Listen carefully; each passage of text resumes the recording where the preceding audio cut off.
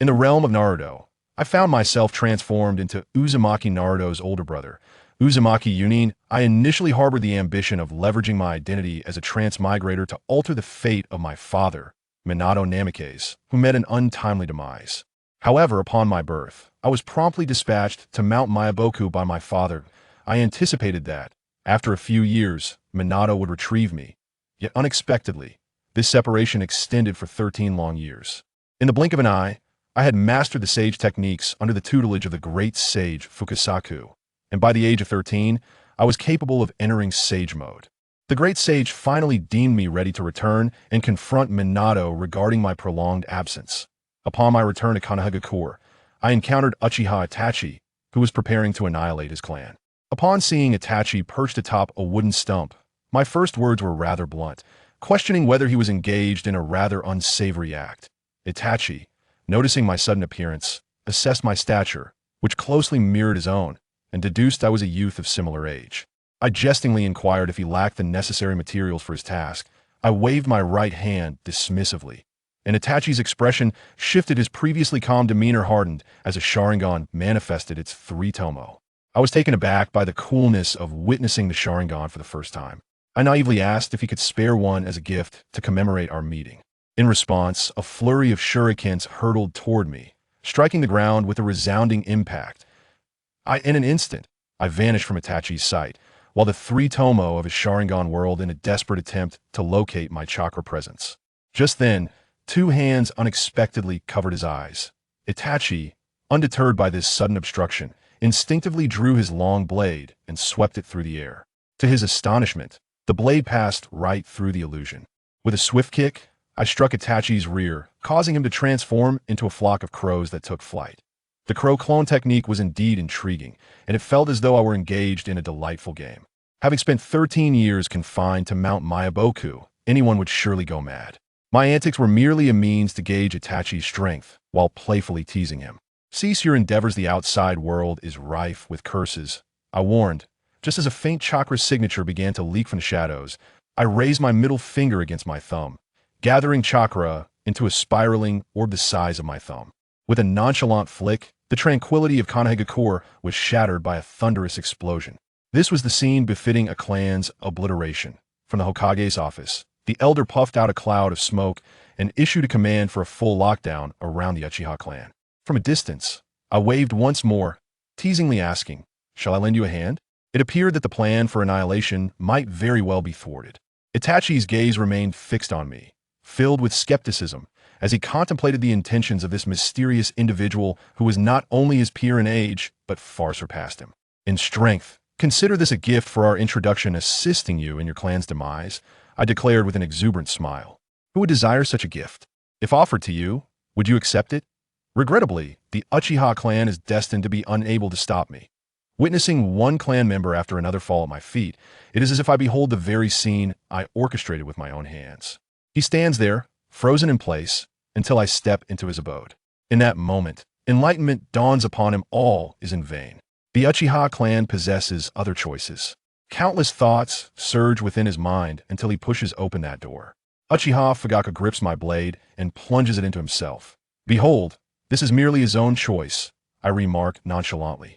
The act of doing or refraining from action ultimately leads to either passively enduring pain or actively embracing it. That I toss the long blade aside, and at the moment he catches it, his eyes brim with an overwhelming hatred, wishing to rend me into 1,000 pieces. The mission of extermination is complete. He could spare Sasuke's life. Yet, as he clutches the blade, he suddenly feels an inexplicable sense of powerlessness. My presence has vanished from the room. What follows is the quintessential reunion of brothers, a verbal skirmish, and a seemingly endless reel of memories. However, this cinematic experience leaves much to be desired. Observing Sasuke drool all over the floor, my interest in tormenting him wanes. I swiftly navigate through the shadows of Konoha, unnoticed by the Root members, until I arrive at Naruto's bedside. With a wry smile, I muse on how soundly this boy sleeps. I ponder who among us is more pitiable. Since I become your brother, I must look after you otherwise. How could I face that rascal Minato? Gently, I tuck the blanket around Naruto, urging him to grow swiftly. The future belongs to you young ones. Despite our blood relation lacking any genuine affection, as I depart from Konoha, I hear someone relentlessly pursuing me. Behind me is another masked figure. Unable to resist, I jest, "Your mask pales in comparison to mine." The other seems momentarily taken aback by my words. I add another jab, "And your armor is not as splendid as mine." Faye, I muse as I scrutinize the swirling wooden-patterned single-eyed mask. Come now, this is Uchiha's specialty. Having watched countless episodes of Naruto, how could I not recognize this individual? In the dead of night, are you searching for your eyes? Obito's gaze shifts dramatically, his mind racing with countless possibilities. The most extravagant thought is that this young imp knows his identity. Yet, he quickly dismisses the notion I could not possibly be aware of his true self and existence, even stronger than Uchiha Itachi. Such a person would be a waste not to recruit. I agree, I say, and Obito is taken aback. You haven't even heard my grand plan for the Eye of the Moon, and already you consent?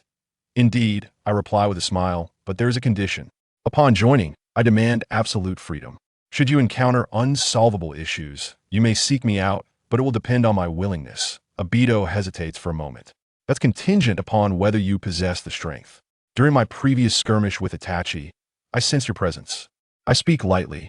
I wish to witness a true battle. From the shadows, Uchiha Itachi steps forth. That it seems we meet again. I jest, forming a blade with my right thumb as I lightly flick the long knife. Silvery white gleams as it slips from its sheath. I feign fear, retreating 2 steps. Is this to be a Tonon? Obito stand between us. I shall not join. The performance I just witnessed left me feeling unfulfilled. This time, I yearn for true battle. A smirk graces my lips as I suggest a splendid location. Where might that be? Obito inquires with curiosity. The Valley of the End. In an instant, their expressions shift. This place is exceedingly familiar to me, after all. My dear brother has engaged in many a clash with Naruto here.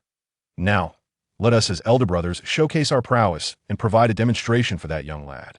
Perched atop a monumental statue, the identity of whether it is Uchiha Madara or Senju Hashirama becomes inconsequential, as both shall soon crumble. The glint in my opponent's right eye is fierce, filled with an intensity that seems to yearn for my dismemberment. The Threedemo Sharingan activates, and black flames ignite around me, signaling the commencement of our battle. To my surprise, my adversary initiates with a grand technique. It appears the shadows of his clan's annihilation still haunt him. I believe that avenging his clan is preferable to him taking matters into his own hands. Since we have forged a deadly rivalry, it is only fitting that I teach this Leaf Village prodigy a lesson. Standing atop the statue, engulfed in flames, I find myself merely a burning piece of wood. Why clones remain vigilant, scanning the surroundings as I swing my blade in a sweeping motion, yet achieve nothing. Perceiving the impending danger, I swiftly evade while forming hand seals with one hand, unleashing a colossal fireball that soars skyward. In response, I too form hand seals with one hand, summoning a water dragon from the waterfall to guide the fireball. Goodness, that water shield is extraordinarily formidable. Obito cannot help but exclaim.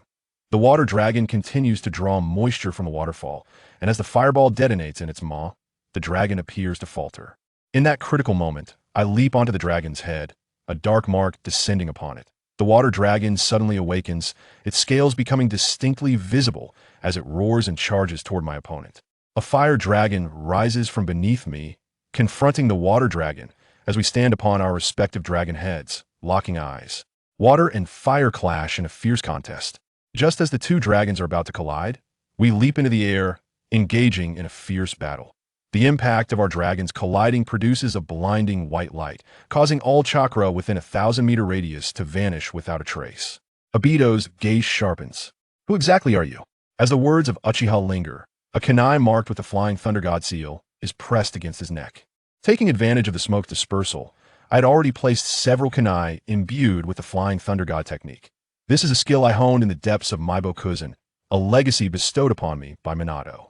Just know that we stand on the same side. I whispered, I understand that the matter of your clan's destruction weighs heavily upon you. But had I not intervened, it would have been the 3rd Hokage taking action. Do you truly believe Sasuke would have survived then? My words evidently strike a chord with him. Protect Sasuke. He would sacrifice everything, including his own family and life. Therefore, focus on what you must do.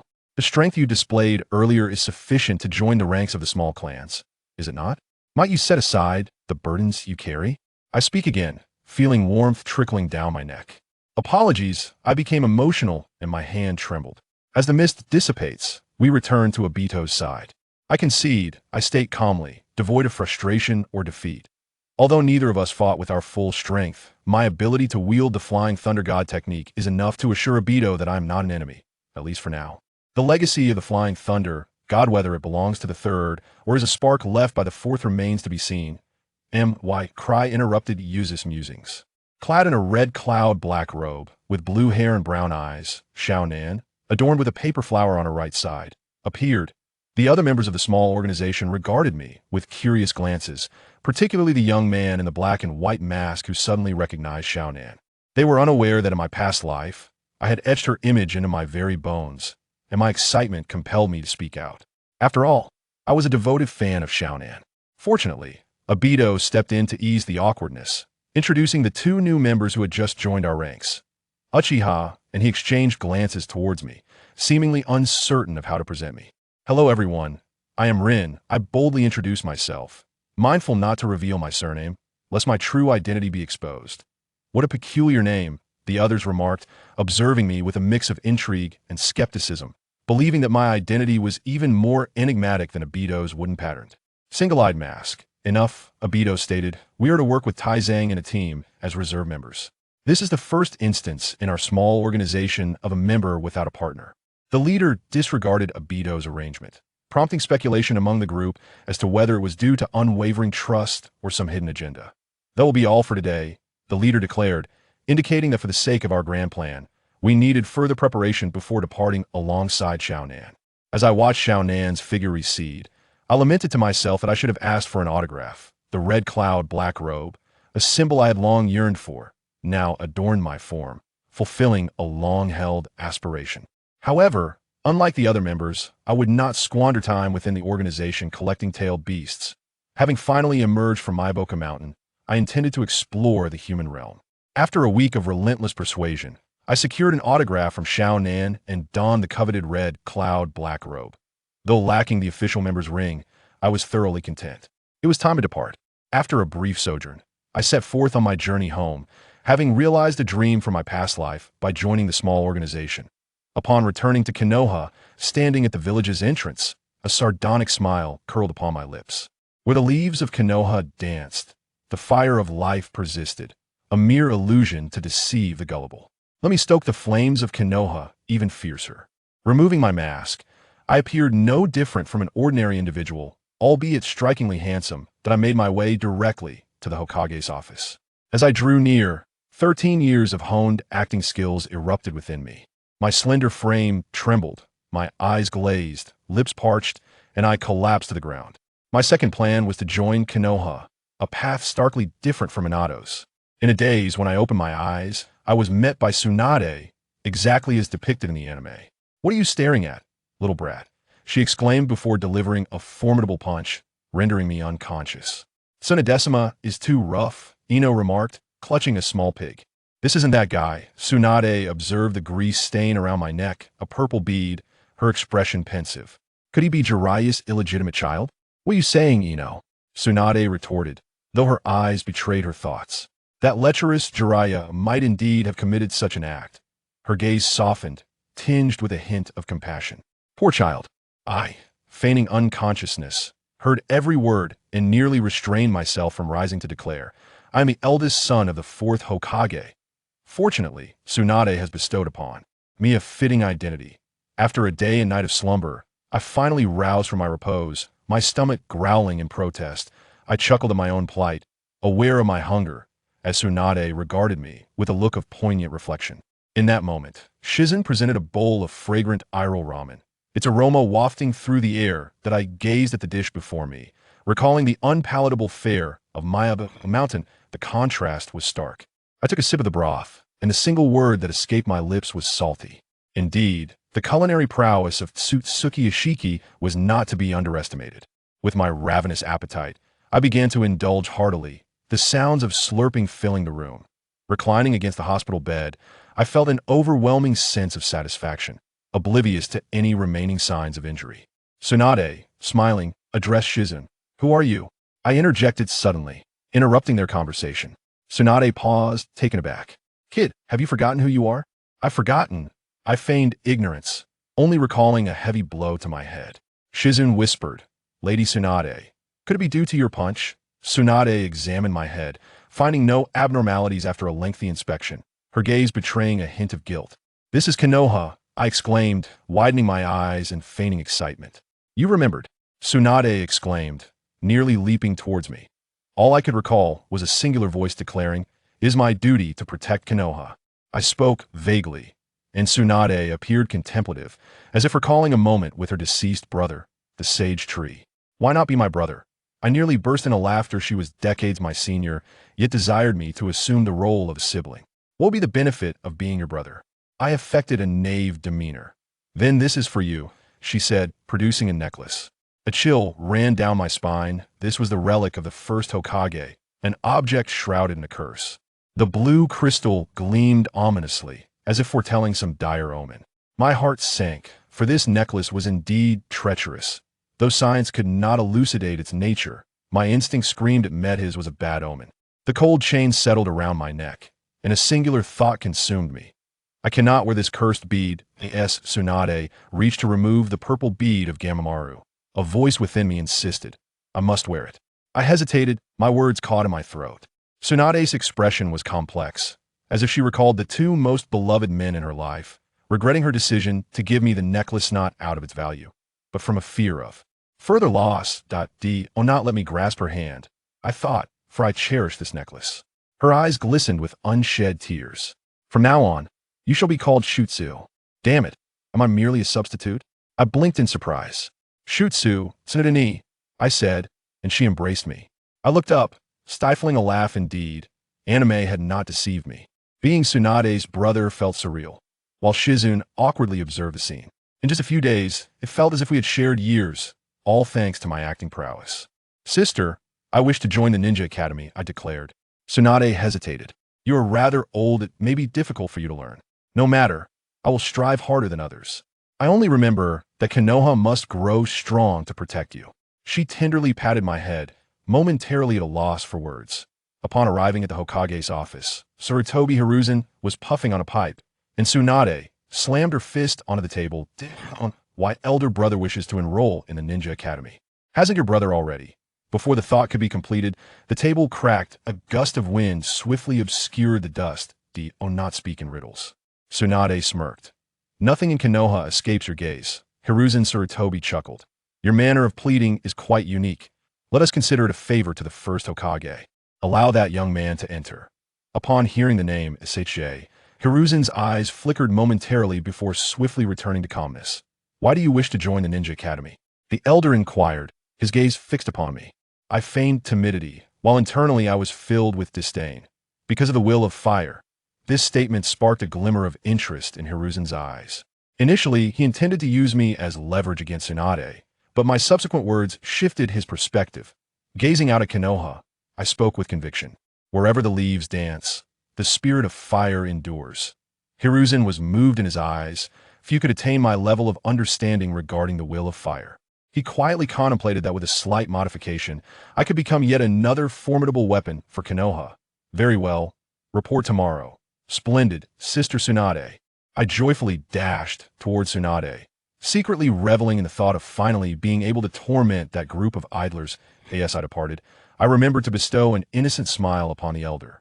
Though it was somewhat nauseating, one must maintain appearances.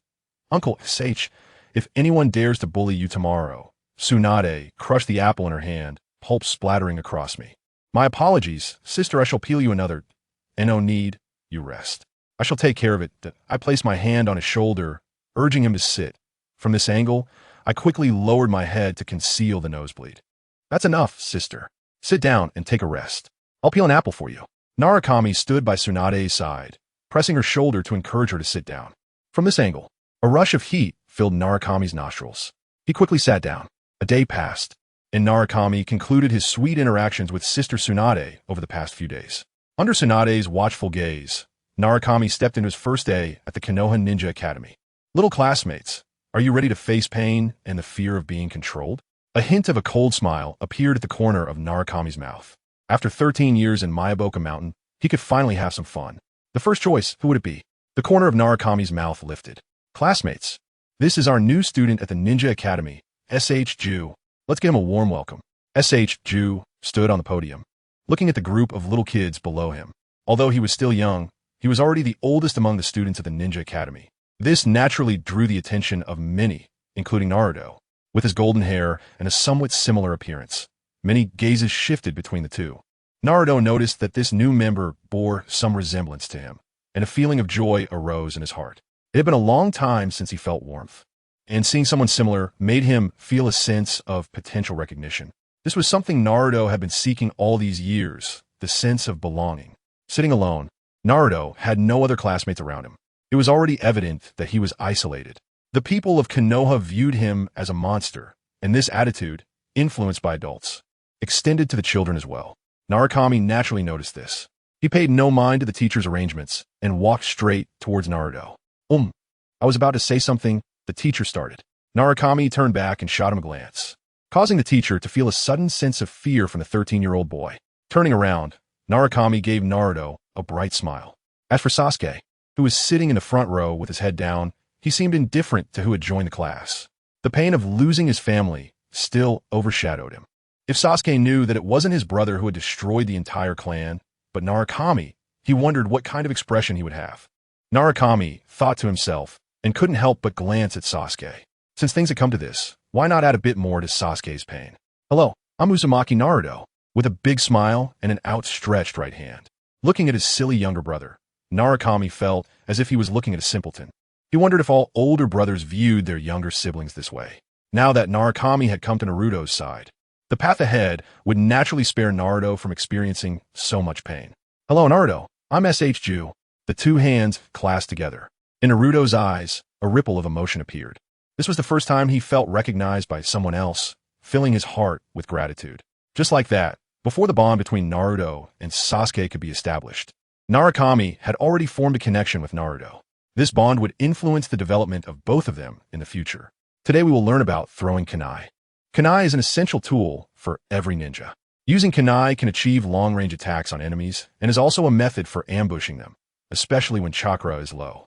This phenomenon often occurs in lower-tier ninjas, so during early tasks, they often use kunai in conjunction with various techniques or explosive tags. A group of people stood in a square, listening to the teacher's instructions. 3 of them were lost in thought. Sasuke, this is something only kids learn. I don't need to learn it at all.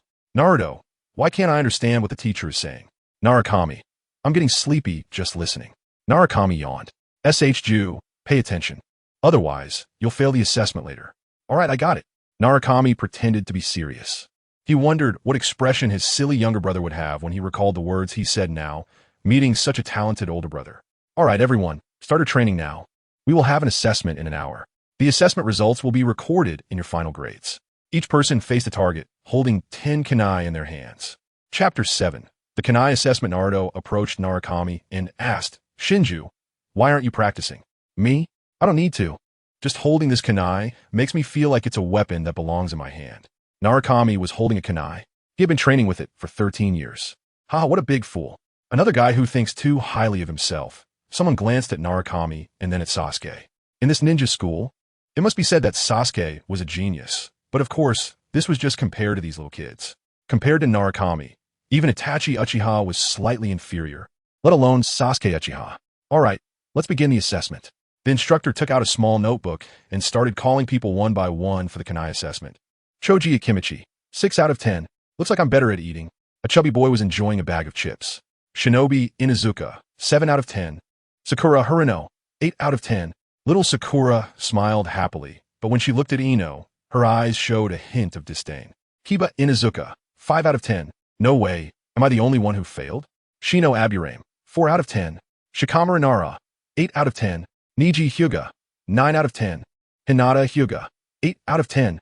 Tenten, 10 out of 10, with 81 rings. Everyone cast envious glances at Tenten. Sasuke Uchiha, 10 out of 10, with 100 rings. As expected, this guy got first place again, someone whispered in the crowd, while some girls were cheerfully exclaiming, including Sakura. Sasuke-kun is amazing. Sasuke-kun is so strong. Many male classmates looked at Sasuke with jealous eyes. Among them, someone said, strong? It's all thanks to his whole clan. You could do it too. Who said that? Sasuke glared fiercely at everyone present. Quiet. There are still 2 classmate scores that haven't been announced. Since Narukami was the last to join this class, he naturally went last. And before him was Naruto. Naruto Uzumaki, 0 out of 10. Haha, the eternal underachiever. Many people burst out laughing. Looking at the instructor, Naruto couldn't help but lower his head. Shinju, 0 out of 10. The instructor looked at Narukami with a strange expression. Naturally, he believed in the 3rd Hokage's judgment. However, it seemed that besides being a bit older, this Shinju had nothing remarkable about him. Teacher, did you read Shinju's score wrong? Naruto stepped forward. As a newly made friend, Naruto was naturally very concerned. Although Narukami's score could somewhat alleviate Naruto's embarrassment. I know you doubt this score, Naruto. I had the same attitude at first. But the fact is the fact, the instructor explained patiently, albeit a bit impatiently. There isn't a single kunai on Shinju's target. What else could it be if not 0? A classmate pointed to Narukami's target from the assessment. Narukami looked indifferent, thinking, these little brats are really interesting. Is it that hard to admit someone else is strong? Everyone looked at the target that the classmate was pointing to. If there had been a black kunai on the target, it should have been clearly visible. But now, there wasn't a single kunai. This seemed to confirm Narukami's score, and everyone laughed uncontrollably. They would have another underachiever in their class. In this day and age, even being an underachiever is competitive. The competition is too intense. Naruto approached the target to see clearly. He noticed that a piece was missing from the white dot at the center, and the outline of the missing piece was too neat. It was a quadrilateral. Naruto leaned down to look at the gap and saw in the distance a collapsed house, with a plump woman holding a string of black objects. Naruto's eyes widened in surprise. Teacher, there's something wrong with Shinju's score. Just then, the plump woman had arrived at the square. Who blew up my house? The plump woman angrily approached the instructor, holding a string of black objects that were now clearer as she came closer. It was a string of kunai, exactly 10 pieces. The kunai were connected end to end, with the last kunai embedded halfway into the previous one. Ma'am, the students are training. Can we address this after class? Who are you calling, ma'am? The plump woman threw the string of kunai on the ground, and surprisingly, it didn't break apart. The instructor was also helpless. Sister? Who is your sister? Don't shout nonsense. As ninjas, they couldn't casually harm ordinary people. It was a rule in the ninja world. So, the instructor couldn't do much against such a persistent woman. Look, we will assess the damage to your collapsed house. If it is truly caused by us ninjas, we will compensate you. The instructor said sincerely, wanting to resolve the issue quickly. Compensate? The plump woman's eyes gleamed as she looked at the young, handsome instructor. Yes, we will compensate you by building you a new house. The instructor stepped back in shock from her gaze. It turned out that not only did the eyes have abilities, but women did too. The problem was finally resolved. Naruto, what were you going to say? Teacher, Shinju's score has. Naruto hadn't finished before Narukami covered his mouth. Goodness, before we even recognized each other, you're trying to set me up, Narukami thought. Teacher, Naruto thinks that since I was the last to join, even though the score is the same, I should be placed last, Narukami said. Naruto, whose mouth was covered, wanted to argue, but he heard in his ear that building a new house would cost a lot of money. That finally silenced Naruto. But the surrounding classmates burst into laughter. Haha, a competition between 2 underachievers. Silence. Today's class ends here. Dismissed. After everyone dispersed, another person came to the square. It was Shikamaru Nara. This new classmate was indeed interesting. After examining the target and the string of kunai, Shikamaru smiled. Just after Shikamaru left, a shadow flashed from behind the trees, and the string of kunai on the ground disappeared without a trace. The 3rd Hokage stood in front of the glass window of the Hokage building. Hokage-sama, here is the item you requested. With a soft thud, an object fell onto the table, but no one appeared. Chapter 8 The Book of Seals. A white chakra enveloped this series of shurikens, making it difficult to peel off each shuriken. What immense physical strength could achieve such a feat? The shurikens thrown at super fast speed, upon contact with the previous shuriken, quickly sliced it apart, and the intense friction caused the iron molecules between the 2 shurikens to fuse together again. Looking at the shurikens that had been dismantled into 10 pieces of scrap metal, they had already become a whole. Knock knock. The sound of knocking interrupted Sarutobi Hiruzen's thoughts. Come in. Hokage-sama, here is the test report for SH Key. A stack of papers was placed on the desk. All right, thank you for your hard work. Sarutobi Hiruzen smiled slightly on his wrinkled face. You're welcome. The teacher, full of excitement, replied. After the person left, Sarutobi Hiruzen immediately turned expressionless. He was best at manipulating people's attitudes. It seems this kid could become another weapon for Konoha. Sarutobi Hiruzen looked at the square, as if seeing the figure of that 13-year-old boy from before. Why were they so similar? On the table was SH Key's complete score for today. Not last place, but second to last. In short, the last and second to last places were occupied by the two brothers. As for all the teacher's evaluations of SH Key, he was labeled a poor student. A student who had already missed the opportunity to enter the ninja school and had such poor talent. Many teachers were curious why the Hokage would strongly insist on letting this boy enroll. Little did they know that the one at the bottom now would become something extraordinary in the future. The smoke billowing out painted the world in a hazy mist. In a dim alley, at Ichiraku Ramen, the two were engaged in a competition to see who could eat more ramen. Naruto had already eaten 17 bowls, while Nagakami had only eaten 13 bowls. The loser pays. This was their previous agreement. This kid can really eat, Nagakami thought to himself. The two brothers had one imprisoned in my bokuzen for 13 years, at least having food and drink, though none of it was proper food. The other suffered cold stares in Konoha, eating expired food and the odd fish from the river. Now the two brothers still couldn't recognize each other. Nagakami could only use this method to let Naruto fill his stomach.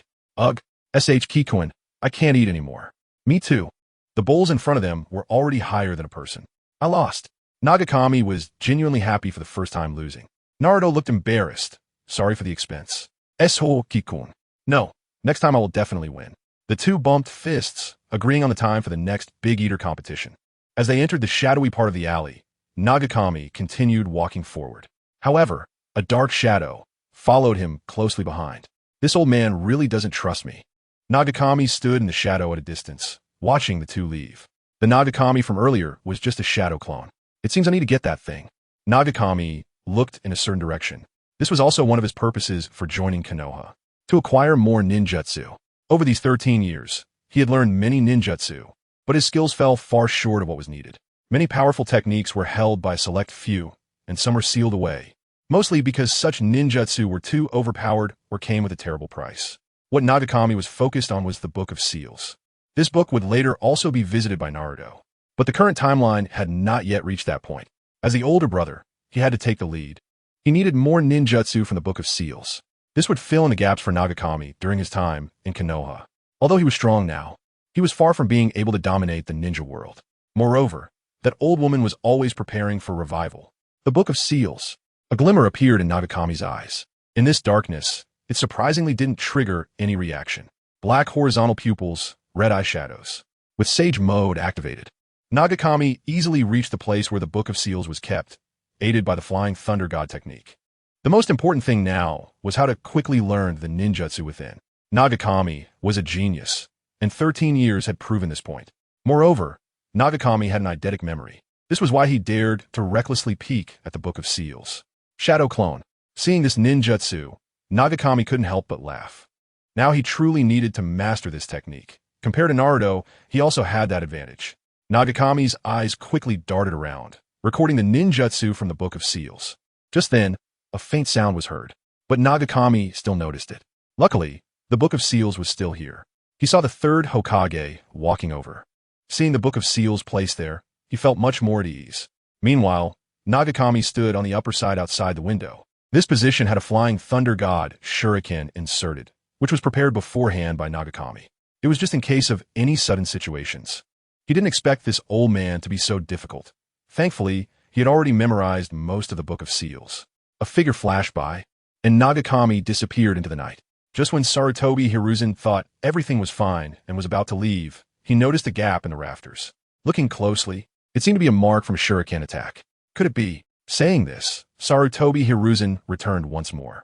He opened the Book of Seals, carefully searching for a specific location. Right beneath a ninjutsu, there should have been a white hair pinned in the middle, but now it had disappeared. Who could have come here under such tight security and not taken the Book of Seals? Was it just to showcase their abilities? Sarutobi Hiruzen was puzzled. At that moment, a figure suddenly appeared in his mind. Could it be him? Sarutobi Hiruzen hurriedly left. Hokage-sama, is there anything you need? Where's SH Key now? Sarutobi Hiruzen asked anxiously. SH Key is currently with Tsunade-sama. Go confirm again. See if it really is SH Key. Yes. Hokage-sama. A person disappeared into the darkness. Am I being overly cautious? Key, are you done washing? Tsunade knocked on the bathroom door, but there was no response at all, making Tsunade even more anxious.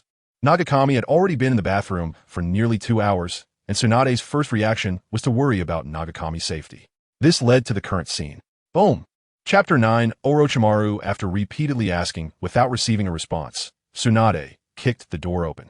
She saw a smooth-skinned boy hiding in the pool. Why did you come in? Sister Tsunade. Narukami looked confused. Why didn't you respond when I called you so many times? Tsunade approached Narukami excitedly. I'm sorry, Sister Tsunade. I accidentally fell asleep. Looking at Narukami's drowsy eyes, Tsunade believed his words. Sister Tsunade, could you please go outside first? Huh, you little brat. You still know how to be shy? Narukami looked embarrassed. The shadowy figure hiding in the dark had also quietly disappeared. Narukami was just putting on a show for that person. He felt dizzy, having taken in too much information in a short time, and couldn't digest it all at once. After coming out of the bath, he wrapped himself in a black outfit. It seemed this outfit fit him well. Tsunade looked at Narukami dressed in black.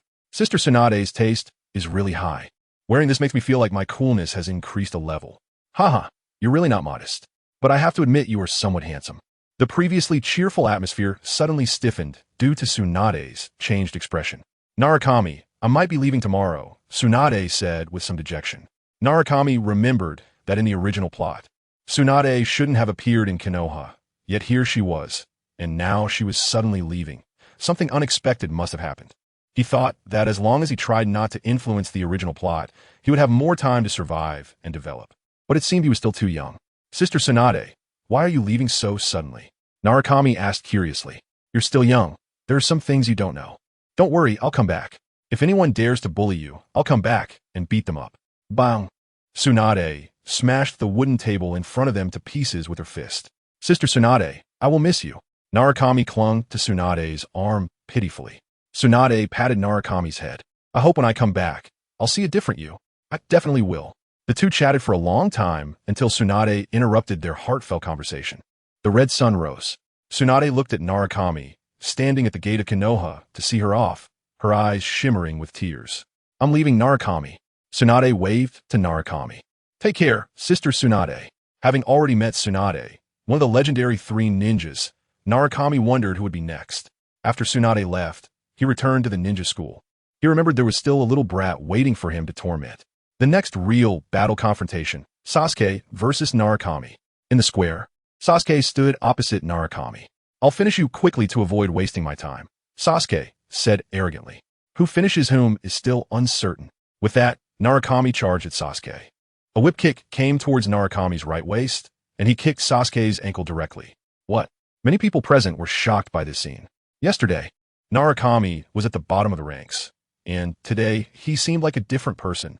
Sasuke, whose ankle was kicked, was thrown off balance and flipped sideways, kicking at Narukami's head again. Narukami grabbed Sasuke's ankle and threw him away. Fire style, fireball jutsu. After being thrown, Sasuke still formed hand signs and spat out a huge fireball. Narukami, however, vanished from his position. Sasuke's right foot slid on the ground for 3 or 4 meters, and he indeed lost sight of Narukami. Are you looking for me? Narukami stepped on Sasuke's leg joint. Sasuke kneeled directly into the ground. Sasuke's left arm then struck with an elbow. Sasuke was fast, but in Narukami's eyes, he was as slow as a turtle. Narukami grabbed Sasuke's wrist and turned him over. Just like that, Sasuke found himself on one knee, with Narukami stepping on his right leg and holding his left arm, unable to resist at all. Give up. You can't beat me. Sasuke didn't understand why Narukami suddenly became so strong, screaming in pain. Why? Because I've endured greater pain and put in greater effort. What you thought was weakness was just someone else's disguise, and you believed it. Narukami leaned down and whispered in Sasuke's ear. You and Itachi are truly one in the sky and one on the ground. No. Narukami wins. The teacher was also surprised by this outcome. Sasuke, who was always a genius in class, had now suffered such a blow. Who knew what would happen? Narukami, didn't you go too far just now? Naruto ran up to Narukami. Looking at this silly little brother, Narukami was speechless. I'm your brother, okay? Why are you siding with outsiders? If I don't do this, how can I stimulate that guy's fighting spirit? Don't you want Sasuke to become stronger? Narukami retorted. Of course I want Sasuke to get stronger. It's just, then that's fine. Some people only work 100 or 1,000 times harder after being stimulated. And Sasuke is one of them. Science is the greatest creativity. When it comes to effort, he's the one. Narukami thought of someone. Perhaps it was time to find him. Orochimaru. This research madman, Narukami planned to find something to enhance himself from Orochimaru. After arriving in this world, Narukami had no bloodline limit, no powerful eye techniques, and no system. It was simply the shame of being a traveler or a reborn person. He could only become stronger through some regular or irregular means. And Orochimaru was a bug in the irregular path. Shadow Clone. After a day of learning, Narukami had already mastered part of the ninjutsu in the Sealing Book. The Shadow Clone was the first ninjutsu he learned. Suddenly, a clone of Narukami appeared, continuing to walk along the path. Meanwhile, Narukami's main body put on a black and white mask and quickly moved through Konoha. Silently leaving Konoha, he entered the forest. One must say, Orochimaru really knows how to find places. In such a hidden location, it would be hard to find Orochimaru's base without any markers. Fortunately, Narukami already knew the locations of several of Orochimaru's bases from the original plot. Hello, Orochimaru. Chapter 10. Capturing Orochimaru after searching 2 strongholds, Narukami finally found Orochimaru's hiding place. Orochimaru was also startled by the sudden appearance of the masked man. Who are you? With his black, constricted pupils and long purple eyeshadow. Who else could it be but Orochimaru? Narukami stepped forward. I'm just here to take a look at your research achievements. Kabuto, deal with him. A young man in a white coat and glasses appeared. Kabuto Yakushi. He was Orochimaru's capable assistant and a loyal follower. A silver flash shot towards Narukami. It was a scalpel, Kabuto's weapon of choice. However, Narukami was no longer the boy hiding his strength in the Leaf Village. A golden flash appeared behind Kabuto. Boom! Kabuto was kicked away by Narukami like a cannonball, embedding him into the stone wall. Golden flash. Orochimaru recognized the technique Narukami had just used. Flying Thunder God. But wasn't Flying Thunder God lost after Minato Namikaze's death? Yet this mysterious person could use it. Who exactly are you? Orochimaru asked curiously. His experiment was at a critical stage, and this unexpected event had occurred. The Great would release Miracle. Orochimaru's head suddenly elongated and lunged towards Narukami, spitting out a Kusanagi sword aimed at his chest. But with the Flying Thunder God technique, how could Narukami be easily stabbed? Snake's array. Orochimaru opened his mouth, and countless long snakes emerged, covering the ground, leaving Narukami with no place to land. Water Dragon Jutsu. Narukami formed hand seals with one hand, summoning a water dragon that slammed the surrounding snakes against the stone wall. Seeing Narukami perform one-handed hand seals, Orochimaru said, I'm starting to take an interest in you. Would you like to be my next experimental subject? Orochimaru's long tongue flicked out, eyeing Narukami like prey. I'm not interested in being your experimental subject. Why don't you be your own test subject? With that, Narukami formed a sphere in his hand. Spiraling sphere. This time, Narukami controlled the size of the spiraling sphere, genuinely afraid of accidentally blowing up Orochimaru's stronghold. Hidden shadow snake hands. Many long snakes emerged from Orochimaru's sleeves. Several shurikens were thrown from Narukami's hand, but the numerous long snakes posed no threat to him. A golden flash arrived behind Orochimaru. Boom! The spiraling sphere pressed against Orochimaru's back. Body switch jutsu. Although the attack landed solidly on Orochimaru's back, he opened his mouth wide, and a new Orochimaru emerged from his mouth. This was Orochimaru's body switch jutsu. But each use consumed a large amount of chakra. When it comes to life-saving skills, no one in the ninja world would dare say they could surpass Orochimaru. Fire release. Toad oil bomb. A massive flame surged towards Orochimaru. Summoning technique. Triple Rashomon. Orochimaru quickly formed hand seals and pressed them to the ground. Just as the flames approached, 3 giant doors suddenly appeared. 1, 2. In the blink of an eye, the flames reached the 3rd door. Orochimaru could already feel the scorching heat wave. Just then, he felt someone tapping his shoulder. Without hesitation, he stabbed backward with the Kusanagi sword. But it was too late. Narukami had already kicked Orochimaru in the stomach. The immense force sent Orochimaru crashing into the triple Rashomon. The last door was not burned through by the flames, but was smashed open by Orochimaru himself. Orochimaru was embedded in the stone wall right next to Kabuto. A small white snake emerged from Orochimaru's body, while his main body remained stuck in the wall. Sage Mode. Sensing that Orochimaru was trying to escape, Narukami activated Sage Mode. He knew that once Orochimaru slipped away, Finding him again would be more difficult than climbing to the heavens. Moreover, this guy had many life-saving skills. It was impossible to achieve a one-hit kill. Besides, Narukami had no need to kill Orochimaru. He not only needed Orochimaru's research achievements, but also needed him to take him to a certain place. Where are you going, Orochimaru? Narukami held the small, white snake. Who else could it be but Orochimaru? Even transformed into a small snake, Orochimaru still struggled and tried to bite Narukami to leave a curse mark. Striking at the vital point, Narukami directly grabbed Orochimaru's neck. The previously writhing Orochimaru instantly became obedient. Crack! Narukami single-handedly pulled Kabuto out of the wall. Hey, wake up! Narukami kicked the seemingly unconscious Kabuto. Keep pretending, and I'll make you really dead. Kabuto stood up immediately, but his glasses were already cracked like a spiderweb. Lord Orochimaru. Seeing the small Orochimaru in Narukami's hand, Kabuto spoke anxiously. Go get all the perfected experimental data from Orochimaru for me to see. This was Narukami's true purpose for coming here. No way. This is the hard work of me and Lord Orochimaru. I won't let you see it. Narukami raised the small, white snake Orochimaru. Are you saying I can't see it? The little white snake nodded frantically. Lord Orochimaru, fine, I'll go organize the data. But you mustn't harm Lord Orochimaru.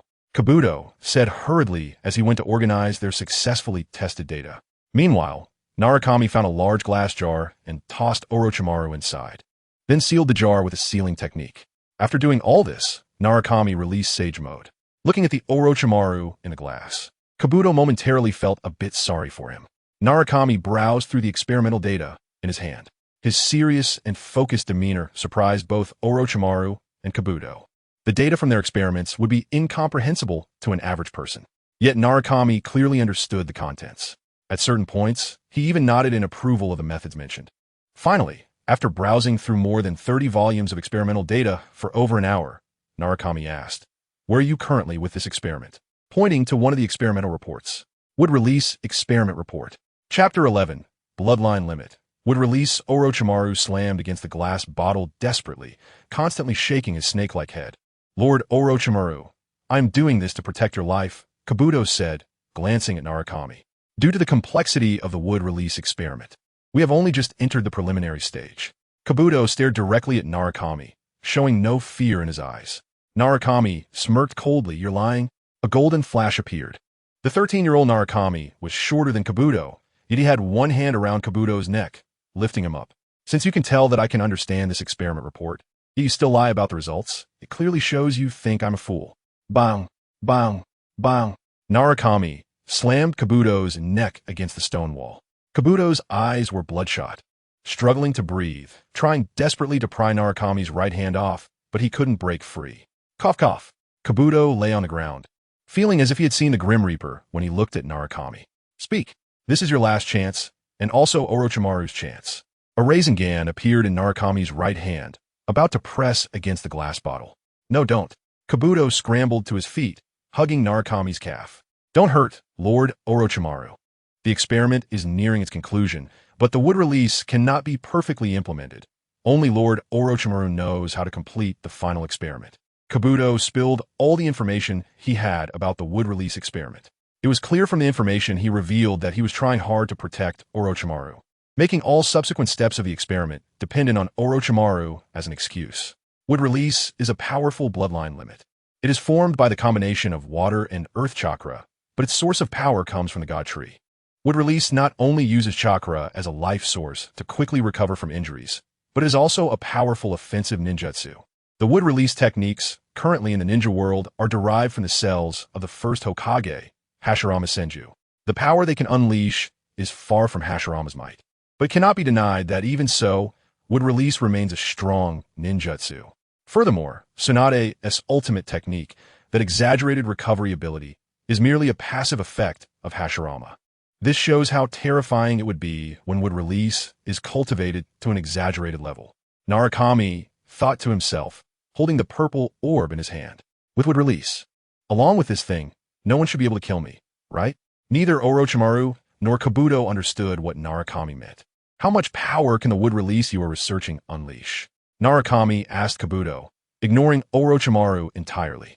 He had Orochimaru's life in his hands, so he wasn't afraid of Kabuto not telling the truth. Currently, the wood release that Lord Orochimaru and I are researching can only reach the level of Yamato, and this state is extremely unstable. Narukami also knew that Yamato was one of the lucky few who survived the transplantation of Hashirama's cells. Hashirama's wood release conquers the world, while Yamato's wood release focuses on greening. Narukami was not satisfied with this result. Firstly, the current wood release experiment is still very unstable. If he wants to transplant Hashirama's cells, there is no telling what might happen. Secondly, the current power of wood release is far from what he expected. You are currently stuck at that stage of the experiment. How can you ensure the power of wood release while stabilizing it? Narukami cut straight to the point. Given the current situation, it is impossible to ensure the power of wood release while also, boom. Looking at Kabuto embedded in the stone wall again, Narukami said, "You just need to tell me what stage you are stuck at, and what you need to solve these issues. I didn't come here to listen to your rambling." Coughing, Kabuto spat out a mouthful of blood, glaring coldly at Narukami. Although he was a loyal follower of Orochimaru, that did not mean he could easily entrust his life to someone else. However, the current situation left him no choice but to submit. "We need more of Hashirama's cells and more research funding." Spitting out blood again, Kabuto's glasses were now splattered with blood. "Next time, just answer the point directly. I will take care of the things you need. As for you, prepare the preliminary work for the experiment." Narukami reached out to pick up the glass bottle containing Orochimaru. Kabuto watched Narukami's actions, thinking that without Lord Orochimaru, the experiment couldn't proceed. "What did I say we would conduct the experiment now? Besides, aren't we lacking things? For this period, let Lord Orochimaru accompany me. You just prepare for the experiment." Narukami grabbed the glass bottle, and with a flash of golden light, he disappeared from the base. Kabuto, thinking about Orochimaru being taken as a hostage, began to devise various plans to rescue him. At this moment, Narukami had quietly returned to Konoha. Along with him was a small white snake, about the thickness of a thumb and a foot long, which was Orochimaru. Narukami still lived in the same house as before. With Tsunade not around, he was now the owner of the house, so he could sleep wherever he wanted. Noticing a slight chakra fluctuation in the shadow of a tree, Narukami knew the third Hokage's people were still watching him. A golden flash zipped past from behind the house, perfectly timing to catch the blind spot. Even if it wasn't he in the blind spot, the speed of the flying thunder god was too fast for that ninja to react in time. Bang! After entering the room, the original shadow clone of the Hokage exploded into a cloud of smoke that spread into the air. "Didn't he expect this? Did you, Orochimaru? We will coexist in this manner." Narukami tapped on the glass bottle. Inside the bottle, Orochimaru only felt the sound of tapping echoing continuously, making his head feel dizzy for a moment. Seeing Orochimaru in this state, Narukami was too lazy to torture him. Internal competition. Becoming stronger is the way to go. Narukami took out a stack of paper and began to write and draw on it. This seemingly inconspicuous action surprisingly caught Orochimaru's attention, because Narukami was not just a child doing homework doodling. What he was writing were individual ninjutsu. From the introduction of the ninjutsu to the hand signs, detailed explanations, and the precautions and applicable venues when in use, everything was clearly written down. Each sheet of paper detailed a specific ninjutsu, and that stack contained hundreds of sheets. Chapter 12. Is Chidori direct current or alternating current? It can be seen that Narukami is recording the ninjutsu that he has in his mind. Orochimaru was stunned, his rice-sized eyes glued to the glass bottle. "Oh my, that scared me." Because the entire glass surface is curved, Orochimaru's eyes pressed against the glass bottle were magnified several times. Orochimaru stared wide-eyed at the ninjutsu being recorded by Narukami.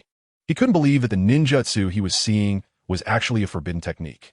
Previously, Orochimaru thought this little brat was recording some ordinary ninjutsu, but now the ninjutsu he saw shattered that belief. A thought appeared in his mind. Who exactly is this golden-haired brat? Corpse sealing, forbidden technique hand seal order. C. Highway Mao, Suzy, Yu Wu, C notes. When Narukami returned home, he had already taken off his black and white mask. This means that Orochimaru was the first to know about Narukami's dual identity. Therefore, Narukami had no intention of letting Orochimaru go. He believed Orochimaru was a talent. No, a genius. He was just too extreme. If he could restrain Orochimaru, he believed Orochimaru would create even more incredible things under his guidance. As Narukami recorded those ninjutsu, Orochimaru was constantly learning as well. A night passed without incident. Who would talk to a snake? Narukami went out as usual, However, now there was a little white snake in his sleeve. It was Orochimaru. The once clean little snake now had many black patterns on its body. This was a special sealing technique that Narukami learned from Gamabunta. As for where Gamabunta learned it, no one knows, even after 1,000 years. The black patterns on Orochimaru's body sealed all of his chakra, making him just like an ordinary little snake. Not only that, there was also a black and white pattern on Orochimaru's head, which was the yin-yang symbol. The same pattern was also on the palm of Narukami's left hand. This was the ninjutsu to control Orochimaru. One technique sealed Orochimaru's chakra, while the other controlled him, causing the violent Orochimaru to curl up obediently like a pet snake in Narukami's sleeve. At this moment, Orochimaru's mind was blown. What the hell is this? This suddenly appearing golden-haired brat can actually use Flying Thunder God and even activate Sage Mode. As if that wasn't enough, what kind of sealing technique is this? I've never seen anything like it. Yet this little brat is now attending the Ninja Academy as a genin in Konoha. Orochimaru was dumbfounded. No, the snake was dumbfounded. Lying in Narukami's sleeve, Orochimaru felt his worldview was insulted. When did a genin from Konoha become so powerful? Then his previous plan to attack Konoha was... At that moment, Narukami actually scratched Orochimaru's head with his index finger. So comfortable, damn. He really treats me like a pet snake. Furious, Orochimaru directly burrowed back into the sleeve. Haha, this made Narukami laugh out loud. Since classmate SH is so happy, let's return to this question. What does lightning release restrain, and what restrains it? Narukami thought to himself that this was such a simple question. It was embarrassing. Lightning release restrains earth release, and wind release restrains lightning release. I also heard some people were unclear whether lightning release is direct current or alternating current. So I'll take this opportunity to explain it to everyone. Alternating current, over time, does not change in voltage amplitude or direction, while direct current changes periodically over time. The lightning release techniques we are familiar with are generated through biological electricity, gathering a large amount of current to reach the level of ninjutsu. So the truth is only one. Chidori is direct current. Outside the window, a masked person leaned against a tree, engrossed in reading Intimate Paradise. Upon hearing that Chidori is direct current, he fell straight from the tree. Chidori is direct current. Kakashi's one exposed, I looked in surprise at the Chidori in his hand. As the creator of Chidori, he really didn't know whether it was direct current or alternating current. However, after hearing that kid's words, it seemed so reasonable. Direct current Chidori, Kakashi said with a pout. Well, it is evident that classmate SH Ju must be studying hard every day, knowing such detailed information. Please take a seat, classmate SH Ju. The teacher's attitude underwent a 180-degree change, as he truly didn't know whether Chidori was direct current or alternating current. The students present also noticed the change in the teacher's tone. They all stared wide-eyed at Narukami. In their eyes, a generation of academic elites was rising. As for Sasuke, he had long been left behind. Almost forgot. The third Hokage sent me to assess this little guy. Kakashi stood at the top of the tree, watching Narukami in the classroom. Narukami had already sensed Kakashi's presence. Otherwise, he wouldn't have used Chidori as an example earlier. However, Narukami did not show any unusual behavior. Among those present, only one snake was seriously pondering whether Chidori is alternating current or direct current. Orochimaru. According to what SH Ju just said, if one could store direct current and unleash it, could it be possible to create lightning release? A bold idea appeared in Orochimaru's mind, elevating lightning release to the same level as wood release. Naruto looked at Narukami with admiration. Sasuke looked at Narukami with disdain. Orochimaru looked at Narukami with admiration. Kakashi looked at Narukami with a I think this kid is capable expression. Since Tsunade left, Narukami began to gradually showcase his talent and abilities. This slowly changed the teacher's perceptions of Narukami, and in the materials submitted about him, he gradually transformed from a poor student to an excellent student. This change greatly attracted the attention of the third Hokage, Sarutobi Hiruzen, as well as another person, the root leader, Shimura Danzo. A rising star naturally attracted the interest of both factions, both wanting to draw him into their camp. This was exactly the situation Narukami was looking forward to. He did this to attract their attention, but he couldn't be too obvious about it, so he could only do it in this way. Kakashi's appearance was already proof that the third Hokage, Sarutobi Hiruzen, was planning to let him enter a higher level in Konoha. However, how many more tests he would face before that remained unknown. Chapter 13. Ketsu Tenzue in Narukami's home. Long black hair, golden, vertically elongated pupils, purple eyeshadow extending to the nostrils, pale skin, and earlobes adorned with blue-green, hook-shaped earrings. Orochimaru looked at Narukami with a resentful gaze like a little woman. Narukami had lifted some of the seals on Orochimaru, allowing him to return to human form. However, Orochimaru's body was still covered in black patterns, with the most obvious being the yin-yang symbol on his forehead. Meanwhile, Narukami was still recording ninjutsu. He felt that if he could compile these ninjutsu into a book, it would definitely sell well. It would surely be more popular than Paradise of Affection. However, if Narukami really spread these forbidden techniques, the fourth great ninja war might start without Obito's provocation. He didn't want that yet.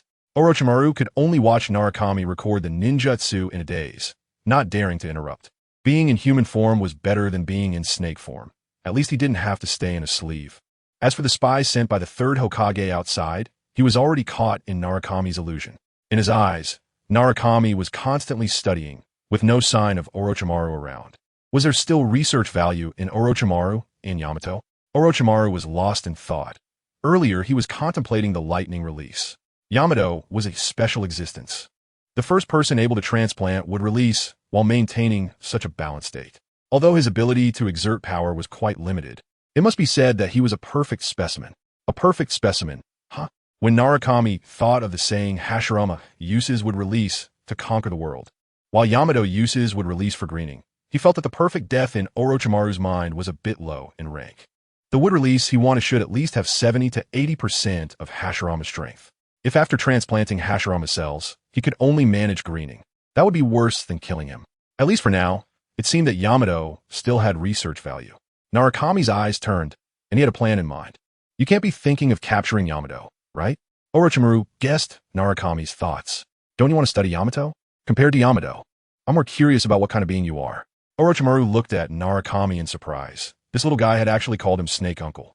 Narukami smiled, his mouth curling up, and said, Me? I'm the son of the fourth Hokage. Isn't that guy's son named Naruto Uzumaki? He's not your age. Oh, the one you're talking about is my brother. I'm Narukami Uzumaki. I was imprisoned in my Bokuzen since birth. Orochimaru widened his eyes, looking at Narukami. He didn't expect Narukami to have such an identity, though he was only momentarily shocked. So that's how it is. Then the ninjutsu you displayed earlier makes sense. But if you tell me this, do you really not plan to let me go? A pair of constricted pupils stared intently at Narukami. Orochimaru was essentially imprisoned by Narukami. The unknown dual sealing technique had already cut off most of his escape routes. Yet this didn't mean that Orochimaru had no other means of escape. Right now, however, he was very interested in Narukami, an interest that stemmed from experimenting with wood release and lightning release. He wanted to figure out what this 13-year-old boy in front of him was really trying to do. Orochimaru, do you desire eternal life? Narukami looked at Orochimaru with big, watery eyes. It was the first time Orochimaru had seen such pure eyes, but his previous actions had already made him wary. This guy in front of him, though appearing to be in his teens, was actually a cunning individual. Who doesn't desire eternal life? Don't you want it? Haha. Indeed, regarding eternal life. You and I are on the same side. You've seen countless people age and die. You must know that humans are inherently fragile. Yet within humans lies infinite power. And if this power could be unleashed, then humans could become immortal. Isn't this the eternal life path you have been seeking all along? Narukami activated the ultimate ninjutsu, Ketsu Tenzue, bloodline limit technique, strong mouth release. He directly left Orochimaru dumbfounded. Indeed, it was after witnessing the fragility of life that Orochimaru began to pursue the path of immortality. For this, he had done many things that violated social norms, such as using living people for human experimentation. This was also one of the reasons Orochimaru was forced to leave Konoha. However, Narukami believed that if he wanted to rise quickly in the ninja world, he must have Orochimaru's support. A person without a system, without a bloodline limit. How long could he remain strong in Naruto? 1 episode? 50 episodes? No. He wanted to be strong from start to finish. Not like someone who, after a 5-minute cheat, is capped at 500 episodes. I can help you achieve immortality. Orochimaru looked at Narukami's determined gaze. He had never felt this sensation from anyone else. This was the scent of kinship. He sensed that Narukami shared the same obsession with immortality as he did. Why should I believe you, Narukami-kun? Orochimaru smirked coldly. Because only I can help you achieve these things. Moreover, I have already revealed my identity to you. Do you think you still have the option to refuse? Narukami's cold gaze met Orochimaru's equally cold one. It was like two cold-blooded creatures staring at each other. Haha, do you really think you can kill me? Orochimaru laughed heartily. When it comes to self-preservation, there's a reason why Orochimaru is considered second to none. Really? You don't actually believe that I don't know about the resurrection ability of Cursed Seal techniques, do you? Let me think about who has Cursed Seal techniques. Far away yet close at hand, Konoha has one, Mitarashi Anko. And Orochimaru furrowed his brows tightly. Who exactly are you? If he could still believe Narukami's identity as the son of Minato before, now he truly would not believe it even if he were killed. I have another identity. The child of prophecy. You must have heard about me from your friend Jiraiya. I possess a powerful bloodline limit, future sight. Narukami activated Ketsu Tenzue. There was no such ability as future sight, but he knew the entire plot of Naruto. At least this was Narukami's only golden finger since he crossed over into the Naruto world. Orochimaru felt that today was the day he received the most information in his life. Even when he secretly learned forbidden techniques, it didn't shock him as much as tonight. He was persuaded by Narukami, one who possesses absolute power, one who shares his ambitions, one who can control his life and death. What reason was there not to cooperate? You succeeded, Orochimaru smiled, knowing full well that Narukami was convincing him. And when would he capture Yamato? Chapter 14, S-Rank Mission. The ultimate secret of the Heavenly Mouth. Enemies become allies. Narukami successfully captured his first subordinate, Orochimaru, using his verbal skills. With Orochimaru's support, Narukami's future plans would become much easier. Having mastered the core abilities of Uncle Snake, and with his strong backing, Narukami believes he will soon become a prominent figure in the ninja world. As for Yamato, we can capture him tonight. But the Hashirama cells implanted in him are too weak for us. While they might suffice for simple early experiments, to fully unleash would release. We can only obtain fresh Hashirama cells from elsewhere. Narukami gazed out the window, his expression serious. He happened to spot a ninja spying from a tree, and suddenly an idea struck him. Perhaps we can obtain more powerful Hashirama cells from another source. A cold smile appeared at the corner of Narukami's mouth. You mean? Orochimaru also thought of someone. Shimura Danzo. Narukami looked at Orochimaru. The Sharingan is also a pretty good thing. Orochimaru has a great interest in the Sharingan. It seems that Shimura Danzo is the best experimental target. However, the Root organization is not that easy to deal with. Orochimaru is well aware of Root's strength. Capturing Shimura Danzo would be quite challenging, and Narukami could easily expose himself. At that point, he would no longer be able to stand in Konoha. Root is indeed tricky, but if I could replace Shimura Danzo and take control of Root, then everything would be a non-issue. Hearing Narukami's words, Orochimaru also looked at the ninja outside the window. You mean? Yes, I want to join Root. In their brief conversation, the two had already planned the future direction. A few more days passed. Due to Narukami continuously showcasing his talents, he attracted the attention of many high-ranking ninjas in Konoha. Among them, the two most concerned about Narukami were Sarutobi Hiruzen and Shimura Danzo. Hokage-sama, I wonder why you called for me? In the Hokage building, Narukami stood beside Kakashi. After observing Narukami for a few days, Kakashi realized that he was no longer suited to stay in the Ninja Academy. With Narukami's current strength, he could fully take on the position of a Chunin or even Jonin. However, Narukami still needed more training. There was no one left in the Ninja Academy who could teach him anything. Determined to mold Narukami into Konoha's sharp blade, Sarutobi Hiruzen had made his decision after Tsunade left. Now, it was finally time to implement it. Shinji, what do you think Konoha is like? Sarutobi Hiruzen revealed a kindly smile typical of the elderly, giving a warm and friendly impression. I think Konoha is a great place. Everyone here lives very happily. Everyone can do what they want to do. Narukami said this, but in his heart, he was cursing the third Hokage. How can he not know what Konoha is like? Konoha is just as you say. However, all of this is just on the surface. Behind the scenes, there are undercurrents. We can only protect Konoha with stronger strength and allow more people to live the lives they desire. And amidst these undercurrents, there are always some who want to disrupt the current stability of Konoha, which is why we exist, to protect Konoha. This is the will of fire. Just as you said, where Konoha flies, the fire also thrives.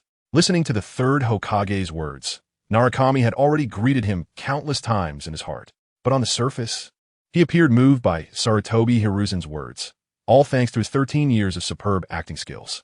Sarutobi Hiruzen looked at Narukami with satisfaction. thinking that a person is being guided by the will of fire of Konoha. The will of fire he promotes is a tool to control people's thoughts, making more and more people serve Konoha. Hokage-sama, I am still just a child. I don't know what I can do for you, but I will do my best. Narukami did not beat around the bush. Since Sarutobi Hiruzen had already brought it up, he performed convincingly and directly got to the point. Have you heard of Root? Sarutobi Hiruzen looked out the window, his eyes filled with melancholy, as if he had encountered a significant problem. I heard some information about Root from Sister Tsunade before. Oh, I didn't expect Tsunade to tell you about Root. It seems she really trusts you. A ripple appeared on Sarutobi Hiruzen's face before quickly calming down. Konoha has a special organization originally under the Hokage's command. However, due to Shimura Danzo, the current has divided into two organizations, one controlled by the third Hokage and the other by Shimura Danzo's Root. This is also the reason why Sarutobi Hiruzen came to find Narukami. He does not allow another organization to create discord within Konoha. Originally, he had another target in mind, but that person had to leave. Coincidentally, Narukami appeared, providing Sarutobi Hiruzen with a more suitable candidate, someone with no background, completely innocent, and very little contact with him. Uzumaki Narukami. I don't know, Hokage-sama. How can I join Root, and what do I need to do? Beneath Narukami's innocent expression was a mockery of controlling everyone. Someone will introduce you to Root, and once you join, all you need to do is climb as high as you can. Or when you have the ability, I can help you replace Shimura Danzo. Sarutobi Hiruzen suddenly turned around, his sharp gaze fixed on Narukami. What? Kakashi, who was beside them, looked at Sarutobi Hiruzen in shock. The Hokage he admired had actually assigned such a task to a 13-year-old boy. Replacing Shimura Danzo? This was an impossible task. He was still a student in the Ninja Academy, and even with high talent, he shouldn't be executing such a task for the first time. This task had already reached S rank. For Konoha, I accept this mission. Narukami said he was doing it for Konoha, but everyone knew this task was daunting. Yet the rewards were equally significant, as Sarutobi Hiruzen had indirectly promised Narukami that after replacing Shimura Danzo, he would become the leader of Root. Sarutobi Hiruzen approached Narukami, patting his shoulder. When you said for Konoha, I knew you inherited the will of fire. Wanting to become Hokage is still a prerequisite. Kakashi looked at Sarutobi Hiruzen in shock, then turned to Narukami. Chapter 15. Hyuga Kakashi hadn't encountered such a situation in a long time. Lord Hokage actually had such expectations for a 13-year-old boy. It was as if he was saying that after replacing Shimura Danzo, becoming Hokage was not impossible. One must admit, Yuan Firijan's ability to manipulate people's hearts was truly remarkable. How many people don't want to become Hokage? Of course, Naruto was one of the exceptions. For him, becoming Hokage was too troublesome. Dealing with endless paperwork every day made him abandon the idea just by thinking about it. The boy's eyes seemed to light up as he focused on Yuan Firijan, as if envisioning the scene of becoming Hokage in the future. Of course, this was all just a performance put on by Naruto for Yuan Firijan. This afternoon, you'll be expelled from a ninja academy. You know what to do, right? Yuan Firijan gave Naruto a knowing glance. Is this just the beginning? Naruto thought to himself. This old man is truly cunning. I understand. After Naruto left, Kakashi finally couldn't hold back. Lord Hokage, this mission has reached S rank. Isn't it too much to hand it over to Shinsuke? One should at least give him a dream, right? Konoha always needs people to make sacrifices. This is the will of fire. For the first time, Kakashi felt a sense of cunning from Lord Hokage, manipulating even a 13-year-old boy. Without saying anything more, Kakashi left to pursue Naruto. No matter what your true intentions are for coming to Konoha, or what your identity is, you will ultimately be used by Konoha. Yuan Firijan turned around, overlooking the entire Konoha village, and took a puff of his pipe, exhaling a cloud of smoke.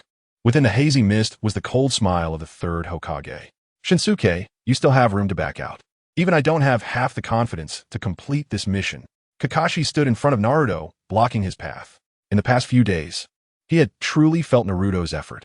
In terms of bloodline, he had no Kekkei Genkai. Talent? All Naruto had was more effort than many others. He saw the same dedication in Naruto as he did in Might Guy. It was because of this that Kakashi didn't want to see a boy lose his life in the roots like this. Senior Kakashi, from now on we are comrades. Naruto raised his right hand, clenched into a fist. Since Naruto agreed to Yuan Firijan, he had already become a member of the albeit as an undercover agent infiltrating the roots. Kakashi was one of the only two people who knew Naruto's identity. Unfortunately, Naruto's current identity was also a false one. Have you really made up your mind? Kakashi looked at the boy who was a head shorter than him. Someone needs to stand in the shadows to protect Konoha, right? The two fists collided. Naruto took a step to the side and continued towards the ninja academy. Just then, a voice came from behind. If you need anything, you can come to me, even if it's to help you leave Konoha. When Naruto turned around, Kakashi had already vanished. It seemed Kakashi had recognized Yuan Firijan's true nature. First, there was the Uchiha Itachi clan massacre, and then I entered the roots as an undercover agent. Everything seemed to be becoming interesting, wouldn't you agree, Orochimaru? At that moment, a small white snake emerged from Naruto's neck. The black markings on the small snake had disappeared, leaving only the yin-yang symbol on its head. To show his sincerity, Naruto had already lifted Orochimaru's chakra seal. The yin-yang symbol indicated that the two had reached an agreement. After completing the wood release, the seal would be lifted. Naruto-kun is really a good actor, the white snake whispered in Naruto's ear. Haha, thanks for the compliment. This kid is truly shameless. Orochimaru thought. Expulsion? That's not a difficult task. Naruto took a big step forward, already having a plan in mind. Oh, isn't that Hyuga Neji from the branch family? As soon as he entered the school, Naruto encountered an excellent target. Your forehead's mark is quite distinctive. Facing Naruto's mockery, Hyuga Neji chose to ignore it. Seeing his barrage of attacks fall flat, Naruto planned to launch a more intense assault. Byakugan, what a pitiful creature. Born into the branch family, his father chose to die in place of his brother, only to end up with an even more degrading life. No matter how good the talent, it can't erase the cursed seal on his forehead. In the end, he is just a dog of the main family. Just like your father.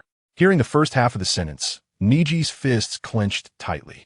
He had a significant impression of this new classmate, Shinsuke, a genius. He didn't know why he was being insulted today, and while he could endure the insults directed at him, he absolutely could not tolerate insults towards his father.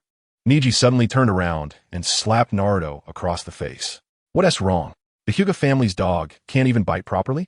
Soft fist technique. 8 trigrams, 64 palms. Naruto saw numerous palm shadows appear in front of him, making it difficult to discern which was real. Unfortunately for Neji, he was up against Naruto. In an astonishing display, Naruto swiftly grabbed Neji's wrists. Then he raised his right foot and kicked Neji in the abdomen.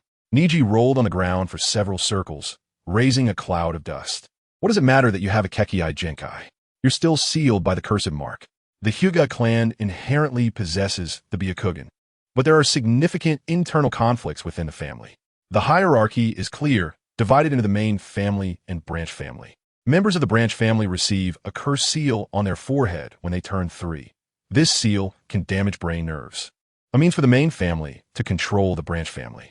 The most critical point is that the cursed seal can seal the Byakugan's abilities. In other words, although Neji possesses the Byakugan, he cannot use it due to the cursed seal. Faced with Naruto's taunts, Neji didn't retort a single word. Soft fist technique. 8 trigrams, 128 palms. Neji attacked again, this time even faster. Naruto sensed the violent chakra emanating from Neji, as if it was about to explode at any moment. Is it because of anger? Naruto said, a person's emotions can affect their performance. But in the face of absolute power, everything is just talk. At this moment, many students had gathered in the square, including several teachers. They were all watching this battle. One was a genius ninja from the Hyuga clan, and the other was a rapidly rising new genius. Who will be stronger? This was the focus of everyone present. The soft fist technique, truly the strongest taijutsu in the ninja world. Naruto could feel the damage caused by Neji's palms striking him, although these attacks were met head-on by Naruto. Chapter 16. Tailed Beast Transformation, but you're too weak. Perhaps with the ability of the Byakugan, you might have been able to fight me, Narukami said, looking at Neji, who had fallen to the ground again. Without a bloodline limit, Neji could only be considered a somewhat talented ninja. Just when onlookers thought the battle was over, Narukami stepped on Neji's palm. Narukami thought to himself, I'm sorry. I don't want to do this either, but if I don't provoke hatred, how can I get expelled? Everyone could see Narukami's foot grinding down hard on Neji's palm. Ah. Neji, who had been silent, finally let out a sound due to the pain. At this moment, the teachers present also noticed that something was wrong and hurried over. However, their actions were halted at that moment. Umbu. After all, the Hyuga clan is too weak. Uchiha Itachi is the real genius. It's a pity he ended up exterminating his entire clan. Don't forget there's still a pitiful bug left, Sasuke. Narukami glanced towards Sasuke's position. Sasuke didn't expect to be called out while trying to join in. Many classmates present looked this way, seemingly anticipating something. Although the Uchiha clan was left with only him and Konoha, he couldn't disgrace the honor of the Uchiha clan. Several shurikens flew toward Narukami. Fire style, great fireball technique. Sasuke quickly formed hand seals and spat out a fireball. He had already suffered a loss here last time, so he didn't think this attack could hurt Narukami. Sharingan 1 Tomo. Sasuke had activated his 1 Tomo Sharingan on the night of the massacre, but he hadn't used it in the last battle. However, after being insulted repeatedly, Sasuke was determined to teach Narukami a lesson. With the activation of the Sharingan, Sasuke's insight greatly improved. To the right. Fire style, Phoenix fire technique. Sasuke placed his left hand by his mouth and spewed out a burst of flames. But it wasn't over. Sasuke continued to spit out bursts of flames from his mouth, aimed at different directions, precisely where Narukami was dodging. Indeed, hidden within the flames were shurikens. In that instant, a shuriken grazed Narukami's face. Life in this world relies entirely on acting. He can't be too strong. Orochimaru sighed. This kid has god-level acting skills at such a young age. Unfortunately, you are still too slow. Suddenly, a series of afterimages appeared on the ground, rushing towards Sasuke. Fire style, dragon fire technique. Sasuke continuously spewed flames, enveloping Narukami within them. Before releasing the next ninjutsu, make sure it's really true. A voice suddenly rang in Sasuke's ear. Bang! Narukami suddenly exploded into a cloud of smoke within the flames. Whoosh! Narukami kicked Sasuke high into the air. Let me show you the true fire style ninjutsu. Fire style, great fire destruction. A massive wave of flames surged towards Sasuke in the sky. This kid, let him create a commotion so he can get expelled. Well done, B-rank ninjutsu has been unleashed. Members of the Umbu were already on the verge of acting, and at that moment, a yellow figure soared into the sky. It was Naruto. Determined to break up the Narukami-Sasuke duo, Narukami aimed to prevent his brother from walking down that irreversible path again. Despite all the precautions, fate ultimately prevailed. Narukami saved Sasuke from the overwhelming attack of great fire destruction. The two embraced and rolled on the ground for more than 10 circles, and when they stopped, they ended up in a kiss. Narukami's eyes widened. Sakura's eyes widened. Hinata's eyes widened. Everyone present widened their eyes. Damn it, this guy succeeded again. Narukami quickly rushed toward the two, grabbing their ankles and throwing them apart. Sigh, misfortune at home. At that moment, Naruto, lying on the ground, struggled to stand up. Why? Shinji, Kuin, weren't we friends before? Weren't we supposed to help Sasuke become stronger? You're clearly trying to kill him. Naruto couldn't contain his emotions, and at that moment, red flames appeared on his body. Narukami-kun, this is bad. Orochimaru, who had poked his head out, instantly recognized that it was the tailed beast cloak. Naruto was about to undergo tailed beast transformation. The Umbu didn't expect such a situation to arise at such a critical moment. Now that Naruto suddenly began to transform, everyone present was at a loss. The teacher had already started organizing the students to retreat. Kakashi began directing the Umbu members to stay calm. First, control the tailed beast transformation of Naruto. The red-tailed beast cloak gradually covered Naruto's body, with Naruto's limbs supporting him on the ground, a fiery red tail emerging. One tail, quickly. The more tails that appear in tailed beast transformation, the stronger the power, and Naruto's mind becomes increasingly chaotic, making the ceiling more difficult. Narukami watched everything happening before him. Brother, you will eventually walk the same path as me. Why not let your brother help you a bit? Narukami moved toward the tailed beast transformed Naruto. Haha, I didn't expect you to be a monster. No wonder so many people looked at you with such eyes before. Standing before the tailed beast transformed Naruto, Narukami looked at him with a strange gaze, laughing loudly. Has this kid gone mad? He's done enough. Does he want to provoke Naruto's tailed beast transformation and destroy the village? Sweat beads had already appeared on Kakashi's forehead.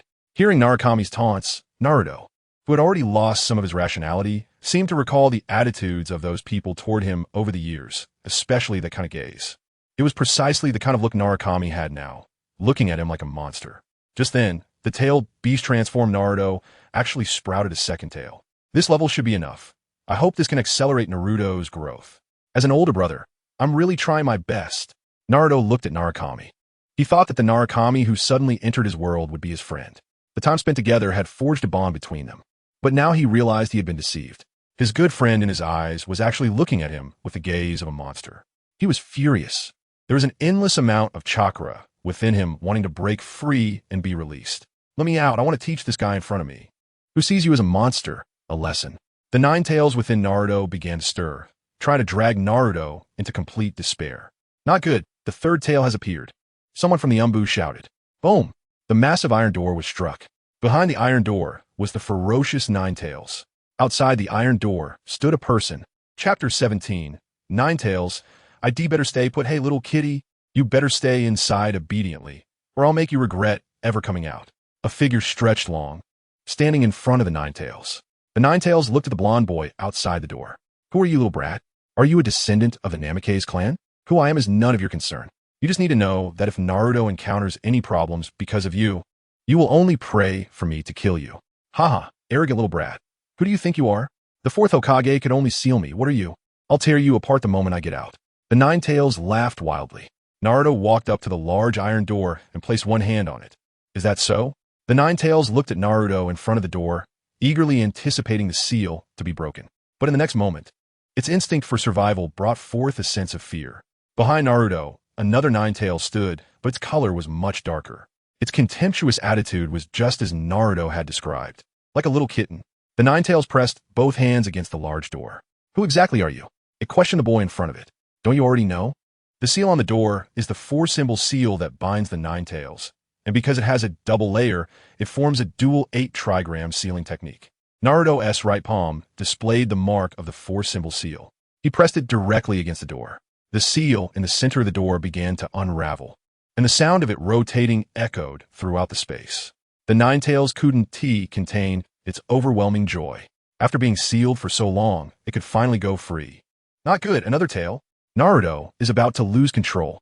Meanwhile, outside, the Umbu had already begun to restrict Naruto's movements. But as the seal started to open, a massive amount of chakra suddenly erupted. 4 tails. 5 tails. At this moment, many people believed that Konoha was doomed. Because once Naruto reached 4 tails in his tail beast transformation, he would lose his sanity, and now the speed of his transformation exceeded everyone's expectations. Even if they wanted to seal him, they no longer had the time or ability to restrict Naruto's movements. For the first time, fear appeared in the eyes of the third Hokage, Hiruzen Sarutobi. If the Nine Tails rampaged again, who could save Konoha once more? Countless people were haunted by this question. 6 tails, 7 tails, 8 tails.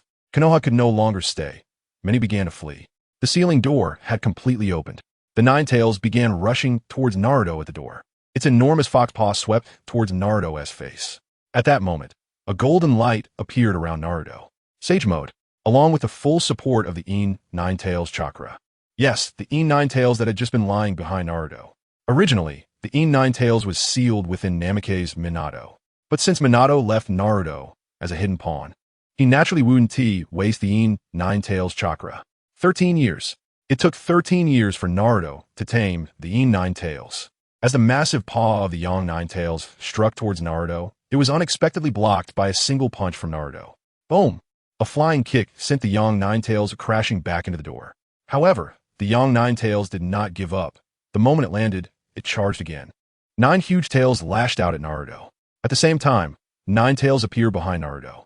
18 tails intertwined. With their tails entwined, both sides were restricted in their movements. Die, little brat. The young Nine Tails opened its mouth full of sharp teeth. Tail Beast Bomb. Black energy began to gather in the young Nine Tails' mouth, forming a massive black sphere. The young Nine Tails opened its mouth and swallowed the black sphere, then spat it towards Naruto. At that moment, it seemed as if a tailed beast bomb was gathering in Naruto's direction and heading towards the young Nine Tails.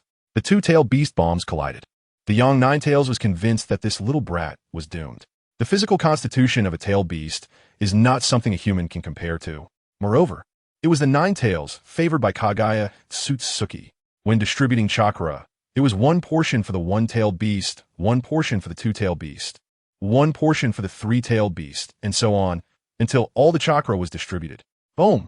The black energy swept through all surrounding space. The 18 entwined tails were subjected to immense force and were directly separated. The young Nine Tails was once again blasted back into the door by the explosion. Outside, hurry! Naruto's tail beast transformation has stopped. Don't give up, there's still a chance. Because the Nine Tails inside used the tail beast bomb, Naruto's strength in his tailed beast transformation was greatly reduced. Inside the door, the young Ninetales trembled as it rose. Ninetales supported it from behind, and blood trickled from the corner of its mouth. Even though it was the Ninetales, it couldn't withstand the explosion of a tailed beast bomb at such close range. Its enormous fox eyes looked towards the position where Naruto had been just moments ago. Its whole body trembled. That elongated figure still stood there without a hint of movement. Who exactly are you? The young Ninetales' voice trembled. The explosion of the two-tailed beast bombs could not possibly leave someone standing in place. In fact, only Naruto himself knew that he had also been harmed by the explosion of the tailed beast bomb, and his injuries were even more severe than those of the young Ninetales. Naruto's rapid recovery relied on the purple orb provided by the toad. In his hand was a kunai marked with the flying Thunder God seal. It was after Naruto instantly recovered that he returned to his original position. What do you want to do?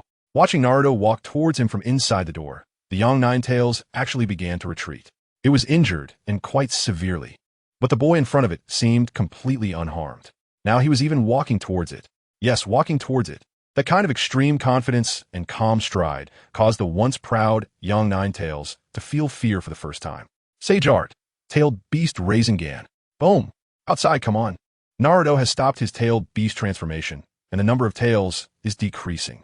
Meanwhile, inside the ceiling door, Sage Art. Wind Release. Tailed Beast Rasengan. Boom. Crack. The young Ninetales' bloodied paw clutched the door. Its twisted face, battered and bruised, no longer resembled its previous arrogance. Roar. Just then, Naruto appeared behind the young Ninetales. Where do you think you're going, little kitty? Naruto reached out and grabbed one of the young Ninetales' tails, dragging it into a dark corner of the ceiling door space. Roar. No one knew what kind of beating the young Ninetales had received. Only a moment from that time, Yangju trembled as it closed the ceiling gate by itself, while it was still within the ceiling space. Narukami formed the four-symbol seal in hand, sealing the gate once more. However, this time the four-symbol seal was only a single layer. I'm leaving now, little kitty. Be good. Narukami showed a bright smile to Yang Jiawu. Inside the ceiling gate, Yang Jiawu. Meow. Chapter 18. Infiltrating the Roots. The Ninetales has been sealed. The ninjas present are cheering with joy. This time, the Ninetales rampage did not cause particularly great destruction, mainly because Naruto was quickly tamed by Narukami. Watching a small white dot disappear within the purple orb, Narukami felt a bit of heartache. He believes that after this, Naruto will be able to grow even faster.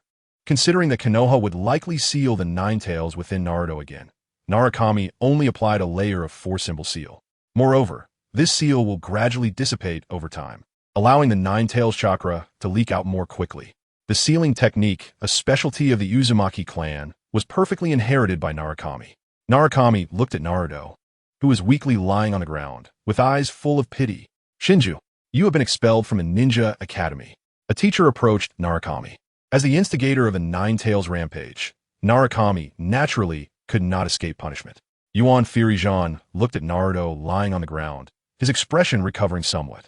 After taking a puff of dry smoke, Yuan Firijan seemed to make a significant decision. He ordered that Shinju be expelled from Konoha village and that he could never enter Konoha again. Compared to a sharp knife, Yuan Firijan was more worried about the Ninetales rampaging again. Having sealed the Ninetales this time, what about next time? Will there still be an opportunity? Yuan Firijan began to formulate a greater plan regarding Naruto. Here they come. Narukami noticed someone approaching him. It was a member of the Umbu. Shinju caused the Ninetales rampage, and now under the orders of the Hokage, you are to be expelled from Konoha and can never set foot in Konoha again. The surroundings were chaotic, with smoke and fire swirling around. Loud voices spread across the battlefield. Everyone present looked at Narukami.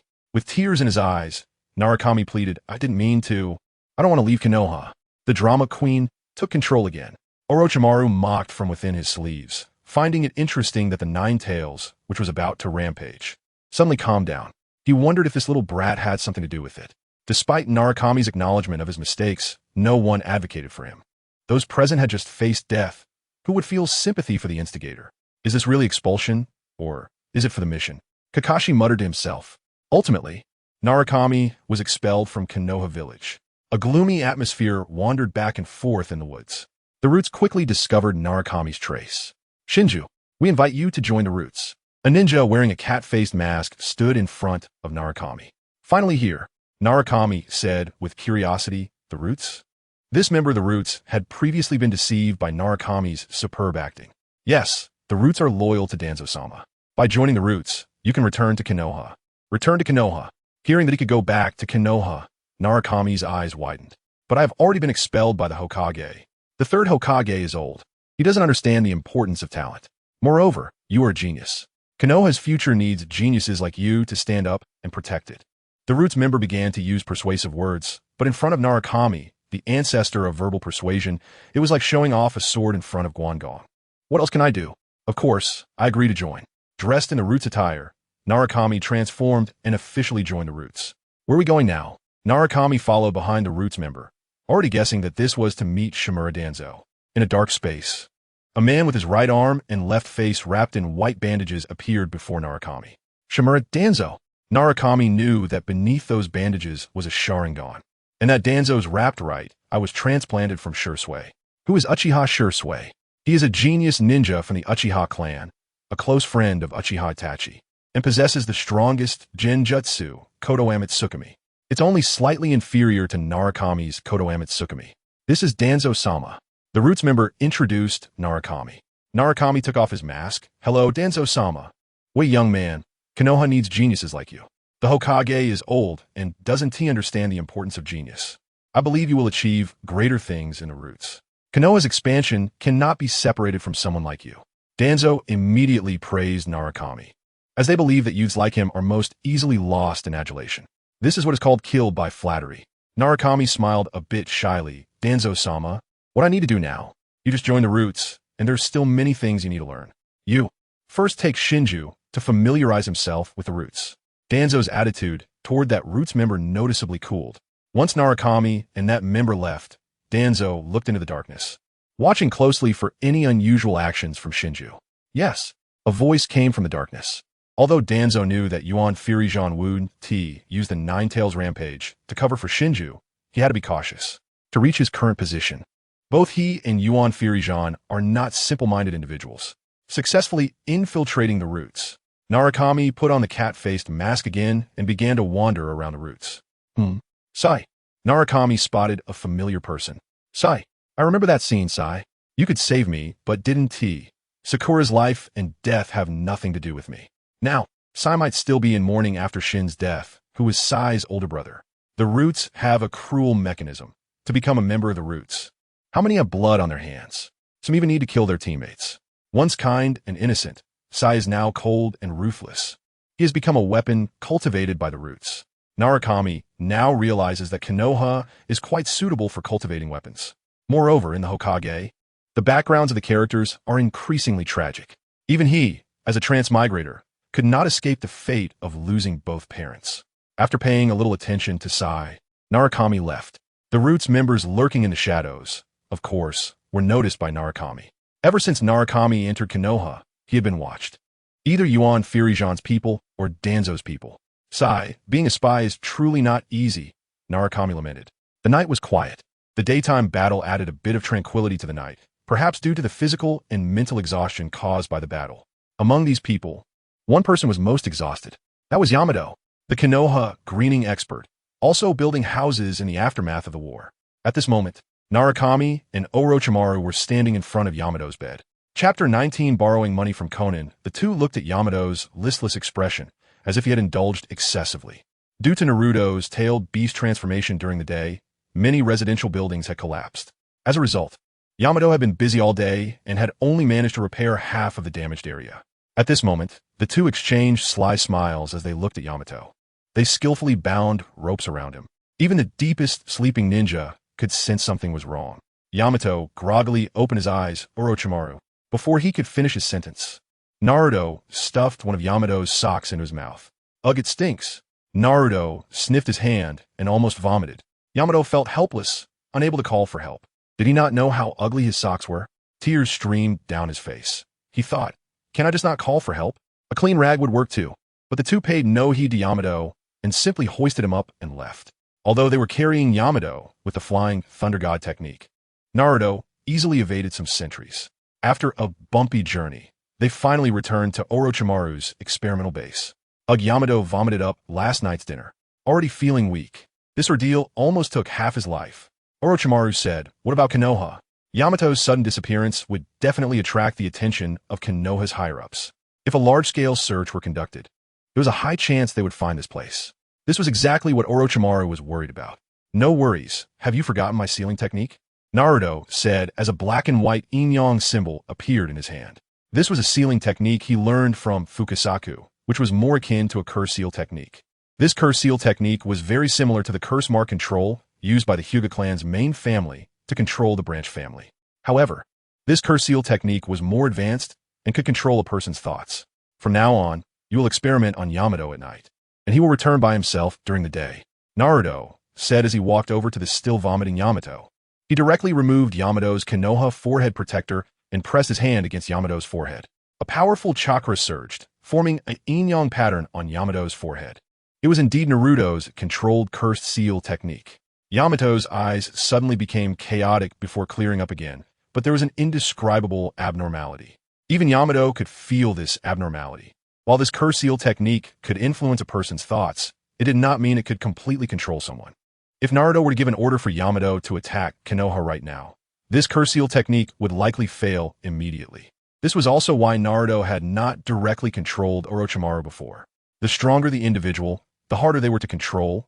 Likewise, the stronger their willpower became. Finally, Yamato stopped vomiting and began cooperating with Orochimaru to continue the subsequent experiments. The preliminary preparation tools were almost complete. They just needed one more very important thing: experimental funding. Naturally, when it came to money, there was one person to find: Kakuzu. As a monster that had existed since the early days of the ninja village, Kakuzu was an extremely troublesome character. With 5 hearts and the ability to use lightning, wind, fire, earth, and water natures, Kakuzu could utilize chakra of 5 different attributes. Moreover, since Naruto was now a member of Akatsuki, recklessly killing Kakuzu might attract the attention of Nagato and Tobi. So, where to obtain experimental funding was a problem. Akatsuki, it was necessary to return for a visit. Konan was also quite wealthy. Even if it meant pestering her, Naruto had to gather the funding for the wood release experiment. Donning his black and white mask and red cloud black robe, Naruto headed towards the Rain Village. Usually, Akatsuki members were out on missions, only gathering at the Rain Village during special circumstances requiring all members to meet. The Rain Village was perpetually rainy, a special phenomenon created by Nagato. As long as the rainwater fell on someone entering the Rain Village, Nagato would be able to detect it. "Konan, that guy's back," Nagato said in a low voice. Konan, looking troubled, remembered how Naruto had pestered her for a full 7 days just for a signed photo. Initially, she thought Naruto had some ulterior motive, but the truth was he really just wanted a signed photo. With Naruto suddenly returning, Konan had a bad premonition. Since the last time Naruto left, it had been quite a while. This was his first return. Usually, only Itachi Uchiha could contact him, so his sudden return certainly meant something was wrong. "If that kid looks for me, just tell him I'm not here." Konan transformed into a swarm of paper and dissipated into the air. Nagato smiled wryly, not expecting Konan to be tormented by a kid like this. "Brother Nagato, have you seen Konan?" Naruto called out warmly. "I need to talk to her." Nagato replied dismissively. "Konan went out on a mission. When will she be back?" Naruto remembered that Konan and Nagato had always stayed in the Rain Village. "I don't know either." From the tone of Nagato's voice, Naruto realized that Konan was definitely avoiding him. It seemed that the last incident regarding the signed photo had left a psychological shadow on her. Naruto pretended to leave. "Has that kid left?" Konan returned to Nagato. "No," Nagato replied. "Hello, Konan. Why are you avoiding me?" Naruto stared at Konan with his big watery eyes. Konan had had enough of Naruto's gaze. "All right, what do you want this time?" Konan, I want to borrow some money." "Borrow money?" Konan looked at Naruto in surprise. It was well known that Konan had saved up 6 billion explosive tags. Even at 1 yen per tag, that was still 6 billion. This was one of the reasons why Naruto sought out Konan first. She was just too rich. Konan cautiously asked, "How much do you want to borrow? 100 billion? Naruto tentatively suggested. Impossible. Normally, they received only a few million in rewards for a mission, and the maximum might reach tens of millions.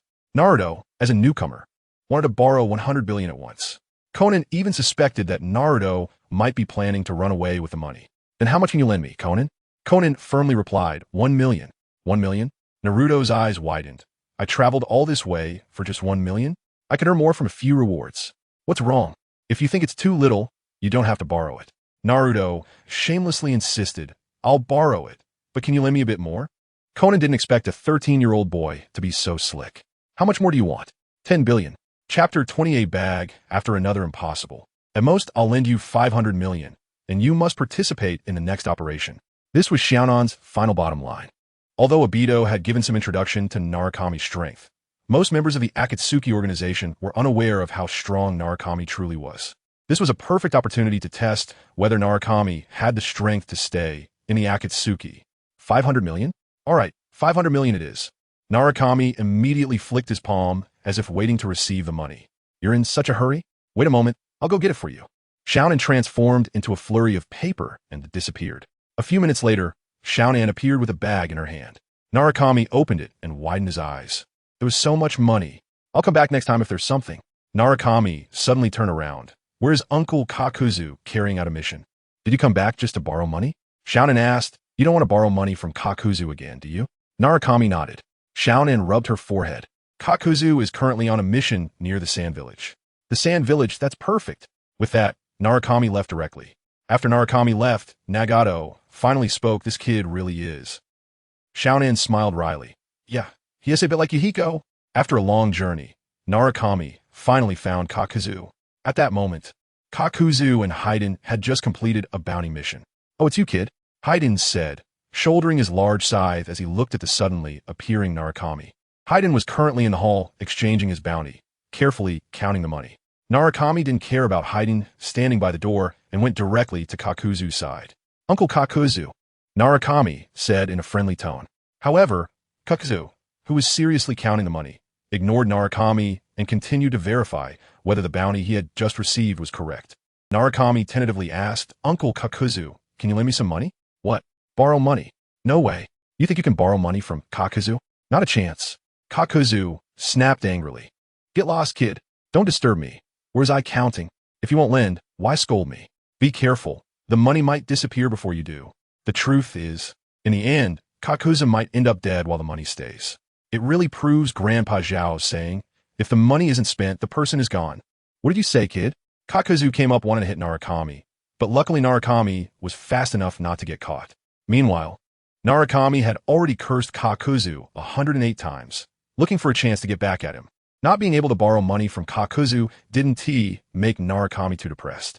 He originally didn't have high expectations, because he had another goal for coming here, which was the Sand Village. What is the most abundant thing in the Sand Village? Sand. What is in the sand? Gold sand. This was also Narukami's purpose for this trip.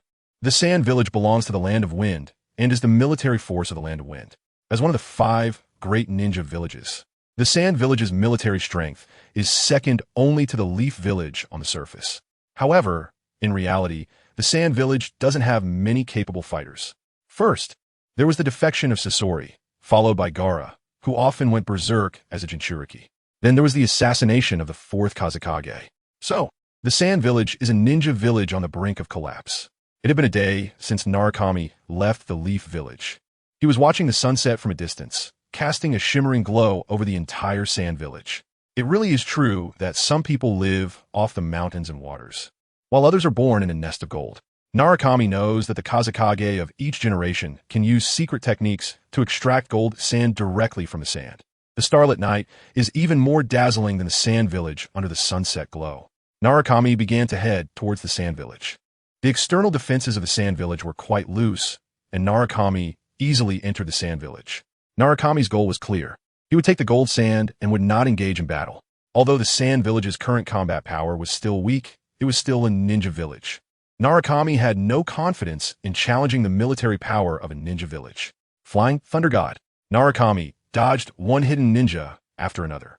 Finally, as he approached the center of the Sand Village, he noted that the layout resembled a giant circle, with the Kazekage's residence at the center. Narukami reduced his chakra to a minimum. 4th Kazekage, Raza. Narukami peered through a gap and saw Raza, looking worried, handling affairs. Due to the proximity of the Sand Village to the Leaf Village, Raza felt the growing strength of the Leaf and began to develop a sense of crisis. This was why the 4th Kazekage had sealed the one-tail Shikaku within Gaara's body, intending to turn Gaara into a weapon for the Sand Village to protect it. However, the results were not ideal so far. Narukami looked at the 4th Kazekage and found he resembled the third Hokage somewhat. For the sake of the ninja village, he was willing to do anything, even to use his own son as a weapon. Narukami was uncertain whether to feel sorry for Gaara or to be grateful. Having such a father who pits his son against danger is better off without one. Thinking of his own background, Narukami realized that Minato's death was not in vain. Narukami began searching for traces of gold sand. After a long search, he finally discovered something in a dark room of the Kazekage building. Wow, so shiny. Narukami looked at a towering pile of gold. Although the Sand Village had cut back on funding, they had stored quite a bit of gold sand. Surrounding this room were bookshelves filled with ninja techniques, including the existence of secret techniques. Narukami quickly memorized these techniques. Knowledge is wealth. Moreover, money can be earned again. Opportunities to infiltrate the Sand Village do not come by often. Just as Narukami was enjoying the view, he accidentally triggered a mechanism on the ninja technique scroll. Oh no! Narukami watched as the scroll stand sank. Raza, who had been drowsy, immediately woke up. Who dares to intrude into the Kazekage building? Maki, immediately gather personnel and seal off the Kazekage building area. We cannot let enemy ninjas take away our secrets. Yes, Kazekage-sama. Raza initially thought that the intruder was an enemy ninja probing for information, but it turned out to be Narukami, who came to plunder wealth. Pack one bag, then another. Narukami's body was filled with small bags, totaling more than a dozen. The eyes visible through the black and white mask showed no signs of panic, but rather excitement at the sight of so much gold sand. Finally, with over a dozen bags of gold sand hanging from his waist for bags around his ankles and a pair of gold bags around his neck, Narukami decided to stop. He couldn't carry any more. It was too heavy. Narukami was worried about affecting his actions later. Looking at the original pile of gold, now only half remained. He wondered if Raza would be heartbroken upon seeing it. Narukami revealed a sly smile. Chapter 21. Gaara dressed in a red cloud black robe. Most of it was obscured by the gold bags hanging from his body. Only the black and white mask on his face stood out. On the rooftop, someone shouted towards the rooftop. Everyone looked towards Narukami. The feeling of being caught stealing by so many people was really unpleasant. Fortunately, Narukami had thick skin and showed no sign of disturbance. Water style, great waterfall technique. Narukami stood on high ground, and suddenly a massive wave surged downwards towards the people below. Destruction sans waterfall. Sand wall. A huge crack formed in front of these ninjas, and at the same time, a high wall appeared, blocking the massive wave. The giant wave was quickly absorbed by the sand. Just when everyone looked back at the rooftop, Narukami had already vanished. Search! A dense crowd of ninjas began to spread out from the ninja village. At this moment, Narukami was sitting in the Kazekage's office. The lights were dim. What a bunch of fools. At this time, Raza sensed something was off and rushed towards the Kazekage building. Boom! Raza kicked open the door and saw someone standing by the window, waving at him. No need to see him off, Kazekage.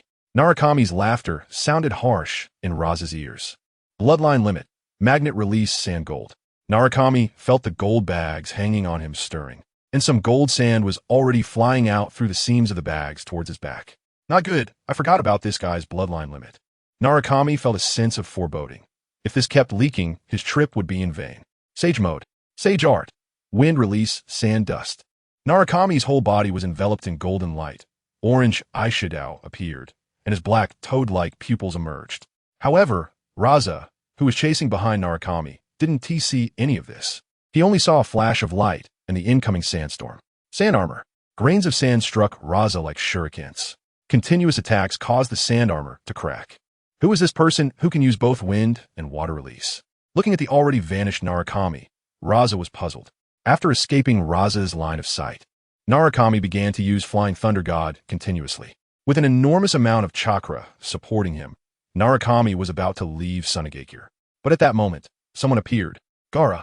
The huge yellow gourd first attracted attention, followed by the red character love on his forehead and his heavy dark circles. Compared to the national treasure giant panda's dark circles, they were not much different. Seeing Gaara's still waiting posture, Narukami felt irritated. Who is he showing off to? I'll beat you up. In Sage mode, Narukami instantly appeared in front of Gaara. He kicked Gaara in the right cheek. With a crack, Gaara was sent flying, and a crack appeared on his face. A piece of sand armor actually fell off. Gaara didn't expect this suddenly appearing person to be so strong. Even the sand on his back didn't react in time. Gaara stood up, and a pile of sand gathered around him, coming from the gourd on his back. Looks like I need to deal with you quickly. Narukami looked at the leaking gold sand from the bag, feeling heartbroken. Whoosh! Narukami suddenly flashed to Gaara's back and delivered a flying kick.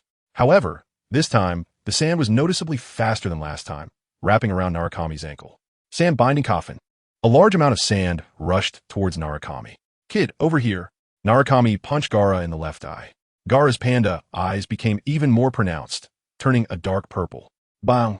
The sand-wrapped shadow clone exploded into a cloud of smoke. Only then did Gaara realize.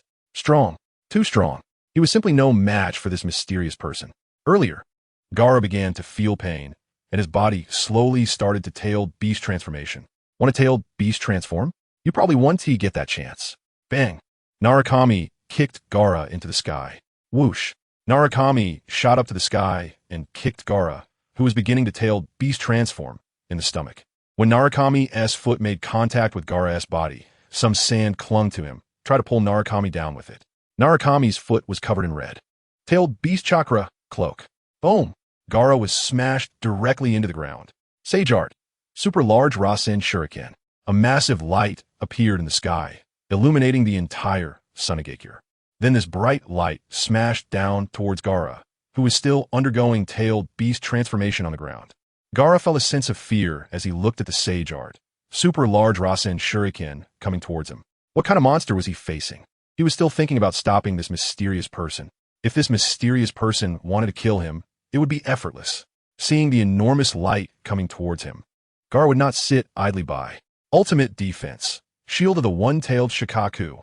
A layer of sand shield enveloped Gaara, and this sand was very different from the previous type. It was a mixture of the hardest parts of the underground stone mine and chakra. Boom!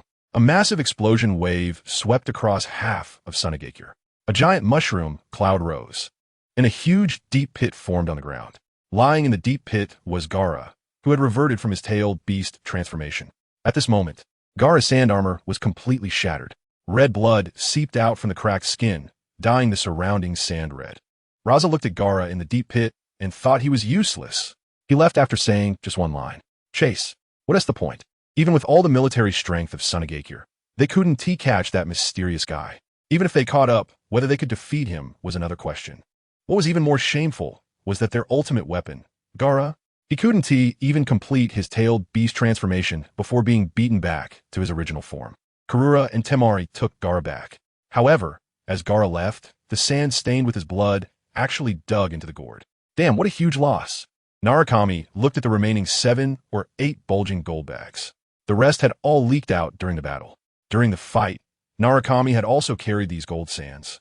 And even so, he effortlessly beat Gaara to the point he couldn't fully tailed beast transform. Just like that, Narukami took out the 500 million Ryo he had hidden beforehand. With the big bag and small bags on his back, he headed towards Orochimaru's base. Chapter 22. Layout. Orochimaru looked at Naruto's embarrassing state and found it quite amusing. Naruto, you don't have just coins in that bag, do you? Huh? Orochimaru teased. I feel like you're looking down on me. Naruto directly threw the bag containing the previous items at Orochimaru. When he opened the bag, it was filled with stacks of small coins. Orochimaru's eyes lit up at the sight of the money. His gaze shifted to the small bags on Naruto, wondering if they were filled with coins too. Those small bags were bulging. If they contained paper money, they would be flat. Whoosh! Naruto directly tossed several gold bags to Kabuto, exclaiming, I'm exhausted. Kabuto, who suddenly received the gold bags, was almost knocked over by their weight. This should be enough for our activity funds. Naruto poured himself a cup of tea. After a day and night without a drop to drink, he was already so hungry that he had lost all sense of feeling. Just then, Yamato returned. After a long day of hard work in Konoha, Yamato had to come back to Orochimaru's place to be a guinea pig at night. Yamato's current appearance was more pitiful than crying. You should at least give him some compensation. At this rate, you might kill him, Naruto said, pointing at Yamato and addressing Orochimaru. Due to the Konoha headband covering his forehead, no one noticed the cursed seal on Yamato's head. Naruto's eyelids began to droop. Finally, he fell into a deep sleep. Orochimaru-sama. Should we? Kabuto glanced at Orochimaru, giving him a look. Orochimaru smiled and said, Naruto-kun is at a height you can never reach. The power he displays is merely what he wants you to see. Focus on your experiments. By following Naruto-kun, we will witness immortality. Kabuto looked at Orochimaru with a puzzled expression. Something must have happened during this time. Otherwise, Orochimaru's attitude wouldn't have undergone a complete turnaround. Could it be related to the cursed seal on Orochimaru's forehead? Kabuto had noticed this point since Yamato also had that cursed seal. For a moment, Kabuto felt that Orochimaru had been controlled by Naruto, and only he could save Orochimaru now. Thinking of this, Kabuto silently began his experiments. He observed a tiny cell continuously reproducing in Orochimaru's hand and then being transplanted elsewhere. First to some plants, then to some animals. They had conducted many such experiments, and there had been many failures. However, through these experiments, they gradually explored a combination method that was most suitable for the human body. Orochimaru had previously conducted such experiments, but they were not perfect and the failure rate was too high. Now, with sufficient funding, Orochimaru could not only conduct wood-release experiments, but also lightning-release experiments. He wanted to try what Naruto had mentioned before, the roots of Konoha. Where have you been lately? Naruto had been missing for 3 months. This caught the attention of Danzo Shimura and also Sarutobi Hiruzen. Don't think that Root is completely loyal to Danzo. There are still Sarutobi's undercover agents. Seeing Danzo in front of him, Naruto revealed a difficult expression. Danzo-sama, I have made an unexpected discovery. Hearing Naruto's mention of an unexpected discovery, Danzo became curious. I have found Orochimaru's trace. Oh, Danzo was very curious. The Sharingan on his arm was still transplanted from Orochimaru. Orochimaru had always wanted to obtain the Sharingan, but because he conducted a series of experiments under Danzo's protection, he lacked the courage to pursue it. Moreover, because Danzo controlled Root, Orochimaru couldn't dare to obtain the Sharingan even if he wanted to. I found that Orochimaru is still researching wood-release, and it seems he has made a significant breakthrough. Naruto said. For some time, Naruto had been assisting Orochimaru in researching wood-release. After Naruto integrated some biological technology from his previous life on Earth, wood-release finally made a significant breakthrough. Perfect wood-release ninjutsu. The success rate reached 99%. However, now the wood-release experiment encountered another problem. The strength of the Hashirama cells was insufficient. To unleash the wood-release ninjutsu to the level of Senju Hashirama, stronger Hashirama cells were needed. This was also the reason why Naruto returned to Konoha. Draw out Danzo and kill him. When Danzo heard that Orochimaru had made a major breakthrough in wood-release ninjutsu, he was delighted. Because his right hand was still imperfect and needed to suppress several Sharingan, the entire Hashirama cell could not achieve a balance with the Sharingan. This also caused him to experience pain frequently. Can you still trace Orochimaru's whereabouts? Danzo asked Naruto. If Orochimaru had made a major breakthrough in wood-release, perhaps it could solve his current problem. I should be able to, but you know Orochimaru is good at hiding. If we bring a large force to capture him, it might alert him and allow him to escape. That would indeed alert him. Danzo pondered. Naruto's words made a lot of sense. He had already been tempted and realized that capturing just Orochimaru didn't require all the members of Root to mobilize. All right, I'll have a few Root members go with us. Shinjuro, you've done great work this time. I'll promote you when we return, Danzo said with a smile, patting Naruto's shoulder with his left hand. Naruto smiled back, thinking return? You might not be coming back. Danzo didn't realize that this old fox, who had lived for decades, had fallen into the trap set by a 13-year-old boy. Danzo selected 2 of his most outstanding and trusted subordinates, Aburame Toryun and Yamanaka F. These 2 later served as Danzo's guards during the 5 Kage summit, but unfortunately, after today, they might not have that chance anymore, let alone serving as guards. Whether they could survive the return was already a question. Fully covered in clothing, even his head was masked, leaving only his mouth exposed. Naruto still recognized him. This person was Aburame Toryun. Aburame Toryun came from the Aburame clan and possessed the ability to control insects. Moreover, he housed nano-level venomous insects in his body. These insects would directly destroy the enemy's cells and could continuously reproduce by destroying the enemy's cells until the opponent died. He was indeed a very troublesome opponent. Yamanaka F had orange hair and carried a ninja sword on his back. He came from the Yamanaka clan and could sense everything nearby, making him an excellent reconnaissance ninja. Coupled with the mind transfer jutsu, Yamanaka F excelled in espionage missions. These 2 were Danzo's capable assistants. Chapter 23. The Art of the Eight-Headed Serpent. When the 2 heard that Lord Danzo was going out on a mission, they were quite excited. However, when they learned that Lord Danzo would be accompanying them on this mission, they realized that this task was not simple and felt some pressure. Who would want to work alongside their leader? Unless they were a sycophant. After some simple preparations, the four set off. They truly hit the road. Lord Hiruzen, Shimura Danzo has left the Hidden Leaf Village. Kakashi reported this situation to Sarutobi Hiruzen, who was smoking a pipe. Hiruzen furrowed his brow. Oh, what is Shimura Danzo going out for this time? According to the intelligence left by SHRU, they had discovered the whereabouts of Orochimaru. Moreover, Orochimaru had made significant breakthroughs in his research on wood release. When Hiruzen heard that there had been a major breakthrough in wood release, he stood up immediately. Wood release? What kind of existence is that? Unfortunately, the only wood release ninjutsu currently existing in the ninja world is at the level of Yamato. Hiruzen then sat back down. It seems that Shimura Danzo might face a mishap this time. Hiruzen had already guessed that Orochimaru might be setting a trap for Shimura Danzo. He then changed the topic. What do you think about SHRU, who has been missing for 3 months, investigating Orochimaru? Yes, according to reports from our undercover agents in the Root. That's the case. 3 months. Orochimaru. Hiruzen always felt that there was something suspicious about the situation, but he couldn't figure out the key point. Hiruzen took a puff from his pipe, letting him go. Regardless of the outcome, it would be beneficial for Konoha.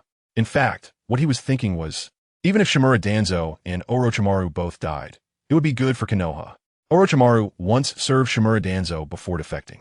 Danzo would definitely show no mercy to a rogue ninja. Capturing him alive doesn't mean the lightest punishment for a defector. Orochimaru would realize this as well. So in Hiruzen's mind, he thought, let them fight.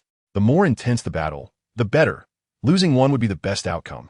In the dense jungle, the four-man team was moving quickly. Naruto was at the front of the group, Shimura Danzo was in the center, while Oil Woman Tsurugi and Yamanaka-F were guarding Danzo on both sides. The dense, humid forest was truly a paradise for snakes. Orochimaru really knows how to pick a location, Danzo remarked jokingly. Finally, a tall tree appeared before the four. Beneath this tree was another base of Orochimaru, which was merely a bait for this operation. The four lurked in the shadows. They would not foolishly rush in, kick down the door, and shout, "Hands up!" They had yet to find Orochimaru's whereabouts, so they would not act recklessly. Naruto was already aware of Danzo's vigilance. A small ball in his hand quietly shattered. Orochimaru opened his mouth wide. Naruto-kun, you've brought back the prey. He finished speaking and licked his lips with his tongue, his snake-like eyes gleaming with hunger for the prey. Lord Orochimaru, isn't it too dangerous to face Danzo directly? Yakushi Kabuto felt very uncertain. Both Yakushi Kabuto and Orochimaru knew that Danzo had implanted a Sharingan in his arm, and most importantly, it was the right eye of Danzo. The transplanted eye of Uchiha Shursui could cast the strongest Jinjutsu, Konoha. Furthermore, among ninjutsu, any technique with the word God in it was nothing short of terrifying. For example, the most famous would be Shinra Tensei, Konoha, Kamui, SZ-Suk, and Hiration. All of them were techniques that could dominate the battlefield. Kabuto, you must trust Naruto-kun's plan, and we still have a strong ally. Thinking of that strong ally, Orochimaru couldn't help but lick his lips. For Orochimaru, this ally was also an excellent prey. However, this prey was simply too strong. Orochimaru wore a cunning smile. Let us go, Kabuto. It's time for us to perform. Yakushi Kabuto nodded and slapped the face of Yamato, who was still asleep on the experimental bed. Wake up, the old leader has come back. All five were once Danzo's subordinates. Orochimaru, Yakushi Kabuto, Yamato, and now the undercover Naruto beside Danzo, along with that strong ally. Would Danzo feel heartbroken seeing this scene? The 5 enemies were all rogue ninjas who had come from under his command. At the root of the towering tree, a large door opened. Orochimaru was the first to step out. Upon seeing Orochimaru's appearance, a glimmer of light appeared in Danzo's eyes. As expected, this was Orochimaru's base. Just as SHRU had said, when Danzo saw the 2 people following Orochimaru, he finally understood why there had been a significant breakthrough in wood release. Yakushi Kabuto and Yamato. As one of the former experimental subjects, Yamato had a lot of research value. Now, having been captured by Orochimaru, what else could they study besides wood release? Human art? Looking at the bound Yamato, Danzo issued his orders. Yamanaka-F, cooperate with me to capture Orochimaru. Tsurugi, you deal with Yakushi Kabuto, and SHRU, you go rescue Yamato. A reasonable and simple task allocation. The 4 waited for Danzo's command. Just when Orochimaru and his 2 companions were closest to Danzo and the others, Danzo pointed his index and middle fingers forward. Action begins. Mind concentration technique. Yamanaka-F focused his mind on a point and launched it at Orochimaru. Self-restraint seal. To complement Yamanaka-F's mind concentration technique, Danzo directly cast a sealing technique. Just as Yamanaka-F and Danzo's attacks landed on Orochimaru, bang, Orochimaru exploded into a cloud of white smoke. Shadow clone technique. Both Danzo and Yamanaka-F were taken aback, thinking they had been tricked. Who would use a shadow clone technique right at their own doorstep? Only Orochimaru would. Hello, Danzo. Orochimaru licked his lips. Serpent's arm explosion. Several large snakes appeared around Orochimaru and lunged towards Danzo. Just as these snakes approached Danzo, Orochimaru detonated them with chakra. Boom! A huge cloud of smoke rose. Following the principle of no injury with smoke, Danzo emerged unscathed from the smoke. Haha, Orochimaru, I didn't expect you to have made no significant progress. Wind release, vacuum wave. Danzo spat out several sharp gusts resembling sickles towards Orochimaru. Wind release, shuriken. Danzo followed up with another ninjutsu, sealing off all directions from which Orochimaru could escape. Orochimaru watched as the attacks approached him. Eight-headed serpent technique. Chapter 24. The strongest illusion. The heavenly deity S-class forbidden technique. Even someone as clever as Orochimaru took a month to master this technique. A huge white snake appeared in front of Orochimaru, much larger than the 10,000 snakes combined. The ninjutsu attack launched by Shimura Danzo landed on the white snake, causing no harm whatsoever. Shimura Danzo's expression darkened. He didn't expect Orochimaru to have already learned such a high-level ninjutsu. It seemed impossible to take Orochimaru away easily today. Shimura Danzo began to unwrap the bandages from his right arm. At this moment, the four onlookers were closely watching the battle between Orochimaru and Shimura Danzo. Narukami and Yamato were sitting in a tree, commenting on the fight. Orochimaru, this one do. Just let me do a basic attack with would release, and it'll be resolved. Narukami looked at Yamato with a face full of disbelief, thinking that internet trolls were truly frightening. I believe in you. Why don't you go? Narukami teased Yamato. If I really went on, Orochimaru wouldn't have a chance. Then go, Narukami replied, urging him on. In the end, Yamato still didn't take the stage. As an observer, the legendary sage of the first generation felt like a tiger, while the stage was left to the shrimp. Would release. Violent spear tree. Suddenly, a large tree grew from the unwrapped right arm of Shimura Danzo, piercing towards Orochimaru like a spear. Triple Rashomon. Orochimaru performed a summoning technique, and 3 giant stone doors appeared in front of him. Shimura Danzo's attack penetrated 2 of the doors, but was stopped by the 3rd. At the same time, the giant white snake lunged towards Shimura Danzo. Orochimaru had not chosen to let the snake block precisely for this attack. The white snake swallowed Shimura Danzo whole. Izanagi, the ultimate ocular technique of the Uchiha clan, requires only a very brief moment to convert the user's damage and unfavorable factors, including death, into a dream. Each Sharingan can last 60 seconds, and there were 10 Sharingan on Shimura Danzo's right arm. Such a heaven-defying ocular technique comes at a corresponding cost. Using Izanagi with a Sharingan will result in blindness. It seems to retain more Sharingan. I must take the stage.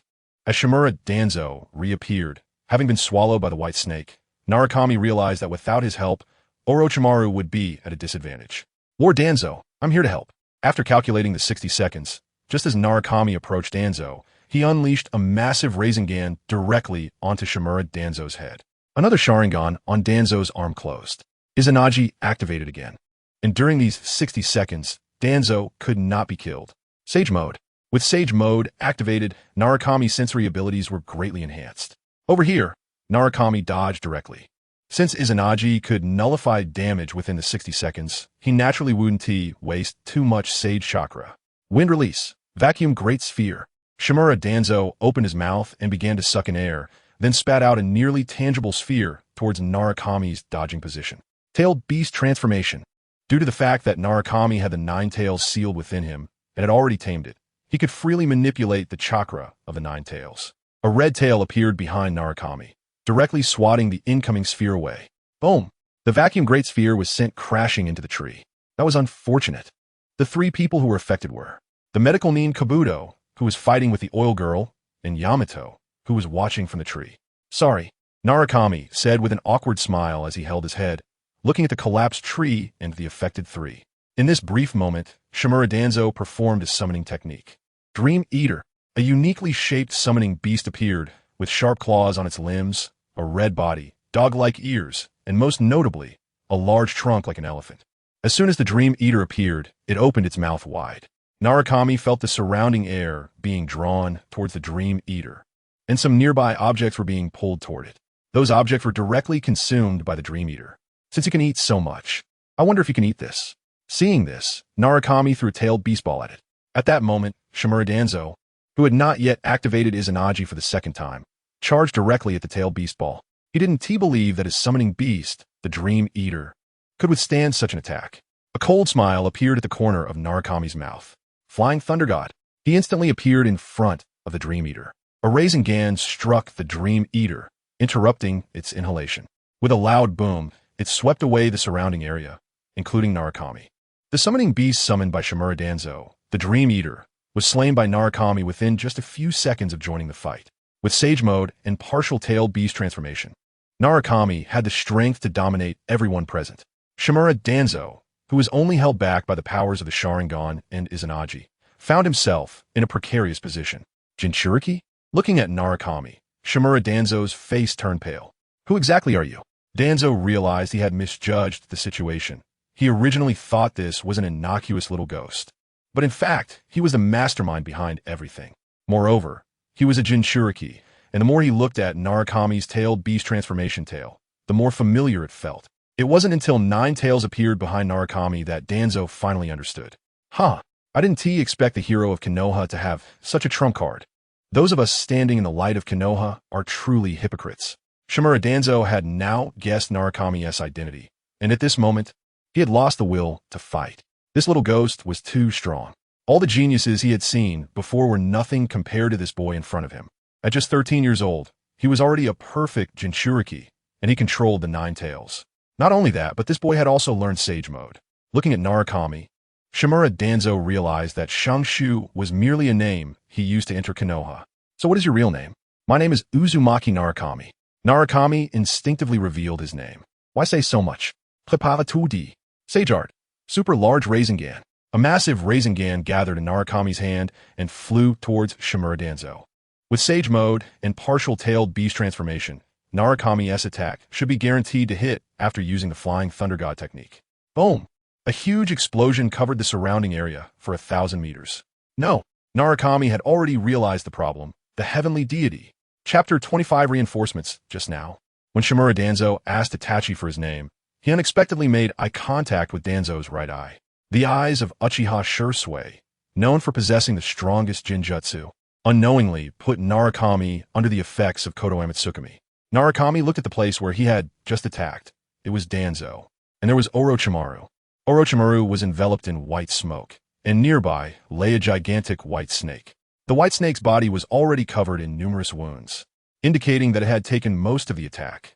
Even so, Orochimaru was severely injured. Orochimaru performed the serpent substitution technique. He opened his mouth wide, and a pair of hands emerged from inside, pushing through his mouth to reveal a slimy Orochimaru. Narukami-kun, you almost took my life. This time, Orochimaru had truly witnessed Narukami's power. Narukami sheepishly scratched his head and said, "How could you? You fell for Kodoama Tsukumi." Kodoama Tsukumi? Upon hearing this, Orochimaru was astonished. He knew that Danzo had transplanted Uchiha Shursui's eyes, but he was surprised as to how Narukami could break free from Kodoama Tsukumi so quickly. Kodoama Tsukumi was known for being the strongest Jinjutsu. Narukami, I'll explain later, but right now, the priority is to not let Danzo escape. You clean up the battlefield first. With that, Narukami departed directly. Why are you back again? Orochimaru looked at Narukami, who had returned. Did Danzo run off in that direction after being hit by Kodoama Tsukumi? Seeing the direction Orochimaru was pointing, Narukami disappeared in a flash of golden light. Orochimaru awkwardly watched Narukami leave, then looked around at the so-called battlefield. The area within 1,000 meters was devastated, with trees completely toppled. As the center of the attack, he had barely caught a glimpse of death just moments ago. He had used all his defensive ninjutsu to escape Narukami's attack. Looking at the few who had been caught in the aftermath of the attack, Yamanaka Kurenai was left with only a breath of life and was finished off by Orochimaru. Kabuto had been severely injured, with irreparable damage all over his body. Meanwhile, Yamato had not only killed Yamanaka F before the explosion, but had also encased himself within multiple layers of wood-release prison, coming out unscathed. Shimura Danzo. It seems like fate wants you dead. Danzo's escape route was precisely towards where Narukami had summoned reinforcements. As for why Narukami could awaken from Konoha Tsukumi so quickly, it was all because of the purple orb he wore on his chest. The several white dots inside had disappeared. He had not expected that the sage's symbol had such an effect. He had almost been killed by Orochimaru. Watching the explosion appear ahead, Narukami's mouth curled into a smile. Help has arrived. Fire release. Phoenix fire technique. Itachi spat out several fireballs towards Shimura Danzo. Bang! The attack struck Danzo directly, but a cloud of smoke rose. And the original Danzo transformed into a wooden stump. Substitution technique. At the same time, Danzo, standing on a tree, looked at the appearing Uchiha Itachi. I didn't expect it to be you. Danzo gazed at Itachi, who was once one of his subordinates. What? Is this revenge for the Uchiha clan's massacre? As one of the decision-makers behind the Uchiha clan's extermination, Danzo played a decisive role. This was also one of the reasons for Itachi's appearance. Just as Narukami had said, regardless of whether Itachi chose to exterminate his clan, their fate had already been irreversibly set on the path to annihilation. Moreover, the instigator of this event, Itachi, would naturally not let it go. Of course, regarding Narukami, Itachi now also harbored a deadly intent. Wind release, shuriken. Danzo flung several shuriken infused with wind chakra from his left hand. These shuriken were sharper and faster than ordinary ones. Boom! Itachi transformed into a flock of crows and dodged. Kolkurun technique. Wood release, great gun tree. Danzo's right hand transformed into a large tree, sweeping across the surroundings. Among the collapsed trees, a flock of crows flew up. At this moment, Itachi had appeared atop the great gun tree. Wood release, root explosion. Suddenly, the tree formed by Danzo's right arm grew rapidly, directly enveloping both of them. This was one of Danzo's wood release abilities derived from Hashirama cells. At the same time, Danzo activated Izanagi for the third time. This attack did not distinguish between enemy and ally, so Danzo had to transfer the damage he received using Izanagi. Watching Danzo use Izanagi, Itachi's eyes were filled with rage. These were the eyes that represented the Uchiha clan, left behind by his clansmen, now used by another. How could he not feel pain as a member of the Uchiha clan? Genjutsu bubble. Itachi understood the abilities of Izanagi, so since he couldn't harm Danzo during this time, he needed to find a way to stall. Danzo, with his transplanted Sharingan, could also cast Genjutsu. Escaping from the Genjutsu would be easy for him. Just as Danzo emerged from the Genjutsu, he fell under Itachi's Genjutsu once again. At the same time, the third Sharingan on Danzo's arm closed, and the fourth Sharingan opened. Illusion technique, shaku. In a mental world constructed by the user, the captured person's limbs feel as if they are being driven into wedges, completely losing bodily freedom, accompanied by the illusion of physical pain.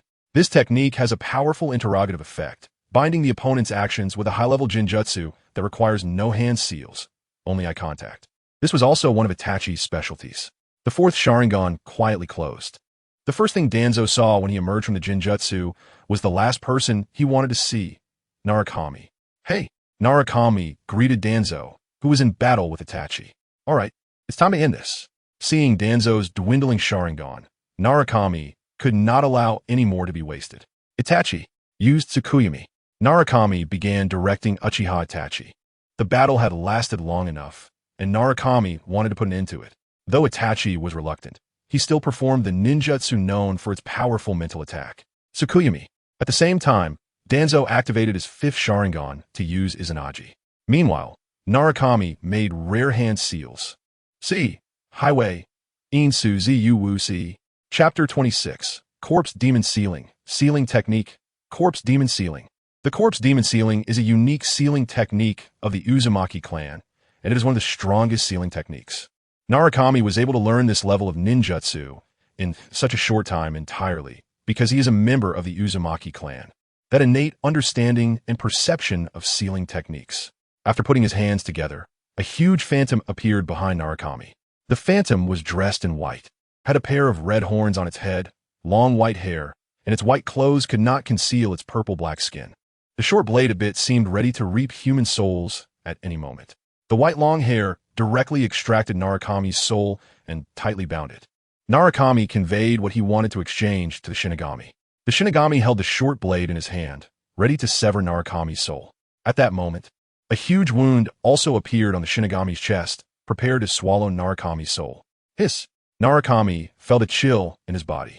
Stiffly, he put on his mask and formed hand seals. Just as the contract was fulfilled and the Shinigami's chest closed, Narukami directly used the short blade to split open his own chest. The pain of having his flesh directly cut open caused beads of sweat to appear on Narukami's forehead. At the same time, the Shinigami, who had just completed the contract, vanished in an instant, only to condense again. A huge wound appeared on the Shinigami's chest. Narukami's soul emerged from within. What Narukami had just brought was indeed the Shinigami mask of the Uzumaki clan. And what he cast just before the Shinigami disappeared was the corpse demon sealing. Release. Roar. The Shinigami, who had already formed a contract, then realized that he had been working for someone else, having made a futile trip, and let out a roar before reluctantly disappearing. What? Shimura Danzo looked incredulously at the arm that had pierced through his left chest. Coughing, Danzo spat out a mouthful of blood. His right arm Sharingan was still open. But Izanagi had not taken effect. Having just awakened from the Tsukimi illusion, Shimura Danzo did not know that in such a short time, Narukami had already formed a contract with the Shinigami, sealing Danzo's right arm and even his right eye. What have you done? Danzo fell to the ground unwillingly. He still had the 4-symbol seal to cast, but it was too late. Itachi, thank you. Looking at his bleeding chest, Narukami stuffed some twisted things back inside. Uchiha Itachi watched Narukami's actions, feeling numb. Crazy, but this is still a great opportunity. For the one who killed his entire clan, Narukami. Itachi was also filled with a killing intent. Now was an excellent chance. Uchiha Itachi, I know what you want to do. With a slight smile, Narukami's eyes suddenly turned cold and sharp. In an instant, Itachi felt as if his soul was being pierced. He didn't understand how Narukami could say such things while gravely injured. Itachi stood in front of Narukami, who was leaning against a large tree, with a pool of blood on the ground. I'm relying on the ability to kill Sasuke at any time. Do you think you still have a chance to go back? Even though Narukami had the ability to kill Sasuke, the severely injured Narukami had no chance of survival in front of Itachi. And what about this? As Narukami lay on the ground, 9 tails appeared behind him. Tail beast transformation, and it was 9 tails. You. Now Uchiha Itachi understood why Narukami dared to use the corpse demon sealing in front of him. At the same age of 13, Itachi began to admire Narukami a little. In Itachi's eyes, Narukami had anticipated everything that could happen and was prepared accordingly. This is the importance of knowing the plot. Seeing Narukami's chest wound visibly healing with the naked eye, Itachi realized that it was impossible to kill Uzumaki Narukami this time. Take care, I won't see you off. I'll find you again, next time if needed. As Uchiha Itachi walked away, Narukami's expression turned cold again. Come out. Orochimaru. Nothing escapes the eyes of Narukami-kun. A long snake appeared on the large tree Narukami was leaning against, and Orochimaru crawled out from it. One reason for Itachi's departure was also Orochimaru's arrival. However, knowing about the existence of the 9 tails, Itachi also gave up on this almost crucial reason. Narukami-kun, are you alright? Seeing the wound on Narukami's chest, Orochimaru asked anxiously. Just a small injury. Saying this, Narukami jumped a bit. As a result, those twisted things came out again, and Narukami stuffed them back indirectly. Seeing the scene, Orochimaru nearly vomited. At this point, Narukami had already cancelled the tailed beast transformation, and even Sage Mode was lifted. Narukami-kun, what are you doing? Me? I have a big show to perform. Narukami walked to Shimura Danzo's corpse and took out something that represented the identity of the root leader. It was a short ninja blade.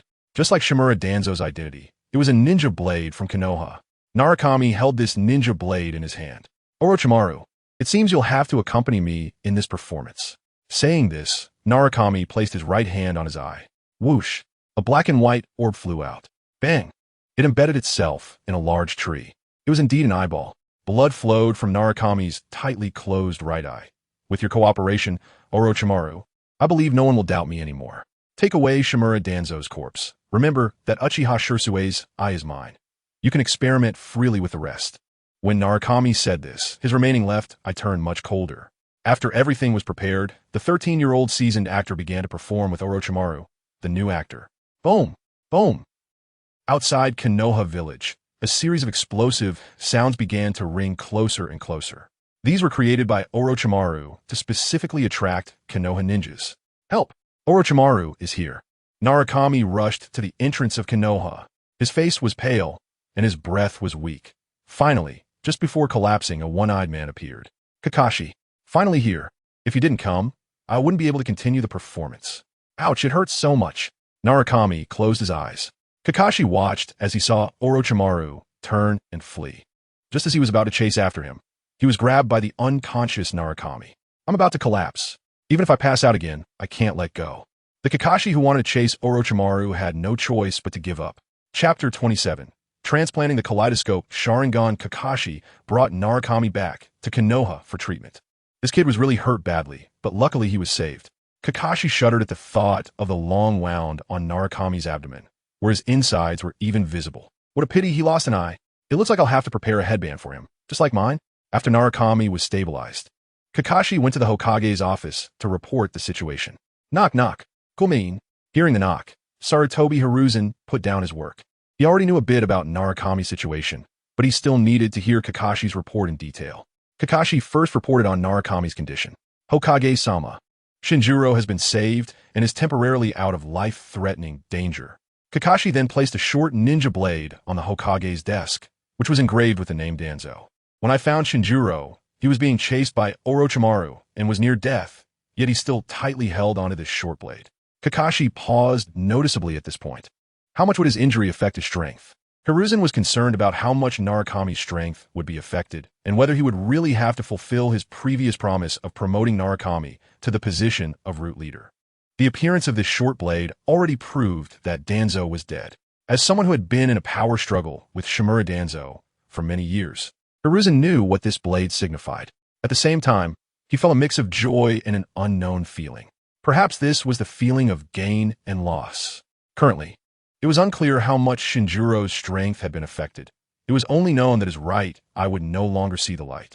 Kakashi indicated that even if Shinjiro recovered, he would still be weaker than before. Are you interested in entering the root and unifying the entire Umbu again? Sarutobi took a puff from his pipe. The Umbu and root had been divided for too long, and this opportunity should be used to reintegrate them. However, Hiruzen directly interrupted Kakashi. No buts. You know Shinjiro's situation better than I do. Do you really think that such a kid can control the root? Moreover, his strength is already significantly diminished. Staying in the root is problematic, let alone managing the entire root. And a kid whose identity isn't even confirmed is unlikely to ensure he isn't a spy from another village. But he has sacrificed so much for Konoha. Konoha will treat him well. All right, if there is nothing else to report, you can leave. Hiruzen didn't want to hear any more of Kakashi's arguments. All his decisions were made from Konoha's perspective. Kakashi stood at the top of the Hokage building, pushing up his Konoha headband over his left eye. He opened his still-sealed left eye, revealing the three-tomo Sharingan. This was the first time Kakashi stood from this angle, using this eye to overlook the entire Konoha village. The will of fire? This was also the first time Kakashi began to doubt the will of fire. Kakashi stayed alone for a long time, thinking a lot. Eventually, he returned to the ninja hospital. He looked at Narukami lying on the hospital bed, who was still unconscious. Kakashi began to watch Intimate Paradise beside him, trying to calm himself down. Indeed, he succeeded. A man remains a boy until death. However, Narukami, pretending to be unconscious, had already noticed Kakashi's arrival. It wasn't until a day later that Narukami finally woke up. You probably know that given your current state, it's impossible to meet Hokage-sama's previous conditions, Kakashi said, trying to spare Narukami too much distress, and chose to let Narukami decide to give up based on his current physical condition. Otherwise, the blow he would receive from Hokage-sama would be even greater. Yes, I know. I'm just thankful to be alive. I just want to stay in Konoha. After all, this is the only place in my memory. Narukami looked at the ceiling with a vacant expression, showing no signs of emotion upon hearing Kakashi's words, as if he already knew everything in advance. Don't worry, Konoha will treat you well. Seeing Narukami's attitude, Kakashi felt much more at ease. Rest well, and I look forward to your return to the Umbu. After leaving this sentence, Kakashi departed. Finally gone. I'm so tired of acting. Looking at the bandages wrapped around his chest and feeling that his right side was mostly wrapped as well, Narukami thought, the third Hokage truly is cunning. Knowing I was seriously injured, he immediately changed his attitude. Luckily, I didn't take his words seriously. In my current state, he shouldn't be keeping an eye on me anymore. As night fell quietly, Narukami left a shadow clone on the hospital bed and headed towards Orochimaru's hideout. The experimental base happened to be in the opposite location from where they had lured Danzo, which was why Konoha had searched all day without any results. Narukami-kun, you're back. Looking at Narukami, who was wrapped in numerous bandages, Orochimaru's eyes gleamed with intrigue. Are you ready for Shursue's eyes? Narukami had returned this time specifically to transplant Uchiha Shursue's eyes and Hashirama cells. I'm ready. When do we start? Orochimaru looked excited. The kaleidoscope Sharingan. Narukami had long awaited this moment, and so had Orochimaru. Moreover, Orochimaru's expression seemed more like he was about to transplant the kaleidoscope Sharingan himself, rather than Narukami doing it. Orochimaru was more excited about what his creation would turn out to be, and Narukami would be his most perfect work. Lying on the operating table, Narukami felt a chill run down his spine as Orochimaru held up the anesthetic syringe, preparing to inject it into Narukami's arm. No need, I can endure it. The medic, Kabuto, was stunned. This was an eye transplant, not a simple minor surgery. Can you really endure that? Orochimaru knew Narukami was still a bit cautious, so he smiled and handed the anesthetic to Kabuto. All right, Narukami-kun, the surgery is starting now. If you can't endure it, we can anesthetize you then. Narukami just smiled without saying a word. The surgery began. Orochimaru slowly peeled back the blood-stained bandages.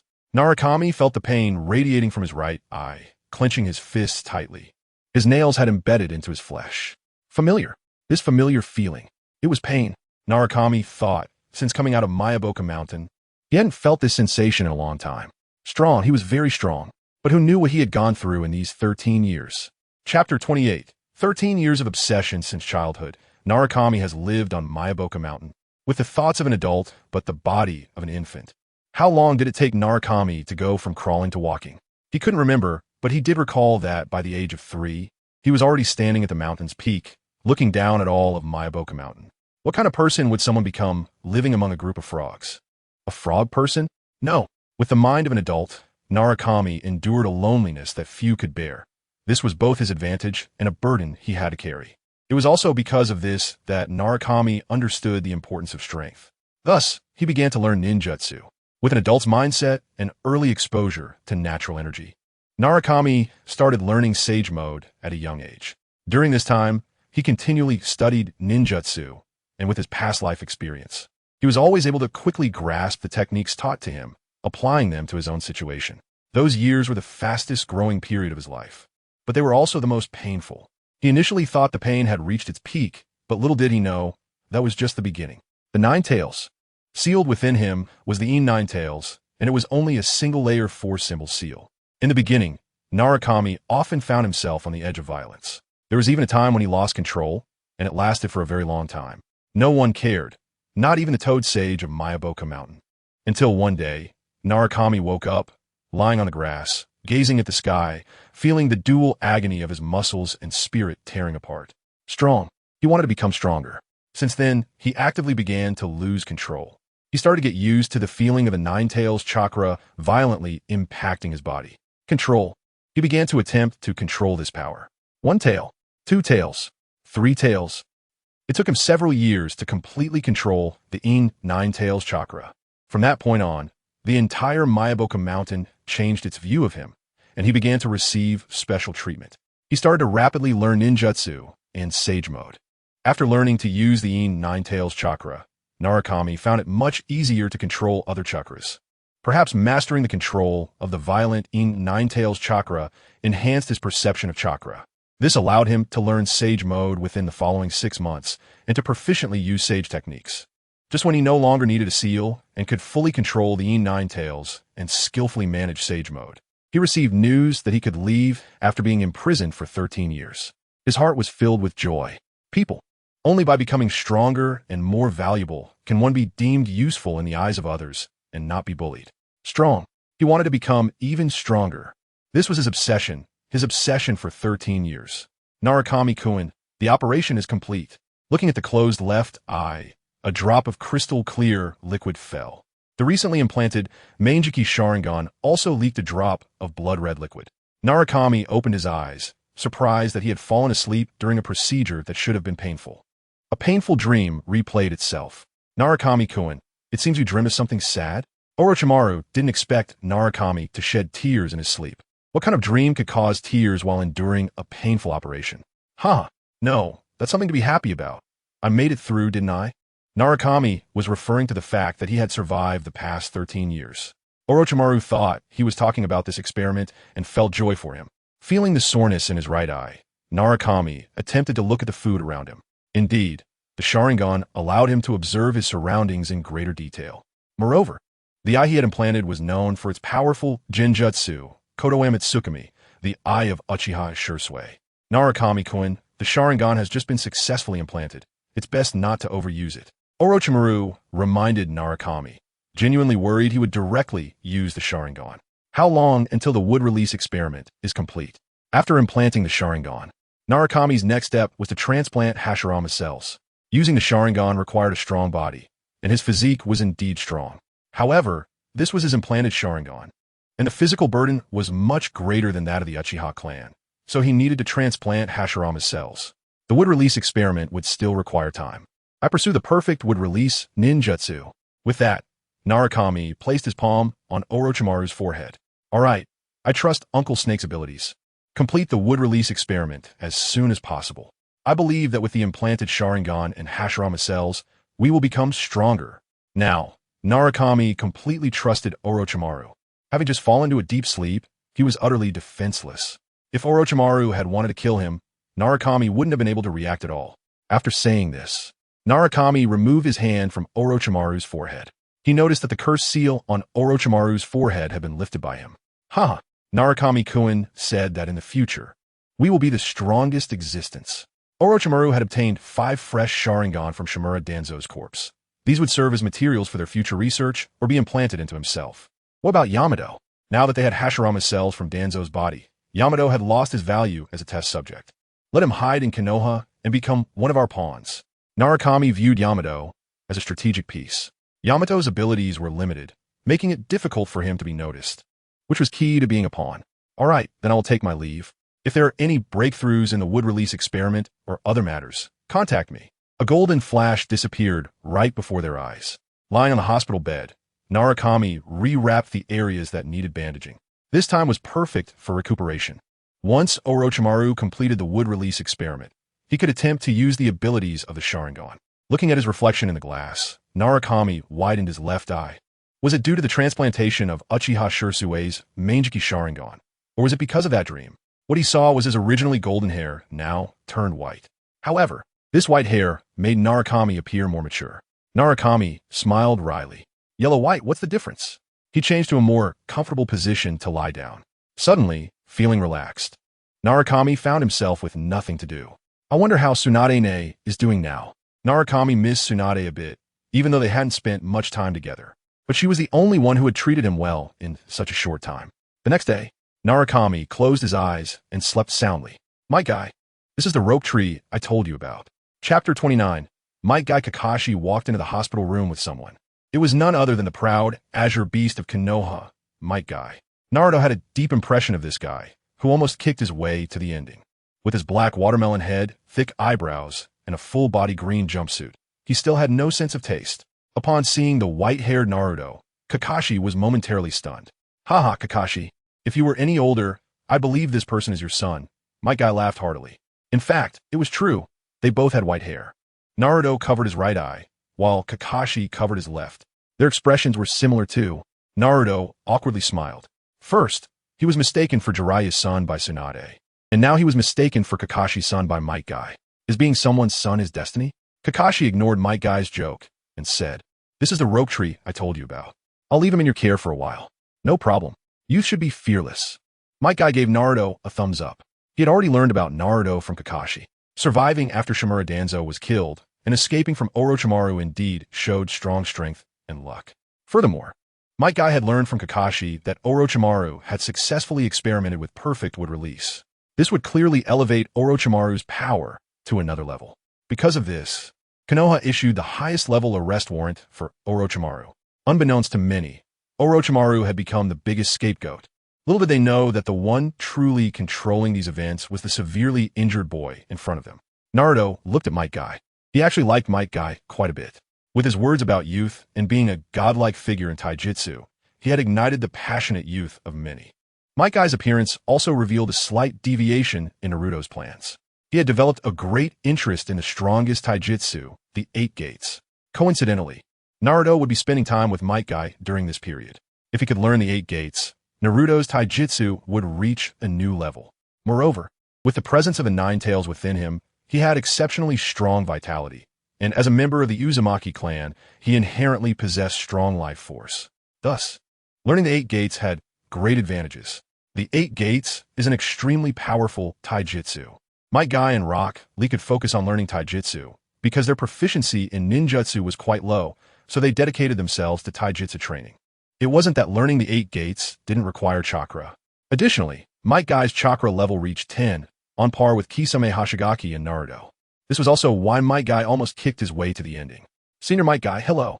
Naruto wanted to get up to greet him, but was pressed down by Kakashi. At that moment, Might Guy said, "Youth is about bravely accepting pain and working harder because of it. That is the passion of youth." Lee, did you see that? I reward you by running 50 laps around Konoha. Okay, sensei. Lee, who had been following Might Guy, gave a thumbs up and ran outside. It was then that Naruto noticed Lee's presence. He facepalmed. Only Lee could adapt to a teacher like Might Guy. If it were now, if a teacher rewarded a student by having them run even 10 laps around the playground, other classmates would probably look at that student with a dumbfounded expression. After dismissing Lee, Might Guy sat next to Naruto. "I've heard about your condition from the doctor. It's not just that you can't see out of your right eye. Your whole body has suffered serious injuries. This will affect the flow of chakra in your body. So it will be several times harder for you to perform ninjutsu in the future." At this point, Might Guy looked at Naruto with a compassionate gaze. Watching a genius fall from grace was a painful experience for people like them. However, they had no idea that Naruto had actually transplanted Uchiha Shursue's Manjiki Sharingan into his lost right eye. And Naruto's severely injured body was also a deliberate act on his part. His injuries were not only to gain sympathy, but also to confuse others and prepare for the transplant of Hashirama's would-release cells. These were all planned out by Naruto long ago. To Might Guy, it only made Naruto's situation seem even more tragic. A once promising talent had suddenly become like a cripple overnight. Kakashi will be out on a mission soon, so if you want to learn taijutsu, I will teach you during this time. Naruto didn't expect time to pass so quickly. It seemed that Team 7 had already been formed, and from Might Guy's earlier words, it was clear that they had already begun missions. Once the plot reached this point, the subsequent developments would accelerate. Naruto could hardly contain his desire to become stronger. He originally wanted to take this time to rest, but it seemed there was no time for that. Kakashi also mentioned that before you joined Root, you were an outstanding ninja.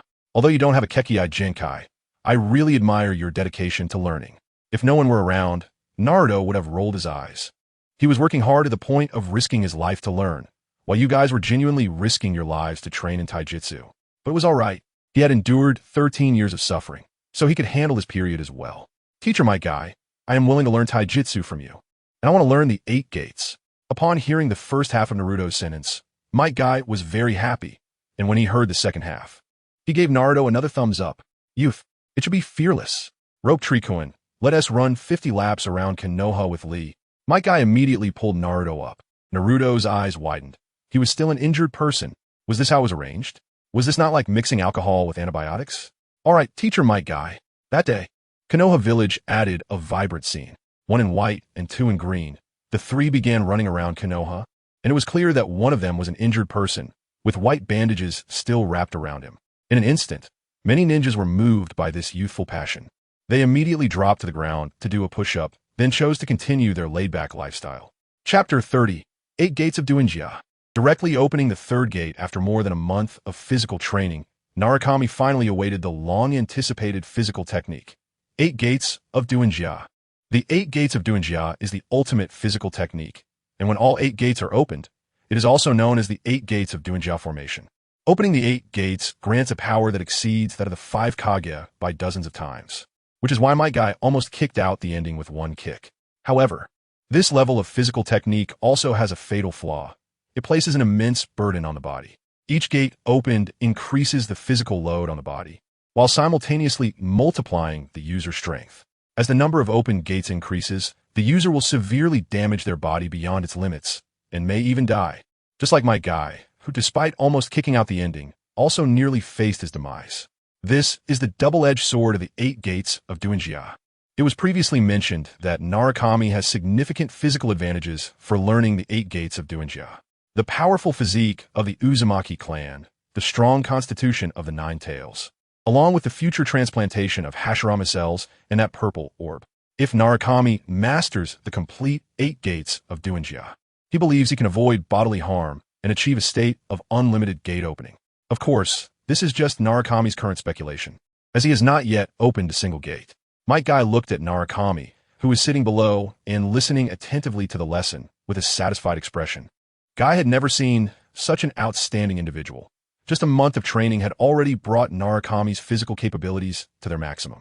This was also due to the 13 years of training Narukami had undergone in Myoboku Mountain. Bang! Might Guy tapped the small blackboard with a wooden stick. Lee, you should learn from Narukami. Although you've already learned this once, you still need to maintain a thirst for knowledge. He then continued to introduce the 8 gates of Doujin. The 8 gates, the open gate, the rest gate, the life gate, the injury gate, the dismissal gate, the view gate, the shock gate, and the death gate. Since Narukami is encountering the 8 gates of Doujin for the first time today, we will start with the first 3 gates. The open gate significantly increases the amount of chakra. The gates opened after this will also become easier. The rest gate clearly increases physical stamina, reduces fatigue, and significantly raises the body's resistance to impact. The life gate, the body can automatically absorb external free chakra to replenish its own chakra and stamina, and wounds heal faster. The first gate can execute the inner lotus, while the third gate can already execute the inner lotus as well. Narukami was not dissatisfied that Might Guy only taught the first 3 gates. After all, the current Lee could only execute the inner lotus with the third gate. Narukami remembered that even the inner lotus from just opening the third gate had once taught the invincible Gaara a lesson. Now, on the first day of encountering the 8 gates of Doujin, Might Guy had thoroughly introduced the first 3 gates. Under Might Guy's guidance, Narukami began to explore the locations of the 3 gates in his body. The first gate, the open gate, is located in the brain. The second gate, the rest gate, is also in the brain. However, their positions are such that one is on the left side of the brain and the other is on the right. The third gate, the life gate, is located in the chest area. The inner lotus requires these 3 gates to unlock the shackles of the human body, allowing the overflowing chakra to be released. From the inner lotus onwards, if the body cannot withstand this high-intensity load, it will cause irreparable damage. With Might Guy's guidance, Narukami, sitting cross-legged on the grass, unexpectedly opened the open gate on his own. Narukami felt an abrupt increase in chakra within his body. Was this the feeling of opening the first gate? It was simply more exhilarating than taking a bath and having a massage from a lovely lady. Both Might Guy and Lee noticed Narukami's situation. This guy actually opened the open gate under the teacher's simple guidance. It took me a long time to open it back then. Bang! Might Guy punched Lee on the head. You idiot! Can you compare with Narukami? Work twice as hard, Lee. Otherwise, Narukami will soon surpass you. Just when the two thought it would end there, a more powerful chakra erupted from Narukami's body. Rest gate. Open. The second gate opened, and Narukami felt that his mental state had improved significantly. He could also sense the vibrant energy of his cells. Enoughly, seeing that Lee had no intention of stopping, Might Guy immediately intervened. Life gate. Open. Narukami's body was now surrounded by a tangible gas formed by chakra. At that moment, Narukami also felt this sense of breaking free from the human body's shackles for the first time. It felt as if a bird trapped in a cage had flown back to the blue sky. A fish confined in a fish pond had returned to the vast ocean. The feeling of infinite release of physical capabilities continued to expand, until this sensation began to breach the limits of his body and kept expanding. His body cells began to die. Narukami experienced for the first time what it felt like to suffer bodily damage after opening the 8 gates of Doujin. Lee. Might Guy rushed toward Lee, realizing that opening the third gate was not something an absolute beginner like Lee could handle. If not stopped in time, this rising star might once again fall. Just as Might Guy prepared to assist Lee, the gaseous chakra on Narukami's body suddenly retracted back into his body. It's over. Might Guy looked at Narukami, who had managed to exit the state of the third gate on his own, with a face full of astonishment. A genius. A talent that appears once in 100 years, or even 1,000 years. Might Guy looked at Narukami with the eyes of someone who saw the heir to the 8 gates of Doujin. To be able to directly open the third gate on the first try and still have control over it in such a situation. Although he did not execute the inner lotus, Might Guy believed that under his guidance, Narukami would be able to master the inner lotus in 7 days. No. With Narukami's intelligence, 3 days would be enough. Lee, you're the most suitable person for the 8 gates of Duinjia that I have ever seen. Might Guy's eyes revealed an indescribable emotion. After learning the first 3 gates of the 8 gates of Duinjia, Narukami did not feel much sense of achievement. Opening the first 3 gates was of no use to him at present. Sage Mode, the Nine-Tails transformation. Aren't they all stronger than this?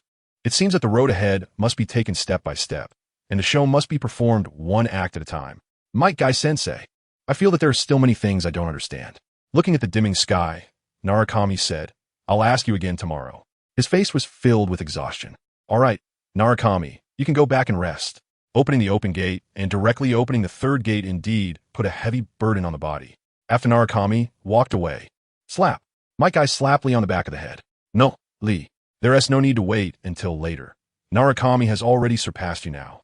We're twice as hard, Lee. Don't rest tonight. Run around Konoha village 100 more laps. Okay, Sensei. Lee covered his head, shedding 2 lines of hot tears. Chapter 31 Perfect would release. This is the difference between a good student and a bad one. The bad students are always hurt in unintentional ways. Returning to the house where he lived, the moment he stepped inside, Narukami sensed something in the room. There was a fluctuation of chakra. The corners of Narukami's mouth curled up, lacking any sense of vigilance. Orochimaru, you finally sent word. Narukami walked to his usual table and sat down. He saw a small black snake crawling up the table leg and onto the table. The little snake stood upright in the center of the table and nodded at Narukami, as if to bow respectfully. Then, the little snake opened its mouth and surprisingly spat out a scroll. Narukami didn't care about the slime on the scroll and opened it directly. Would release experiment a perfect success, return quickly, transplant. Just a simple dozen words reignited Narukami's heart, which had been silent for a month. Looking again at the table, the small snake that had delivered the message had already vanished. Narukami gazed at the night sky outside. A gust of wind blew away the thick clouds, revealing a full moon. Haha, Orochimaru is really something. For the first time, Narukami genuinely praised Orochimaru. Uncle Snake truly is a man at the pinnacle of technology. If one day Orochimaru told Narukami he had created a Gundam, Narukami would believe it. No doubt about it. Technology is the greatest productive force. In this era that emphasizes bloodlines, talent, and cheat-like abilities, if Narukami wants to become stronger, Orochimaru is his greatest ally. Golden flashes disappeared into the darkness. The table was left with only the ashes that remained after the scroll had burned. In the dense, damp forest, a point of gold kept flashing, showing Narukami's impatience. With would release, Narukami's right eye, the kaleidoscope Sharingan, could also be used now. Narukami-kun, you've arrived. As Narukami entered the nearby kilometer area, Orochimaru noticed him. The wood release experiment had entered a critical phase, and Orochimaru had already filled the surroundings with his vision. The entire base resembled a snake den, filled with snakes everywhere. This was precisely what Orochimaru had created. Seeing Orochimaru after a month, Narukami was first surprised. He had already undergone transplantation. Looking into Orochimaru's eyes, they were no longer the original snake-like pupils, but a pair of Sharingan. This was the result of Orochimaru transplanting one of the 5 Sharingan left on his arm after killing Shimura Danzo. And looking at Kabuto, he also had a pair of Sharingan. Wow, you two each have a pair of beautiful pupils, and I only have one. What do you mean by beautiful pupils, Narukami-kun? Orochimaru asked curiously. Oh, that thing. It's not important. Is the experiment completed? Narukami quickly changed the topic, talking about those beautiful pupils. Orochimaru nodded and looked at the large glass containers behind him. Inside were dark green liquids, and within those liquids were some plants that were growing.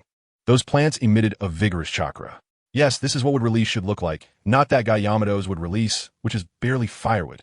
Narukami showed a satisfied expression in his eyes. He looked at those plants and asked, can we transplant Hashirama cells now?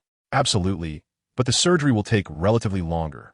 Orochimaru's eyes sparkled again. He needed a fearless test subject like Narukami. How long? Narukami was still waiting to go back and learn the last 5 gates of the 8 gates. 3 days. Actually, 3 days was a conservative estimate from Orochimaru. After the perfect experiment, Hashirama cells were larger than before, and the difficulty of transplantation was greater. Moreover, Narukami wanted to transplant them all over his body, of course excluding the head. He didn't want something that looked like psoriasis on his face, which would only affect his appearance. His white hair was already eye-catching enough, not to mention his white skin. All right, let us start now. Narukami thought to himself. 3 days of absence should be fine. Now the third Hokage, Tsurutobi Hiruzen, should be too busy to track him down, as he was occupied with integrating the Umbu. And Kakashi was also out on a mission with Team 7. So now it was just the oblivious Might guy and his student. Tricking those two was like child's play for Narukami, who had 13 years of acting experience. Narukami-kun, do you need anesthesia this time?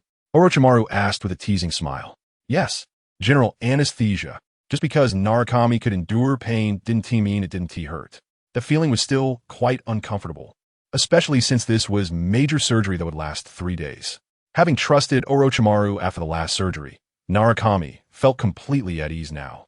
Orochimaru and Kabuto exchanged a smile, took out the syringe, and began injecting it into Narukami's body. Due to Narukami's strong physique, they injected more anesthetic. Narukami felt his eyelids growing heavier and didn't resist, simply closing his eyes. A knife, a gust of wind. Narukami dreamed he was lying under a large tree. On the grass, the tree was enormous, its crown covering a radius of thousands of meters. This massive tree resembled a spear piercing directly into the sky. Narukami began jumping on the tree, wanting to see just how high it was and how vast this world was. Thick tree trunks were trampled under Narukami's feet, witnessing the swaying of large leaves. Narukami gradually felt fatigue in his body, but he didn't stop. Outside, Orochimaru-sama, you've been busy for 2 days, let me take over. Kabuto looked at the fatigued Orochimaru, who was in the middle of surgery.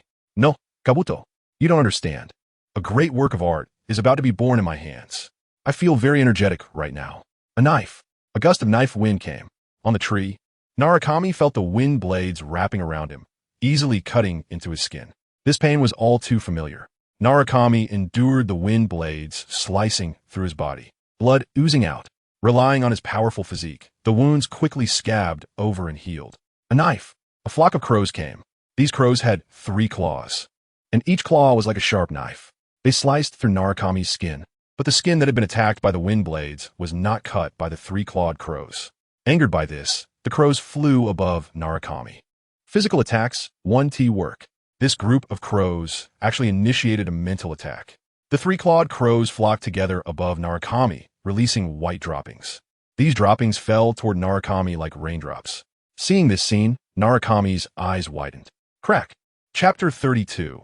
Hard observing Heart Ming Shun delivered an elbow strike that directly severed a thick tree branch, using the branch, still adorned with leaves, as a broom. The falling white specks were swept back by Ming Shun's broom, transforming what was once a flock of black crows into a mix of black and white crows. Haha, how does that feel? Lord Orochimaru, is Ming Shun speaking nonsense? The medicine master Do observed the upward curve of Ming Shun's lips and the movement of his mouth. Ming Shun must be having a beautiful dream about wood release. Orochimaru remained focused on his artistic creation, swinging the broom to knock all the crows down. Beneath Ming Shun, many 3-legged crow corpses lay on the branch, while some had already fallen to the ground, becoming invisible. Climbing, step by step, surgery, cut by cut. Finally, Ming Shun saw the top of the great tree. At that moment, he felt an unusual change in his body. Beneath his skin, it felt like seeds were ready to burst forth. His movements became sluggish and stiff. Crack. Ming Shun's skin cracked, and a green sprout appeared. Soon, one after another, green sprouts emerged on his body. Ming Shun gazed at the peak so close before him, continuing to climb upward, step by step. At last, the green and lush Ming Shun stood at the top of the great tree, looking down at everything. This was a colossal tree, yet it grew on the body of a humanoid monster. Suddenly, the giant humanoid monster opened its eyes. Bang! Ming Shun felt a jolt to his mind. The enormous figure was actually himself. He then looked at the green sprouts on his body, where stood a minuscule humanoid, barely perceptible, staring back at him with tiny eyes, just as he was staring at the giant eye in the distance. Success! Orochimaru, having put down the scalpel, felt extremely fatigued. Yet his eyes remained fixed on Ming Shun on the operating table. 7 days. A full 7 days, which was more than double Orochimaru's initial estimate. Fortunately, the surgery went very smoothly without a single issue. Slumped on the ground, Orochimaru awaited Ming Shun's awakening. However, what he encountered was the wood release secret technique. Flower Tree Realm descends. Boom! Orochimaru felt the ground tremble, with countless explosive sounds erupting. Trees burst forth from the cracks in the ground, continuously growing until they pierced the clouds. The The base of Orochimaru's experiment was in the hollow of a great tree. But now this tree was enveloped by the suddenly appeared giant trees, perfectly concealed. Orochimaru watched in awe as this unfolded. It was nothing short of a miracle. Giant trees reaching dozens of kilometers high appeared in the area. How about that, Orochimaru? This is a gift for you, compared to the gift given to Uchiha Itachi. This time Ming Shun put in much more thought. This was an excellent hiding spot, towering into the clouds, easily detectable, with such a vast area and so many trees. If one hid in the hollow of a tree, even if a ninja village sent out all its ninjas to search for a year, they might not find it. Moreover, would that ninja village risk the safety of their own village by sending all their ninjas out to search? What do you think? Do you like it? How about giving it a name? Ming Shun moved his limbs, feeling the refreshing sensation brought by the Hashirama cells. Strong, unprecedentedly strong, but difficult to control. Ming Shun felt it was much harder than taming the Nine Tails. He hadn't intended to make such a commotion, yet the ground cracked, directly altering the terrain. It was just that his chakra was abundant, and he hadn't been drained at once. A name? No need. Someone will surely give this place a resounding name, and then the ninja world will revere it. Ming Shun understood what Orochimaru meant. How many days had the surgery lasted? Ming Shun still had to return to Konoha to learn the 8 gates of Uchiha. Quietly excel, then surprise everyone. No, wrong theater. It should be quietly develop. Then annihilate everyone. Ming Shun suppressed his swelling excitement. Orochimaru awkwardly smiled. 7 days. What? Has it already been 7 days? Yes. The difficulty of the surgery was much greater than expected, and its power was significantly stronger too. Ming Shun somewhat agreed with Orochimaru's words. Indeed, the power of the wood release exceeded his imagination, but he still couldn't control it skillfully. If he were to perform a large-scale wood release ninjutsu in Konoha, the village would likely turn into a forest. All right, I'll take my leave now. I'll be back in a while. This was a time of rapid growth for Ming Shun. First, he secretly learned ninjutsu from the Sealing Book, then obtained the Mangeki Sharingan, transplanted perfect Hashirama cells, and learned the 8 gates of Uchiha. Everything was getting better. Everything was improving. Ming Shun felt genuinely happy. Although he had not fully mastered all 4 gains, Sealing Book ninjutsu, not completely learned. Mangeki Sharingan, still merely a decoration. Hashirama cells, strong, but still not able to control them skillfully. 8 gates of Uchiha, only able to open 3 gates at the decorative stage. As Ming Shun was heading back to Konoha, many people noticed the towering forest that pierced the clouds. What is that? One person curiously asked. It looks like a forest? Your forest has grown straight up into the sky. So green, I feel like it's hinting at something. One person's words interrupted the thoughts of several others. Do you have a partner? No. Do you have a partner? No. Do you have a partner? Stop looking. I'm talking about you who are reading this. No. That's good. Yes. You're done for. You've fallen into the Green River. Coincidentally passing by, Ming Shun overheard these people and was stunned. Indeed, such matters are unavoidable in any era or context. When he hurried back to Konoha, he coincidentally ran into a large group of ninjas heading out. Ming Shun guessed these ninjas were going to that forest. As for Orochimaru, there was no need for Ming Shun to worry. After all, he was a character who survived to the end. In terms of survival skills, Ming Shun felt Orochimaru surpassed him, even though he had still managed to catch him. Shangshu, you're finally back. I thought you were kidnapped. Might Guy grabbed Ming Shun's hands tightly. This was the heir to his ultimate technique of the 8 gates of Uchiha. Relying on Lee was not an option. Only by surviving until the end could one laugh last. And Rock Lee clearly was not that kind of person. Otherwise, he would have been sealed for over 500 episodes. Chapter 33. Konoha's strategist teacher, Might Guy. I've been contemplating the 8 gates these past few days and have finally made a breakthrough. As he spoke, Narukami directly opened the 3rd gate, skipping the opening gate and rest gate and directly activating the life gate. This method of unlocking the 8 gates is something only Might Guy can currently accomplish, as it requires an extremely deep understanding of the 8 gates and superior physical endurance. It's not a gradual process, but rather a direct leap to a certain point. Might Guy looked at Narukami, who had opened the 3rd gate, with a shocked expression. He had opened the 3rd gate without any signs of reaching his physical limits. The last time Guy saw Narukami, he could barely open the 3rd gate. This demonstrates the power of the Senju cells. They possess extraordinary recovery abilities, and Narukami's physical strength is now beyond that of an ordinary ninja. Even Guy's current physical strength might be slightly inferior to Narukami's. This time, Might Guy did not immediately praise Narukami, but instead halted his actions. Have you told anyone about this? With your current talent for the 8 gates, it has reached a level that requires secret protection. Once you grow, you will definitely possess power on the level of a Hokage. This will elevate Konoha's strength to a new level. But before that, we must keep it as concealed as possible. No, teacher Might Guy, you're the first. Huh, that's good. Might Guy patted Narukami's shoulder, now placing significant expectations on him. In a hidden location, Might Guy was teaching Narukami how to unlock the 4th gate, the Wound Gate, 5th Gate, the Limit Gate, and 6th Gate, the View Gate. The Wound Gate further enhances attack and speed, causing physical damage and entering the dangerous zone of the 8 gates, truly entering the state of the 8 gates. This is why Might Guy did not let Narukami learn the 4th gate immediately. Opening the 4th gate is the real beginning of deep engagement with the 8 gates. The Limit Gate allows speed to be sufficient to lift the air and stir the ground during movement.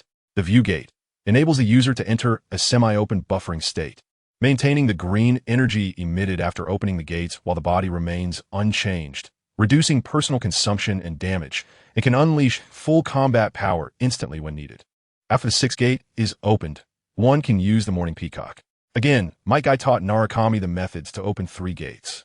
It wasn't because he didn't want to teach the last 2, but the difficulty of the 7th and 8th gates was too high, and Guy believed Narukami's current state couldn't handle it. Wanting to rush will not lead to success. Narukami needed to comprehend step by step. As expected, even though Narukami pushed his physical limits this time, he could only open the 4th gate. It seems that learning the 8 gates quickly is impossible. Narukami realized he had been a bit impatient. He felt he had advanced too quickly during this time and had neglected his connection to nature and the understanding of some ninjutsu. Nara Shikamaru.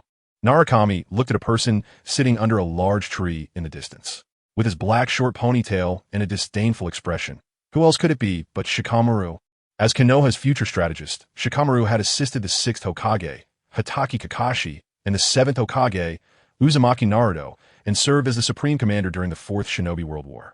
It is evident that the entire Shinobi world absolutely recognizes Nara Shikamaru. However, this person was quite averse to trouble in the early stages. Just like when he discovered Narukami's anomaly earlier, he still kept that information to himself. Shikamaru looked up at Narukami as he approached, showing no intention of conversing. Due to Shimura Danzo's death and the restructuring of the Umbu, Narukami had indirectly achieved merit.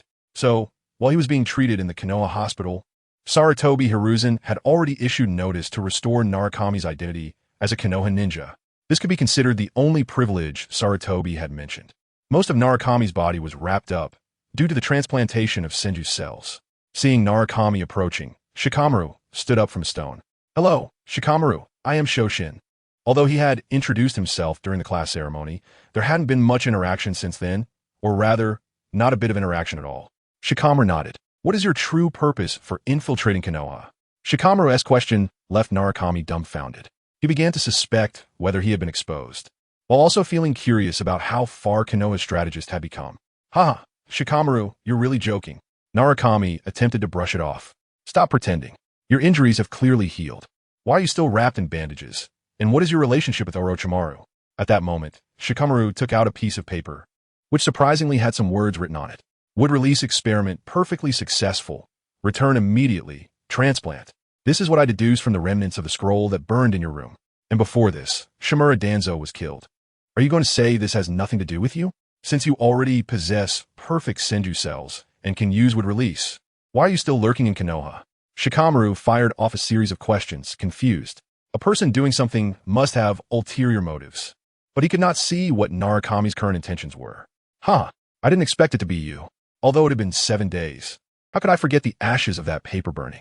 The wind scattering it may be a good explanation, but have you ever considered that it was meant for you? Narukami joked, but his eyes suddenly turned cold. Shikamaru, do you understand the will of fire? If one day you need to make a sacrifice for the will of fire, would you? Shikamaru did not expect that someone who had infiltrated Konoha would talk to him about the will of fire. It was truly laughable.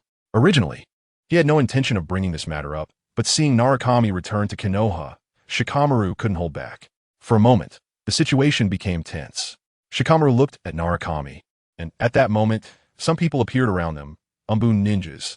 Just as the two were conversing, Root ninjas surrounded Narukami. There were quite a few of them. It seemed the Hokage had already believed what you said. Narukami's face turned pale. Shadow imitation technique. Chapter 34. This call. I am the director. At the moment when the shadows of the two intersected, Shikamaru activated the shadow imitation technique. It appeared as if there was something connecting the two shadows, and in an instant, Narukami's body became uncontrollable. Just then, a ninja from the Umbu attacked. Water release. Water sticky rope, another controlling ninjutsu, headed towards Narukami. This yellow substance, resembling a giant blob of slime, struck Narukami's body. In this brief moment, Narukami was already restrained by the Umbu's control. Fire release. Great fireball technique, a large fireball, came crashing towards Narukami. Bang! White smoke rose up, and the originally bound Narukami had transformed into a puddle of water. Wood clone. The Umbu ninja immediately understood what was happening. They quickly became vigilant of their surroundings. Wood release. Silent killing binding technique at that moment. Dozens of wooden spikes suddenly appeared, targeting the Umbu ninjas. These wooden spikes wrapped around the Umbu ninjas, instantly restraining 5 or 6 of them. The ones not ensnared by the wood release began to rescue their fellow Umbu ninjas. At that time, Narukami suddenly appeared, heading towards Shikamaru. Not good. One of the Umbu ninjas noticed Narukami's intention. Wood release. Violent spear technique. Wood release. Wood block wall. Narukami's wooden spear aimed at Shikamaru was suddenly blocked by the emerging wood release ninjutsu. It was Yamato, who also possessed the wood release bloodline limit. The defensive technique just now was initiated by Yamato. If you're wondering why Narukami was attacking his own people, this is just the plot setup. Yamato's appearance turned the tide of the battle significantly, and at that moment, another person suddenly appeared, Might Guy, along with Sarutobi Hiruzen trailing behind him. Sarutobi Hiruzen, rarely seen without his pipe, appeared composed and did not wear his Hokage robe. Seeing so many people suddenly appear, Narukami's expression changed. Wow, this old man is serious. With that, Narukami began to flee into the distance. Might Guy, who could open the 8 gates, and Sarutobi Hiruzen, known as the god of ninjutsu. These combat powers were no joke. It could really lead to death. Fin Yukon, I really misjudged you. Might Guy's poor acting could only reach this level, but the surrounding people were already convinced. 6th gate, open. Might Guy's body surged with a massive amount of chakra. Leaf instant body technique, whoosh. There was no shadow of a person appearing. Narukami, who was trying to escape, was just about to leap when Might Guy directly grabbed his right foot. Then, Might Guy threw Narukami toward a large rock. Boom! The law of smoke without injury was once again in effect. A large amount of dust was kicked up, and at the point of impact, the concentrated chakra energy did not surge. Wood release. Would substitute at the moment of hitting the rock. Narukami used the wood substitute. Suddenly, there was a flash, and the original Narukami turned into a wooden figure. Might Guy also noticed the anomaly and kicked towards a large tree in the left front. With a single kick, the tree was cut in half, and from above came down a figure, Narukami. After opening the 6th gate, Might Guy's physical potential was pushed to the limit. In the previous attack, the speed of Might Guy's kick actually generated flames from the friction with the air. This showed just how exaggerated his speed was. Wood release. Diamond wood release. Diamond wood 2 restraining wood release ninjutsu were activated simultaneously. One was initiated by Narukami to target Might Guy, and the other by Yamato to control Narukami. Suddenly, many wooden spikes surged from the ground, wrapping around Narukami like agile snakes. On the other hand, Might Guy, having opened the 6th gate, found it relatively easy to defeat the snake-like wooden figures with a punch and a kick. Just as Narukami was breaking free from the wood release, a foot flew towards him. No way. Is this for real? Narukami looked at Might Guy's flying kick, almost thinking it was the kick that would conclude the battle. Wood release. Tree world wall. Narukami formed hand seals with one hand, and suddenly, a tall wooden wall rose in front of him. At that moment, the nearby Umbu ninjas attacked the emerging wooden wall, trying to create a gap to assist Might Guy's assault. Water release. Water severing wave. Several ninjas formed hand seals to perform ninjutsu, and one ninja even used a technique that Senju Hashirama once used. But as the tiny water streams hit the wooden wall, it felt like a child's urination. Great momentum. No power.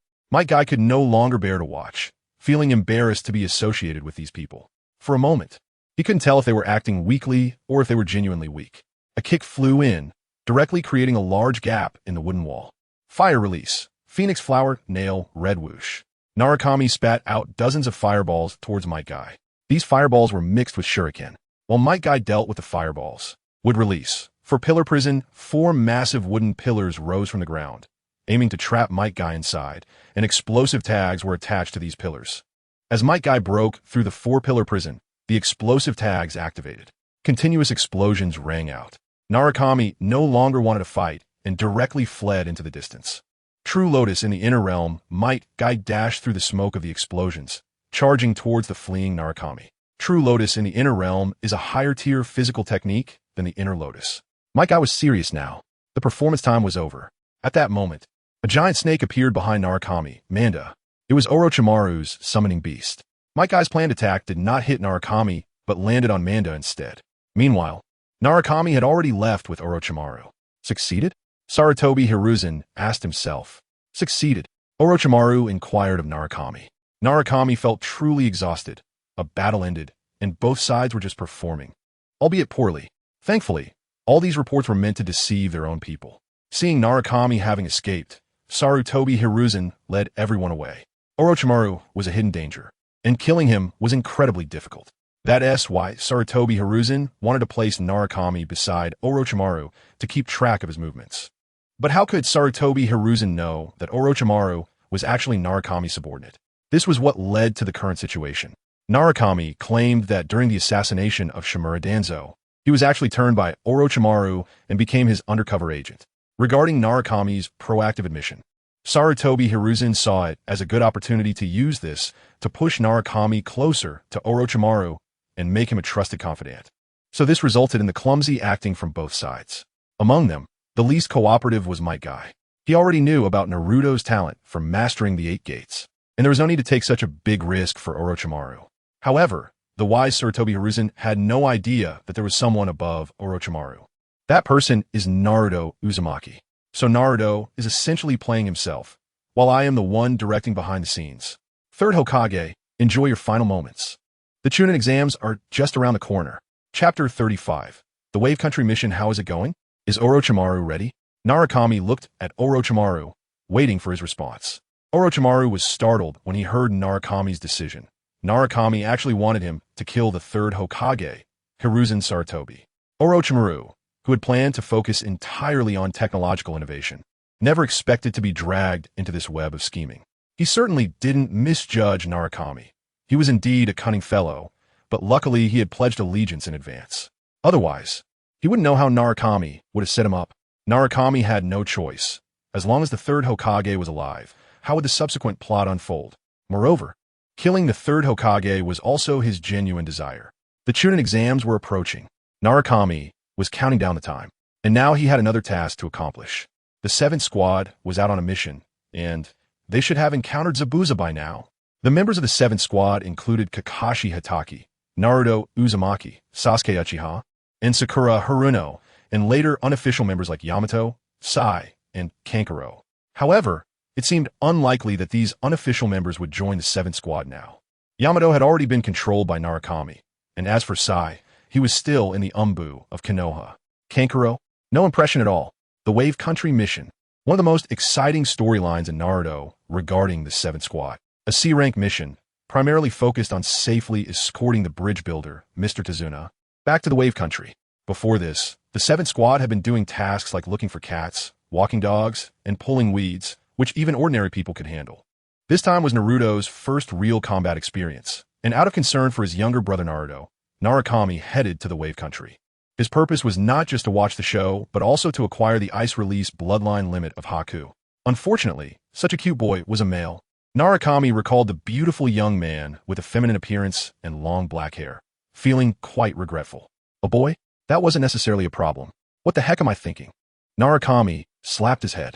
Having a younger brother like Naruto was one thing, but as an older brother, he couldn't keep thinking like this.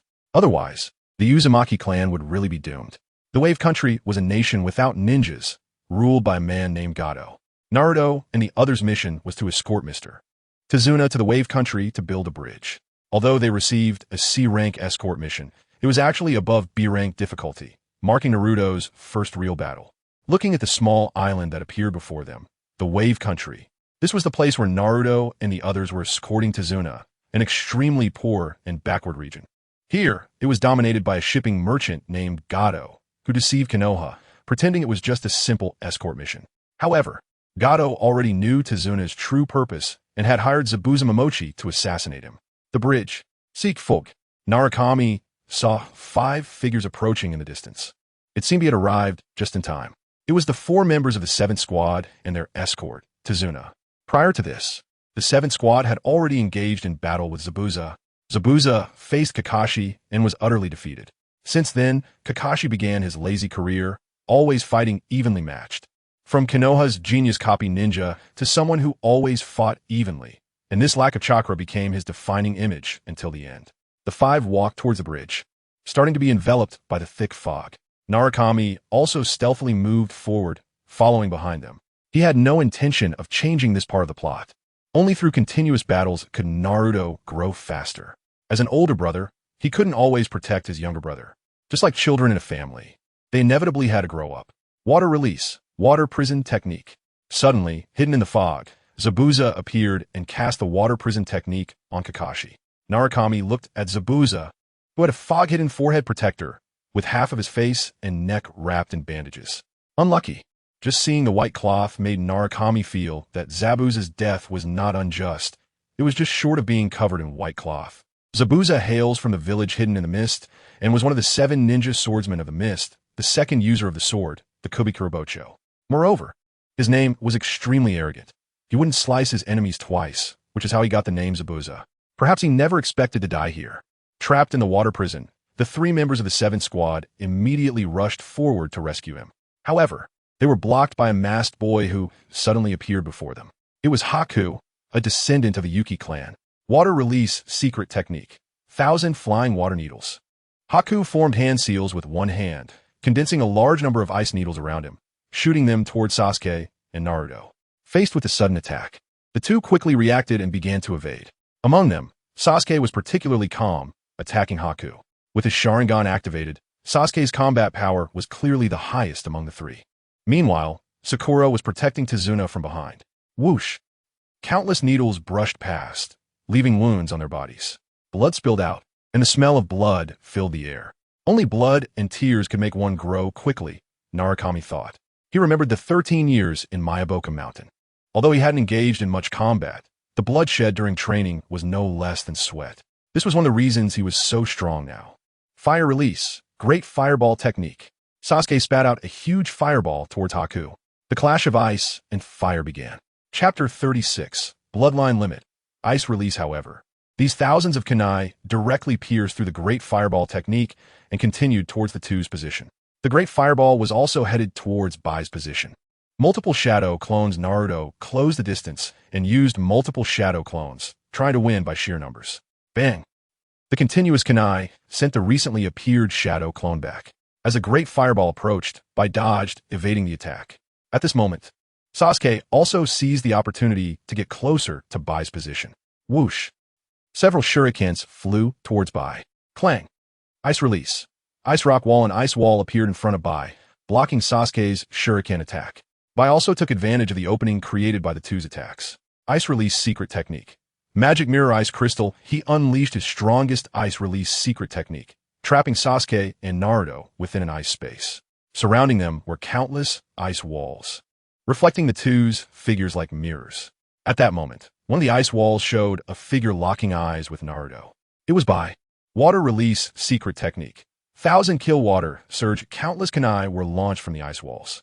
In an instant, the 2 were left with no defense. Naruto and Sasuke had no way to counter Bai, who was constantly moving within the ice walls. The situation on the other side of the battlefield was not optimistic either. Kakashi, who was originally trapped in the water prison, had managed to escape, but he bore a large wound on his body. This was intentional on Kakashi's part. Seeing the summoning dog he had brought, it was clear he aimed to find Zabuza's hidden position in the mist by tracing the blood on Zabuza's body. Kakashi's strategy proved effective. Water release. Water Dragon Bullet. Kakashi used water release to find a position and launched an attack. As the attack approached, Zabuza revealed himself. The Water Dragon Bullet hit Zabuza, only to turn into a puddle of water. Water clone Zabuza once again disappeared into the mist. The ninja dog on the ground began sniffing, trying to locate Zabuza again, and finally, Kakashi made a new discovery. Water release. Water prison technique copy ninja. Kakashi began his copying moment. The tide of battle began to turn. On the other side of the battlefield, Naruto was hidden in the mist. He was propping his head up with his right hand, watching the battle of the kids. Bai, constantly darting between the ice walls, had become the biggest problem for the two. They couldn't hit him and could only passively take hits. Sasuke, covered in kunai, had a cold, sharp gaze. He saw a large number of kunai heading towards the already heavily injured Naruto. Sasuke activated his Sharingan and rushed towards Naruto's position, swinging the kunai in his hand. But he couldn't block all the kunai. In the end, he had no choice but to shield Naruto with his own body. It's really hard to guard against home thieves. Watching the escalating passion of the two, Naruto sighed. Seeing Sasuke blocking in front of him, Naruto's eyes were filled with barely contained excitement.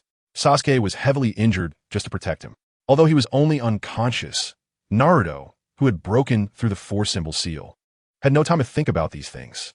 Naruto lay on the ground, his body enveloped in the tailed beast chakra, a red tail swaying behind him. Losing some rationality, Naruto began to attack the ice release secret technique, Magic Mirror Ice Crystal. However, the ice crystal was exceptionally strong, and numerous attacks failed to shatter it. At this moment, Bai launched another attack towards Naruto, but the tailed beast-empowered Naruto was incredibly fast, dodging most of the kunai attacks, and those he couldn't avoid were swept back with his tail. As the chakra of the Nine Tails continued to surge, Naruto's strength increased. He charged towards the ice crystal once more. For Sasuke, who lay on the ground, Naruto, like someone who had lost a close friend, began to attack violently. The sharp claws of the Nine Tails left marks on the ice crystal. Crack! Finally, one of the ice crystals shattered. With one broken, more followed. Under Naruto's fierce assault, the ice release technique had been severely weakened. Ultimately, Naruto looked at Bai before him, his body filled with raging chakra surging out. And the Bai who had lost the magic mirror ice crystal no longer had the strength to fight back. No matter how many kunai struck Naruto's body, they couldn't inflict significant damage. Bang! The tailed beast-empowered Naruto swept his tail against Bai. Bai crashed heavily to the ground, rolling several times, and his mask shattered. Naruto looked at Bai, who stood up again. It's you. The tailed beast-empowered Naruto's eyes were filled with shock, and the chakra on his body slowly returned to the seal. Just as the two were about to reminisce, the battle on the other side had reached a critical point. Thunder Beast Chase Fong Kakashi's right hand was charged with high-intensity electricity. This was a rare opportunity for Naruto to closely observe Kakashi's use of lightning release. Zabuza, already heavily injured, felt a flicker of fear in his eyes upon seeing Kakashi's lightning release technique. Kakashi rushed towards Zabuza at high speed. Zabuza, having lost all ability to counterattack, saw the dazzling light and no longer thought of dodging. It seemed he had resigned himself to his fate. He slowly closed his eyes. Sizzle, the sound of flesh being torn reached Zabuza's ears, but he felt no pain in his body. Slowly opening his eyes, he saw Bai blocking in front of him. Blood flowed down Kakashi's arm, which had pierced through Zabuza. After using Raikiri, Kakashi had very little chakra left. Looking at the boy who had just appeared, Kakashi hadn't anticipated this. Seizing the opportunity, Zabuza kicked Kakashi away. Ignoring the fallen Bai, he charged towards Kakashi. Just as everyone was focused on the confrontation between Zabuza and Kakashi, Naruto quietly appeared and took the unconscious Bai away, leaving behind a new Bai corpse. This was something Naruto had prepared with Orochimaru before setting off. Bai Naruto's arms was not dead. Just as Raikiri was about to pierce Bai's vital spot, Naruto intervened and slightly deflected Kakashi's attack, ensuring Bai was heavily injured but not immediately dead. Although Kakashi had little chakra left, Naruto still had the strength to fight. With Naruto's help, Zabuza was pushed back. Looking at the corpse on the ground, Zabuza kicked Bai a few times. Little ghost, get up quickly. As a weapon, how can you fall before me? I need you to attack them. But the cold, lifeless body on the ground doesn't care about my words. It still lies there. Seeing this, Naruto couldn't hold back. Ultimate secret technique, verbal jutsu, don't heaven's mouth. Chapter 37. Nin examines Naruto, took out a sage symbol from the purple orb and slapped it onto Haku's body. Haku, on the brink of death, instantly healed. As he looked at his own body lying on the ground through the thick fog, and at the moment when he lunged into the crowd, biting into a kunai to kill Kato, he stepped forward, wanting to help Zabuza. But at that moment, Naruto pulled him back. Your past is over. You need to know that I saved you. Looking at the fallen Zabuza, Haku shed 2 tears. As the tears fell, they surprisingly crystallized into ice on Haku's cheek. Let's go. Naruto will bury you together. Although Haku was extremely reluctant, the black and white cursed seal on his forehead no longer allowed him to act according to his own thoughts. Or Naruto. Who is this girl? Kabuto now completely believed in Naruto, even changing his form of address to a respectful one. Huh. Naruto glanced at Haku. This is our new teammate. Tell Kabuto the truth. Don't mess around. Such things should only be realized after discovering them for oneself. Naruto was already looking forward to Kabuto's attitude towards Haku in the future. Meanwhile, Haku remained cold and indifferent, not even looking at Kabuto. Zabuza was dead. A person who had treated him as a weapon but had accompanied him for so long was gone. Haku had enjoyed the feeling of being used as a weapon. At least he was needed, right? And this sudden appearance of the masked man had brought him to this unknown place. It was a forest towering into the clouds. Haku had never seen such tall trees, so he took a few more glances. Naruto-kun, is this the child with the bloodline limit? Ice release that you mentioned? Although Naruto was not much older than Haku, in Orochimaru's eyes, Naruto was more cunning than some old foxes who had lived for decades. When Kabuto heard that this handsome young man brought by Naruto had a bloodline limit, his eyes widened a bit, seemingly having some other thoughts. Looking at Haku, who was immersed in pain, Naruto knew that it would be unlikely to bring out Haku's abilities in a short time. Bloodline limits had too high of a ceiling. Every ability would unleash unparalleled power. Those with bloodline limits needed protection. Being crushed in the cradle was the greatest enemy of bloodlines and talents. Orochimaru, are you ready? Naruto was asking about the upcoming exams. The time for the exams was getting closer. Naruto stood on a tree, looking down at the earth. How long had it been since leaving Myoboku Mountain? Naruto had not counted, but it had indeed been a long time. This time had been very fulfilling. Naruto was either becoming stronger or was on the path of becoming stronger. Or perhaps he was either deceiving others or being deceived. Now, he had finally reached a turning point. The Nin exams would plunge the entire ninja world into conflict after this examination. Because following the exams, the mysterious organization Akatsuki would make its appearance, beginning the operation to collect pets, tailed beasts. It was finally starting. Naruto watched as ninjas from several villages converged towards Konoha. Among them were also ninjas coming to watch the competition and some daimyes. The location of the Nin exams was in Konoha village, with participants from 4 other ninja villages: Tsunade with 30 people, Amigakure with 21 people, Kusagakure with 6 people, Takigakure with 6 people, Otogakure with 3 people, and Konoha, as the host, with 87 people. Naruto blended in among them, and Orochimaru was also hiding among them. Hokage-sama, Orochimaru has infiltrated the village. Naruto reported the situation to Sarutobi Hiruzen, without directly stating Orochimaru's intentions. Even if he did, Hiruzen wouldn't believe it 100%. Is it to sabotage the Nin exams? SHG, report any developments immediately. After SHG left, the Umbu appeared in the Hokage's office. The Umbu of Konoha began to move, raising the village's security level several notches. Orochimaru also noticed Konoha's changes.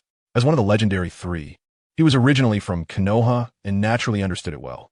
It seems Naruto-kun has already begun to make arrangements, Orochimaru said with a hint of a cold smile. The 2 people beside Orochimaru were also disguised, Kabuto and Haku. After passing through Konoha's layers of checks, the Nin exams finally officially began. The first round was a written test. It was truly a case of 8 immortals crossing the sea, each showing their prowess. As he looked at Ibiki Marino on the podium, dressed entirely in black, revealing only a scarred face, the inexperienced genin were already frightened by this setup.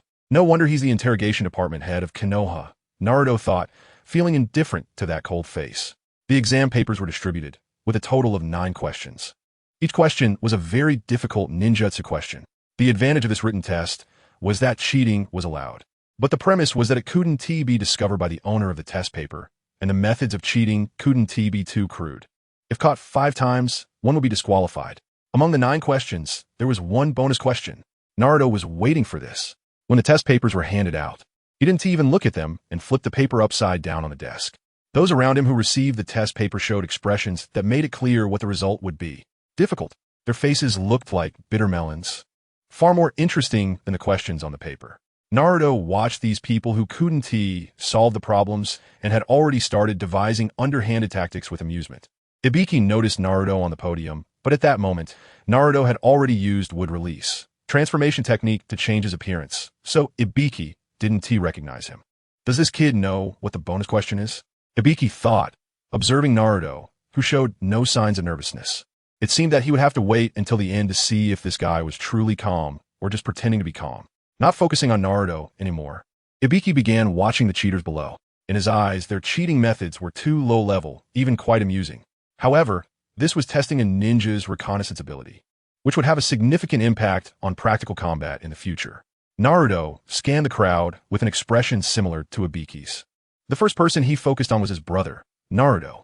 He saw Naruto take the test paper and the expression on his face that clearly showed he didn't know what to do. He was even pulling his hair and rubbing his face. It seemed that if it weren't for that bonus question, this Nin exam would have ended for Naruto before it even began. Naruto sighed and waited for the bonus question. After all, knowing what the bonus question was, why would he spend so much effort on these elementary school questions? In Naruto's eyes, these were elementary school questions. He had already thoroughly studied Chidori, let alone these questions. Chapter 38, The Death Forest. The most obvious among them was Inuzuka Kiba, as he was seen with his red fong scanning others' exam papers back and forth. Then, he communicated with his dog in barks. Kiba's face showed a triumphant expression as he continuously wrote and doodled on his paper. Indeed, being from a dog-breeding family is not ordinary. On the other hand, Gaara was gathering a grain of sand, peeking at others' papers. When Gaara caught sight of Narukami, he unexpectedly felt a familiar sensation rising within him. Thinking of this, some blood-colored sand appeared around Gaara's body. This sand had changed due to being tainted by Gaara's blood during that battle when he was transformed by the tailed beast. With Narukami's appearance, the ninja world had changed to some extent. The more one came into contact with Narukami, the more changes occurred. The most noticeable troublemaker was Orochimaru. If it weren't for Narukami's strong insistence for him to come, he would probably still be researching lightning release techniques. Meanwhile, the two with bloodline limit eye techniques began to copy others' exam papers. Sasuke activated his Sharingan to imitate the writing motions of others. Isn't this kid afraid of running into someone who can't write at all? Narukami rubbed his forehead, recalling how he rarely encountered such situations in his past life, especially since he had suffered a great loss.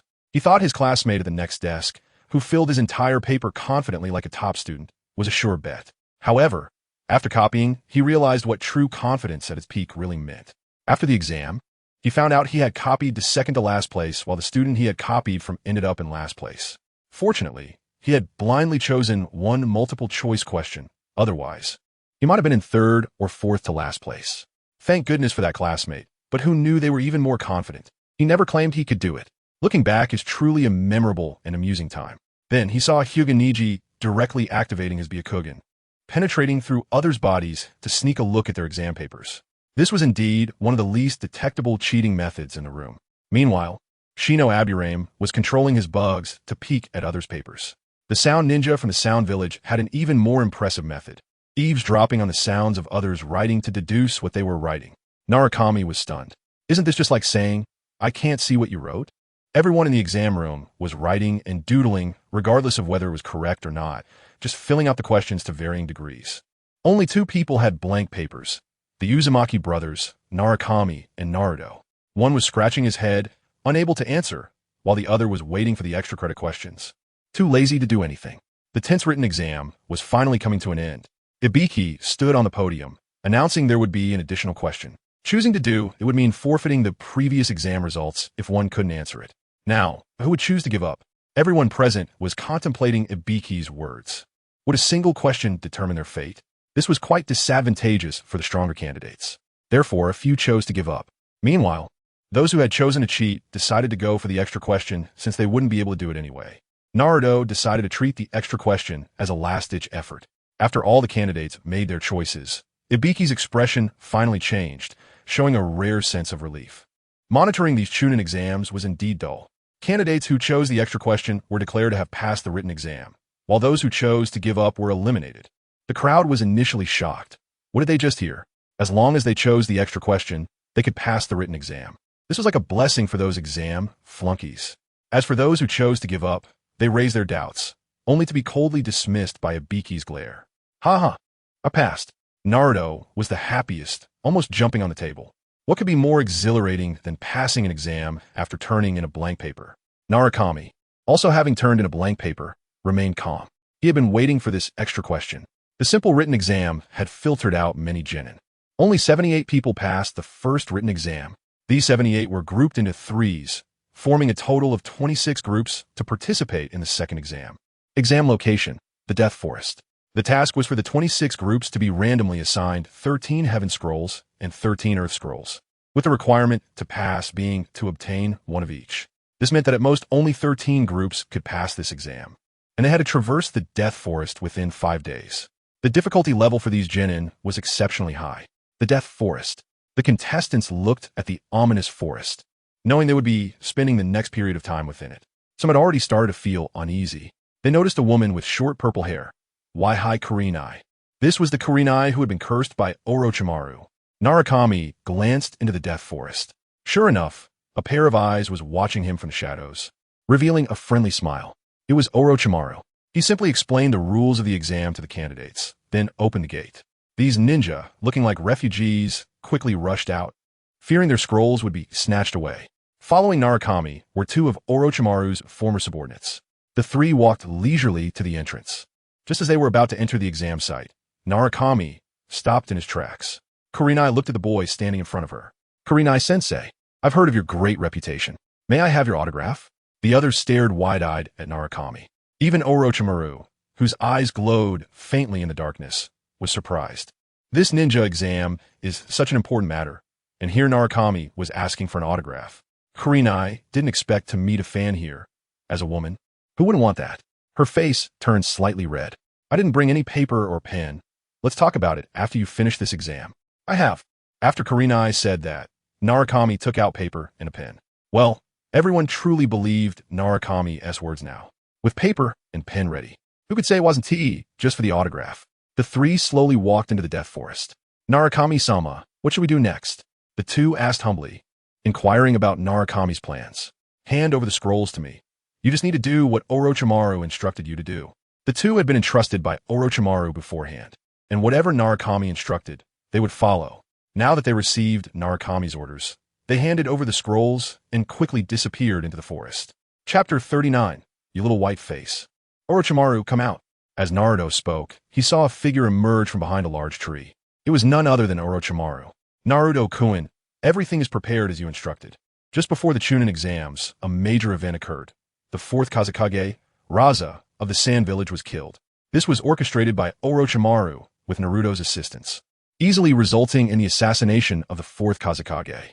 At this moment, the Sand Village was still unaware that the true 4th Kazekage was dead. The individual claiming to be Raza was actually a disguise by Orochimaru. The subsequent attack on Konoha was a joint effort by the Sand Village and other ninja villages. This was exactly what Naruto had in mind, since Danzo was dead and no one was left to carry out the agreement Orochimaru had with him in the original story. He would take on the task. It could be said that Naruto had planned this attack on Konoha. All right, let's proceed according to the plan. Seeing Orochimaru hesitate, Naruto knew he had nothing left to say. In fact, he had already guessed what Orochimaru wanted to express. After all, Sarutobi Hiruzen had been his former teacher. Although they had conflicts, it was not to the extent of killing each other. This was Orochimaru's dilemma. To personally kill his own teacher? No. Yet, Orochimaru still chose this path. Immortality. His desire for eternal life surpassed everything. Only with Naruto's help could he acquire more experimental materials and possibilities. So he chose Naruto. Watching Orochimaru disappear, Naruto's heart fluctuated for a long time. It was not his choice to appear in the world of Naruto. At that time, he chose to experience as much of what he had seen in the story as possible, and to make up for the regrets he had in his heart. This was also one of his pursuits. However, all of this could only be accomplished under the premise of his strength. Standing at the peak, witnessing the ups and downs of the ninja world, and compensating for those past regrets was what Naruto believed to be the greatest value of his existence. It began. The exciting part was just beginning. With a golden flash, Naruto leaped deep into the forest of death. Meanwhile, a large number of ninjas had gathered outside Konoha. A great battle was imminent, but Konoha had already prepared under Naruto's warning. Seeing his unfortunate younger brother, Naruto felt a bit ashamed. Just as he entered the forest of death, Naruto was captured by a rain ninja. This rain ninja seemed to intend to deceive Sasuke for the Heaven Scroll. After the rain ninja left, Naruto approached Naruto. Although Naruto did not know who was standing before him, as long as it was not the rain ninja from before. He considered him a good person. Can you let me go?" As Naruto pleaded for Naruto to untie him, the Nine Tails, sleeping within Naruto's body, suddenly shivered. This familiar scent, is it him? The Nine Tails opened its eyes, looking through the sealed door towards the outside, and couldn't help but take a few steps back, thinking that it had been quite obedient during this time, without any extreme actions. Moreover, during the previous battle on the big bridge, it had even lent Naruto some chakra. Why is this plague god back again? The Nine Tails said irritably.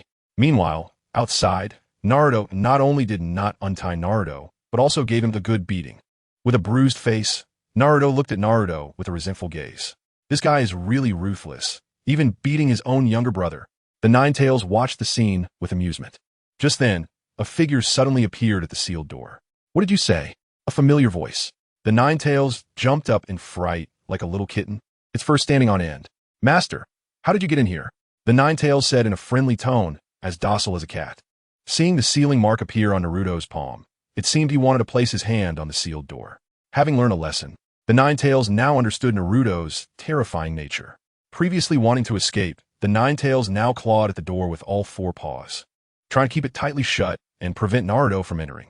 Seeing the Nine Tails like this, Naruto couldn't help but smirk. The more you struggle, the more excited I get. From behind Naruto, the Nine Tails appeared, and when the foxes meet, there will surely be a beating. Ow! Ah! Oh! Strange cries echoed in the ceiling space. Naruto swaggered out from behind the door. My younger brother is still too weak. He needs to grow faster. Let's give him more power. After saying that, Naruto's figure vanished. Your brother wanting to get stronger is none of my business. You just came here to give him a beating.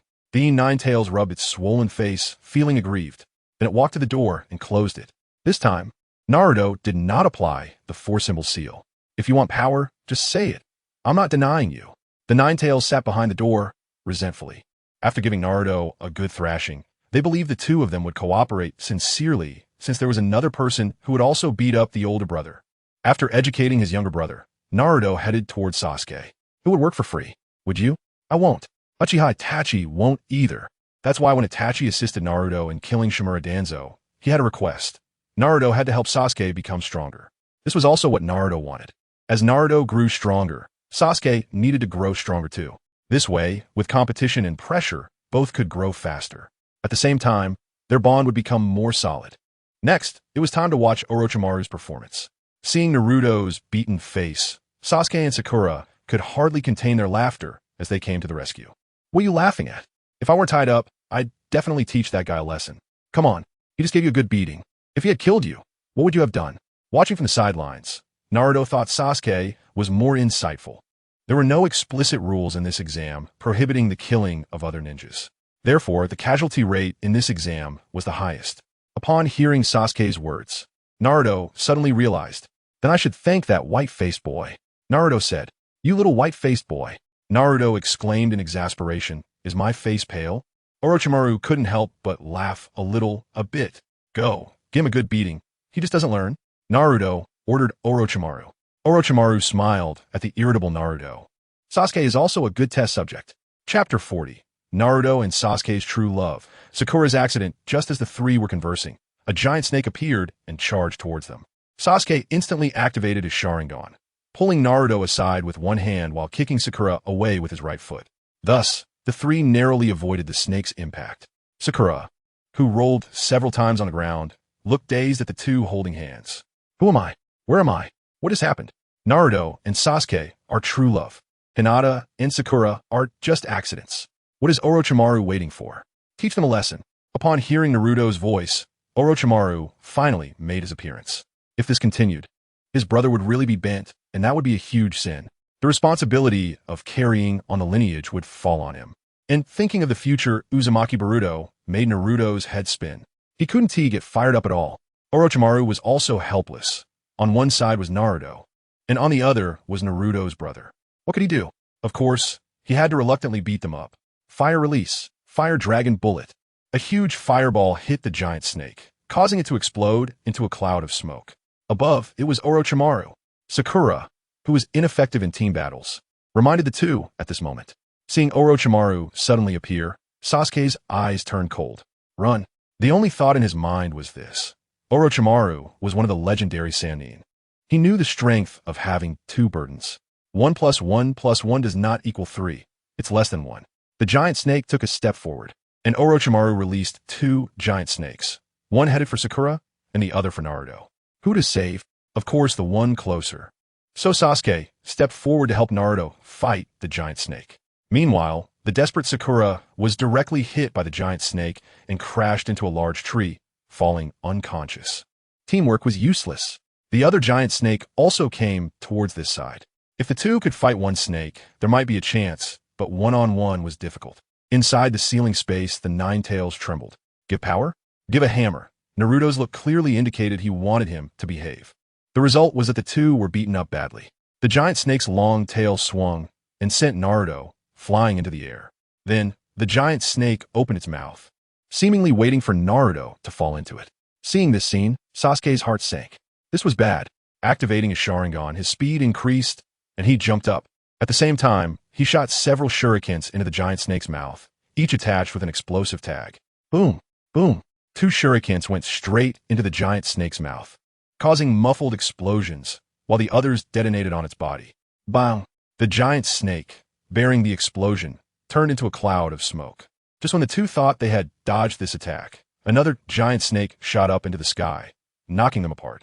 During the collision, Sasuke saw the giant snake open its mouth and swallow Naruto whole. Bang! Sasuke didn't even realize where he landed after being knocked away. Instead, he immediately got up and jumped towards the giant snake. Sakura, who was unconscious, felt the pain from the impact and opened her eyes to see Sasuke, who was close to her skin. Just as a hint of joy began to rise in her heart, she saw a shadow coming towards her face. It was Sasuke's foot. Just after waking up, Sakura was once again kicked unconscious by Sasuke. This round of teamwork was ineffective. I used my body to deal damage for my teammates. Sasuke leaped into the air, delivering a flying kick towards the giant snake's head. At that moment, Orochimaru, standing on a tree, moved, also activating his Sharingan. Orochimaru kicked Sasuke away. As Sasuke fell towards the ground, he formed hand seals and released a flame towards the giant snake. Not Orochimaru. Fire release, dragon fire technique. A flame shot towards the giant snake that had swallowed Naruto. At that moment, Naruto had only one thought. It was over. He had bent one. Orochimaru. Earth release. Earth flow wall. Orochimaru used earth release to block Sasuke's dragon fire technique. Bang! Sasuke landed on the ground, his face filled with disappointment. His attack had been blocked by Orochimaru. The difference in strength was too great. At that moment, Orochimaru's neck suddenly stretched long and bit down on Sasuke's neck. Curse seal technique. Heaven's curse seal. The curse seal spread across Sasuke's body, threatening to consume him. At this time, an unprecedented chakra burst forth from Sasuke's body. Hearing Sasuke's cries of agony, Sakura woke up again. Looking at Sasuke lying on the ground, he now resembled a monster. With a shocked expression, Sakura had no intention of going to his rescue. Indeed, Naruto was right. Sasuke might not withstand the Heaven's Curse seal. Orochimaru's eyes were filled with desire. Sasuke would become his perfect work of art. Looking at Sasuke collapsed on the ground, he could see that Sasuke craved power. If you want stronger power, come with me. Sasuke, don't agree with him. At that moment, with Naruto allowed to release a bit of chakra from the Nine Tails, he finally broke free from Orochimaru. Seeing Sasuke's wavering determination, Naruto began to transform into his tailed beast form, a red tail appearing behind him. He charged towards Orochimaru. Boom! The strength of tailed beast Naruto was terrifyingly exaggerated. In just a short exchange, Orochimaru found himself at a disadvantage. Of course, this was also something Orochimaru had intentionally feigned. Sasuke, I think you know how to find me. After fighting Naruto for several rounds, Orochimaru left this sentence and vanished. Sasuke. Orochimaru's words cannot be trusted. Sakura also appeared from behind a tree. Yes. Sasuke. I will know. Sasuke stood up, placing his hand on the spot of the Heaven's Curse seal. But the powerful influence of Naruto's tailed beast transformation lingered in his mind, unable to dissipate. Strong. Naruto, with the Nine Tails sealed within him, was strong. What about him? A pitiful Uchiha. Besides a bit of power from his Sharingan, what else did he have? Strong. He genuinely wanted to become stronger. It was like a seed that had already sprouted, buried in his heart. Well done, Naruto praised. Compared to Lord Naruto's acting, I still have a long way to go. A smile appeared on Orochimaru's face as he looked down. Sasuke, who had already been implanted with the Heaven's Curse seal, was stimulated by Naruto's tailed beast transformation. He believed Sasuke would come. Moreover, This was something Lord Naruto had mentioned beforehand. Now Orochimaru realized that following Naruto was indeed the right choice. Not only is he extraordinarily powerful, but he can also predict the direction of many events. The key is his Oscar-level acting skills. I don't know if you're praising me or mocking me. Ming-Shan gave Orochimaru an eye roll. Chapter 41. I am fat. Not stupid looking at the heavenly scroll in his hand, Ming-Shan yawned. Wasn't the Earth Scroll supposed to be hard to obtain? There was nothing to worry about here. The only concern was the Ming's duo. With a heavy heart, he defeated 3 more competitors. Damn, another heavenly scroll. This was the 5th time Ming-Shan had found a heavenly scroll, and he could only consider himself unlucky.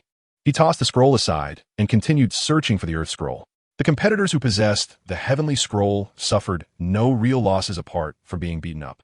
Naturally, they were quite relieved about this. It was better than losing their lives, especially since the scrolls were still in their possession. Finally, after defeating 10 teams, Ming-Shan obtained the Earth Scroll and became the first competitor to complete the task. But Ming-Shan had other matters to attend to. He was the commander-in-chief of the attack on Konoha. Even Orochimaru had to listen to him. The main objective of this operation was to kill the 3rd Hokage. They needed to change the leadership in Konoha, especially since Akatsuki was about to start collecting tailed beasts. The existence of Sarutobi Hiruzen would only create more trouble for Ming-Shan. Don't forget that Ming-Shan was also a member of Akatsuki, though not yet a formal one. True to its name, the Forest of Death had surprisingly high casualties during this assessment. This was partly due to Orochimaru's infiltration. Only 21 people passed this assessment. Following this was the preliminary round of the Chunin exam, which involved 2-on-2 matches where the winners advanced. It was time to test individual strength. This was also the biggest highlight of the Chunin exam, with many high-ranking officials from various villages coming to watch. If one could catch the eye of any of them and develop into a trusted subordinate, it would surely lead to great future prospects. Similarly, this would also be the most intense competition. The first match, Uchiha Sasuke versus Akadu Karen. Both were ninjas from Konoha, but Akadu Karen, despite participating as a student from past Konoha classes, was actually a spy from the Sound Village. She was one of Orochimaru's subordinates, and her main purpose for being sent in was to provoke Sasuke. Stimulated in the Forest of Death, Sasuke immediately launched a fierce attack on Akadu Karen. He craved more powerful strength, which made his emotions volatile. Fire release, great fireball technique. Sasuke opened with his signature fire technique. Akadu Karen evaded the attack using a substitution technique. With the Sharingan activated, Sasuke's speed significantly increased, and he used a body flicker technique to appear right next to Akadu Karen. However, when he struck, he realized something was off. Are you absorbing my chakra? This was one of Akadu Karen's abilities, allowing her to absorb her opponent's chakra. This was also one of the reasons Orochimaru sent her to fight Sasuke. A cold smile appeared on Sasuke's lips. He wondered just how much chakra she could absorb. Proud Sasuke would never allow anyone to underestimate him.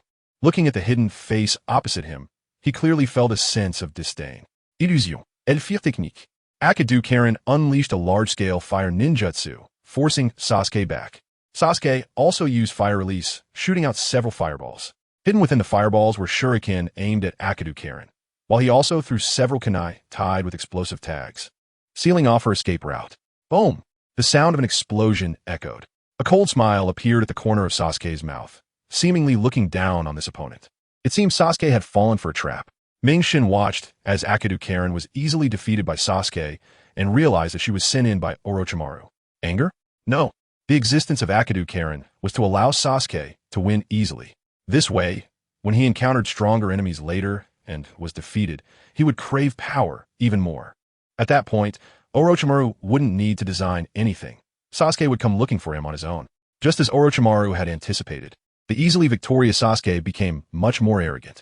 The audience in the stands cheered for the quick end of the first match. Lost in this cheer, Sasuke was, as they say, killed by praise. This was something Orochimaru had learned from Ming-Shan. After that, there were some inconsequential matches. Sakan versus Aburame Shino. Shino won with his superb insect control skills. Kenji versus Kankuro. Kankuro won. As Gaara's brother, he still had some strength, even though he played a side character in the later plot. Haruno Sakura versus Yamanaka Ino. There was no winner. Alright, Ming-Shan cheered, as if he had vented a grudge. Everyone around looked at Ming-Shan.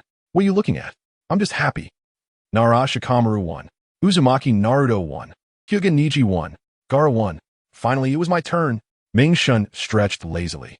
His opponent was Akimichi Chuji, the infamous food-loving fat guy. As soon as he stepped onto the stage, Ming Shun noticed some people giving him strange looks. These are the same people who had looked at him when he was cheering just now. At the start, Ming Shun struck a pose. Wait, I have a secret weapon. As Chuji charged at him, Ming Shun pulled something from his waist. He unwrapped something from the oil paper. This kid isn't going to be a joke, is he? Some people in the stands looked at what Ming Shun had pulled out. It was skewered grilled meat. Only Chuji in attendance knew that this was not ordinary grilled meat. Delicious. So fragrant. I'll give you this lamb skewer, if you surrender. Ming Shun held up a skewer, taking a bite of the tender and juicy meat, especially with the spices sprinkled on top. Chuji was already drooling. Well, before he could finish, the audience started shouting, "How shameless!" They yelled, knowing Chuji loves food. Pulling this out as a temptation is just too much. The examiner, Mizuki, was also helpless. He had never encountered such a situation. Amidst the audience's condemnation, Chuji charged toward Ming Shun. Oh no, this little fat guy really was tempted. Originally, everyone thought the final match would be the most exciting. Who would have thought it would turn out like this? All exasperated. Just as Chuji approached Ming Shun, reaching for the lamb skewer, he suddenly activated his ninjutsu, partial expansion jutsu. Chuji's hand, which reached out toward Ming Shun, turned into a fist and then expanded, becoming the size of a small car, smashing towards Ming Shun. Good job, little fat guy. The audience began to cheer. As Chuji swung his fist, he thought, I may be fat, but I'm not stupid. I can still beat you and eat that skewer. Saying this, he accelerated his fist. However, the expected collision did not occur. The crowd stared wide-eyed as they watched Ming Shun's small arms catch that fist the size of a car with just one hand. Chapter 42. The Uchiha clan bowing their heads, looking at the little chubby guy in front of him, wearing blue underwear on his head, Narukami muttered, "Is it really that hard to just admit defeat?" Dingji, still gripping tightly, didn't bring the hammer down. Ninjutsu, meatball tank. Dingji curled up his body and rolled quickly towards Narukami. Goodness, I've had my fill of the national football team. Bang! After kicking out, Narukami suddenly realized the national team probably didn't have many chances to touch the ball, right? He no longer thought about those unworthy guys. Instead, he watched as Dingji was kicked away, crashing into the rocky wall opposite, creating a human-shaped dent. Just then, whoosh, whoosh. Several sounds of something slicing through the air rang out. Buzz! It was those skewers of lamb, the wooden sticks embedded deeply into the rock wall, vibrating at their ends. These skewers wrapped around Dingji's head, making him the master of human outline. Narukami never intended to take Dingji's life. It was just a lesson for the little chubby guy. Everyone present was stunned. After multiplying, Dingji was kicked away over 100 meters. What terrifying power! Looking at Dingji, who was sniffing those lamb skewers, he said, just try to eat. Woo, I admit defeat.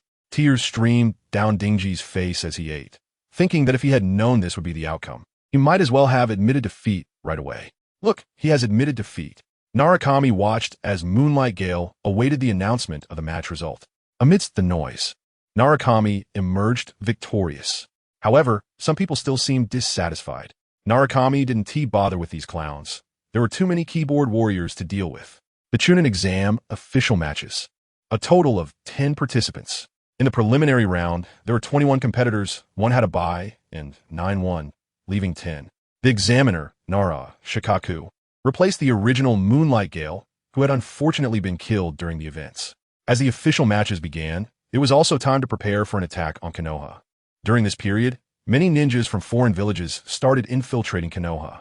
First match, Uzumaki Naruto versus Hyuga Neji. Neji had always been regarded as a genius of the Hyuga clan, and after unlocking the Byakugan, his strength had increased even more.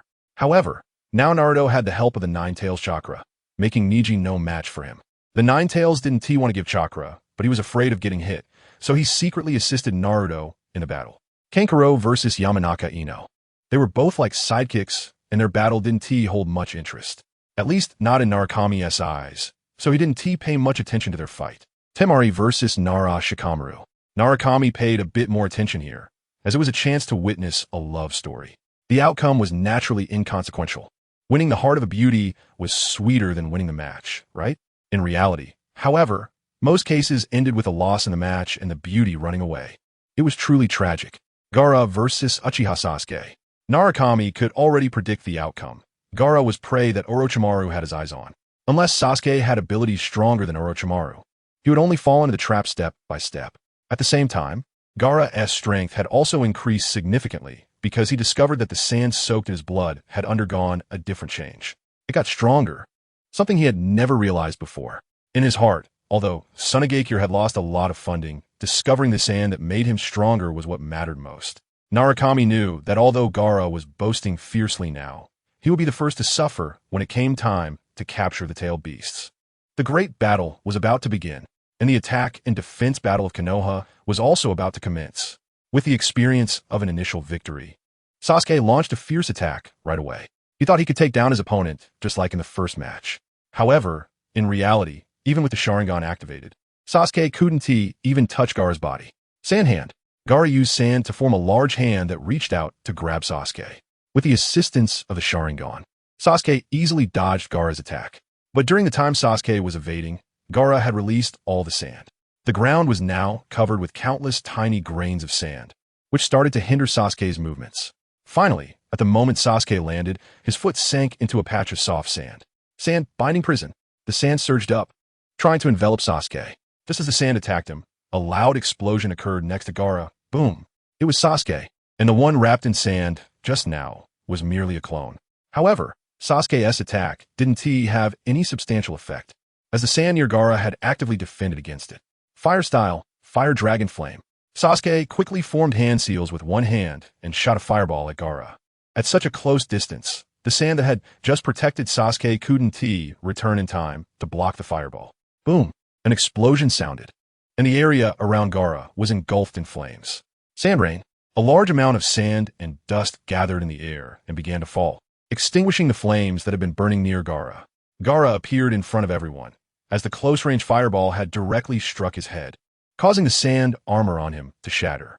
The character love on his forehead also developed cracks and started to fall off, and blood began to ooze out. Blood trickled down his cheek to Gaara's mouth. Licking his tongue, Gaara let out a cry of pain. This was the feeling. Blood brought pain, but also immense power. Then, the blood on Gaara's cheek began to be rapidly absorbed. Quicksand waterfall. The ground started to turn into sand, which was the greatest advantage for Gaara, who controlled sand. Sasuke clearly realized that his previous attack hadn't even severely injured Gaara. At this moment, Sasuke discovered the significant gap in strength between him and Gaara. Thus, a thought naturally arose in his heart. Sand waterfall funeral. The sand swept in from all directions, surrounding Sasuke. I admit defeat. The proud Uchiha clan actually admitted defeat, which shocked everyone present. Meanwhile, Sarutobi Hiruzen, seated high in the stands, wore an expression of disappointment. Just then, an Umbu ninja leaned close to Sarutobi Hiruzen's ear. No one knew what the Umbu ninja said, but shortly after he left, Sarutobi Hiruzen also departed. It begins. Narukami wore a slight smile. It was time for him to perform again. Chapter 43. My brother is a comedian. Next match. Let Gaara and Naruto join forces.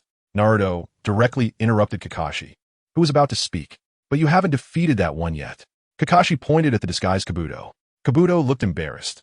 Wasn't fighting Lord Naruto just asking for death? I concede. The audience in the stands began to realize just how low a person's limits could go. Refund tickets. There's a conspiracy.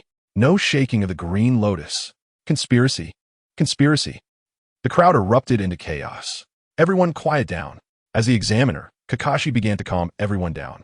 Since this contestant has already used ninjutsu, then this contestant wins. But do you really want to challenge two people at once? Kakashi said, thinking like the people in the stands that Naruto was too arrogant. If you're confident of victory, you should take them one at a time. Besides, with three people, there is also a chance to sit one out. Now you're directly challenging the other two. Arrogant. Too arrogant. For Naruto, this wasn't arrogance, but confidence in his strength. Those two little guys didn't make him take it seriously. Announce it. I'm in a hurry. The offensive and defensive battle has already started, and he was still waiting to perform. You should know, as a movie star, his appearance fee is quite high. All right. After failing to dissuade him, Kakashi had no choice. Who told Naruto to jump onto the exam stage? Meanwhile, the dazed Naruto still didn't know what was happening. Naruto enters the arena. Hearing Kakashi's words, Naruto stepped onto the exam stage. 2 against 1. Especially after Gaara had just showcased his strength. Everyone thought Naruto was bound to lose. Among the audience. The one most certain of the outcome was Sasuke. He counted on his fingers. There was such a person appearing, clearly slapping his face. The Uchiha clan bowing down didn't mean anyone could trample on them. Another name was added to his list of revenge, that white-faced boy. Gaara and Naruto exchanged glances, both surprised by the arrogance of this young man before them. Gaara showed his surprise even more, as he loved games that involved torturing geniuses. If it weren't for the ninjutsu from Uchiha Sasuke, just now, and being stopped, the previous sand burial could have taken Sasuke's life. Now, a more arrogant guy had jumped out, reigniting the fire of anger in his chest. Naruto looked at the two fierce guys and originally didn't plan to help anyone. But seeing the white-faced boy who had beaten him up in the forest to death, he got fired up. "It's you." Naruto pointed at Naruto. Seeing Naruto like this, Naruto laughed. "Oh, I didn't expect you to make it this far. It's a pity I couldn't kill you back then."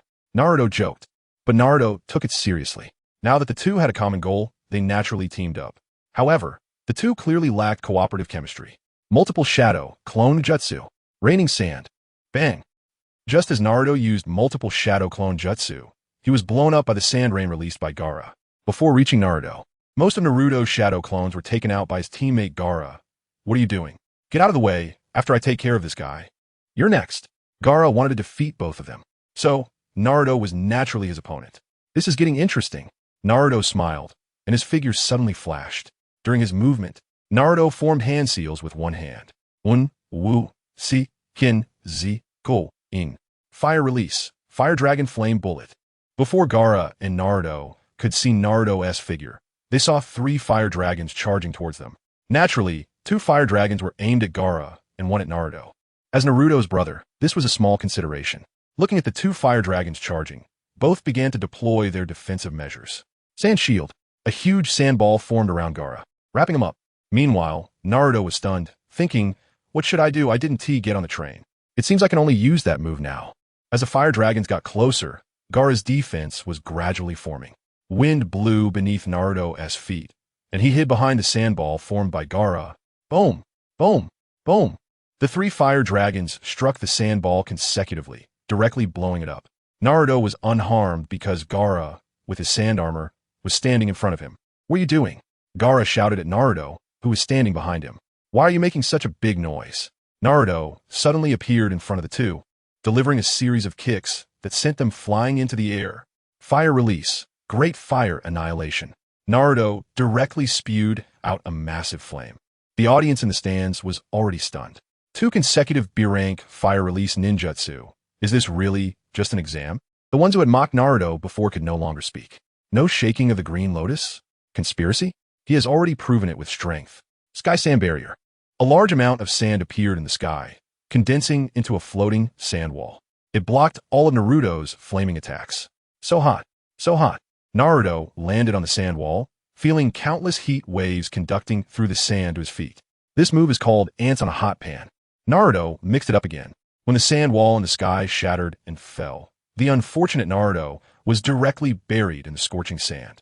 Just a troublesome little brat. Sand binding coffin. Gaara reached out his palm towards Naruto, who was wrapped in sand, and then clenched his fist. Not good. Naruto felt a bit worried. Sealing technique. Fire release. Heavenly prison. Don't rush. Take your time. Naruto's cold voice fell into Gaara's ears. At this moment, Gaara was holding his hand, but couldn't release any ninjutsu. Chakra. It's sealed? Gaara felt that he couldn't mobilize a single bit of chakra in his body. His fingers began to clench little by little. "If you want to let me kill, then I will kill." While Gaara was trying to mobilize chakra, his body was starting to be engulfed by scorching heat.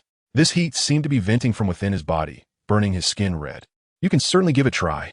Naruto stood beside Gaara and kicked him in the stomach. Water release. Water dragon bullet technique. Another B-rank ninjutsu. And this time, it was water release. The people in the sky were already gasping in amazement at this white-faced boy. What kind of genius has such strength? You see clearly, that kid just now formed hand seals with one hand. One person reminds the crowd, and they suddenly realize. Genius. Chapter 44. Invasion of Konoha, Naruto's victory. Just after Noarakai can announce the result of the match, Gaara, who had been knocked into the air by the water dragon bullet, finally regained consciousness. Temari had already rushed to Gaara's side, wanting to help him up, but her single word, "get away," made her stop in her tracks. His unsympathetic brother was truly infuriating. After that, he couldn't beat his brother when he had the chance. But now he couldn't win. So hot, so hot, so hot. Naruto, covered in flames, finally emerged from the sandpile. Little did he know, he had almost lost his life just moments ago, and now he was slapping his hot body to cool down. Seeing the water stains left by the water dragon bullet in the distance, he hurried over. Splash! He rolled on the wet ground, creating a puff of steam. So refreshing. Hey, you're lying down too, he said, looking at Gaara, who was also lying on the ground. Those words sounded like an insult to Gaara's ears. Moreover, it was as if he was coming over to insult him fiercely, like stepping on his face at that moment. You, Gaara said as he tried to stand up to attack Naruto. However, he stumbled and nearly fell into the water. Attack! Attack! The alarm rang, and the entire Konoha was enveloped in a wave of noise. It finally began. Naruto smiled slightly. Gaara also revealed a faint smile. Since Konoha had humiliated him so much, he would destroy this village. The alarm for enemy attack echoed throughout the village. If one were to ask why the turtle shell-like Konoha could be invaded so easily, one must mention Orochimaru and Naruto. They had thoroughly studied Konoha, and naturally, the invasion went smoothly. However, relying solely on Orochimaru's limited forces, could they really destroy Konoha? That was impossible. Orochimaru wasn't insane, and neither was Naruto. Just as everyone's attention was diverted elsewhere, 4 figures appeared at the Hokage building. They were Orochimaru, Kabuto Yakushi, Haku, and Naruto. Due to Haku's special identity, Orochimaru had already performed cosmetic surgery on him. One could only say that Haku's current appearance was so beautiful that gender no longer mattered. Battles were breaking out everywhere, and at this moment, Sarutobi Hiruzen, who was commanding the various battlefields from the Hokage building, sensed something unusual. A powerful chakra energy fluctuation was occurring above the Hokage building.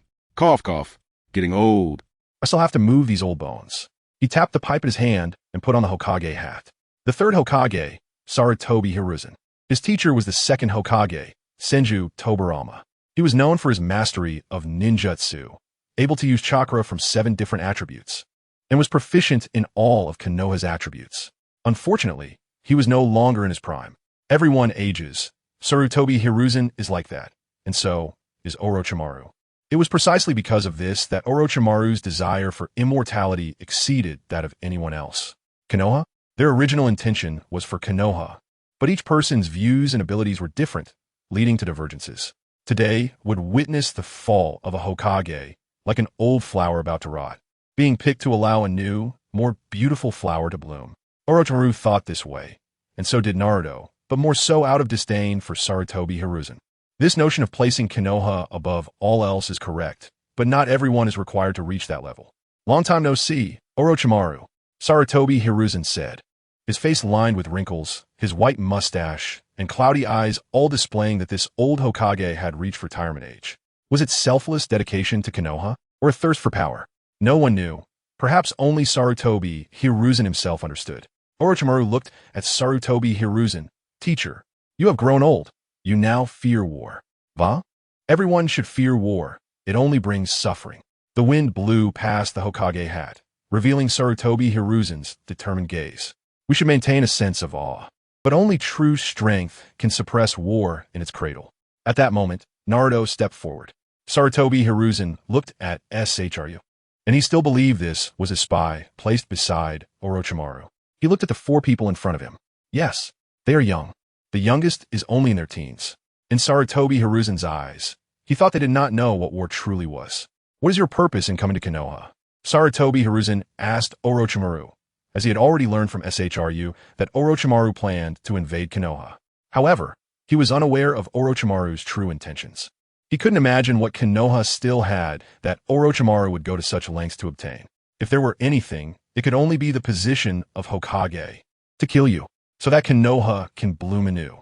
Konoha had been silent in the ninja world for too long. Its fragrance should influence more ninjas. Orochimaru summarized Naruto's words. It seems I will die today. When he said this, Sarutobi Hiruzen cast a meaningful glance at Naruto. This made a hint of doubt arise in Naruto's heart. Ice release, dead jail. Haku had had enough of these people's rambling and directly unleashed a sealing technique he had recently comprehended. Indeed, time was running out for them.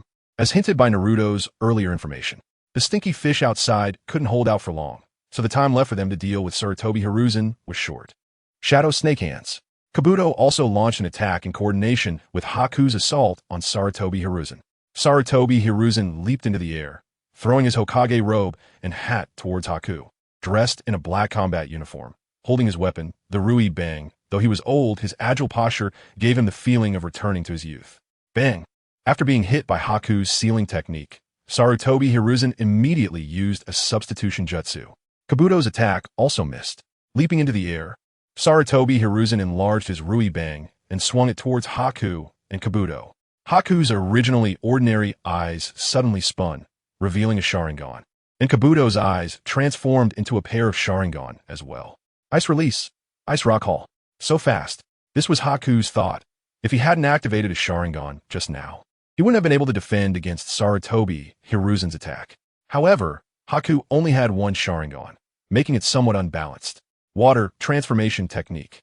Kabuto also used a defensive ninjutsu. Evil Snake Arm Explosion. Orochimaru also took action, directly summoning several large snakes. Seeing that his strike had not caused any substantial damage, Sarutobi Hiruzen withdrew his attack. Monkey King Inma. Sarutobi Hiruzen used a summoning technique, and the Rui Bang in his hand transformed into a monkey. Chapter 45, Mission Impossible. The appearance of the ape demon relieved a lot of pressure for Sarutobi Hiruzen. 1 against 3 was difficult. Moreover, these 3 all possessed Sharingan. Now Sarutobi Hiruzen understood why Orochimaru had plotted to kill Shimura Danzo. It was for the Sharingan he possessed. However, he never expected that Shimura Danzo would fail to take these Sharingan down with him. Looking at Orochimaru's pair of Sharingan, Sarutobi Hiruzen knew that this time the situation was grim. Fire Release. Great Fireball Technique. Sarutobi Hiruzen quickly formed hand seals. Though he was older, his hand speed was still impressive, perhaps due to regular training. This was a unique fire technique of the Sarutobi clan. Of course, that didn't mean others couldn't learn it. Orochimaru's 3-tomo Sharingan spun, and he managed to replicate it. Fire Release. Great Fireball Technique. 2 fireballs collided. Kuzan Massive Explosion. This was bad. The old man wanted to escalate the situation and draw others in. Naruto had already guessed Sarutobi Hiruzen's intentions. Lord Orochimaru, I'm here to help you. Fire Release. Fire Dragon Bullet. A fireball shot towards Sarutobi Hiruzen, but it lacked power. Earth Release. Earth Flow Wall. A wall of earth appeared in front of Sarutobi Hiruzen, blocking Naruto's attack. Sarutobi Hiruzen shot Naruto an appreciative glance. The two continued to exchange ninjutsu, during which Naruto gradually approached Orochimaru, attempting to find an opportunity. Sarutobi Hiruzen noticed this and worked hard to create chances for Naruto. 5 Release. Great Bullet Technique. Sarutobi Hiruzen unleashed a technique that required 5 types of chakra. The power of the ninjutsu was immense, and for a moment, Orochimaru found it difficult to resist. Boom! The explosion echoed throughout Konoha, and the Umbu ninjas hurried their pace. No one expected Orochimaru to attack the Hokage. Orochimaru's body replacement technique. Severely injured, Orochimaru switched to a new body. It was as if he was shedding skin. He reached out his hands and crawled out from inside. Just at that critical moment, Naruto arrived beside Orochimaru. This might hurt a bit, bear with it, Naruto whispered as he prepared his attack. Fire Release. Great Fire Destruction. A fireball the size of a meteor erupted from Naruto's mouth, crashing down toward Orochimaru. Boom! Another explosion quickened the pace of Umbu reinforcements. From the continuous reports, they could tell the battle was fierce. Good job, Naruto! Sarutobi Hiruzen praised as Naruto joined him. Then, he turned toward the site of the explosion to follow up with another attack. Giant Shuriken Technique. A massive shuriken appeared in Sarutobi Hiruzen's hand, large enough to turn Orochimaru into paste. Whoosh! As the giant shuriken flew, it was covered with explosive tags. Naruto prayed for Orochimaru from his heart. Boom! Smoke rose, and a figure staggered out from within. It was indeed Orochimaru. Good. Very good. Through the smoke, it could be seen that where Orochimaru had emerged, a large white snake lay, the very snake summoned by Orochimaru's 8-headed serpent technique. The giant shuriken was embedded in the white snake. Naruto could only feel pity for the white snake. Last time it was his attack, and this time it was Sarutobi Hiruzen's. Twice it had been used as a shield. Naruto, you're no longer needed here. Go call for backup. Sarutobi Hiruzen shielded Naruto behind him. Without Naruto's previous attack, his strike would have clearly missed Orochimaru. Now that Orochimaru was severely injured, he could definitely hold out until the Umbu arrived. Sizzle. The sound of a kunai piercing flesh echoed. Why? Sarutobi Hiruzen looked at the kunai embedded in his body. Because Konoha needs fresh flowers to bloom. Naruto kicked Sarutobi Hiruzen in front of Orochimaru. Naruto-kun, your acting is so convincing. I almost died. Orochimaru's eyes were filled with resentment. Had he not reacted in time, it would have been him lying on the ground. And then only Kabuto would be there, begging him not to die. You're not Naruto. Sarutobi Hiruzen finally understood what was happening. It had all been a deception. I never said my real name was Naruto. My true name is Uzumaki Naruto, the son of Minato. Hearing Naruto's true identity, Sarutobi Hiruzen looked at him with disbelief. Impossible, impossible. It's nothing impossible, Minato. I've grown tired of that guy. Just then, the Umbu ninjas from Konoha appeared in view. Lord Hokage. The voice arrived before the person did. Sarutobi Hiruzen was almost driven mad by that voice, fearing he would die slowly. Lord Hokage, what is wrong? Naruto had a shocked expression as he delivered a flying kick that sent the injured Orochimaru flying into the distance. Rest easy, old man. Sarutobi Hiruzen was pinned beneath Naruto, who was pressing down on him. The kunai embedded in Sarutobi Hiruzen's back began to inch closer to his heart. Konoha will be what you wish for, but you won't see it. Lord Hokage! Lord Hokage! Naruto cried out, holding the lifeless Sarutobi Hiruzen, admitting that this was the first time he had cried so seriously. The Umbu ninjas, hearing that wail, already understood what it meant. Their third Hokage was dead. Naruto's eyes filled with tears as many Umbu ninjas surrounded Sarutobi Hiruzen's corpse. Kill! Kill Orochimaru to avenge Lord Hokage. Naruto raised his arm, and many Umbu ninjas responded. Damn it! This time Naruto-kun has really messed up. All the anger of Konoha has shifted onto him. Aren't you going to run and wait to die? Fortunately, the mission had already been completed. Naruto's kick had given Orochimaru a chance to escape. The chase officially began. Naruto chased the hardest, using the most ninjutsu, and scolding Orochimaru the most fiercely. The surrounding Umbu ninjas were stunned, almost thinking Naruto was the grandson of the third Hokage. In this state of despair, even Konohamaru came and exclaimed, I'm the true grandson of the third Hokage. Damn, has Naruto-kun gone mad? This is getting serious. Water release. Water dragon bullet. Fire release. Fire dragon bullet. The explosion's impact shocked many. This was at least the level of a Jonin. No wonder he could act as an undercover agent beside Orochimaru. The fact that Naruto was undercover near Orochimaru had already spread among the Umbu ninjas. With such strength, did he have hope of becoming Hokage? Many dark ninjas have this thought in their hearts. Chapter 46. Orochimaru, you don't want to chase, I'm going to kill you. Don't run. The roar of Narukami echoed throughout the forest. Lord Orochimaru, could it be that Narukami is really going to take this opportunity to... Yakushi Kabuto said, making a hand gesture. Snap.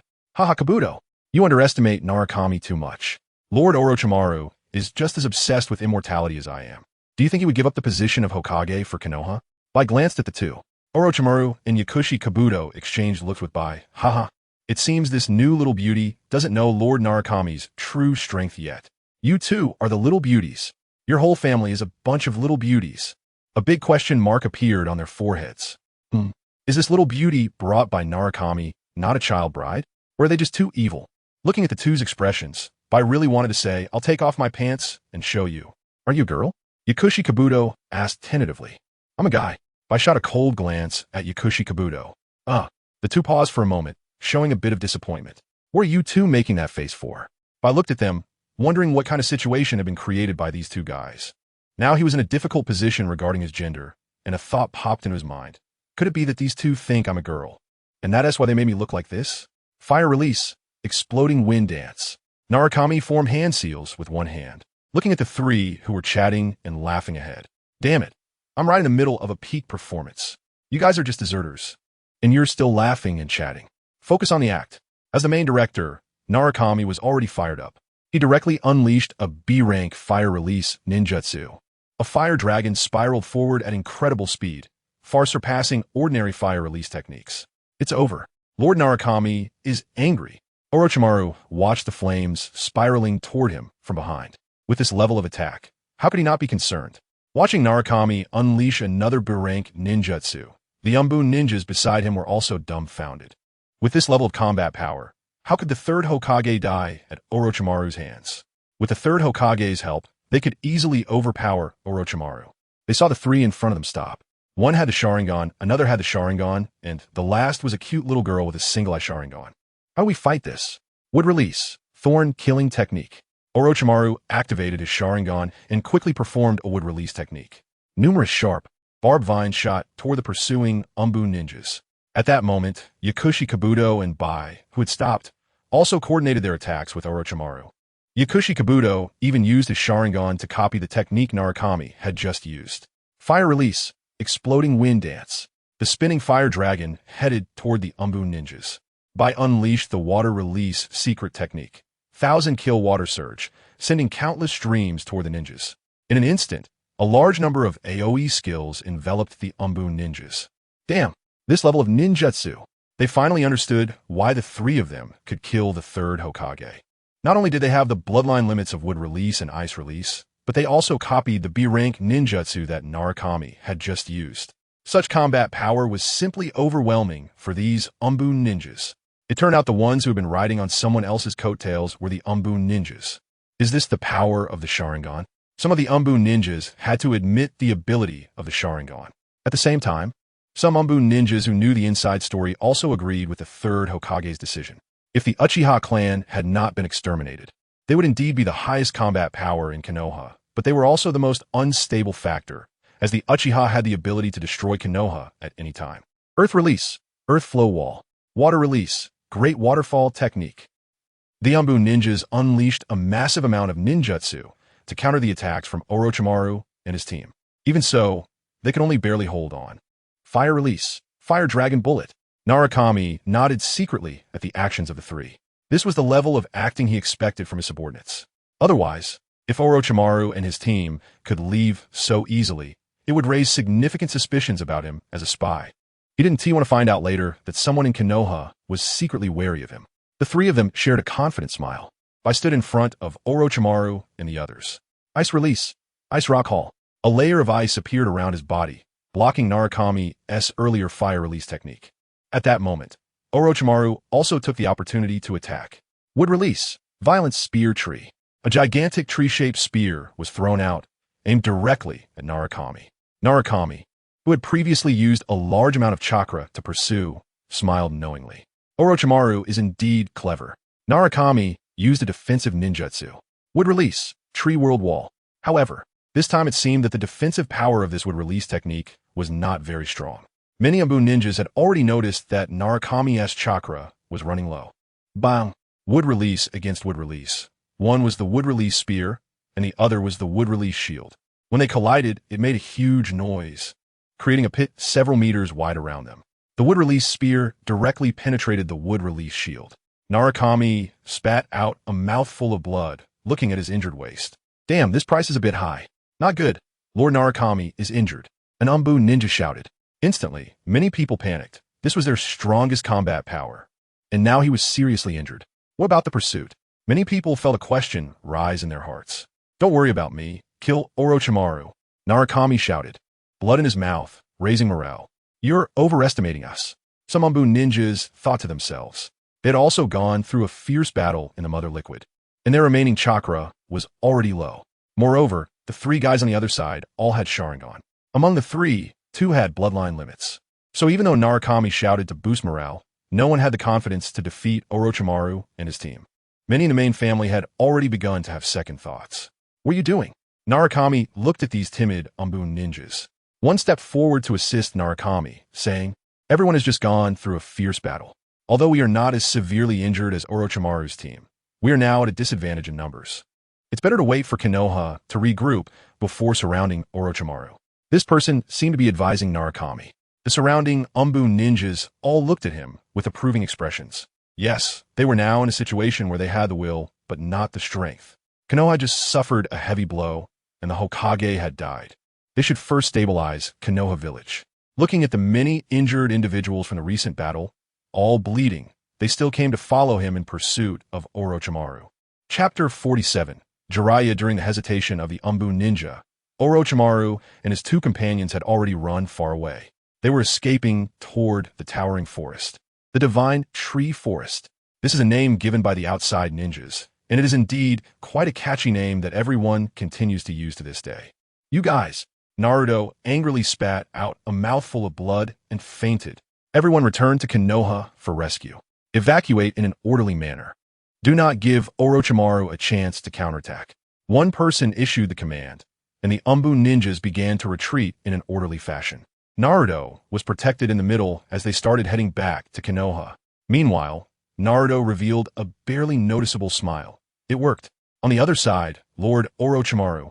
Did you injure Lord Naruto too severely? Yakushi Kabuto was already standing by Naruto's side, beginning to express concern for his injuries. Severe? No, it's just right. I actually feel like the injury is a bit light, Orochimaru said with a smile. Lord Orochimaru, you're not thinking of taking revenge because of that kick from Lord Naruto, are you? Smack. Orochimaru slapped Yakushi Kabuto on the head. Am I seeking revenge? I'm just cooperating with Lord Naruto in a play. And the heavier the injury, the better the effect. Clearly revenge. The handsome boy Bai spoke the truth from the side. Orochimaru and Kabuto looked at Bai, thinking that this little guy really doesn't know how to save face. Won't be done. For boys, of course, it's about giving a good beating. For girls, it might be a different story. Konoha Village. Naruto once again entered the ICU. The last time was when Shimura Danzo was killed. This time, it was the third Hokage, Hiruzen Sarutobi, who was killed. It seems that every time Naruto is seriously injured, someone dies. Who knows who the next lucky one will be? During the time Naruto was unconscious, he kept muttering nonsense. What the Umbu ninjas heard was Konoha. We must protect Konoha. Or Daminato woo-woo. This left the ninjas puzzled. Isn't SHJ the younger brother of Tsunade? Those who knew some insider information understood that SHJ and Tsunade were not related by blood. After the invasion of Konoha as Jinchuriki, Naruto and Gaara also engaged in a battle. Out of love for the role of an actor, Naruto did not escape to watch the fight. It was supposed to be a duel between the two, as Naruto's performance during the CHNIN exams made Gaara even angrier. Now, the invasion of Konoha led by Bear East had also failed. Naturally, he wanted to teach Naruto a good lesson. The battle between the two, just like in the original story, ultimately ended with Naruto's victory. Although Gaara had the ability to manipulate sand, Naruto's four-symbol seal was also released. The Nine Tails had no choice but to cooperate with Naruto's attack, or else it would risk being beaten up. In the end, Gaara was convinced by Naruto's Rasen Shuriken, and the two reached a consensus. The long-prepared invasion of Konoha concluded perfectly with the sacrifice of the third Hokage. Meanwhile, in the hospital, Naruto's hair actually returned to its original color, the same yellow as Naruto's. This was something Naruto had researched with Orochimaru for a long time. The ability to change hair color at will was for the convenience of Naruto's actions. Being able to change hair color at any time is a pretty cool thing, right? Naruto still remembered what he said at the time, that he would save money on hair dye in the future. Who knew that the captured Bai had turned into a loudmouth? Then why not make it green? Huh? At that time, a question mark appeared above the heads of Naruto and his companions. The fact proved that loudmouths only get beaten up. Naruto opened his heavy eyes and looked at the ceiling. A person was standing in front of him. One of the legendary three ninjas, the last to appear, Jiraiya. He was also a beloved character among the Hokage. Looking at this tall figure with the oil-slick forehead protector, long red markings under his eyes, and white hair reaching his waist, dressed in a red outer robe with a brown outfit underneath, wearing wooden clogs and armored-like equipment on his hands. Naruto knew that Jiraiya had just returned, but now he came directly to his hospital room. Was it to see the hero of Konoha, or because his identity was leaked as previously perceived by Tsunade? At this moment, Jiraiya looked at the purple oil character beads exposed on Naruto's neck. Did you come from Myoboku Mountain? Jiraiya looked at the guy lying on the hospital bed, his head tilted slightly. He had already heard about Naruto's situation and unexpectedly received a reply from Tsunade. What? I have a son? How come I didn't know? This was one of the reasons Jiraiya rushed back after hearing about Konoha's situation. Their eyes met. You were the child of prophecy that Fukasaku mentioned? No, I'm not the child of prophecy. I'm just an ordinary person. Oh, really? An ordinary person who learned the Flying Thunder God technique, but didn't he use it in battle? Jiraiya said, his gaze somewhat cold as he looked at Naruto. When he saw the oil character beads on Naruto's neck, Jiraiya first returned to Myoboku Mountain to inquire about the situation. Finally, after repeated questioning, Jiraiya learned about Naruto's current identity, the eldest son of the fourth Hokage, Minato Namikaze, and Kushina Uzumaki. He is the son of his student, but Jiraiya felt that the Naruto in front of him had an inscrutable feeling. He also thought that Naruto was definitely not as simple as he appeared. So, Jiraiya even made a bet with Fukasaku. Do you want to be Hokage? Jiraiya looked at the yellow-haired boy staring at the ceiling. Hokage? No, no. Have you ever seen someone in their teens become Hokage? Only Gaara could manage it. Naruto said. By the time Gaara returns to Tsunade, you will probably find that his father is already dead. I bet Gaara won't feel any sadness at all. And later Tsunade will be attacked by Akatsuki.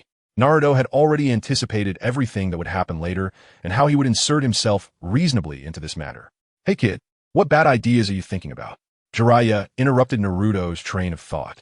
I think there's a more suitable candidate for the 5th Hokage. Who? Jiraiya didn't expect that this little guy would actively recommend a candidate for Hokage, which was a bit different from what he imagined. Tsunade-sensei. Tsunade? Sister? Jiraiya received Tsunade's letter, which only mentioned Naruto's existence. It did not mention that Tsunade recognized him as a brother. Upon thinking of Tsunade as strong vigilance, he found it surprising that she actually recognized someone as a brother. Jiraiya felt a headache coming on. Fortunately, this little guy in front of him was the eldest son of the 4th Hokage. Although he didn't know what his intentions were, he posed no immediate threat to Konoha. However, now a question was placed in front of Jiraiya: how to address Naruto in the future. Naruto is the son of his student, but he is also Tsunade's brother. And in Myoboku Mountain, are they considered senior and junior or? Naruto immediately guessed what Jiraiya was thinking, propping himself up to stand and quietly said, It's okay, Jiraiya big brother. Although our generations are different, you are still my good big brother. Ugh. Jiraiya had never seen such a shameless kid. Is this really the prophesied child that Fukasaku mentioned? He didn't believe it. He knew about Uzumaki Naruto, who possessed the power of the Nine Tails. Perhaps this time he could assess it. After all, he had been searching for the prophesied child for many years. He previously thought Yahiko was the prophesied child, but unfortunately, now Fukasaku had found another prophesied child, but Jiraiya looked at Naruto and felt he didn't seem like one. So what is your identity? Since Naruto had no intention of inheriting the position of Hokage, Jiraiya felt relieved. He was just afraid Naruto had some special intentions, or even colluded with Orochimaru to take the position of Hokage. Identity? It's better not to tell the outside world for now. Naruto had his own plans. This time, he just wanted to showcase his abilities. He didn't really want to become Hokage. It was too troublesome. Once Tsunade returned, he would know that being Hokage was not an easy task. Next came the storyline of finding Tsunade, and Naruto had no intention of getting involved. Jiraiya big brother. I think there are only 2 suitable candidates for Hokage in Konoha right now. One is you, but I know you don't want to be Hokage. Then there's my earlier recommendation, Tsunade's sister. Listening to Naruto's words, Jiraiya found them reasonable. He indeed didn't want to be Hokage. He wanted to travel and gather more materials. If rumors spread about Hokage peeping at something, wouldn't it affect the village's reputation? Suddenly, Jiraiya realized something was off. Hey kid bang. Kid, I haven't agreed yet. And you've already called me that? Jiraiya said, directly punching Naruto on the head. The result was unexpected. Naruto's hair changed color. Wow, getting hit on the head changes your hair color? This is the first time I've seen something like this. Bloodline limit? Damn, you got a bloodline limit? Jiraiya said. By the way, what is the use of your hair changing color? Jiraiya put his arm around Naruto's shoulder and walked out of the hospital room. Not much use, just looks cool, Naruto said, directly stopping Jiraiya, who wanted to go another round. Cool. The Umbu ninjas at the door were dumbfounded. This brotherly appearance was completely different from Jiraiya's expression when he entered the hospital room. It left an indelible impression on many Umbu ninjas. Naruto would definitely be a high-ranking figure in Konoha in the future, even if he couldn't become Hokage. Originally, these Umbu ninjas planned to support Naruto as Hokage. After all, he came from their ranks. At least he could take care of his own people, right? But he was just too young. Whether he could bear the heavy responsibility of Hokage was a question. Now that Jiraiya was back, the title of one of the legendary 3 ninjas was not just for show. If Jiraiya wanted to be Hokage, very few people would oppose it. However, things did not develop as everyone imagined.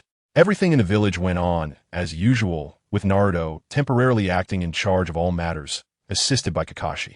The 5th Hokage was determined to be the granddaughter of the 1st Hokage, Tsunade. Chapter 48. Kisame Hashigaki and Itachi Uchiha. Jiraiya had left, taking Naruto with him. This was a request from the Hokage during this time, and Jiraiya had also discovered the indelible will of fire within Naruto. Thus, in Jiraiya's heart, he had already determined that Naruto was the true child of prophecy. Naruto watched the 2 depart and began to plot in his heart. Ultimately, during the battle at the Valley of the End, Naruto was unable to keep Sasuke behind. Naruto understood that he could only become stronger continuously. This time, he was following Jiraiya to train. Meanwhile, Sasuke had found Orochimaru. Upon seeing Sasuke, Orochimaru's pale face revealed a hint of color. Sasuke, I knew you would come. Having endured the curse mark of heaven, Sasuke was undoubtedly the next masterpiece in Orochimaru's eyes. However, although Sasuke now possessed the Sharingan of his bloodline limit, he was still too weak. Therefore, Sasuke had to become stronger, and Orochimaru demanded that Sasuke become stronger as well.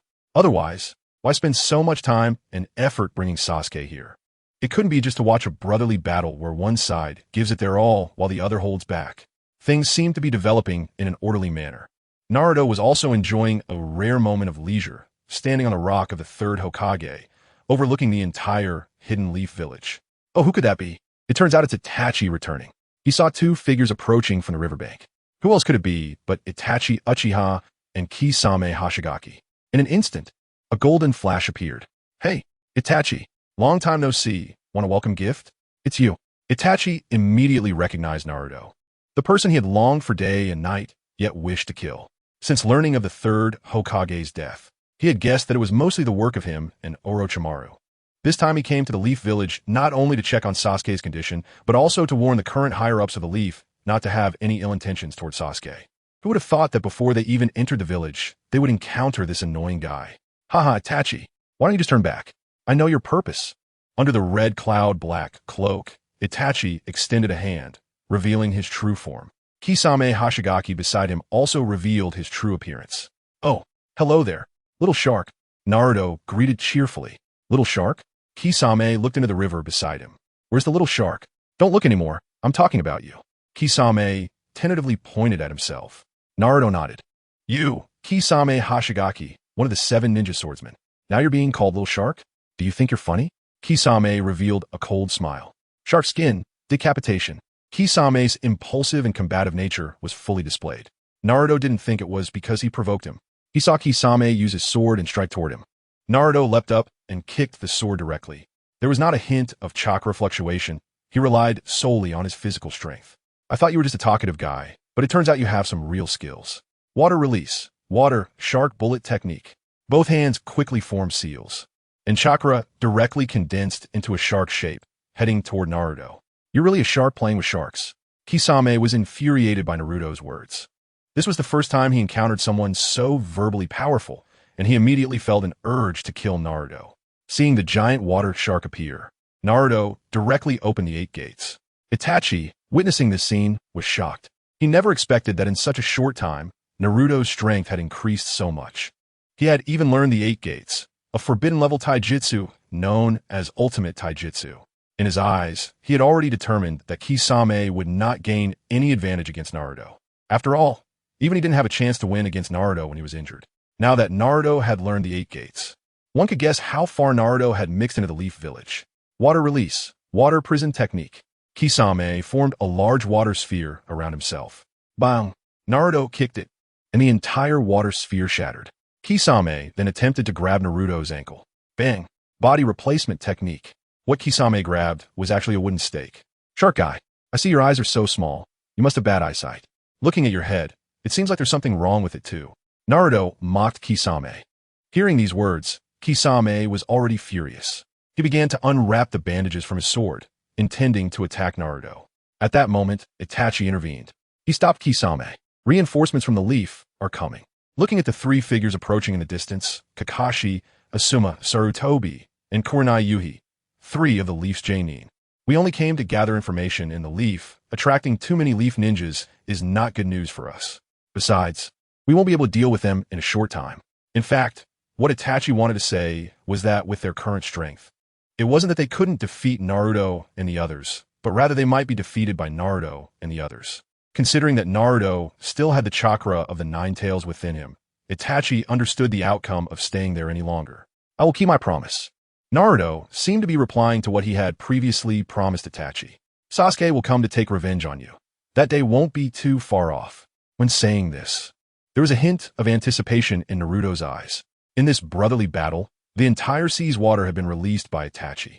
Now, With his and Orochimaru's help, he believed Itachi could hold back a little in this battle. Kisame still had a fair amount of respect for Itachi. During this time of contact, Kisame found that Itachi was the only one he could trust, a powerful man capable of annihilating clans, who also had some similarities to him. Watching the three figures getting closer, Itachi and Kisame turned to leave. By the time Kakashi, Asuma, and Kunai arrived, only the distant view of the red cloud black cloak was left. Naruto, what's that? Kakashi had already learned Naruto's true identity from Jiraiya. Many Nin also knew Naruto's identity, but no one told Naruto. This was Naruto's request. It wasn't time to disclose this matter to him yet. Akatsuki. Upon hearing the name of that organization, the three were surprised. What was Akatsuki's purpose in coming to their Leaf Village? The three speculated. Kakashi looked at the retreating figures, feeling an inexplicably familiar sensation. Don't look anymore. It's an old friend, Itachi Uchiha. Hearing the name Uchiha Itachi, Kakashi's eyes clearly showed a slight fluctuation. This person, who had betrayed the village after the massacre, suddenly returning to Konoha raises questions about what is going on. Moreover, Naruto was able to block two members of the Akatsuki by himself. What kind of strength must that be? This left the three of them puzzled. Looking at their curious expressions, Naruto said, "What are you looking at? It's not like you've never seen this handsome face before." He gazed at the already vanished Uchiha Itachi and his companion. They were just here to gather information, so when they saw the three of you coming, they chose to retreat. After saying this, Naruto turned and headed back to Konoha, his hands crossed behind his head. In the sunset, his shadow stretched long. It seems that something big is about to happen in the ninja world. His tone sounded like that of an old man. The three of them felt a jolt in their hearts upon hearing Naruto's words. A big event? What kind of big event? Chapter 49. Joy in Life. Happy New Year. As time passed, during this period protected by the god of thunder, the entire Konoha was developing peacefully. At this time, the return of four people signified the end of Konoha's brief, shadowless era. Jiraiya, Naruto, Uzumaki, Tsunade, and Shizen, who was holding a small pig, were back. After a long time, Tsunade finally returned, this time in the capacity of the new Hokage. The god of thunder welcomed the four at the gate with Kakashi by his side. Tsunade approached and gave the god of thunder a warm hug. The god of thunder enjoyed it, thinking, yes, this is the feeling, this is the scent. He couldn't help but take a few more deep breaths. Sister Tsunade, you finally came back. The god of thunder's big, watery eyes made Tsunade feel a bit shy. Yes, sister's back. Naruto, hearing Tsunade call his name directly instead of Shinju, the god of thunder realized that Jiraiya had already told Tsunade about his situation. Sister Tsunade before. All right, no need to say anything, it's all in the past. Tsunade pressed down on the god of thunder's hand, which was trying to take off the necklace. However, the god of thunder really didn't want it. This thing was an ominous sign, and now he couldn't even give it away. What to do? As Naruto looked at him, the god of thunder thought, wow, didn't Jiraiya say he wouldn't reveal his true identity? Now not only the Umbu of Konoha know, but it's clear from Naruto's gaze that he knows his true identity too. This is awkward. Naruto also didn't expect to suddenly have an older brother. Not having interacted with family before, he didn't know how to respond. Seeing Naruto's expression, wanting to speak but unable to, the god of thunder walked over directly. Naruto, this is a gift for you. The god of thunder took off the blue necklace and put it around Naruto's neck. Looking at the blue necklace, Naruto's eyes were filled with excitement, almost to the point of tears. The god of thunder interrupted him. You've suffered these years, little brother. He patted Naruto's head. At this moment, both of them, who were also strong-willed, were speechless. The two brothers embraced tightly. This was Naruto's first experience of a family hug. Similarly, it was the god of thunder's first time feeling this way. How to say it? It wasn't he as soft and fragrant as Tsunade's embrace. Hee. The god of thunder's thoughts returned. Your brother will always be by your side. Naruto interrupted him. How should I call you from now on? Looking at the taller god of thunder, Naruto said, I still call Tsunade Granny. It's fine, just call me whatever you like. We can each do our own thing, right? Sister Tsunade, the god of thunder said with a smile. He couldn't follow Naruto's way of addressing him, or he would lower his generation. Hearing this, Tsunade and Jiraiya exchanged knowing punches at the god of thunder. The god of thunder rubbed the bump on his head. Ha ha ha. Everyone present couldn't help but laugh. The transition to being Hokage was quite complicated. Fortunately, it didn't require the god of thunder to take over. Most of the tasks were assisted by Kakashi and completed by Tsunade. Several months passed. At the Hokage building, boom! Tsunade smashed her fist on the desk, splitting it in two, with a mountain of documents piled in the middle. Shizun, holding the small pig, didn't dare to speak, just watched the dust settle. Now I finally understand why that kid didn't want to take the Hokage position. Overwhelmed by village affairs, Tsunade slumped in her chair, looking lifeless.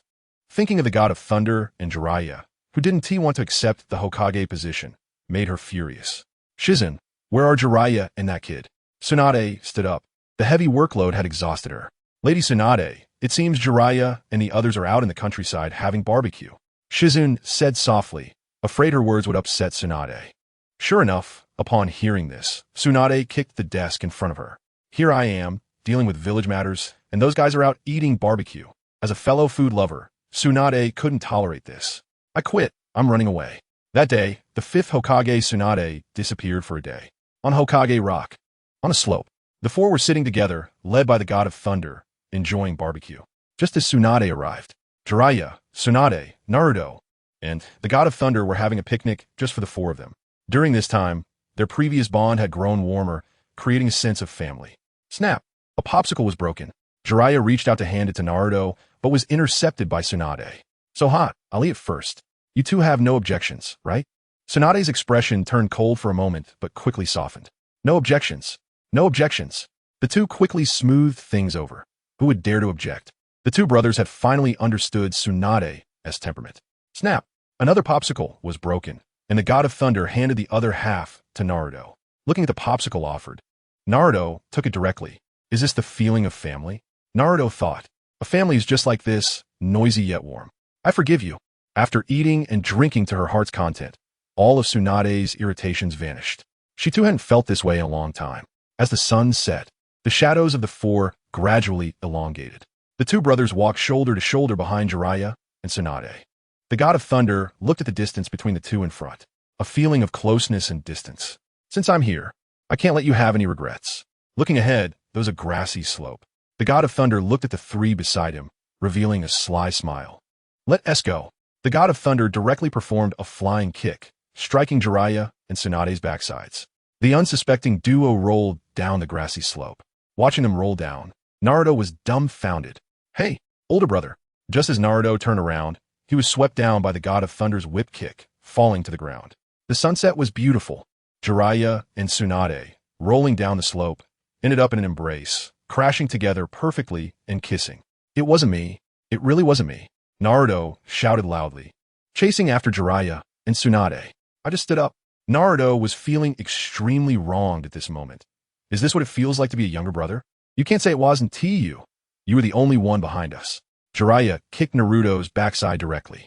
Naruto jumped directly several meters high, shining brilliantly in the sunset. Looking at all this, Naruto sighed. The sunset is incredibly beautiful. Crack. Chapter 50. The action of Akatsuki disappointing. Looking at a black crow appearing in the tree. This is Uchiha Itachi's messenger crow. It seems that Akatsuki is starting to move. Happy times are always so short. Naruto disappears into the night. Along with him, the piece of the ninja world also vanishes.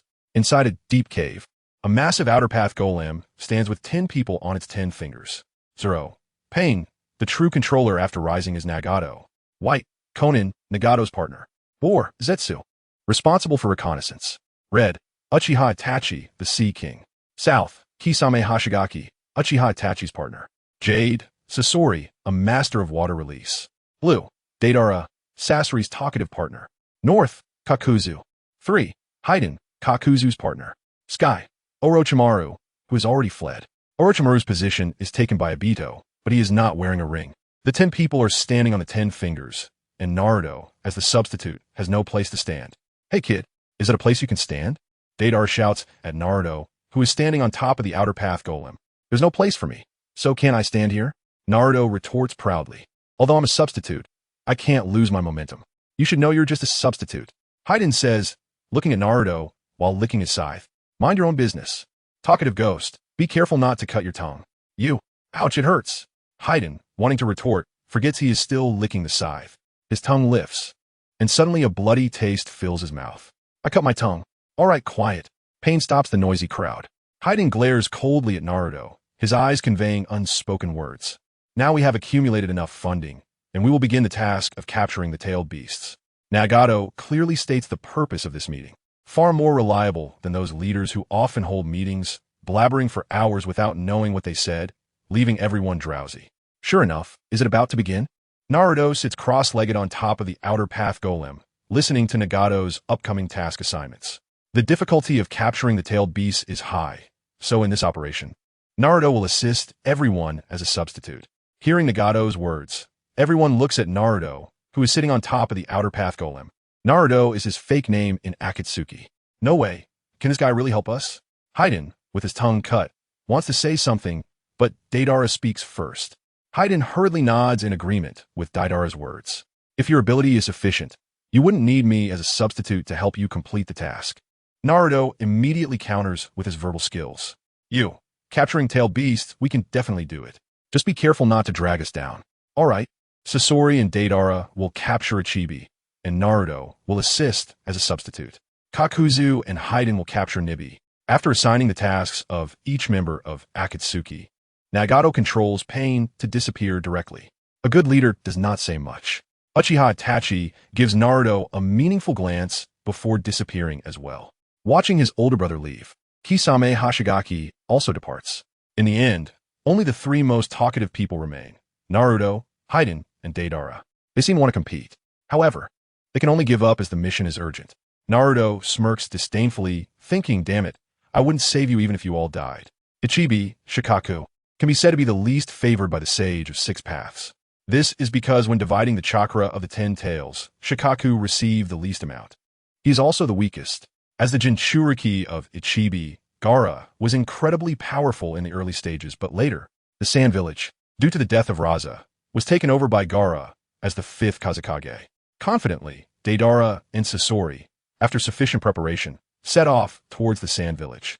With blue eyes, black eyeliner, yellow hair tied in spiky bangs, and long bangs covering his left eye. On his left eye, he wears a miniature telescope, which Naruto had previously observed.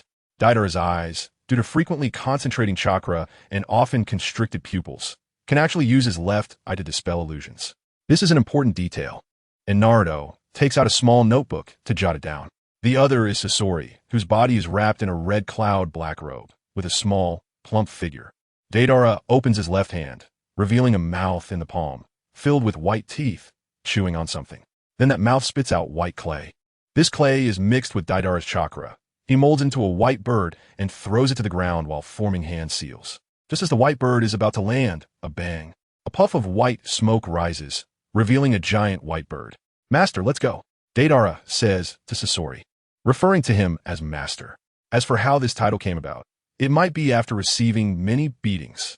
Sasori jumps onto the giant bird with his plump body. Deidara glances at Naruto and commands the white giant bird to take off. Hey, I didn't get on the vehicle. No, I didn't get on the bird. Naruto finally realizes he hasn't boarded yet, and the two directly sit on the white giant bird and fly away. Although he is just a substitute, he still needs to follow and execute the mission. But now he has been left behind. Naruto shouts, but only receives Deidara's merciless ridicule. In the distance, a black figure appears among the trees. It is Kaguya. Another act. I was hoping you would leave me behind. Since you want to die so badly, then go ahead. It has nothing to do with me anyway. Naruto thinks in his heart, but he puts on an anxious expression. This is just for Kaguya to see. After the two leave, Naruto also departs. Although the mission has been issued, invading a village and capturing a tailed beast is not an easy task, especially from such a long distance. After confirming that Kaguya has left, Naruto swaggeringly leaves. Since Akatsuki doesn't need me, then I'll go help the Sand Village. Naruto directly takes off the black and white mask on his face. Of course, helping the Sand Village is not for free. He needs to go under the name of Konoha so that he can strike against Akatsuki while securing greater benefits for Konoha. Chapter 51. The reinforcements of Konoha. A storm of yellow sand swirled up into the air. Deidara looked at a huge wall in the distance. Is this the village of the master? Deidara glanced at Scorpion, but found nothing in those hollow eyes. The two stood on a sand dune. At that moment, a surge of sand occurred, and a snake emerged, lunging towards Deidara. Caught off guard, Deidara was startled by the sudden appearance of the snake. However, the usually calm Scorpion reacted instantly. He opened his mouth and spat out several shurikens, which struck the snake's body directly. Sand snake, we have been discovered. Scorpion looked at the hundreds of sand snakes rushing from all directions. These annoying snakes are just like that guy. It seemed that Scorpion was reminded of someone unpleasant, cursing under his breath. At that moment, Orochimaru, who was conducting a lightning release experiment, sneezed several times. Are you two talking bad about me again?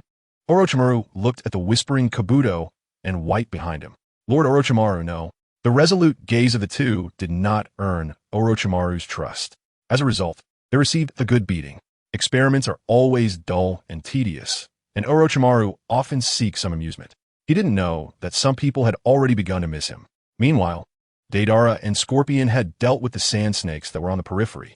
The two walked across the yellow sand towards the Sand Ninja village, leaving a trail of footprints and shallow grooves on the ground. The outer perimeter of the Sand Ninja village was surrounded by tall rock walls, meant to protect the village. There is only one way to enter and exit the village, and this path was guarded by numerous sand ninja. The last time Naruto could easily enter and leave here was mainly due to the Flying Thunder God technique. However, Deidara and Scorpion did not have such ninjutsu, but that did not pose a challenge for Scorpion. As a native of the village, Scorpion had long since left his spies within the Sand Ninja village. Yura. Although the outer ninjas of the Sand Ninja village had already noticed someone entering their territory, who would have thought that 8J Nin among them was actually a spy? Many absolute defenses are broken from within. The Sand Ninja village was a perfect example of this. By the time Scorpion and Deidara arrived at the Sand Ninja village, Yura had already killed all the guarding ninjas. The ground was strewn with disbelieving faces, stained red with blood-soaked sand. Scorpion dragged his body and said, "Remember me?" Yura looked at the figure hidden beneath the straw hat. "Yes, I remember." "That's good. Then we won't have to use the curse seal technique." Being able to enter the Sand Ninja village so easily made Deidara very happy. Hearing this, Yura glanced at Deidara and the short, fat man. He led the way into the inner part of the Sand Ninja village. A narrow path. The outer rock walls of the Sand Ninja village were thick, and even the city walls could not compare to their scale. It was unknown how much effort was put in by countless people to reach the current scale. The three walked among the corpses on the ground. Finally, the entire Sand Ninja village was laid bare before them. The last time Naruto came was late at night, and he didn't get to see the whole picture of the Sand Ninja village. At this moment, Scorpion looked at the village before him, with a hint of fluctuation in his eyes. "It seems that the master's village is not too bad," Deidara said as he took off his red cloud black robe. He spread his left hand to reveal a mouth full of white teeth. A piece of clay was spat out. Hand seals, and a white bird appeared again. "Master, let me bring art to this. Don't keep me waiting too long, Deidara." Scorpion's tone had a hint of fluctuation. Deidara had already leaped up, landing on top of the white bird. In the sky, Deidara began to mold the white clay into spiders, storing them. He regarded explosions as art. Konoha. Just as Deidara and Scorpion were preparing to attack the Sand Ninja village, Naruto had already returned to Konoha. In the Hokage's office, Tsunade slammed her hand on the table. "Naruto, is what you're saying true?" Just a moment ago, Naruto had come to Tsunade's office to report on the Akatsuki situation. To his surprise, he learned a shocking piece of news. Akatsuki, this mysterious organization, had begun capturing tailed beasts. What are tailed beasts? They are incredibly powerful forces and extremely unstable factors. Now that Akatsuki suddenly started capturing tailed beasts, they must have some special intentions. Tsunade looked at Naruto and guessed from his evasive eyes that he might know more, but was not saying it.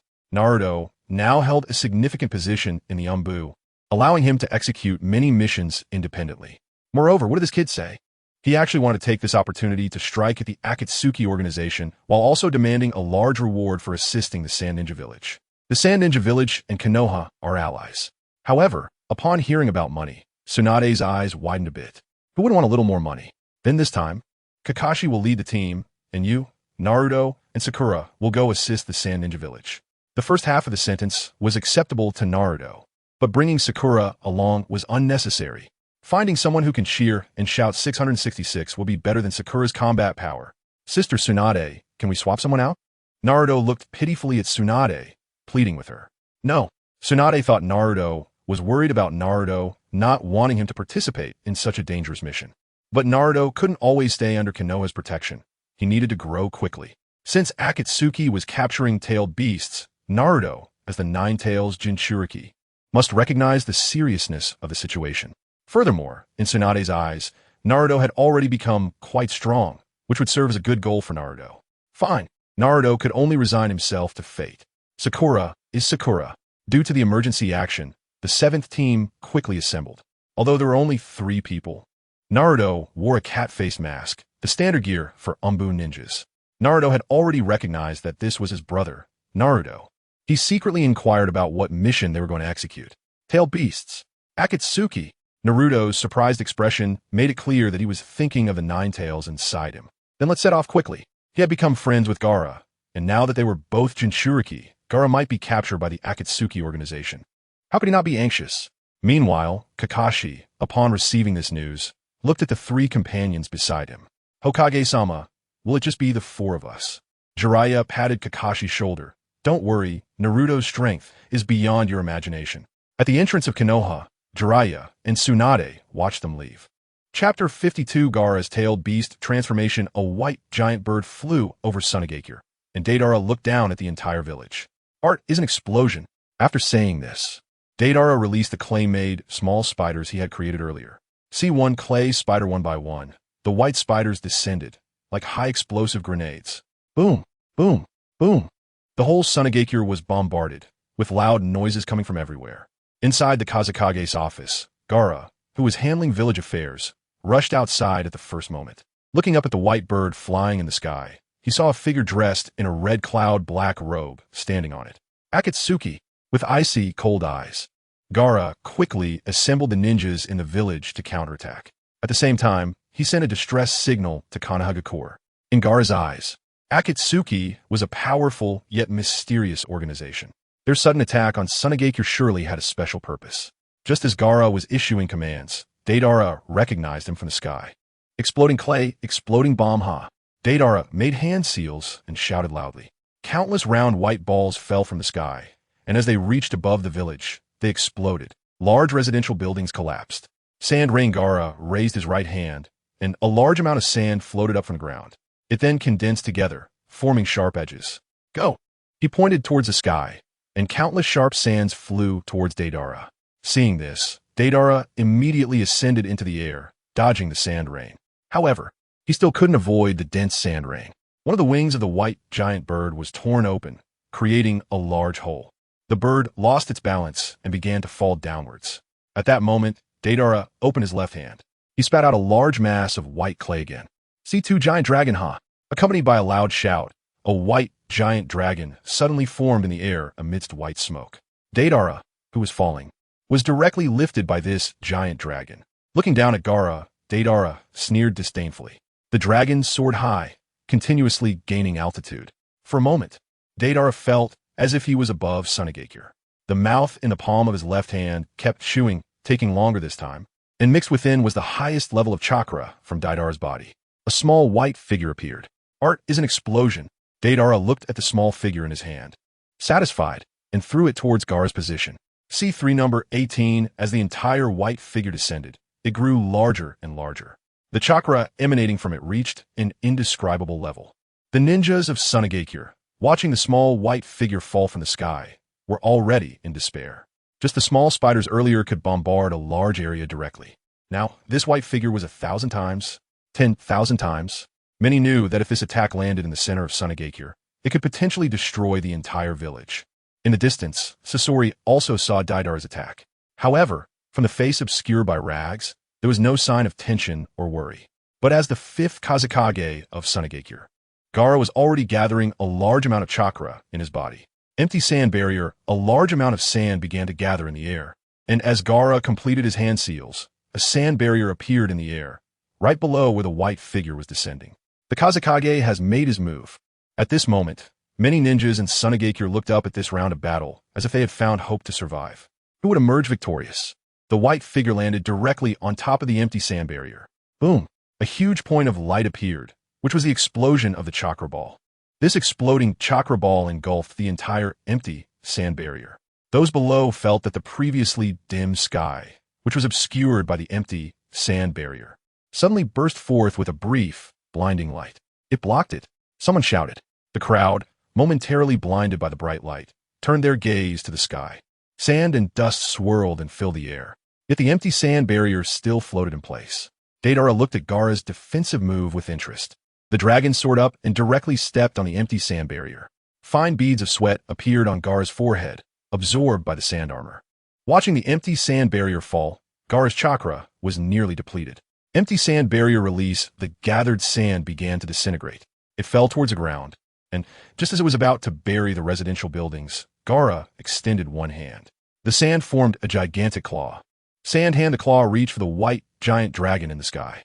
The sand hand climbed higher and, for a moment, reached the same height as Deidara. However, this sand hand was not as agile as the dragon. Deidara began to control the giant dragon to attack the entire village. The dragon spat out a large amount of white clay. When this clay hit the ground, Deidara detonated it directly. In this way, deep trenches were bombarded throughout Tsunade. Have we called for help from Konoha? Gaara asked anxiously. A ninja quickly reported, "Yes, we've called for help, but we don't know when the reinforcements from Konoha will arrive. By then, the village..." Bang! Stop talking nonsense. Gaara kicked the ninja to the ground. At this critical moment for the village's survival, saying such things was unforgivable. Blood sand flame explosion, shuriken Gaara made hand seals, and sand began to fall from his sand armor. But this sand was not yellow, it was red. This was the sand stained with Gaara's blood. It was a new type of sand he discovered during the last invasion of Tsunade by Naruto. Now he had developed a new ninjutsu using this sand. The blood sand shuriken had the same attack style as the sand shurikens Gaara had used before, but the power was vastly different. Gaara began his tailed beast transformation, his body covered in sand.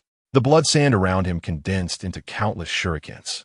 With a swipe of his claws, several wind blades mixed with these blood sand shurikens flew towards Deidara high in the sky. As the blood sand flame explosion shuriken flew through the air, it began to split into 2, then 4, as if using the shadow clone technique.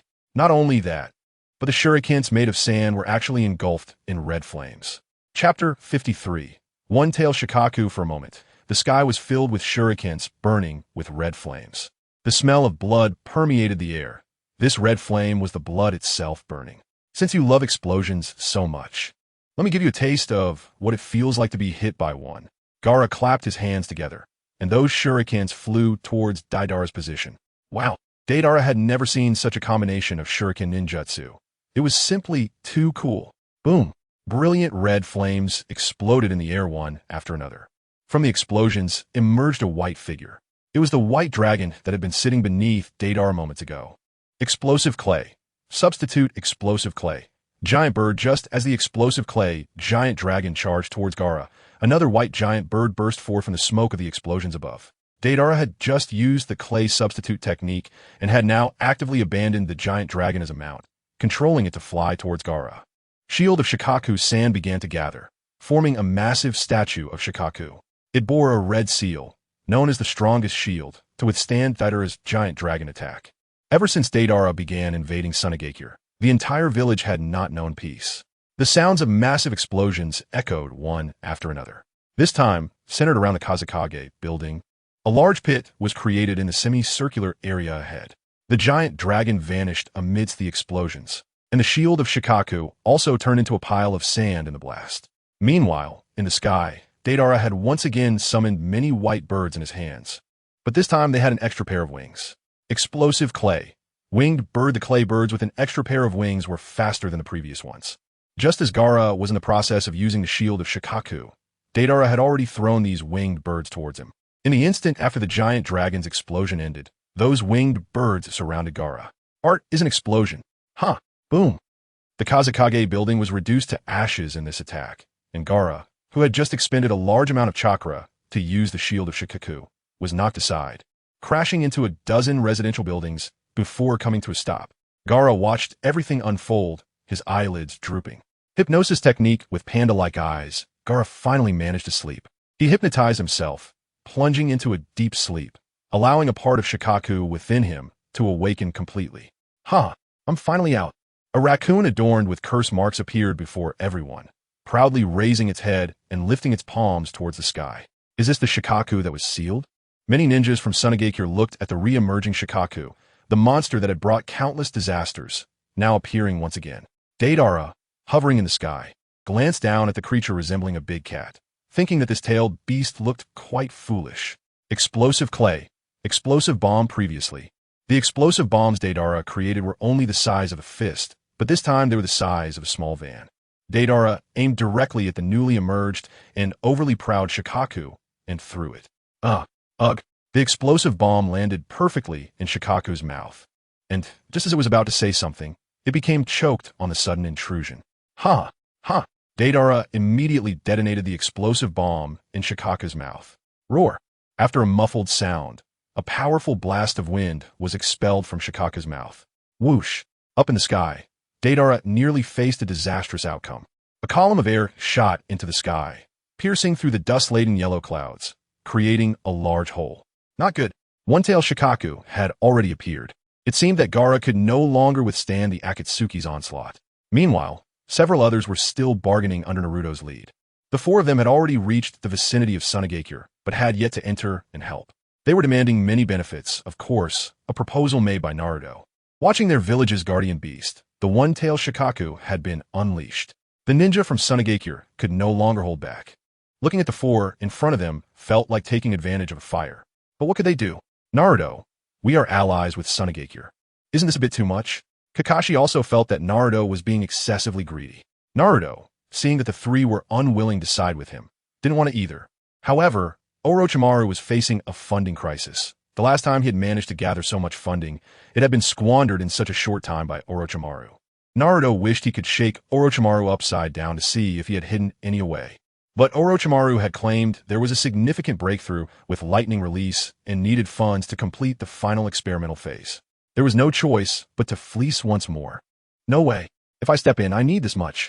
The ninja from Tsunade heard Shikaku roar again and glanced at Kakashi, who was leading the team. Can we not let this ninja intervene?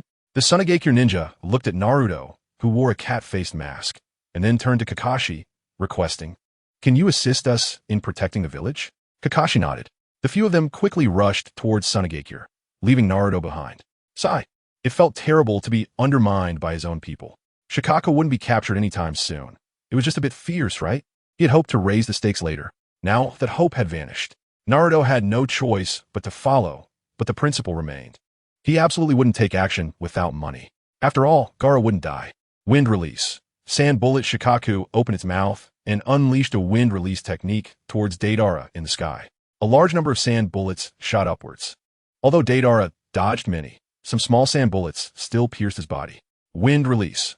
Vacuum bullet, then Shikaku spat out a solidified white air cannon towards the sky. Deidara sneered, intending to maneuver the giant bird to evade this attack.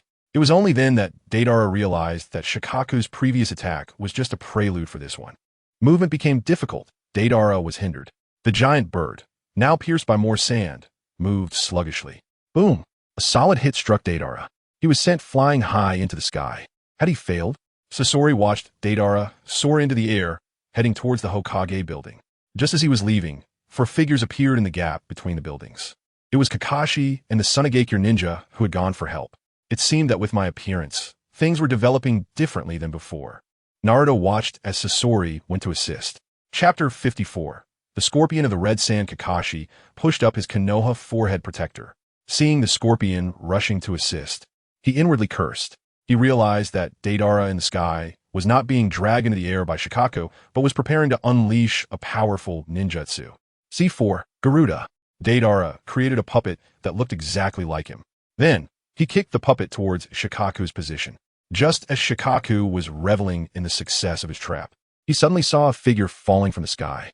Startled, Shikaku immediately recognized that this enemy was not ordinary.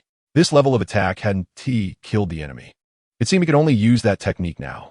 Shikaku opened his mouth, condensing yin and yang chakra in a 2:8 ratio. Tail beast bomb. Before the puppet could land, Deidara was like a live target in the air. Shikaku chose to ignore the falling puppet and instead opted to attack Deidara's real body in exchange. At that moment, a figure in a red cloud black robe suddenly appeared in the sky. A short, stout figure exploded into pieces. It was Scorpion. Scorpion's limbs attached to Shikaku's body. The sharp tail, just like a scorpion's stinger, snapped. Continuous sounds echoed as Scorpion's tail elongated like a snake's bone, wrapping around Shikaku's neck. The tailed beast bomb that Shikaku was charging was interrupted, almost forcing him to swallow it. At that moment, the puppet had already landed where Shikaku was. "Art is an explosion," shouted Deidara, raising his finger to detonate the puppet. Boom! The explosion was massive. But Shikaku's defenses were strong enough that it did not inflict substantial damage. It seemed the result was still the same. Naruto observed the detonating puppet. C4. Garuda was not as simple as it appeared. He knew that Deidara intended to use this move on Itachi, but now it was being used against Shikaku. Naruto pressed down on the decorative contact lens over his right eye. This was something he had specially made by Orochimaru to hide his Sharingan. Orochimaru and the others were also using them because they were very convenient, unlike Kakashi, who had to wear a forehead protector all day to cover his Sharingan. The Manjiki Sharingan activated. From a distance, Naruto saw the tiny clay spiders floating in the air. These clay spiders, spread by the explosion, were being inhaled by Shikaku. The surrounding sand ninja were completely unaware of what was in the air. Unbeknownst to them, they had already received a death notice from Deidara. After restraining Shikaku's attack, Scorpion quickly dodged away. In the sky, Deidara fell, just as he was about to hit the ground from a height of 100 meters. A loud bang sounded as a giant white bird appeared again. "Art is an explosion," shouted Deidara.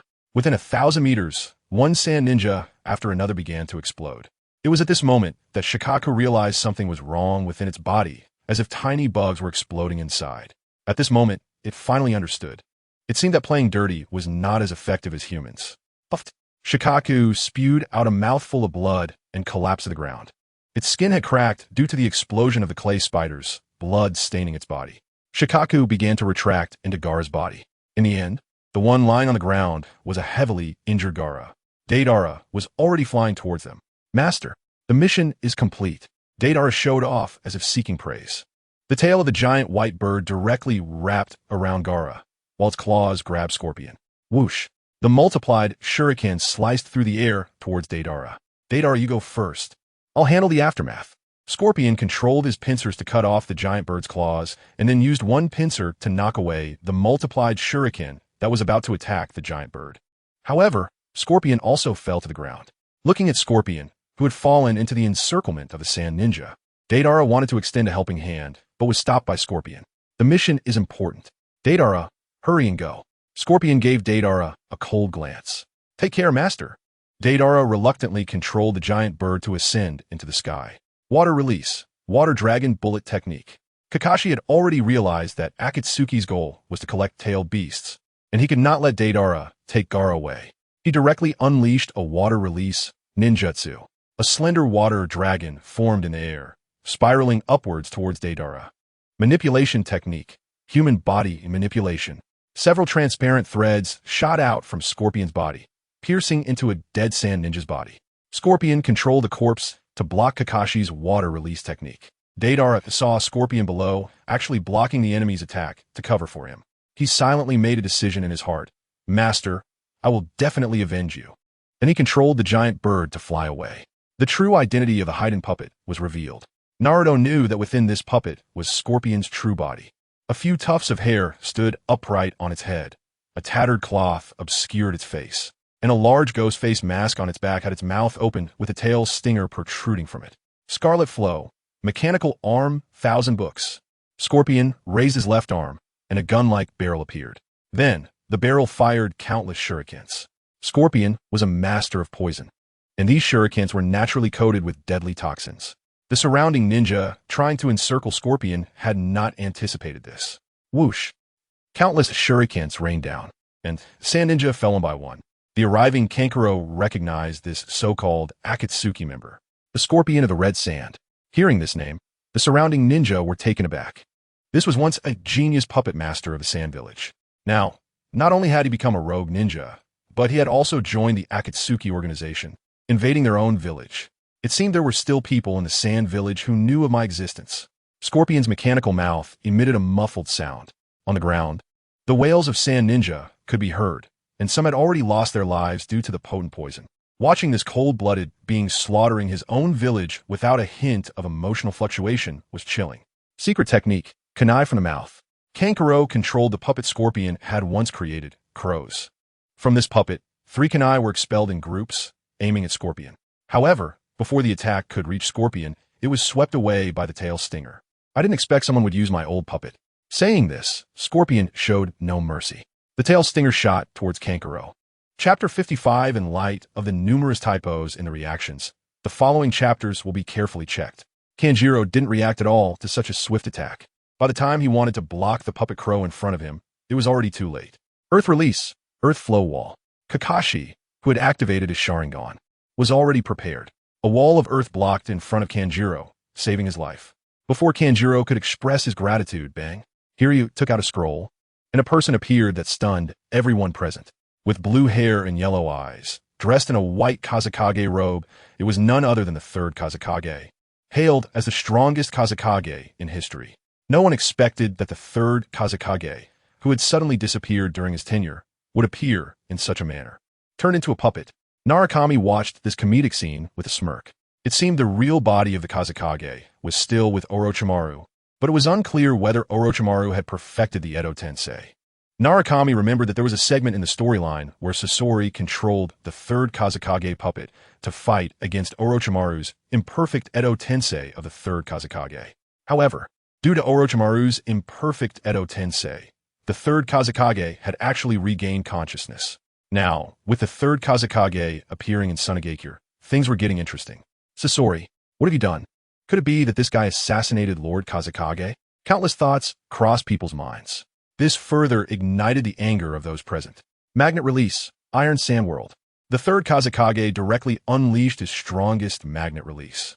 Suddenly, a large number of black spikes condensed in the surrounding barrier space. These spikes even pierced through some ninjas' bodies. At that moment, however, the Hiryu controlling the third Kazekage suddenly vanished. Underground, Kakashi immediately anticipated Hiryu's location. But the third Kazekage, magnet release, Iron Sand Giant Needle. In front of the third Kazekage, iron sand condensed into a long spear, and it began sweeping through the ninjas of Tsunade within the barrier. Earth release, multiple earth flow walls. Kakashi used earth release to block the third Kazekage's attack. Just as he was about to take action, the third Kazekage suddenly disappeared. Along with him, Hiryu, who was controlling him, also vanished. This was a military force against a ninja village, and they were surrounded. Sasori knew he couldn't compete. Even if he had the will, he didn't have enough chakra. So his purpose in releasing the third Kazekage was to attract everyone's attention. A ray of light. Narukami stood at the top, watching a figure flash below. He wondered how much this guy could be worth. He couldn't just run for nothing. A golden flash zipped past. Following that figure, the entire Tsunade was in turmoil. The fifth Kazekage, Gaara, was captured, and the once-missing genius puppet master, Sasori of the Red Sand, suddenly appeared. Even more shocking was that the third Kazekage had actually been turned into a puppet by Sasori of the Red Sand. One significant piece of news after another dealt a crushing blow to Tsunade. Pursuing Sasori? The current Tsunade had no such capability. The casualties were too heavy. Even if they did, the Elder Council of Tsunade would never agree. The disappearance of Gaara was, in fact, good news for them. Since Gaara took office, it had already touched their interests, and it just so happened that Akatsuki solved this problem for them. This is how reality is, filled with countless dark places. To put it in modern terms, beneath the floating weeds, there is nothing but mire. But Narukami didn't care about that. Sasori of the Red Sand was a valuable treasure for him. Thinking back to the last time he stole a scroll of puppet techniques from the Kazekage building, Narukami felt even more motivated. Kid, you've been following me all the way. After escaping the influence of Tsunade, Sasori stopped in a forest. He had realized that this tail was following him when he left Tsunade. Before, he had chosen to ignore it for fear that a fight would attract Tsunade's attention. But now it was different. He was far away from Tsunade. Even if there were reinforcements, so what? Sorry, but you probably can't go back today. Narukami crouched on the treetop, speaking what sounded like a joke, but his eyes revealed murderous intent. Just because of you? A mere Umbu ninja from Konoha? Sasori didn't understand why the person in front of him was so arrogant. Was it because of poor dental hygiene? Or was it a bloodline limit, mouth escape? He, Sasori, had escaped under the military force of a village. Would he fear a little Konoha ninja? Hiryu, needle 8 waves. Opening his mouth, ultra-high-density, poisonous needles shot towards Narukami at a high frequency. Bang! White smoke rose, and the target of the attack had turned into a wooden stake. Whoosh! A sound of breaking air rang out. Hiryu used his tail spikes to block the attack coming from behind. It was a kick wrapped in red chakra. Tail beast cloak. Jinchuriki. Sasori quickly moved back, realizing, so that's it. I thought he was just an arrogant guy. But Sasori was a bit uncertain about who this guy was. Wasn't the tailed beast of Konoha the Nine Tails? The Nine Tails was sealed in that little guy, but the Jinchuriki appearing now was wearing an Umbu mask from Konoha. Was it a coincidence or intentional? Just at that moment, when Sasori was pondering, Narukami charged at him again. Now Narukami was facing a member of Akatsuki, and he couldn't afford to be careless. This was no longer someone he could defeat without using his true strength. His tails began to grow, 3 tails for tails, finally stopping at 5 tails. Sasori crawled on a tree, shooting poison Senbon towards the tailed beast-formed Narukami. However, those Senbon couldn't even pierce through Narukami's tailed beast cloak. Narukami had already become a perfect Jinchuriki of the Nine Tails. He could fully control the chakra of the Nine Tails, so this level of battle couldn't harm him. Boom! Narukami swept the tree that Sasori was climbing directly in half. At that moment, Sasori controlled the tail spikes to wrap around Narukami's body. The tail spikes slowly cut through the tailed beast cloak, moving towards Narukami's skin. Just at this critical moment, Narukami formed a Rasengan and slammed it into Hiryu's body. Crack! The hard ghost-faced mask on the back of the puppet Hiryu was actually shattered with several cracks from the Rasengan. Narukami took the opportunity to grab, and the red tail wrapped around Hiryu's tail spikes. Tails against tails, but Narukami had 5 of them. Snap! Hiryu's tail spikes were directly pulled out by the tailed beast-formed Narukami. Without the tail spikes, the puppet Hiryu was like a tiger that had lost its teeth. It could no longer inflict any harm on Narukami. Just then, however, Hiryu charged at Narukami. Chapter 56, one-on-one with Scorpion. At the moment when Fei Lyohu leaped into the air, a hollow appeared on its body. A figure fell out from the shadows, and several transparent threads wrapped around Fei Lyohu, controlling it to charge towards Ming Shun. Fire release, Fire Dragon Bullet. Ming Shun formed hand seals with one hand and spat out a large fireball that struck Fei Lyohu directly. This puppet, known for its attack and defense, thus ended its career. Boom! Countless fragments splattered out, hitting the tree trunk, with the tail still buzzing and emitting white smoke. A boy with short red hair and a delicate face appeared, clearly of a similar age to Ming Shun. Ming Shun would not be deceived by Scorpion's appearance. He knew that Scorpion was capable of turning even himself into a puppet, which meant that the figure before him was merely a puppet as well. It just happened to possess life. Looking at the regeneration core located on the left chest, this was the source of Scorpion's chakra. Moreover, it bore the character for Scorpion, just like his name. Seeing me like this, you're surprisingly not shocked at all. Scorpion gazed at Ming Shun. Is that so? Perhaps I've seen too many beings that aren't human and too many things that resemble humans. So encountering a monster like you is no longer surprising. Scorpion felt that Ming Shun was implying something about him, but without evidence, he could only let it go. Scroll, Inferno et Formation. Scorpion threw out a scroll, which was indeed a fire release scroll. Then, mimicking Iron Man's pose, he spread his palm and aimed at him, but what erupted was not a cannon shot. Instead, a thin, high-speed flame swept towards Ming Shun's position. Several large trees fell in response, with neatly cut edges still burning. Furthermore, these flames were eroding the insides of the tree trunks. The flames acted like lasers, sealing off the places where Ming Shun could dodge. Water release, water breakthrough. Ming Shun formed hand seals with one hand, performing a B-rank water release jutsu. A thin, high-speed flowing stream of water appeared. Water against fire. In the instant of combat, Ming Shun gained the upper hand. The high-temperature flames directly evaporated the water into mist, shrouding the surrounding space in this mist. Although Ming Shun held the advantage, Scorpion had 2 palms, meaning both could shoot flames. As a mist rose, Scorpion controlled the other palm to sweep through the fog. Water release, hidden mist technique. Ming Shun continuously exhaled mist, reducing visibility even further. Behind Scorpion, a pair of spiral blades appeared. These spiral blades spun rapidly, directly dispersing the mist. Ming Shun, hidden in the mist, now wore an awkward expression. He had prepared for a sneak attack, but was instead caught in this situation. Fire release, Dragon Flame, Song Technique. 4 fire dragons surged from the up, down, left, and right directions, heading towards Scorpion's position. This level of ninjutsu was almost guaranteed to hit, as it sealed off all possible escape routes for the enemy. Scorpion pulled out a scroll, and with a swipe of his finger, a puppet appeared, directly taking the hit for him. Multiple shadow, clone jutsu. Dozens of Ming Shun clones appeared, each with a spiraling sphere as large as a basketball. They charged towards Scorpion. Scroll, Inferno Hell Formation. Another identical attack, but this time, instead of thin flames, it was a torrent of flames. These flames swept towards the charging shadow clones. One by one, the clones were struck and exploded. In the end, Not a single clone remained, and even Ming Shun's main body had vanished. Scorpion scanned the surroundings, but found nothing. Even when he suddenly turned to look behind him, he could not see the ambushing Ming Shun. It was as if Ming Shun was meant to seize this opportunity for a sneak attack. Looking up, even the puppet version of Scorpion widened its eyes. Fire release, ghost lantern. Numerous dense fire ghost faces appeared in the sky, floating around Ming Shun. Ming Shun had already removed his mask and smiled brightly at Scorpion. Just as Scorpion's attention was drawn to the boy's dazzling smile, the ghost lanterns in the sky surged towards him. Whoosh! A scroll was drawn from behind again. Scorpion had a total of 4 scrolls on his back, and had only used 3 in the original story. He was akin to Uchiha Itachi, unleashing a flood. However, when dealing with Ming Shun, an unknown Jinchuriki from Konoha, Scorpion would not hold back. The scroll appeared and exploded. The flames that had just been spewing from his hand transformed into a water column, and it was a super high-pressure water column. The ghost lanterns formed in the sky were directly sliced in half by this water column before crashing to the ground and extinguishing. Ming Shun looked at the ninjutsu he had finally learned, now so easily countered, feeling somewhat helpless. A rustling sound. Long ropes emerged from deep within Scorpion's abdomen, coated with purple poisonous liquid. At the end of the ropes was a sharp blade.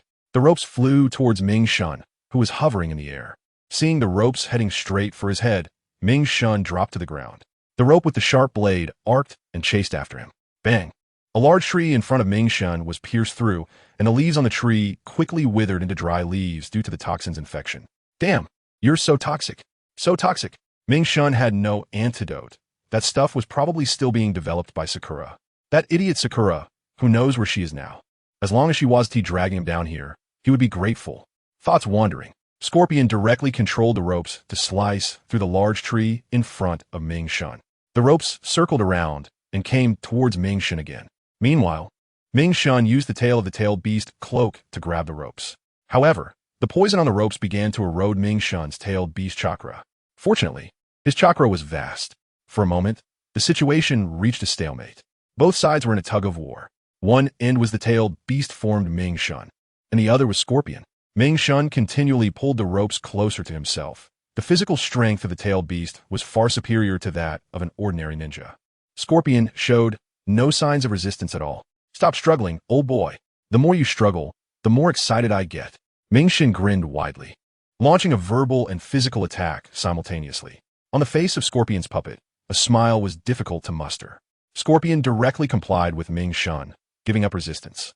However, the pair of spiral blades behind him spun rapidly, coming towards Ming Shun. Those were not just propellers, but rather blades of steel. With just one strike, they could easily cut through stone. Seeing Scorpion's embrace, Ming Shun directly rejected it. He raised the ropes high and smashed them down towards the ground. Chapter 57. The 4th scroll of Scorpion the ground was smashed into a large pit by Narukami. Inside the pit, Scorpion was left with a crack on his face from a fall. Whoosh! The rope spun rapidly and flew back to Scorpion's abdomen. He unfolded a scroll, which was one of the last 2 scrolls remaining on his back. As for what the other one was, no one knew. Red secret technique. 100 mechanisms performance. The scroll exploded open, and the sky was filled with nearly 100 puppets, all dressed in red with black fur collars. At the same time these puppets appeared, a section of Scorpion's right chest opened up, revealing blue chakra swirling inside. These chakras formed thin lines that wrapped around the bodies of each puppet. The originally motionless puppets instantly came to life. The 100 puppets rushed towards Narukami. Some of these puppets had blades, some fired shurikens, and others wielded various weapons. The one-on-one battle had now turned into a 1 versus 101. Narukami looked at the puppets in front of him and thought, damn, you think you can bully me because I have fewer people? Multiple shadow clones bang. Bang. Bang.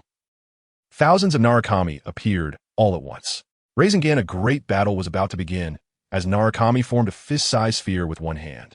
The shadow clones behind him also created their own Rasengan. The scene was spectacular, comparable to a battle between 2 ninja villages. Bang! The explosion of a Rasengan shattered one puppet. Bang!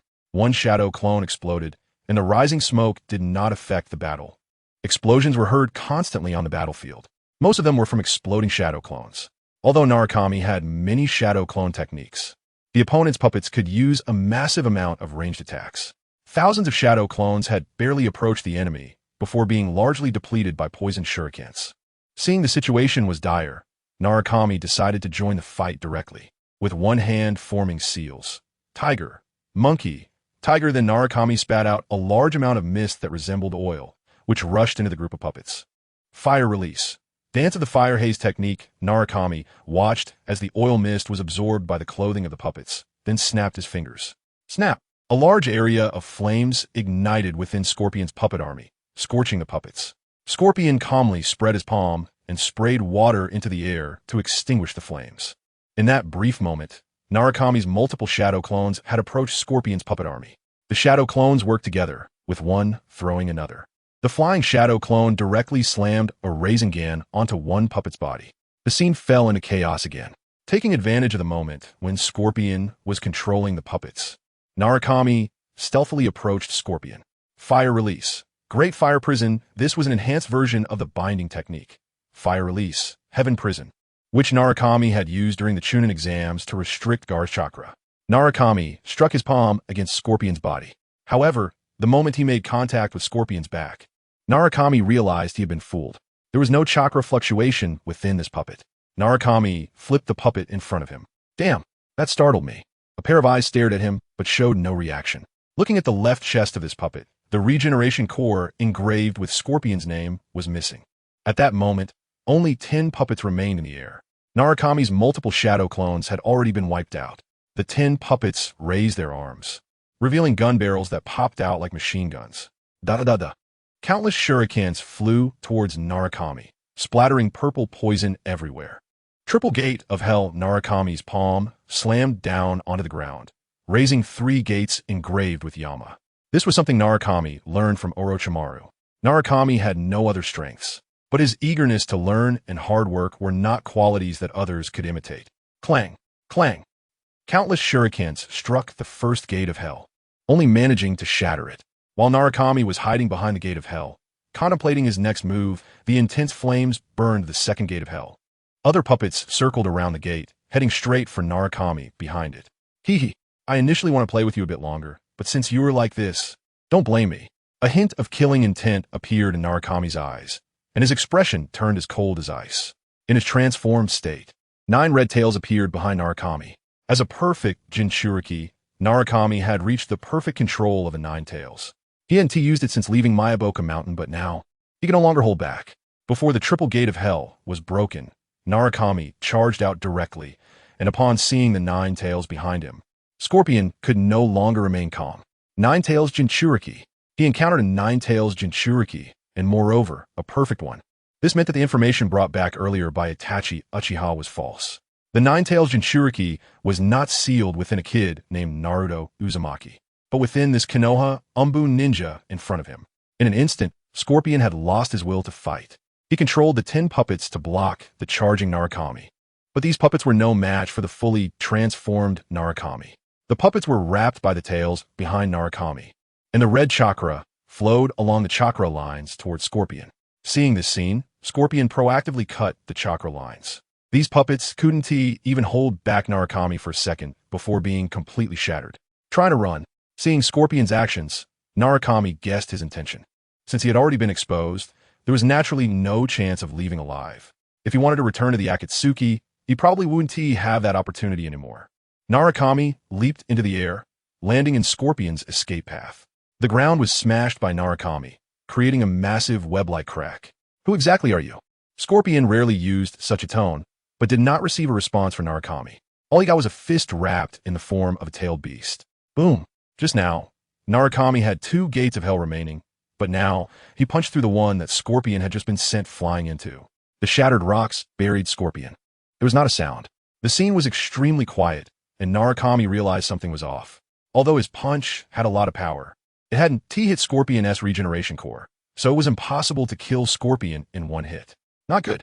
Narukami suddenly remembered that the position he had just attacked was where Scorpion's original body had been, and behind Scorpion's body was still the 4th scroll. Boom! The Rasengan sliced through the rocks above, revealing Scorpion, and the hollow spot on his left chest was once again filled with a regeneration core. And the Scorpion held the 4th scroll in its hand. Chapter 58. A strange smile appeared on Scorpion's face. Since I can't escape, I'll leave you with a deep impression. The scroll opened, revealing a 4-character phrase surrounded by several lines of small text. But Narukami hadn't finished reading it. Suddenly, the scroll exploded open. Finally, I can come out. A tall, slender body wrapped in bandages, with white hair reaching down to the waist. However, the ugly face was covered with countless stitched scars, and red eyeballs gave a chilling and terrifying feeling. The puppet that appeared was the ultimate boss of the movie Naruto Shippuden, the Will of Fire, Baryu. Baryu was born in Konoha and was a Nin level ninja. However, he did not possess high qualifications, nor did he have a strong bloodline or talent. Therefore, he became jealous of his contemporaries Jiraiya, Tsunade, and Orochimaru's talents, and walked down an irreversible path. Secretly researching the combined ninja technique Demon Bud, he was eventually discovered by Hiruzen Sarutobi. He began to be hunted down and consequently became a rogue ninja of Konoha. However, he was ultimately able to absorb 4 kinds of Kekkai Genkai. Yes, Kekkai Genkai. And 4 kinds at that. Narukami currently only possessed 2, Wood Release and Sharingan. Baryu, on the other hand, absorbed the Earth Release of the Rock Ninja, the Wind Release of the Sand Ninja, the Dark Release of the Mist Ninja, and the Storm Release of the Cloud Ninja. All 4 were Kekkai Genkai. Looking at Baryu in front of him, Narukami's expression did not change to one of embarrassment. Instead, it revealed a kind of joy. Ha ha ha. You really surprised me. I'm sure Orochimaru will love this gift. Thinking of Orochimaru, who was still researching Lightning Release, Narukami had already arranged follow-up work for him in his heart. Since it's research, let Orochimaru have enough of it. After all, in the later stages, he would need Orochimaru, this top-notch talent in technology, to become stronger. Storm Release, Thundercloud Burst. Taking advantage of Narukami's moment of distraction, Scorpion directly controlled Baryu to use the Kekkai Genkai. Storm Release. A large area of heavy clouds appeared in the sky. The originally clear sky instantly became overcast. Baryu pointed his index and middle fingers downwards, and the heavy clouds began to rain. Boom! The first raindrop fell, creating a pit in the ground. At this moment, Narukami realized that these weren't raindrops at all. They were sharp rain knives, and they were extremely sharp, directly slicing the nearby trees in half. Moreover, these were specifically targeting his position. In the sky, countless transparent crystals reflected the light. Body flicker technique. Narukami quickly dodged among the falling rain knives and arrived in front of Baryu. Ninetails Chakra Hand. The Ninetails Chakra formed a gigantic claw, reaching for Baryu. At that moment, Baryu used Lightning Release to swiftly dodge Narukami's attack. While evading, he formed hand seals. Storm Release Secret Technique. Storm Demon Dragon. Boom! The sky began to rumble and crack. A bolt of lightning illuminated the dark sky. This massive lightning bolt was heading straight for Narukami. Oh no! This. It was Narukami's first time feeling the sensation of being struck by lightning. No, it was the second time. He had forgotten about that incident in his previous life. The pain from that memory suddenly awakened some painful recollections. In the sky, several bolts of lightning fell in succession. Malice Perception. Narukami activated his steel ability, a special ability of the Ninetails. Once activated, he could sense the presence of malice around him. Left, right, forward, thunder, my heavenly cultivation. Sorry, I took a wrong turn. Narukami looked at the 4 still smoking, charred pits on the ground. Fire Release, Fire Dragon Bullet. He opened his mouth and countered with a Fire Release. The Fire Dragon swept past, forcing Baryu to reposition. Meanwhile, Narukami dodged the falling lightning and headed toward Scorpion. His real opponent was not Baryu, but Scorpion, who was controlling him. This was also a drawback of puppet masters. They were not good at close combat. In other words, puppet masters were not adept at directly battling enemies. They preferred controlling puppets to fight. Summoning Technique. Baryu used his blood to perform a summoning technique. A gigantic monster combining a dog, a bird, and a 2-headed snake appeared, with a pair of wings on its back. You think you're the only one who can summon. Summoning. Festival Stage Collapse Technique. Suddenly, a shadow appeared above the newly emerged combined monster. Splash. A giant toad landed directly on the monster's body. It was Gamabunta, summoned from Myoboku Mountain. Gambunta, pull this monster aside. Don't interfere with my fight. Okay, boss. The blue toad, carrying 2 swords on its back, dragged the unconscious monster away. Having gained immense power, he naturally sought to spar, and Narukami wouldn't hold back against those big toads who had previously looked down on him. This led to the current situation where, in Myoboku Mountain, the only one who could refute Narukami was Gamakichi. Any other toad that dared to oppose Narukami would inevitably face a beating. This is the benefit of having absolute power. Only fists are justice. Only what you think is right for you. Back on the battlefield, Narukami charged toward Scorpion, while Scorpion controlled Baryu to block Narukami's path. Steel release, steel hardening. A punch struck Baryu's body, producing a metallic sound. This is one of Baryu's 4 Kekkei Genkai, steel release. His entire body was as hard as steel. Great Ball Rasengan. Let us see how hard you are. Narukami dragged a massive Rasengan in his palm. He directly slammed the Rasengan towards Baryu. Dark release, absorption hole. Baryu actually plunged his palm into the Rasengan to catch it. No, he was absorbing the chakra within the Rasengan. Realizing Baryu's intention as he absorbed the Rasengan's changes, Narukami thought, but who knows how much you can absorb? A wicked smile appeared on Narukami's lips. Super Great Ball Rasengan. A 3-meter diameter Rasengan appeared in Narukami's hand. Before Baryu had finished absorbing the previous Rasengan, this one was fed directly into his mouth again. It gave the impression of eat this, and you better finish it. Boom! A massive explosion occurred centered around Baryu. As the smoke cleared, Baryu lay in the center of the pit, with many cracks appearing on his body. Scorpion's most outstanding creation. Baryu was defeated. Chapter 59. Extracting the tailed beast. Scorpion had already lost the power to fight. The puppets were gone, and there was little chakra left. In front of him, Naruto still looked full of energy. He had even put away the bijou and was approaching Scorpion. What choice do you have now? The red-tailed beast cloak wrapping around Naruto's body began to fade, releasing the tailed beast transformation. He reached out and put on a cat face mask. I find you somewhat similar to the ninja, Scorpion suddenly said, surprising Naruto. Well, since you've discovered it, there's no way I'm letting you go now. I know, which is why I chose not to live. As he spoke, a short knife appeared in Scorpion's hand, heading straight for his regeneration core. Feeling like a fish on the chopping block, Scorpion had given up. He chose to end it in his own way. But Naruto had worked so hard for this. How could he let Scorpion die so easily? Whoosh! Flying Thunder God.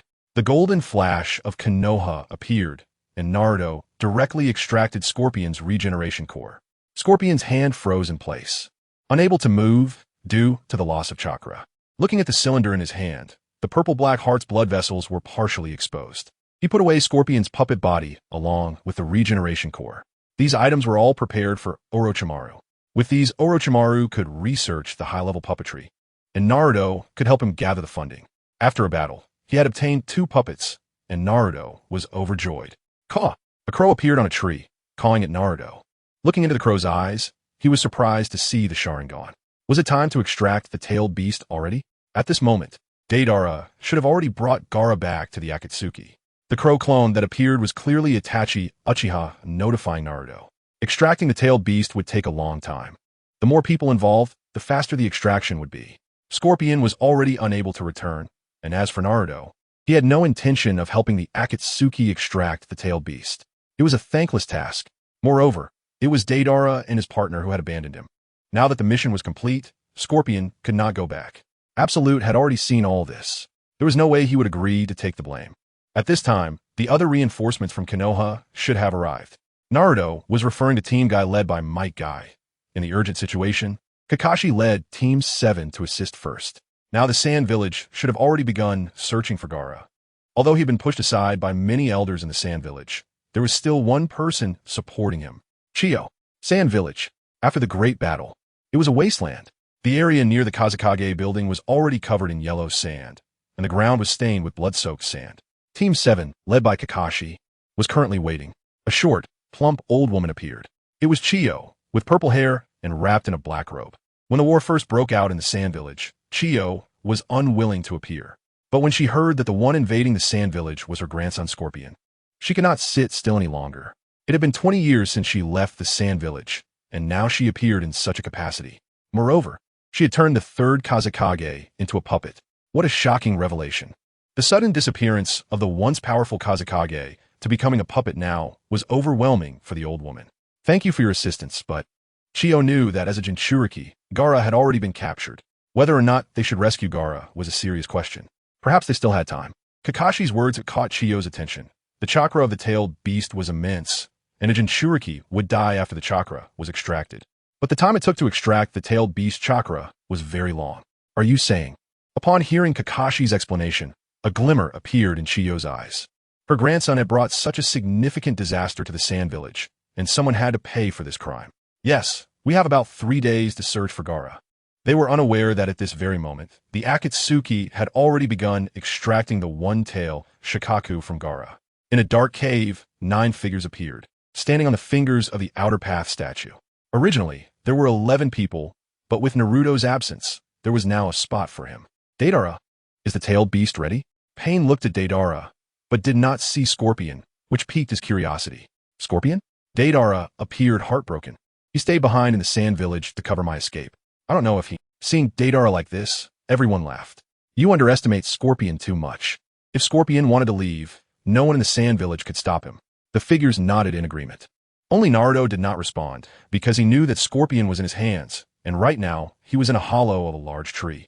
This was a specially chosen hidden place for the purpose of assisting the Akatsuki in extracting the one-tail Shikaku from Gaara's body. Deidara glanced at Naruto, thinking that it wouldn't be a bad idea to let him stay in the sand village if he was present. But now everything had already been decided. Looking at Deidara, Naruto shot him a glare, as if to say, you all didn't let me go with you, and now this is what you get. Alright, since Scorpion is not here, we'll have Shin take his place for now. Everyone prepared to start extracting the tailed beast. After Pain's words, the 9 figures began to get ready. Naruto followed Pain's instructions and started the first attempt to extract the tailed beast chakra.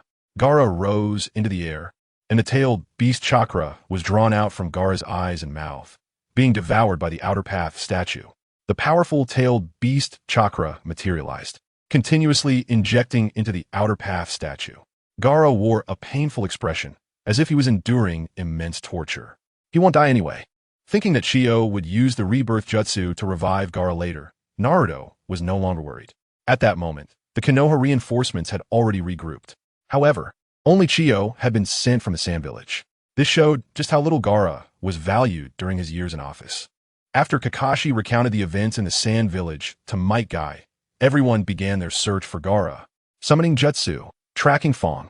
Kakashi performed the summoning technique, calling forth several ninja dogs. After conveying his intentions, the lead black ninja dog started running ahead. Chapter 60, Deidara's Retreat 3 days later. The process of extracting the tailed beast went smoothly. It seems that those people outside ultimately arrived a bit late. Pain said as he looked at Deidara, let Kisame and Itachi cover Deidara's departure. Throughout the entire process, Pain didn't spare a glance at Naruto. Naruto was very satisfied with Pain's decision. As long as they didn't make him exert himself, that would be fine. Otherwise, he would have to collect payment. Under a huge red door frame, everyone looked at the massive wall in front of them, on which a giant ceiling character appeared. Might Guy charged directly at the enormous stone wall, with a powerful fist wind. He intended to smash the wall with his fist.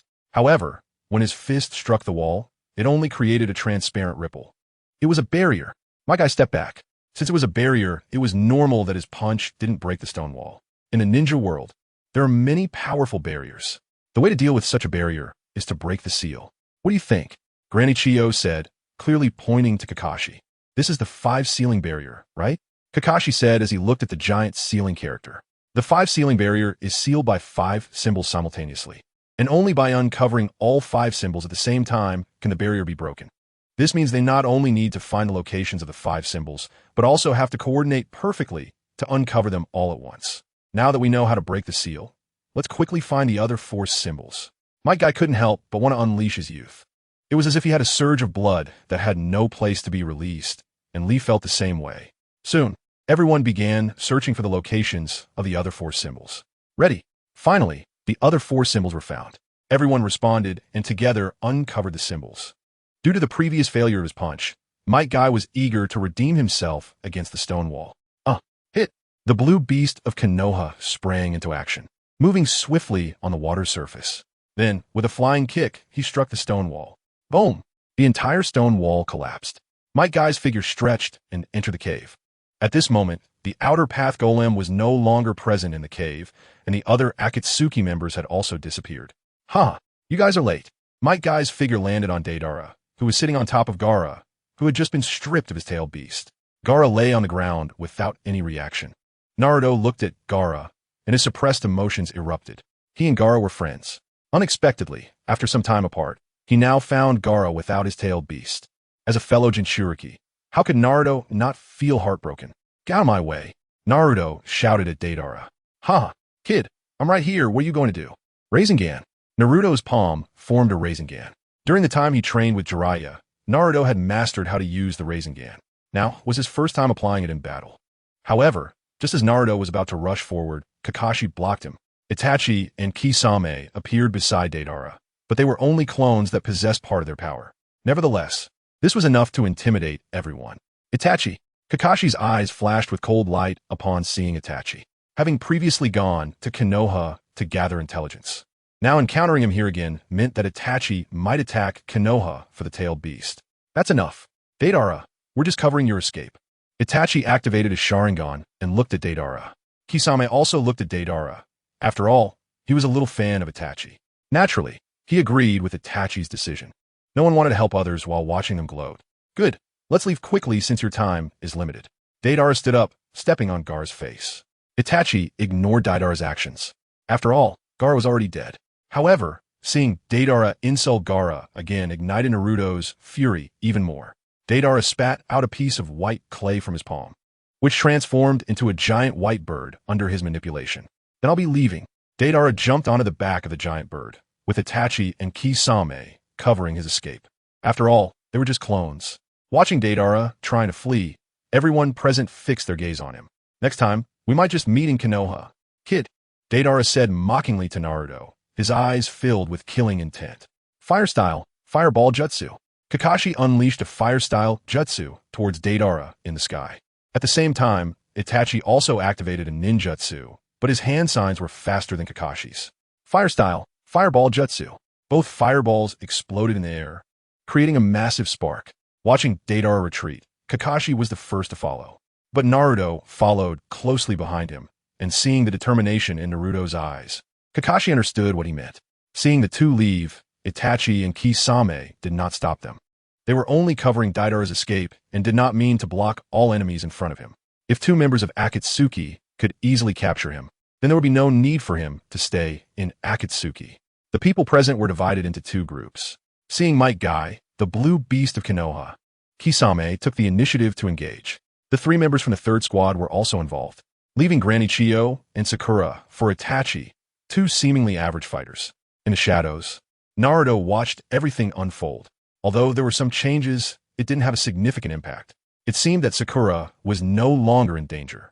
Itachi was only an undercover agent in Akatsuki, and his current mission was to cover Deidara's escape, since Deidara was now far away. He didn't need to expend more energy fighting the two women in front of him. He was not like Kisame, who loved to fight. One day without fighting made him uncomfortable. He just didn't know what he would think after being beaten by Might Guy upon realizing he was facing him. Thinking of this, a slight smile appeared at the corner of Naruto's mouth. Although he couldn't intervene to teach Deidara a lesson, Might Guy could. Chapter 61. The shocked Orochimaru. Since he couldn't gain any substantial benefits here, Narukami didn't want to stay any longer. As for the funding for the lightning release, he could easily obtain it elsewhere. The gains from this trip were already significant. Not only had he eliminated a member of the Akatsuki organization, but he also acquired two puppets. Narukami believed that Orochimaru would be very interested in these two puppets. He no longer cared about how the battle would conclude and headed directly to Orochimaru's experimental base. It had been a long time since he last saw Orochimaru. Thinking of this, Narukami recalled the last time he had tricked Orochimaru. It was so long ago that he couldn't even remember. It seemed he couldn't let Orochimaru be too idle. Narukami thought to himself as he quickened his pace. After all, those two guys and received a beating from him in a long time. The night breeze gently brushed and the stars sparkled. At this moment, Orochimaru, Kabuto, and Sai were sitting together, discussing something or engaged in some activity. Meanwhile, Sasuke lay on a sickbed nearby, with arcs of electricity appearing on his body. Goodness. You three aren't using Sasuke as a test subject for researching lightning release, are you? Narukami's voice suddenly rang out, startling Orochimaru and the others, who turned around in surprise. The three of them looked astonished, each holding a large bowl of ramen with noodles hanging from the corners of their mouths. Oh my! Sneaking a snack behind my back. Instead of properly conducting experiments, they were slacking off here. As the boss, Narukami naturally didn't want his employees to slack off when he wasn't around. If he took too long to return, wouldn't they sell off all his possessions? Narukami-kun. Only Orochimaru remained calm, swallowing a mouthful of noodles. Kabuto and Sai, however, choked and began coughing, seemingly not expecting someone to appear here without them noticing. It should be noted that the entire Divine Tree Forest was now their territory, filled with various hidden sentries to detect enemies. And who knows how many snakes were lurking around. With Sasuke's help, they had indeed made significant progress in lightning release. So they were here to discuss the direction of the next experiment. Narukami looked at Sai, surprised that this guy had joined Orochimaru's research team in such a short time. It seemed that he had made the right choice. Technology was indeed the key to innovation. Without a powerful lineage and talent, one could only rely on technology to make changes. Sai also noticed the look in Narukami's eyes, but feigned indifference. He was just a weapon, just as he had been before, and still was. However, he was much happier here, not needing to experience too much fighting and killing, nor having to hide from pursuers. Thus, this period was the most stable time he had ever had, although the memories of Zabuza still occasionally echoed in his mind. Narukami understood this feeling. The sensation of losing something precious would only diminish over time, but never completely disappear. Orochimaru, this time I brought you something good. A smile crept across Narukami's face. Slap! The two puppets were thrown onto the ground. Kabuto and Sai glanced at the items on the ground, initially thinking that what Narukami referred to as a corpse. It was only when they approached that they realized these were two puppets. One resembled a very handsome young boy, while the other was completely wrapped in bandages. Only Orochimaru stared at these two corpses, unable to regain his composure for a long time. Art. This is art. Orochimaru couldn't help but exclaim. Although he wasn't very proficient in puppetry, he could see that the two puppets Narukami brought back were perfect works of art. If you knew their identities, you might be even more surprised. Narukami said with a hint of meaning, then walked over to the table and sat down. He looked at the bowl of ramen that hadn't been touched and immediately started eating. After such a long journey, he was indeed hungry. He hadn't expected that Orochimaru and the others would be so considerate as to prepare a portion for him. The three of them stared at him blankly, wanting to say something but unable to find words. In reality, this bowl of ramen belonged to Sasuke, who was lying on the experimental table. Now, no way. I haven't even said anything yet, and you're already this shocked. Seeing the wide-eyed expressions of the three, Narukami slurped a mouthful of noodles. Actually, you all know these two puppets. Narukami's gaze turned to Orochimaru. Kabuto and Sai also looked at Orochimaru. If Lord Orochimaru knows these two puppets, then it means that these puppets were once humans. The thought made their eyes nearly pop out. They were just short of using the Sharingan to see what identities these two puppets had. Orochimaru looked at the puppet wrapped in bandages and indeed felt a sense of familiarity. However, he couldn't recall. It felt like a long-lost memory was being awakened. But he couldn't quite grasp it. Then Orochimaru pulled back the bandages covering the puppet's face slightly. Orochimaru's eyes widened in disbelief as he looked at Narukami. Yes, it's exactly the person you're thinking of. A smile appeared at the corner of Narukami's mouth.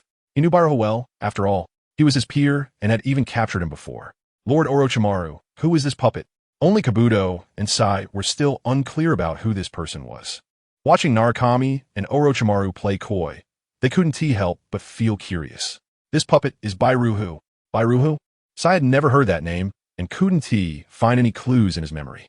However, Kabuto seemed to recall something. Could it be that Lord Orochimaru mentioned Baruhu before? Kabuto, indeed Orochimaru's confidant, even knew about this. The guy with 4 bloodline limits. He was actually made into a puppet, although Sai didn't know who Baruhu was. Hearing Kabuto mention that this person had 4 bloodline limits was shocking enough. Among ordinary ninjas, having even 1 bloodline limit could make one a top-tier existence. Some clans could even rise to prominence in the ninja world based on a certain bloodline limit. But what was Kabuto saying? This person in front of them actually had 4 bloodline limits. This shattered Sai's understanding. In fact, Kabuto also found it hard to believe. When he first heard it from Orochimaru, he thought it was just an exaggerated tale. But now the truth was right before his eyes. What is this? Chapter 62. Unlucky Sasuke. Orochimaru looked at the red-haired boy in front of him. This was clearly a puppet, as the hollow body was filled with many mechanical parts. It was different from the one belonging to Hiriko. The regeneration core on Scorpion had been kept separately by Narukami.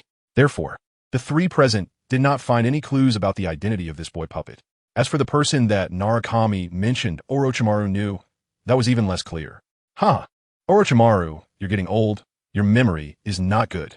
Narukami mocked. Think about it. Among the people you used to know, who had the highest puppet-making skills? Orochimaru's shock this time was even greater than before. Are you saying this is Scorpion? Yes, the Red Sand Scorpion. Both Kabuto and Haku knew about the Red Sand Scorpion. It could be said that Narukami's associates had already gathered information on every member of the Akatsuki organization. So when they heard Scorpion, their instinctive reaction was to associate it with the Red Sand Scorpion. Are you saying, Narukami-kun, that you took care of Scorpion? Orochimaru asked curiously, as he hadn't expected that the Scorpion he once knew was actually just a puppet. Thinking of this, he admired Scorpion for being able to make himself into a puppet. In their eyes, perhaps this was the perfect art. No. How could I do that? Scorpion is not dead. Saying this, Narukami took out the regeneration core with purple veins. Orochimaru looked at the name of Scorpion engraved on it, then corresponded it with the circular hollow on the left chest of the Scorpion puppet, and immediately understood what was going on. This is the perfect art. How about it? Was this gift I sent you a little shocking? Narukami said, compared to the gift I gave Itachi, I was much more generous this time. At that moment, Sasuke, who was lying on the experiment table, opened his eyes. Itachi, Uchiha Itachi. As the name of the sinner of the Uchiha clan echoed in his mind, he awakened. However, he found himself bound to the experiment table and unable to move. It seems Sasuke-kun has woken up. Orochimaru couldn't contain his happiness. Narukami's surprises were indeed plentiful. With Hiriko's presence, perhaps we could have a bolder experiment next. Orochimaru's eyes began to fantasize about the experiments to come. With Sasuke's help, he believed they could quickly perfect the lightning release technique. The lightning release experiment was crucial for Narukami. Thinking of that, Guy Deidara, Narukami felt his teeth itch with anger. The mouth technique, he's the originator. But due to not wanting to expose my identity, I dared not easily use the mouth of heaven. Now that Guy Deidara is getting cocky. Damn it, I'll come back and zap you. As Narukami thought of this, he made a gesture. Deidara's ninjutsu had a fatal flaw. It would fail when encountering lightning release. This was also why Narukami supported Orochimaru's lightning release experiment so much. It seemed that Narukami's next target to deal with was that guy Deidara. Orochimaru quickly guessed why Narukami was so eager to perfect the lightning release experiment. Thinking of this, Orochimaru gave a meaningful glance at Narukami. From Narukami's current intentions, it seemed he wanted to eliminate the entire Akatsuki organization. Orochimaru did not say it out loud. If this was indeed Narukami's plan, he wouldn't mind lending a hand. After all, he was also driven out of that place. It seems you've guessed it. Narukami smiled at Orochimaru. However, his thoughts drifted to another place, the battle at the Tenchi Bridge. In the original story, it was supposed to be Scorpion who conveyed information to Team 7, but now that Scorpion had been captured by Narukami, that was no longer possible. This is good. It saves them from meeting again. Otherwise, if they both ended up being bent, how would I face the ancestors of the Uzumaki clan? Thinking of this, Narukami couldn't help but worry about his lifelong affairs. Looking at Sasuke bound to the experiment table, Narukami walked over. Sasuke, do you want to become stronger? A faint smile appeared on Narukami's lips. For Sasuke, becoming stronger was undoubtedly the biggest temptation at that moment. But if he knew that the one who exterminated his entire clan was now standing in front of him, what would he think? Would he jump up and kick him? Become stronger. Of course, I endure this pain just to become stronger. Sasuke seemed to be referring to himself, who was currently bound to the experiment table. That's good. We can help. At the same time, as a return, you also need to work for us. Narukami stated his purpose. What he needed was someone who had been sold and was still counting money for him. Sasuke was obviously a very good target. I think you need would release. Narukami's words caught Sasuke's attention. He had previously heard that Orochimaru had developed a perfect wood release technique. However, since he arrived at Orochimaru's place, he had not discovered anything related to the wood release experiment. Instead, they were studying the lightning release used by Kakashi. He even doubted whether the news he heard was incorrect until now, when this person named Narukami appeared. Wood release is a bloodline limit technique. Once you have wood release, your strength will undoubtedly increase significantly. But this was different from his original intention. He wanted to rely on his own power to defeat Itachi. Just as he was about to refuse, the ultimate secret technique of the mouth of heaven was unleashed. I know what you want to say, but have you ever thought that the power you want to obtain from Orochimaru is precisely this? Moreover, you said that mastering it is your power, not something given by others. The premise is that you have the ability. We're just giving you an opportunity to have wood release. As for how much power it can unleash, that entirely depends on how capable you are. Isn't that your own strength? A series of combinations left Sasuke dazed, and he actually felt that what Narukami said made some sense. All right, I know what you want to say. Narukami directly pressed down on Sasuke, who wanted to get up. Orochimaru is preparing to transplant the cells of Hashirama. Sasuke felt bitter inside. He was just a bit tired from lying down and wanted to replenish some energy to relieve his fatigue. The lightning release experiment had just ended. Couldn't they let this little white mouse rest a bit? Now, they were going to continue. Looking sideways at Narukami, who was happily enjoying his bowl of ramen, Sasuke instantly felt that what release was not appealing anymore. Ramen was much more tempting. Just before the surgery began, Narukami whispered to Orochimaru, "Add some strong stuff for Sasuke." Hearing Narukami's words, Orochimaru smiled, while Kabuto and Haku broke out in cold sweat behind him. Chapter 63. Shearing the sheep, anyone can be offended, but absolutely not the Lord of the Divine Sound. This is the realization of Yakushi, Kabuto, and Bai, and Orochimaru had already come to understand this long ago. Of course, this was after being tricked by the Divine Sound countless times. As for now, Orochimaru wore a look of amusement, because the ones who would be tricked afterward would only be them. His head felt heavy, and his eyelids were weighted down. Sasuke fell into a deep sleep, feeling as if countless ants were crawling over him. He sank into a profound dream, in which he saw a vast field of flowers. However, he was seeing the flowers from the side, and they were all neatly facing one direction. That direction had a huge human face, but he couldn't see it clearly. Just as he wanted to approach the flowers to see whose face it was, the giant flowers suddenly turned around. Within the huge flowers was a blood-red mouth, sharp teeth, and crimson blood. This frightened Sasuke, causing him to step back. At that moment, the giant flowers began to rise from the ground and rush toward him. In a daze, Sasuke forgot to counterattack. When he finally wanted to form hand seals to perform a jutsu, he found that the chakra within him had vanished. He also felt as if his entire body was being eaten by ants. Looking around, he realized he was surrounded by these man-eating flowers. Hearing the sound of laughter, Sasuke finally saw that face. "Congratulations, Sasuke. The surgery was perfect." The Divine Sound smiled at the unconscious Sasuke, seeing the close-up, smiling face. Sasuke was frightened and wanted to retreat. However, he was still lying on the operating table and had no strength at all. You still need a long time to adapt. Just rest for now. After reassuring Sasuke, the Divine Sound nodded to Orochimaru.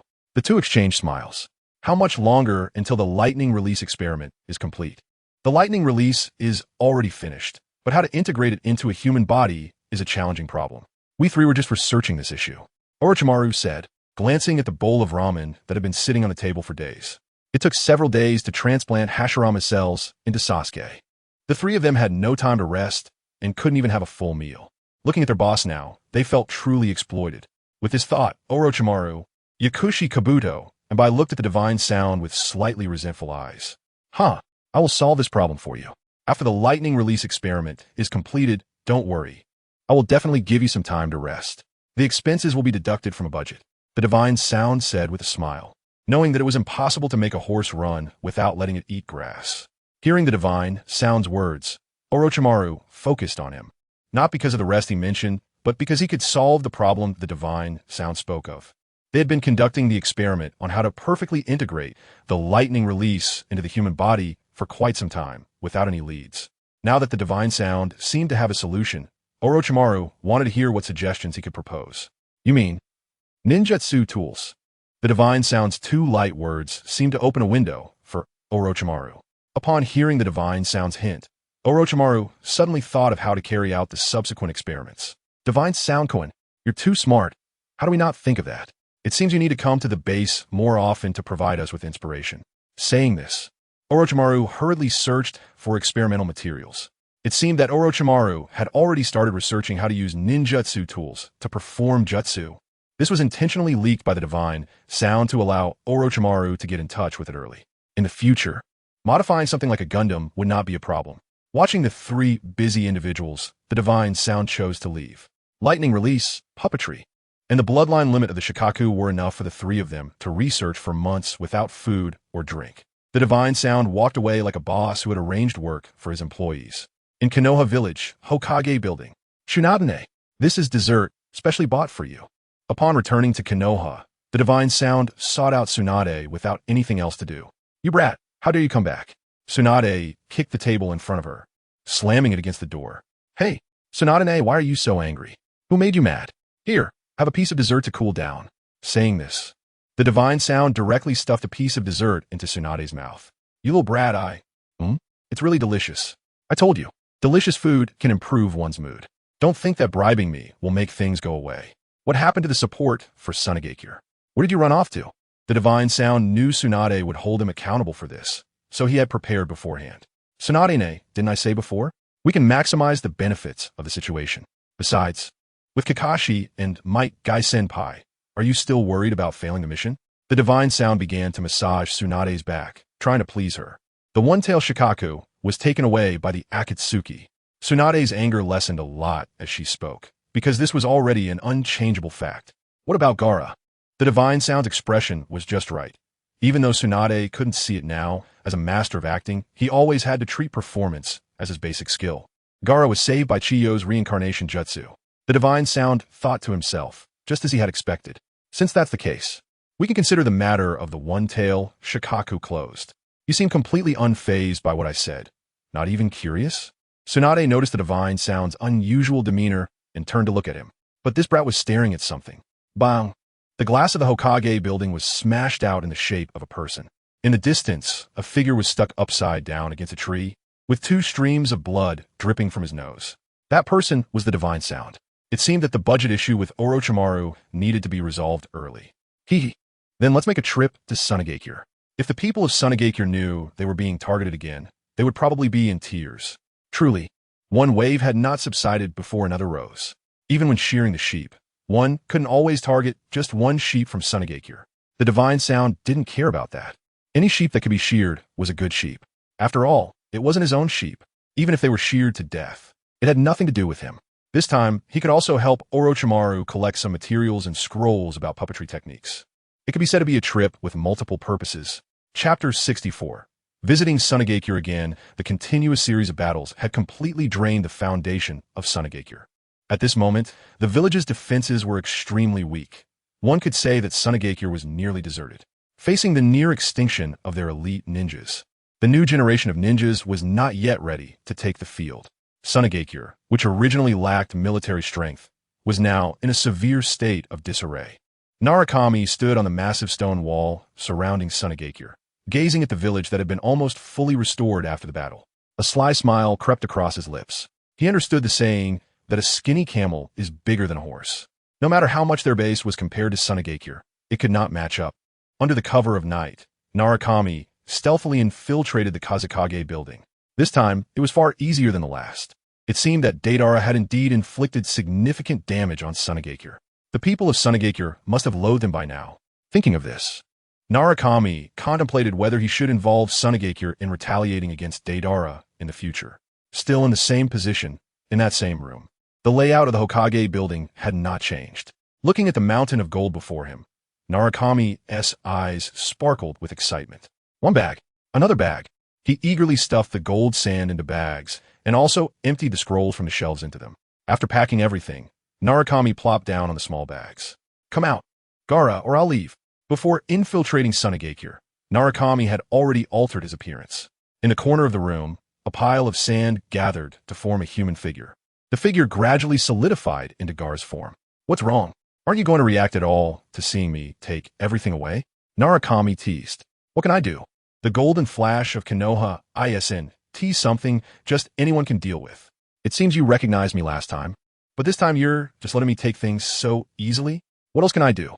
Tsunade no longer has the ability to fight back. Another attack could destroy the entire village, Gaara replied, slumping against the wall. Upon realizing that he had been revived by Chiyo's resurrection technique, he felt an infinite hatred for his own weakness. Now he couldn't even protect his own village, which had been invaded repeatedly. You really look pitiful like this, Narukami said with a smile, starting to hang the small bags on his body. Knowing that Narukami was now laden with bags, this haul was far greater than the last. As Narukami prepared to leave, Gaara showed no reaction. Just as Narukami was about to push the door open, he added, as I said before, if you provide me with enough benefits, I can assist Tsunade. This time, let us trade Scorpion and Deidara. Saying this, Narukami walked toward the door, but just before leaving, he dropped another line. Scorpion has already been dealt with. As for Deidara, he won't be bouncing around for much longer. With a flash of golden light, he vanished. Gaara's eyes widened at this statement, and his dark circles under his eyes were still prominent.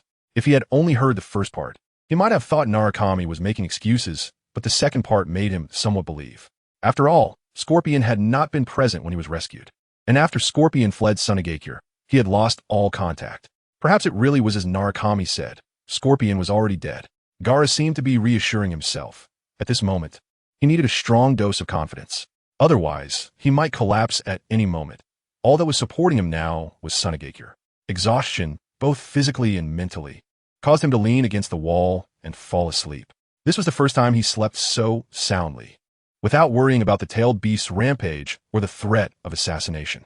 His dark circles closed together, and in his dreams, he hoped to plan for a better future for Tsunade upon awakening. This was what a village leader should do. Meanwhile, Narukami stood once again on the stone wall of Tsunade, looking down at the entire village. It seemed that this fat sheep of Tsunade could no longer be sheared. Another visit might push Gaara to the point of despair. Narukami mused before leaping down and leaving Tsunade. Another wave of wealth came in, much to Orochimaru's delight. What could be more pleasing than having a research goal and funding? Meanwhile, Sasuke, who had transplanted Hashirama cells, was still recovering. However, he had quickly refined the Heaven's Curse mark on his body. The Heaven's Curse mark contained a vast amount of chakra, which made Sasuke stronger. Of course, Naruto, with the 9 tails, would also rise rapidly. This process would far exceed the original storyline. All of this was due to the unpredictable factor of Narukami's presence, which had changed everything. While everything changed, he also needed to control the extent of these changes to avoid exceeding his capabilities. Currently, the pair of Naruto and Sasuke, these happy rivals, were naturally meant to grow side by side.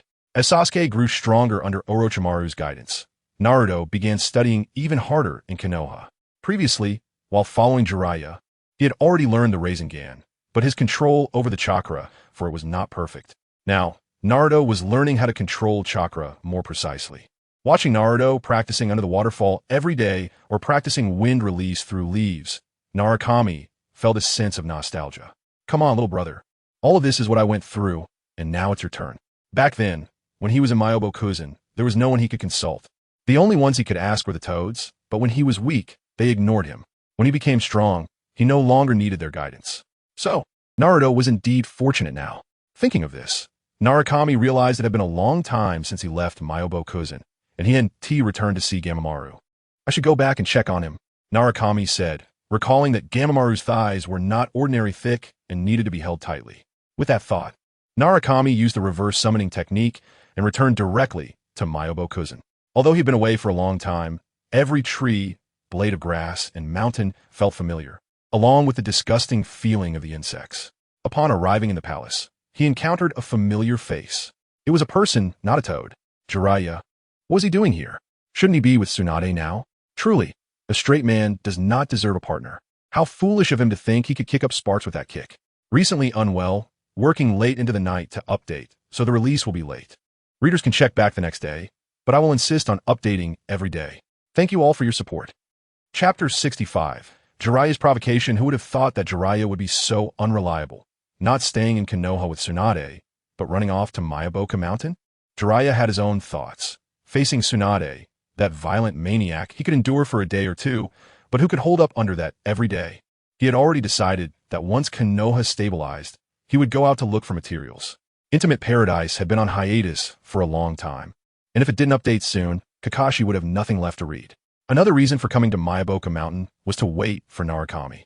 Hey, kid, you finally made it, Jiraiya said as he looked at the appearing Narukami, having waited here for quite a while. If what the Toad Sage said was true, Narukami hadn't returned in years. Jiraiya feared that if he stayed for just one more day, he would have to leave. But today, Narukami just happened to show up at Myoboku Mountain. Hey, Jiraiya, why aren't you with Tsunade? Did you get kicked out by your wife? Hearing Narukami's words, Jiraiya was almost furious. He didn't expect Narukami to have such a sharp tongue. Now he understood why Naruto spoke the way he did. It seemed to be hereditary. He just wondered which of them, Narukami or Naruto, inherited it from whom. For a moment, his thoughts wandered to things he shouldn't have been thinking about. Kid, I think you need a beating. Your dad is my disciple, Jiraiya said, attempting to punch Narukami on the head, but Narukami dodged it easily. Even if you don't call me master, you shouldn't call me big brother. Jiraiya watched Narukami's back, unable to resist the urge to kick him. However, with Gamamaru sitting on top, he felt it would be rude to do so. What happened next was something Jiraiya had never seen before. Narukami was far more shameless than he had imagined. He saw Narukami hugging Gamamaru's leg, saying, "Old man Toad, it's been a while since I last saw you. You missed me, right?" Jiraiya almost lost it. Did he just hear that Narukami called Gamamaru Old Man Toad? People can be so familiar with toads too. For a moment, Jiraiya wondered if his search for materials had been too limited. "Can't I call you Godfather?" Narukami turned back and gave Jiraiya a disdainful look. He could tell from Jiraiya's expression that he was up to no good. After a brief exchange of pleasantries, Narukami rummaged through some good stuff with Gamamaru. With nothing else to do, Narukami decided to check on his subordinates to see if they were still as obedient as before. Watching Narukami stride away towards the outside, Jiraiya followed closely behind. He had been waiting for Narukami, so of course, he wouldn't let this chance slip away. Seeing Narukami wandering aimlessly around Myoboku Mountain, Jiraiya curiously asked, "Hey kid, where are you going?" "Oh, it's been a long time since I came here, just checking on this group of little brothers to see if they're still obedient." Jiraiya thought Narukami was joking until he saw a newborn toad standing on a statue. This was unacceptable. It was an insult to the great toad leader. In an instant, Narukami used a body flicker technique and appeared directly on the statue. The little toad had already been caught in Narukami's hands, its little legs still trying to claw at Narukami's palm. "Hey, human kid, let me go, or my old man will come and beat you up." The little toad, despite its small size, had quite the attitude. For a creature of its level, it didn't dare to be bullied outside, threatening to have its old man come out of the coffin to beat someone up. "Little thing, do you know who I am?" Narukami held the toad up in front of him. The little toad looked at Narukami's wide-open mouth, which could easily swallow it whole, and shivered in fear. Feeling warm liquid flowing from Narukami's palm, his face turned green. "Ha, kid, you're really lucky." Jiraiya laughed heartily, holding his belly, originally wanting to scold this little creature. Narukami simply tossed the little toad up in the air. "Damn it, get out of here." With a kick, he sent the little toad flying into a pond in the distance. Splash! The sound of water echoed. Narukami's kick was nothing like those fat-headed guys. He wasn't kicking a soccer ball, but rather dealing with human affairs. Thinking back to a match he had seen before, where someone dribbled past the opponent, he felt embarrassed, realizing that he had already lost face, and he didn't dare to imagine how ridiculous things would get in the future. Meanwhile, Jiraiya found it quite amusing, adding a bit of fun to his otherwise peaceful days. "Hey, kid, what is your current strength?" Jiraiya stated his purpose for this visit, which was to test Narukami's true strength. He needed to find a successor for when he left Konoha to look for materials. Konoha couldn't be without a powerful person to protect the village. Hearing Jiraiya's words, Narukami immediately understood what he meant. It turned out he was waiting for him here. Narukami didn't want to stay in Konoha forever. Protecting the village should be left to Jiraiya and the others. He wasn't serving Konoha. As for the will of fire he mentioned in front of Sarutobi Hiruzen, that was just for show. Konoha was merely a neutral existence for him. Protect? Depends on the situation. Destroy? No need. Watching Narukami as if he were inspecting his territory, he still ignored Jiraiya. Jiraiya's anger surged. "Fire release! Fireball!" Jiraiya opened his mouth and spewed out something that looked like oil, while simultaneously using ninjutsu. A flame shot towards Narukami. This seemingly simple fire release technique actually contained powerful chakra energy. This was the strength of Jiraiya, one of the legendary Sannin, easily overpowering even the elite Jounin of Konoha. This simple fire release technique was comparable to the trump card fire release techniques of those elite ninjas. Narukami had long sensed the attack behind him.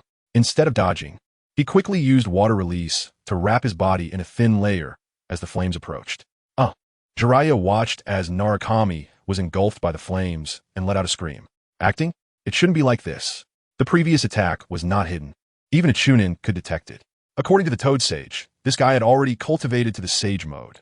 Jiraiya was still pondering whether Narukami truly hadn't sensed the previous attack.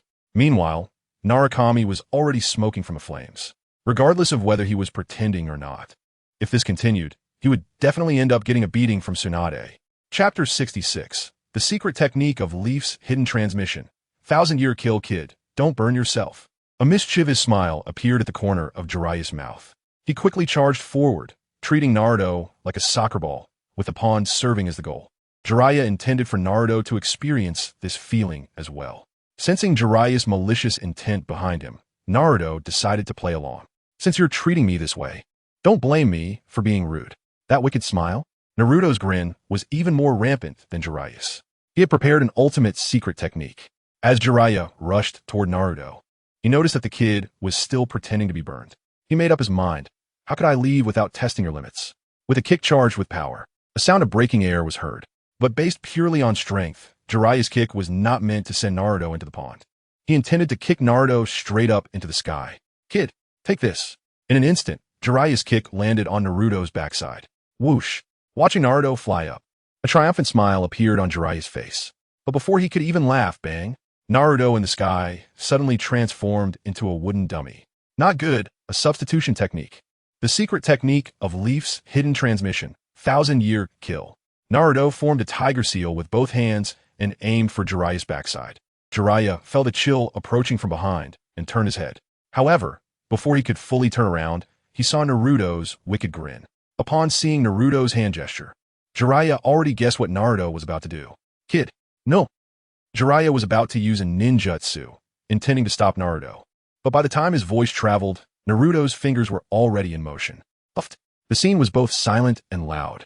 It sounded like something piercing flesh, and the scene briefly froze, as if time itself had stopped. Soon after, Jiraiya felt a searing pain engulf his body. This feeling made him let out a loud roar. The high-pitched scream accompanied his body taking off due to the pain. Jiraiya was actually sent soaring hundreds of meters into the air by the impact of this technique. Splash! Naruto, who should have fallen into the pond, didn't tee, while Jiraiya, who shouldn't have, ended up landing in it. Naruto laughed as he watched Jiraiya take off and then crash down. You want to challenge me? Naruto then used fire release to disinfect his hands and then water release to clean them. After this sequence, they were clean and hygienic, not affecting his next use at all. Meanwhile, Jiraiya didn't expect to fall to Naruto's hands. Feeling a certain part of his body still burning, Jiraiya's anger became uncontrollable. Yomi Swamp. Jiraiya dove underwater and immediately performed a ninjutsu at the previous spot. Naruto, feeling himself suddenly sinking, realized that Jiraiya was starting his counterattack. Next, he saw Jiraiya break through the water surface and leap into the air. Toad Oil Bullet. Watching the liquid spray from Jiraiya's mouth, it was chakra-formed oil. Here comes this move again. Then Naruto saw that following the Toad Oil Bullet was fire release. This fire release was even more powerful than the previous one. However, Naruto's feet were already stuck in the swamp and were continuing to sink. Just as the attack was about to arrive, water release, waterfall technique. Naruto formed a hand seal with one hand, and a massive wave of water surged from behind, engulfing him. At that moment, a layer of oil seemed to float on the water surface, which was then ignited by the incoming fire release. Thus, Jiraiya's attack was blocked by Naruto's water release ninjutsu. Good kid. Looking at Naruto, who had escaped from the Yomi Swamp and was standing on the water surface, Jiraiya couldn't help but praise. To be able to calmly choose the most appropriate ninjutsu to resolve the predicament in such a tense situation, he was indeed the genius that Frogmaru had spoken of. However, the real attack was just beginning. Water release, Waterfong Bullet. Naruto raised his hand, and dozens of water pillars shot toward Jiraiya. Meanwhile, as the Waterfong bullets attacked Jiraiya, Naruto submerged into the water. Seeing the incoming Waterfong bullets and the disappearing Naruto, Jiraiya laughed heartily. It had been a long time since he had fought like this. He never expected to find excitement in battling a kid. If it weren't for that previous deadly body technique attack, Jiraiya might have truly let Naruto go. But the damage from that one move was too great. From that point on, Jiraiya would never dare to turn his back on an enemy. Not just enemies, but even teammates had to be kept on guard. This was a lesson learned through blood. Ninja art. Needle Jizo. Jiraiya's white hair, which reached his waist, suddenly grew and wrapped around his body. The Waterfong bullet struck Jiraiya's white hair, causing no damage at all. Naruto secretly admired Jiraiya's strength. Since that was the case, he couldn't let Jiraiya casually die in the future. 8 gates released. Open the first gate. Naruto suddenly emerged from the water and directly opened the 8 gates. The moisture in Naruto's body visibly evaporated. Moreover, he opened the 3rd gate directly, unlike Lee, who opened them one by one. Thus, Naruto completed the opening of the 8 gates in an instant. He kicked toward the curled-up Jiraiya. Good kid, you've even learned the 8 gates. Jiraiya naturally recognized the 8 gates, Thinking of that guy, Might Guy, made him angry. The long white hair spread out, entangling with Naruto's incoming kick. However, in that moment, Jiraiya's back was also attacked. The white hair swept across, revealing it to be a shadow clone. A shadow clone capable of using the 8 gates. This truly surprised Jiraiya, and his gaze toward Naruto changed. Thinking to himself, this guy has a sharp tongue, but his strength and talent are also genius level. If only. Before Jiraiya could finish his thought, Naruto delivered a powerful kick that sent Jiraiya flying. Renge. However, Naruto's body was not wrapped in bandages, so he could only continuously deliver attacks. But Naruto was not alone. He had 3 shadow clones attacking in succession. Feeling the constant barrage of attacks on his body, enrollment technique, Jiraiya's white hair suddenly exploded, shooting out like needles. Bang, bang, bang. The 3 sounds were all from the shadow clones. So where was the real body? Just as Jiraiya was curious, he suddenly felt a gust of air rushing up from below. Into the 3rd update. Time to sleep. Chapter 67. Bug Barbecue. A shadow rose from below. It turned out to be Naruto doing a split kick. And by the time Jiraiya realized what was happening, a foot had already kicked him in the chin. Spit flew out, and Jiraiya's eyes bulged. Ah, you little brat. That's too much.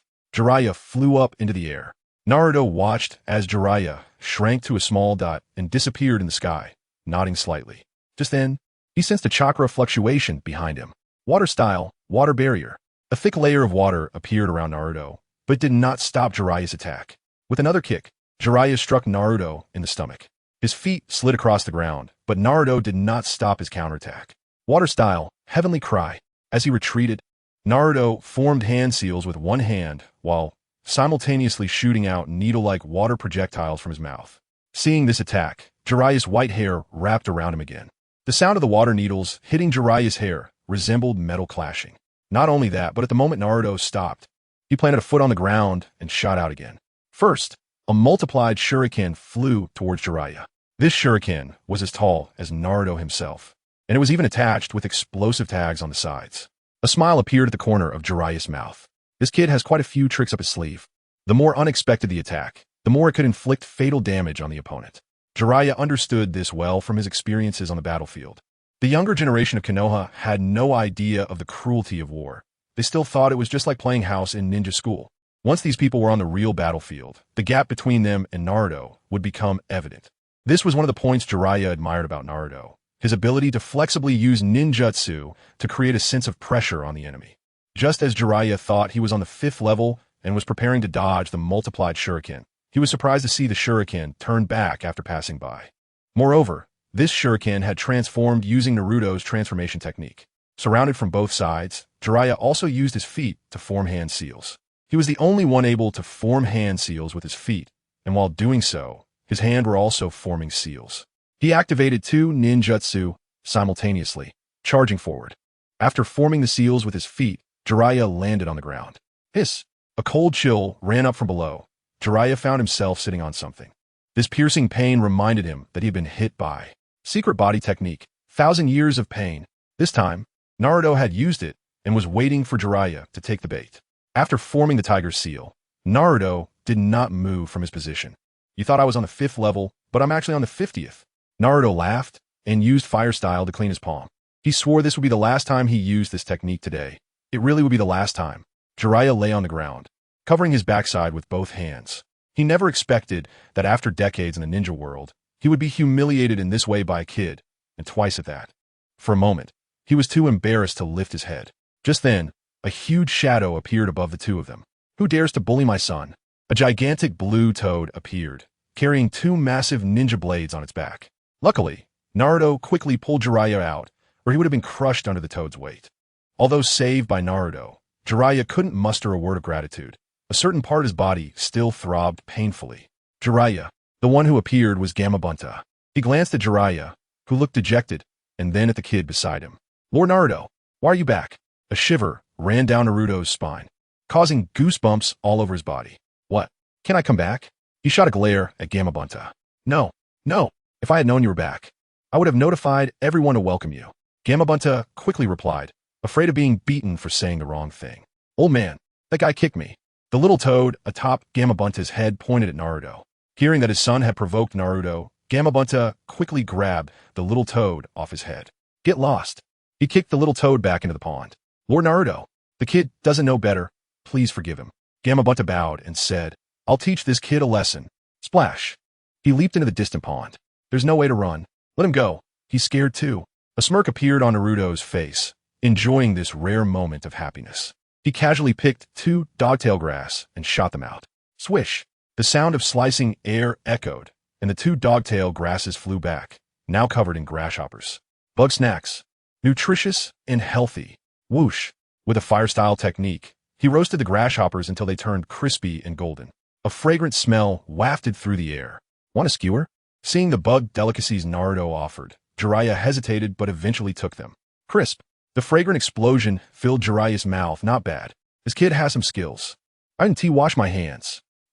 Spit. Spit. Just moments ago, he thought it was delicious, but Jiraiya immediately spat it out, wishing he could use a water technique to wash his mouth. All he could think was that he was no longer clean. Ha! Naruto knew he had succeeded and laughed heartily as he stuffed a large portion of bug skewers into his mouth. Just kidding, I washed my hands. Damn it. Even after washing, it's still not edible. Jiraiya threw the skewer of roasted bugs away. On the side, Gamabunta's son was lucky, stealing glances at the 2 of them. Suddenly, a piece of food fell on his head. Who said food wouldn't fall from the sky? Not only does it fall, but it also falls as skewers.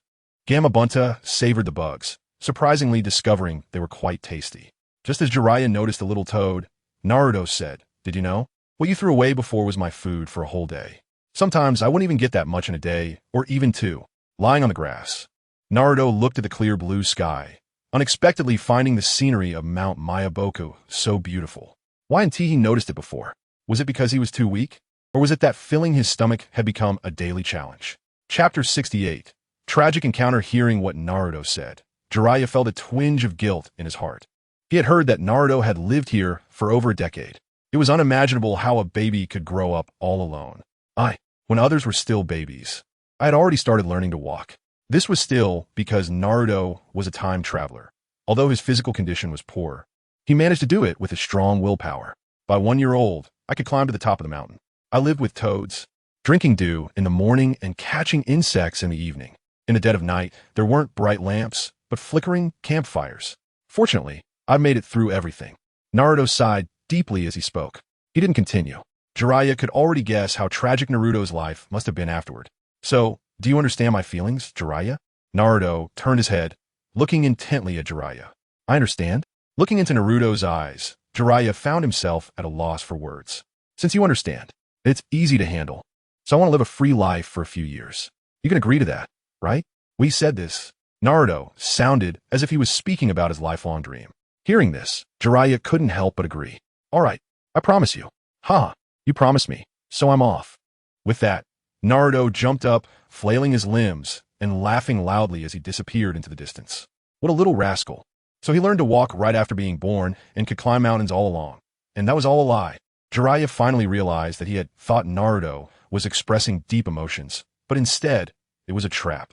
Damn it, all that nonsense about living with toads, drinking dew, and catching insects. The more Jiraiya thought about it, the angrier he became. He never imagined today would be the day he fell for the most tricks. Naruto, who had run far away, stopped in his tracks, relieved to see that Jiraiya wasn't chasing after him. Without experiencing others' hardships, how could one truly understand? Naruto was too lazy to say more. He just needed to know that what he had gone through was far more tragic than what he had just mentioned. The 2 brothers, one eating expired food in Konoha, and the other fighting with a group of toads for insects to eat in Myoboku Mountain. Is it strong? It was obtained through the sacrifices of parents. Is it strong? It was grown strong by eating spicy garbage. Just like what Sasuke once said, don't try to erase my efforts with your talent. After leaving Myoboku Mountain, Naruto disappeared. Unfortunately, it was Kakashi who became the unlucky one. Because the secret technique of the hidden leaf, the ultimate 1,000 years of killing, was a signature skill of the Hokage clan.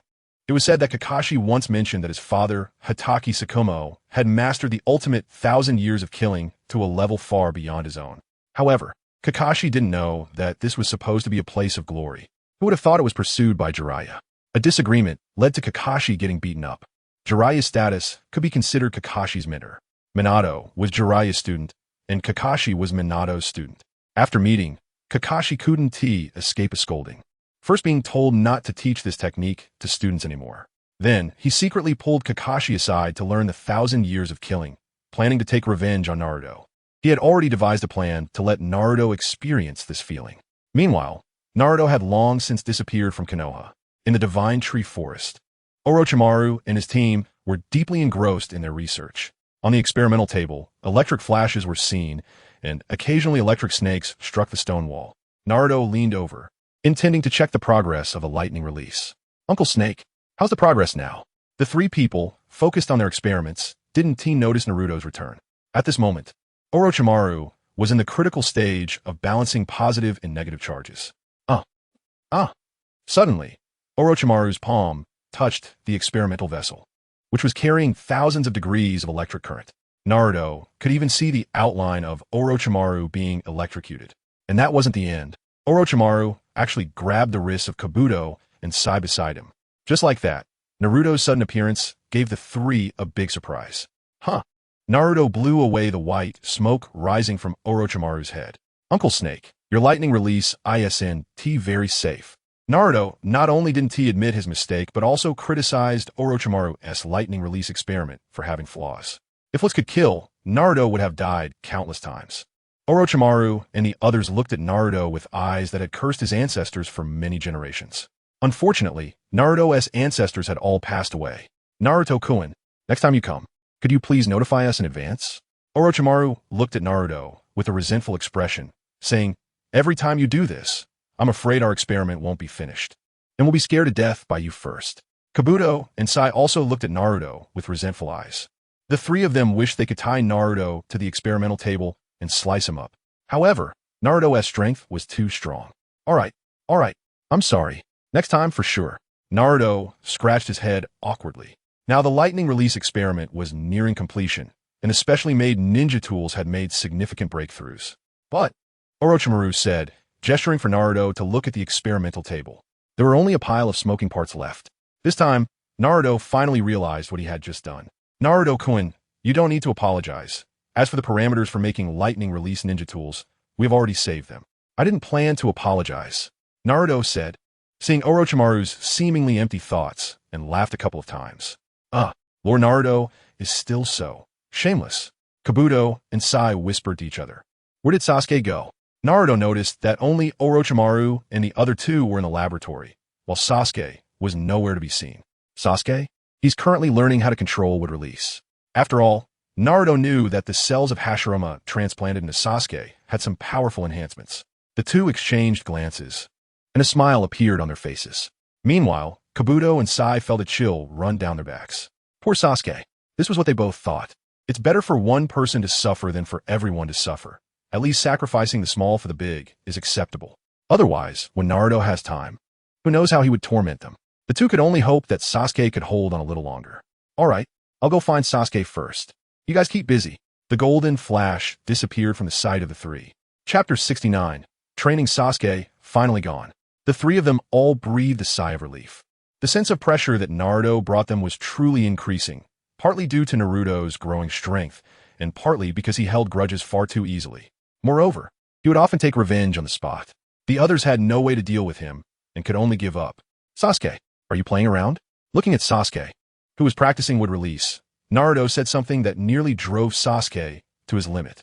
It was clearly an exercise in wood release ninjutsu, but in Naruto's mouth, it had turned into playing?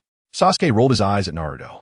Then he unleashed wood release, summoning a spiked vine that whipped towards Naruto. The sharp speed cut through the air with a whoosh. However, this strike did not hit Naruto. Instead, he raised his hand, and the spiked vine suddenly changed direction, heading back towards Sasuke.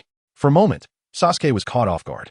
Although he was not yet proficient in wood release ninjutsu, he shouldn't be directly manipulated like this by his opponent. This was something Sasuke could not understand. But for Naruto, this was one of the powerful techniques he and Orochimaru had mentioned to Sasuke. However, there was no need to use those trump cards just yet. Watching the incoming vine, a short sword appeared in Sasuke's hand. It was the Kusanagi sword. He sliced through the flying vine, splitting it in half. But the fallen vine surprisingly wriggled like a long snake.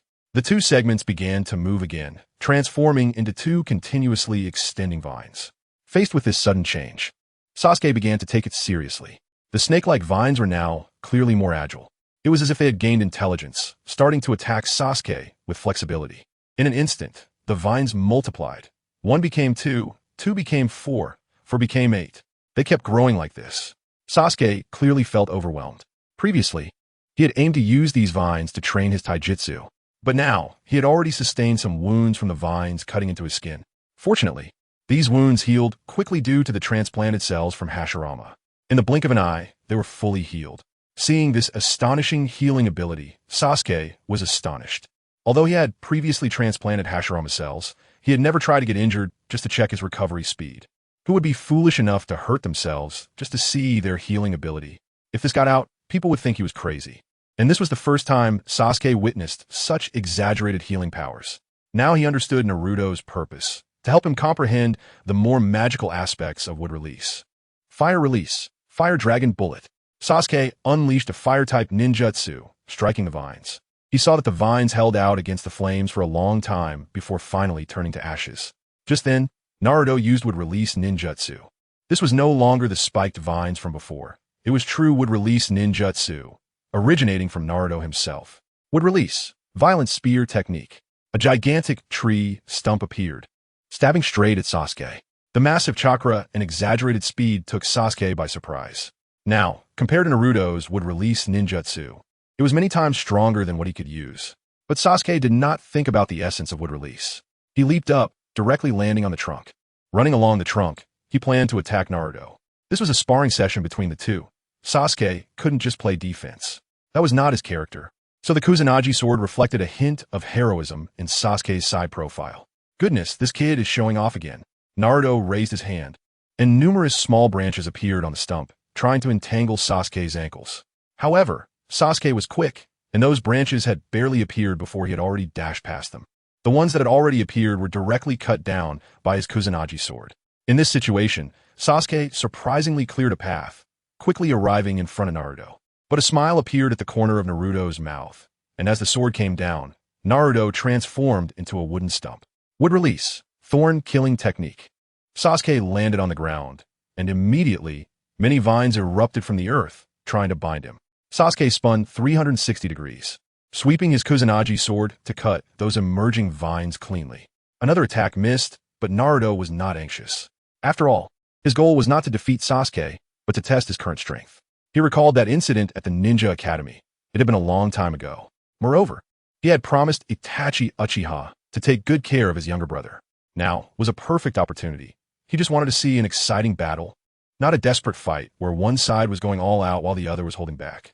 However, if Sasuke were to find out that it was Naruto who had been responsible for the massacre of his clan, not his brother Itachi, he would probably jump up and kick Naruto's knee. Realizing that his thoughts had gone astray, Naruto increased the power of his wood release. Now, the ninjutsu Naruto was using was all controlled by his chakra to avoid attracting attention by using too much powerful chakra. Let's not forget that Naruto's body was sealed with the Nine Tails. The chakra of the Nine Tails was among the top in the ninja world. After continuously using several wood release techniques that Sasuke had countered, Naruto directly unleashed water release, water dragon bullet. Sasuke seemed unprepared for this change in ninjutsu. He had been practicing wood release, which highlighted his lack of adaptability in actual combat. Even so, Sasuke's reflexes were top-notch, far surpassing Naruto. After a series of water and wood ninjutsu combinations, Naruto used fire release again. Both Itachi and Sasuke were extremely skilled in fire release. After all, Sasuke possessed fire attribute chakra. He quickly sensed the massive amount of chakra contained within Naruto's fire release. B-rank ninjutsu, fire release, risky flower claw. Several fireballs shot toward Sasuke. Sasuke threw several shurikens, causing explosions in the air that directly neutralized Naruto's attack. However, due to the prolonged battle, Sasuke's chakra was nearly depleted. He looked at Naruto, who seemed composed, as if he hadn't consumed much chakra. It was then that Sasuke truly realized just how strong Naruto was.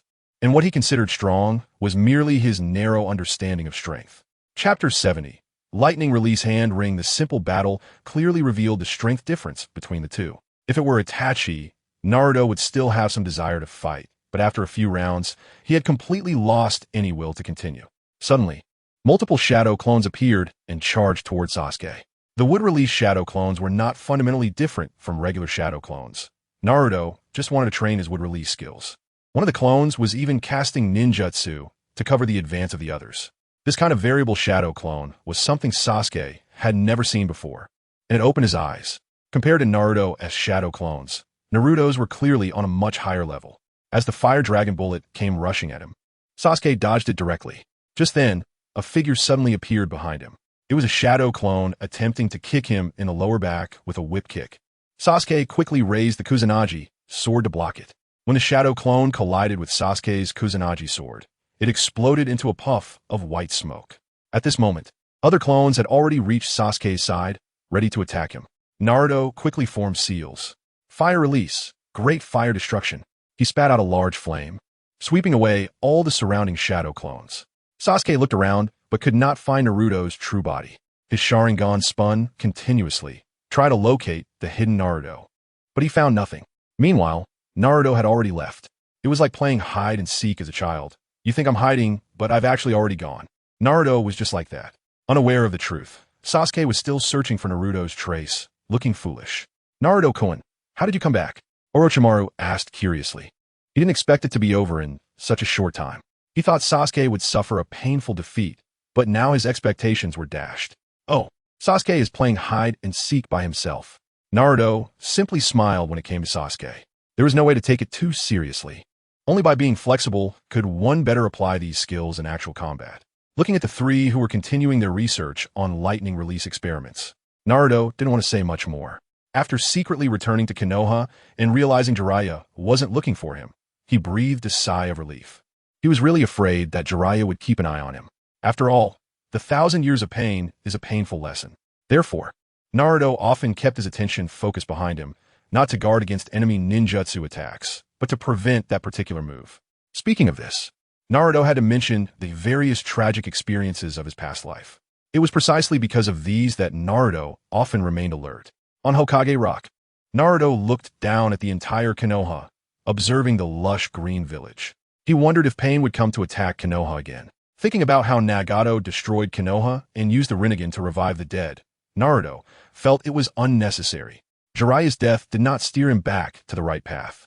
Yet Naruto's talk no jutsu managed to touch Nagato. It seemed that he needed to enhance his strength further. With this in mind, Naruto sat down on the ground.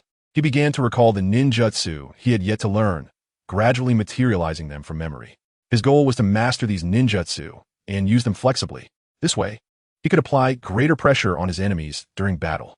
Meanwhile, his younger brother Naruto was also training hard. Naruto was learning how to control chakra and how to use the Rasengan precisely, and he was now at the stage of figuring out how to integrate wind release into it. What Naruto was learning now had already been thoroughly understood by Naruto. In the hidden shadows, Jiraiya silently nodded as he observed the two brothers working hard. Regardless of the circumstances, their strength and talent were exceptional. More importantly, they trained harder than others. Time passed quickly, and several months had gone by. Naruto, who trained on Hokage Rock every day, was indeed being watched. A small snake coiled in front of Naruto, first bowing to him before directly spitting out a scroll from its mouth. Seeing the good news delivered by Orochimaru, Naruto immediately ended his training and headed towards the Divine Tree Forest. At that moment, Naruto threw a Rasengan onto the ground. The entire Divine Tree Forest trembled slightly. A large group of birds took flight. Lord Orochimaru, is someone attacking? Kabuto asked as he noticed the anomaly. Don't panic. Naruto-kun has returned. Naruto-sama has returned? Yes. Didn't we say that his sudden appearance would scare us? I guess this noise is to notify us. Naruto-sama really is. Kabuto dare not say it out loud. However, the nearby Shiro was quite clever. I suspect you two are in cahoots to insult me, but I have no evidence. Naruto looked at the two. But if you think that I would let you off just like that. A golden flash appeared, and the two of them transformed into panda eyes. After being beaten up, the two were much more obedient and did not dare to speak ill of Naruto anymore. Orochimaru smiled slightly at this scene. That's good. As long as someone attracts Naruto's attention, he is safe. Uncle Snake, are you saying that this time the lightning release experiment is complete? The scroll that little snake spat out conveyed this message. Yes, Naruto-kun. Saying this, Orochimaru took out a hand ring. This, Naruto looked at the silver ring, which was the thickness of a pinky finger, and felt it had no weight. Moreover, there was no special sensation when he touched it. Naruto began to channel chakra into it, but still, he felt no abnormalities. Is this a failure? Naruto thought that Orochimaru had given him a failure product. After several attempts, he still could not perform lightning release.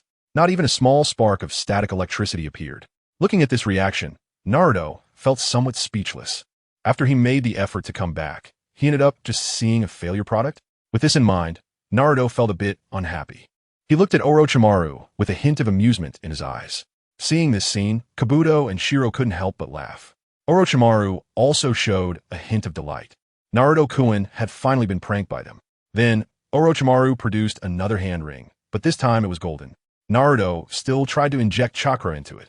Chapter 71, 6 Realms, 1 Joy still unresponsive. Narukami changed his mind this time. He placed his hands together, and with the infusion of chakra, high-intensity electric currents instantly gathered on his palms, crackling with sound. The laboratory began to flicker with light. Seeing the electric currents forming on his palms, Narukami smiled slightly. There was no need for hand signs. He could directly use lightning release by simply channeling chakra. Such a ninja tool could deliver a deadly blow to enemies at critical moments. Looking at the golden and silver hand rings, Narukami was very satisfied. However, he knew that this ninja tool had its flaws. Having learned about the advantages of the tool, he naturally had to be aware of its drawbacks. Nothing is perfect. Where there are advantages, there will be disadvantages. Although Narukami was a very greedy person, he understood that this was an unavoidable reality. Indeed, nothing escaped Narukami's eyes. Yes, this ninja tool had a certain lifespan. The more powerful the lightning release technique used, the greater the damage to the tool. Currently, after using it a few hundred times, if Narukami were to exert his full strength, it was uncertain how many times the tool could withstand. This was a material issue with the ninja tool, and we would later address how to solve the limitations posed by the materials. Orochimaru introduced all the issues related to the lightning release ninja tool. Narukami listened attentively, and the four of them began to discuss the future development and materials of lightning release ninja tools. Sasuke watched the conversation among the four. So, this is how the lightning release Thousand Birds technique he learned over the years was replicated. Without the Sharingan's abilities, it was simply a technological creation. Looking at the dozens of lightning release ninja tools hanging on the stone wall, Sasuke couldn't help but shake his head. In this era, simply being competitive wouldn't make one superior. One must take shortcuts to get ahead. With this thought, Sasuke's determination to become stronger solidified even more. It was all because of his detestable brother. When leaving, Narukami had 3 pairs of hand rings hidden under his sleeves. Since he didn't know how much the tool could withstand, it was wise to prepare a bit more. This mindset of being prepared was something Narukami handled very well. During this time, Naruto had also been training hard, successfully combining wind release and Rasengan. This was something even Kakashi couldn't achieve, making Naruto very happy. Coincidentally, the two brothers met at Ichiraku Ramen. Since their last agreement, they seemed to have forgotten about it due to a previous conflict. Until now, they met here again. It turned out everything was fate. The Big Eater competition between the brothers officially began. This time, Narukami didn't intend to go easy on his younger brother. Previously, they hadn't recognized each other. It was just to ensure Narukami had a hearty meal. But now he wouldn't hold back. Watching the bowls stack up, 1, 2, 10, 20, it seemed there was no sign of stopping. Ichiraku, who was busy inside, was starting to feel overwhelmed. These two kids must be pigs. This is going to kill me. Ichiraku wiped the sweat from his forehead, seeing the two still quickly slurping noodles. Since you want to eat, let us see how much you can handle. Suddenly, a layer of faint chakra appeared around Ichiraku. At this moment, the ramen flowed effortlessly in his hands. Moreover, as the chakra flowed, the ramen became even more chewy. Having gotten used to Ichiraku's ramen, Naruto immediately noticed the difference. He couldn't help but praise it, and Ichiraku simply smiled without saying anything. Narukami had already seen through everything. How could the ramen infused with yin and yang chakra be compared to ordinary ramen? Naruto hadn't realized that he was already in contact with yin and yang chakra at this moment. Furthermore, because his body had integrated these two types of chakra, there were subtle changes occurring, though they weren't obvious. Probably due to the small amount of chakra. Narukami looked at Ichiraku with a knowing gaze. Ichiraku, seeing Narukami's eyes, couldn't help but smile. Did this kid discover something? Just now, he had only used a very small amount of chakra, and his control was quite light. There shouldn't have been any reason for him to be discovered. Could it be his illusion? For a moment, Ichiraku had many thoughts. Just then, Ichiraku's daughter finally appeared. She had briefly left due to some matters. This was also the reason Ichiraku couldn't manage everything alone, but now with her joining in, his pressure instantly reduced a lot. Plus, he no longer needed to use chakra. The change in taste was still something Naruto couldn't escape. Just as he was about to complain, a fist landed on his head. "Hey, hurry up and pay." Uncle Ichiraku wiped his hands on his apron, looking at the bowls in front of the two, which totaled more than 50, and Naruto alone had more than 30. It wasn't that they couldn't eat anymore, but the ramen ingredients had been completely consumed by the two. Unexpectedly, I lost. Looking at his brother, Naruto had no choice but to take out his frog wallet. The bulging wallet was filled with coins. Seeing Ichiraku seriously counting, his face turned pale. Narukami knew that Naruto didn't have enough money. Looking back, Narukami stopped teasing his brother and directly tossed him a wallet. It was also a blue frog wallet, but Narukami's was much heavier, because instead of coins, it was filled with gold dust. The three stared wide-eyed at the large amount of gold dust. Even Ichiraku's eyes lit up, showing a bit more fondness for Narukami. This money can be treated as a deposit here. Next time Naruto comes to eat ramen, it will be deducted from here. Ichiraku nodded and quickly put away the small bag of gold dust. He glanced outside to make sure no one was watching. After confirming there was no one, he finally showed a joyful expression. Seeing his brother handle the future dining expenses so generously, Naruto was extremely grateful. With so much money, he could probably eat ramen for a lifetime without finishing it. The two left, arms around each other's shoulders. On the way back, Narukami gave Naruto another bag of gold dust for his expenses. After all, Naruto's life had always been quite tight. Previously, as an older brother, he hadn't helped Naruto improve his situation, but now that the circumstances were different, he naturally wanted his brother to live a better life. Chapter 72. Two-tailed Uzuki Door. The two brothers still do not live together. Because Narukami often needs to go out, it is quite inconvenient. However, he no longer stays in Tsunade's room, especially after she became Hokage. There are many Umbu personnel protecting her, and there are numerous hidden guards around Tsunade's house. In this situation, if Narukami is frequently seen going out, it would be hard to explain. So he simply said goodbye to the comforts of home and moved out. This naturally met with Tsunade's opposition, but Narukami's decision could not be swayed. If something were to happen between Tsunade and Jiraiya, it would be quite awkward for him to be around. This was also a concern for Narukami. After moving out, he realized how peaceful the world was. It also gave him more time to think about the current issues. Caw! Once again, the familiar call of crow. Hearing this sound made Narukami somewhat irritable. It seemed they were planning a second operation. The one tail had already been successfully captured, and now the target was naturally the two tails. As a substitute team member, Narukami had to make some achievements this time. Otherwise, it would be impossible to keep blending in front of so many strong individuals. Several phantoms appeared, standing on the 10 fingers of the Outer Path statue. This time, Narukami had a position among them. The gathering did not announce anything of great importance. It was simply because they had lost a member during the last tail beast capture. This made Nagato pay more attention to capturing the tail beasts. Originally, Narukami was considered a substitute, but now he was truly regarded as a formal member. Moreover, the number of people capturing the tail beast changed from 2 to 3. This way, even if they encountered a perfect Jinchuriki, they would still be able to capture the tail beast. This time, the capture of the two tails was assigned to Kakuzu and Haiden.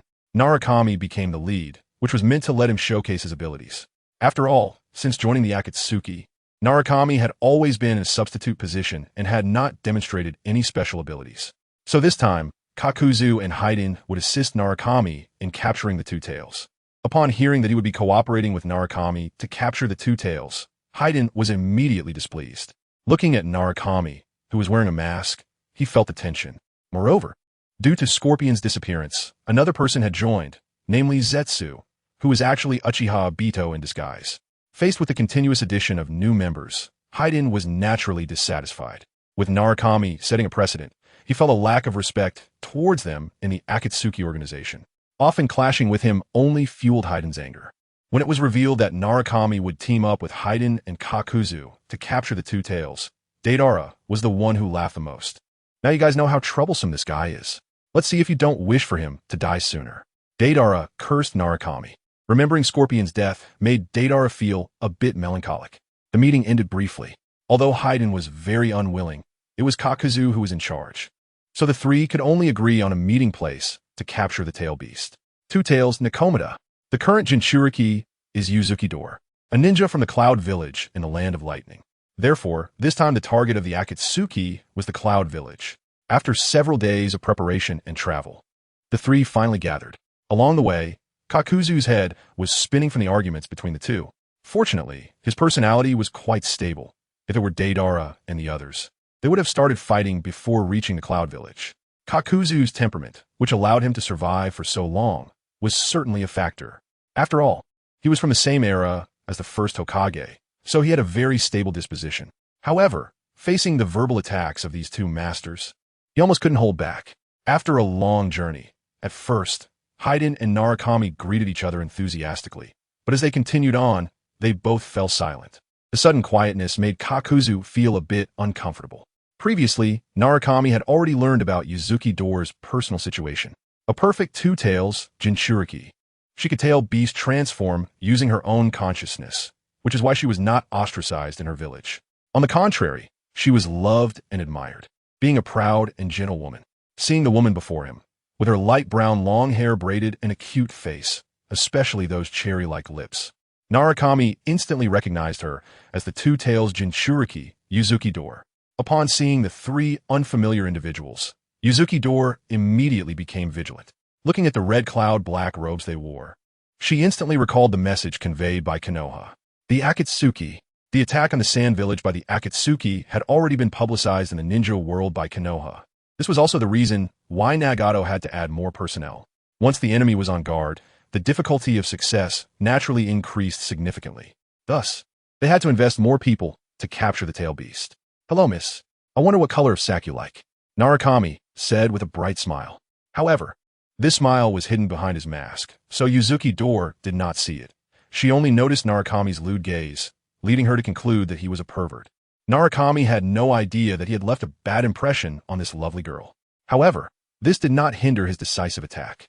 Fire release, Fire Dragon Bullet. A fire dragon shot towards Yuzuki Door, and after casting the ninjutsu, Narukami used body flicker technique to approach her.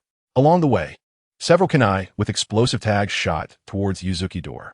Utilizing chakra, Yuzuki Door directly activated her tail beast transformation, and behind her, a tail with a cursed mark appeared. While borrowing the chakra of the tail beast, her perception, speed, and strength all received a qualitative boost. The Akatsuki organization was not to be underestimated. The Sand Village had lost the one-tail Shikaku because of this. Yuzuki Door did not want to repeat the same mistake, especially since she was a girl who had not yet experienced what she should. How could she exit the stage early? After activating her tail beast transformation, Yuzuki Door suddenly swiped a claw behind her, and at the same time, her massive cattail blocked the Fire Dragon Bullet and kunai attack. Moreover, the suddenly appearing claw was aimed at Narukami. Such quick reflexes. Narukami was extremely surprised. Chapter 73. Tailed beast ball is expected of a feline. The sensitivity of its reactions is not something an ordinary person can compare to. Swish! The cat's claw swept through, directly slicing the shadow clone into several pieces. Yuzuki's gaze flicked, just in time to meet Narukami's eyes. It seems that after transforming into a tailed beast, its perception ability has greatly improved. At that moment, Yuzuki leaped into the air like a large cat jumping up, but those sharp claws were not friendly at all. Water release. Water barrier. The cat's claw grazed the water wall, just barely missing Narukami's face. It almost marred his handsome features. Narukami's expression changed. Damn, don't hit the face. That claw was coming straight for his face. Who could endure that? If it were me, I wouldn't be able to take it. As the claw brushed past Narukami's face, he seized the opportunity to grab Yuzuki's arm and executed a throw. The two fell directly from the tree. What seemed like a simple attack from Narukami unleashed a massive amount of chakra. An invisible shockwave caused the leaves to rustle loudly. This kid is not as simple as he appears, Kakuzu said as he found a spot to sit down. Haiden, on the other hand, looked disdainful, wondering why capturing a two-tailed Jinchuriki required so much effort. Just as they were about to hit the ground, Yuzuki quickly found her balance in midair. This is also a feline trait, or one could say a cat's ability. The moment her legs touched the ground, Yuzuki delivered a powerful kick aimed at the still-falling Narukami. Would release. For Pillar Prison, Narukami formed hand seals with both hands. Although he could use one hand, it would be too obvious. He didn't want others to associate him with his true identity. Suddenly, from massive wooden pillars rose from the ground, wrapping around Narukami. Just as Yuzuki's kick was about to land, the four-pillar prison had already formed, blocking Yuzuki's attack. However, The chakra from the tailed beast was so immense that it shattered the wooden prison. When Uzuki looked inside, Narukami had vanished. Uzuki's head rapidly turned, scanning the surroundings. The chakra tail sliced through the nearby trees, but she still couldn't find Narukami's trace. Impossible, where did that guy hide? Water release. Water trumpet technique. Narukami, leaping into the air, released a thin stream of water from his mouth. Sensing the abnormal chakra above, Uzuki quickly dodged from her spot. But it was too late. Narukami's attack struck the chakra tail, cutting off a portion of it. Feeling a part of her chakra drain away, Uzuki's mindset changed. She initially thought she could quickly deal with this guy and possibly even take out the other two Akatsuki members. But now, just this one was proving to be quite troublesome. Behind Uzuki, a second chakra tail emerged, and she had fully transformed into a tailed beast. Her limbs crawled on the ground, and a red-tailed beast cloak enveloped her. With a leap, she soared into the air. After completely transforming into a tailed beast, her overall strength increased yet again. Narukami was wrapped up by two tails. "Ha! I knew this kid wouldn't be able to handle it." Haiden laughed, as if reminding Kakuzu to take a look. Indeed, at this moment, Narukami was already at a disadvantage. The two tails wrapped around Narukami and slammed him to the ground. Boom! The ground was struck, creating a human-shaped crater with spiderweb-like cracks spreading outward. At that moment, the two-tailed beast dove down, its sharp claws aimed straight at Narukami. Just when it seemed critical, Narukami's expression suddenly changed. The eerie nine-tails demon eyes appeared just as the two-tailed beast was about to pounce. Haiden, standing nearby, was ready to witness the blooming of blood, completely unaware of the change in Narukami's eyes. The two-tailed beast suddenly stiffened. It sensed the presence of the nine tails from Narukami. Such immense chakra and that gaze, it couldn't be mistaken. However, that brief moment of hesitation had given Narukami the time to escape. Facing a perfect Jinchuriki, he could no longer bully Gaara so easily. With that thought, Narukami gathered all his energy, preparing to attack this guy. Would release. Thorn killing technique in an instant. Numerous thorns emerged from the ground, directly targeting the two-tailed beast. These thorns entwined around the two-tailed beast's tail and body. The two-tailed beast was suspended in midair. At this moment, Narukami had already regained his footing on the ground. Would release has a natural suppressive effect on tailed beasts. This is also why Narukami chose to display his wood release. It showcases his greater potential. Having witnessed Narukami's use of wood release, both Haiden and Kakuzu's expressions changed. Wood release is a bloodline limit. And now, this masked, mysterious figure could actually use wood release, and its power was not weak at all. The immobilized, two-tailed beast spat out a fireball covered in cursed markings, which struck the ground thorns, obliterating them completely. In an instant, the two-tailed beast regained its mobility. The tailed beast cloak that had wrapped around the two-tailed beast changed. Fully tailed beast transformed. Its entire body turned blue, adorned with black cursed markings. The landing two-tailed beast cat roared loudly at Narukami. Having failed to subdue Narukami multiple times had made it very impatient. Just then, the two-tailed beast opened its mouth, preparing something. Having seen such changes before, Narukami knew what the two-tailed cat was planning. However, from this angle, it seemed that if he dodged, it would go straight for Haiden behind him. Since that was the case, a smile appeared at the corner of Narukami's mouth. Would release. Tree world wall with a rumble. A wooden wall emerged from the ground. It looked like Narukami was trying to block the two-tailed cat's attack, but only he knew that it was to obscure Haiden and Kakuzu's line of sight. Since you both enjoy watching the show so much, I'll give you two a big surprise soon. After casting the tree world wall, Narukami deliberately shifted his position slightly. Boom! The tailed beast ball's attack was not something this simple wood release could withstand. The purple chakra sphere broke through the wooden defense, drawing a beautiful straight line toward Haiden and Kakuzu. Haiden, who had been watching the show, was startled to see the tailed beast ball coming at them and quickly dodged. However, this was all part of Narukami's plan. There was no way he would let Haiden escape so easily. Boom! A mushroom cloud rose into the sky. Chapter 74. Mad Dog hide in the space within 1,000 meters around was flattened. The scorching, intense aura still lingered, refusing to subside. Damn it! Before even seeing Haiden, I could already hear his furious curses.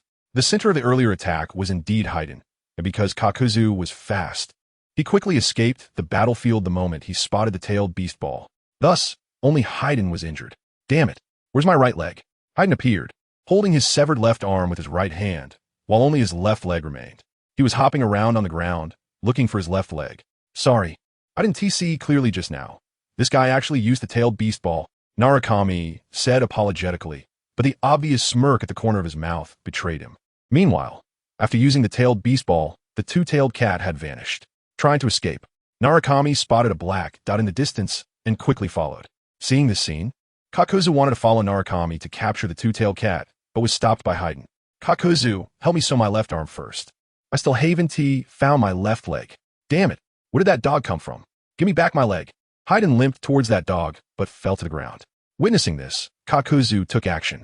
A shuriken flew straight towards the famished wild dog. A direct hit to the head. Next came the sewing technique, reattaching Haiden's limbs. Kakuzu worked like a mother hen, black threads weaving into Haiden's body. The sharp pain made him shiver, and one misstep resulted in another jab. Kakuzu, could you be gentler? Haiden shivered. No way. If you want gentle, find someone else. Saying this, Kakuzu prepared to leave. Bro, you are the big brother. Just sew it up for me. With his left arm only half sewn, where would he find someone in this wilderness? There was no choice but to endure. After his arm was restored to its original state, only the left leg remained. However, it still bore a row of dog bite marks, with a dog tooth embedded inside. Looking at this left leg, Haiden couldn't help but shiver. That dog earlier seemed to be a mad dog. Haiden said uncertainly. Seems like it. Kakuzu didn't care about that and focused on his work. In just a few moments, Haiden was restored, although the thread ends were still exposed. Damn it, where's that kid? Haiden was itching to tear Narukami apart. Over there. The two headed towards the battlefield. Meanwhile, Narukami was still using wood-style ninjutsu to battle the two-tailed cat.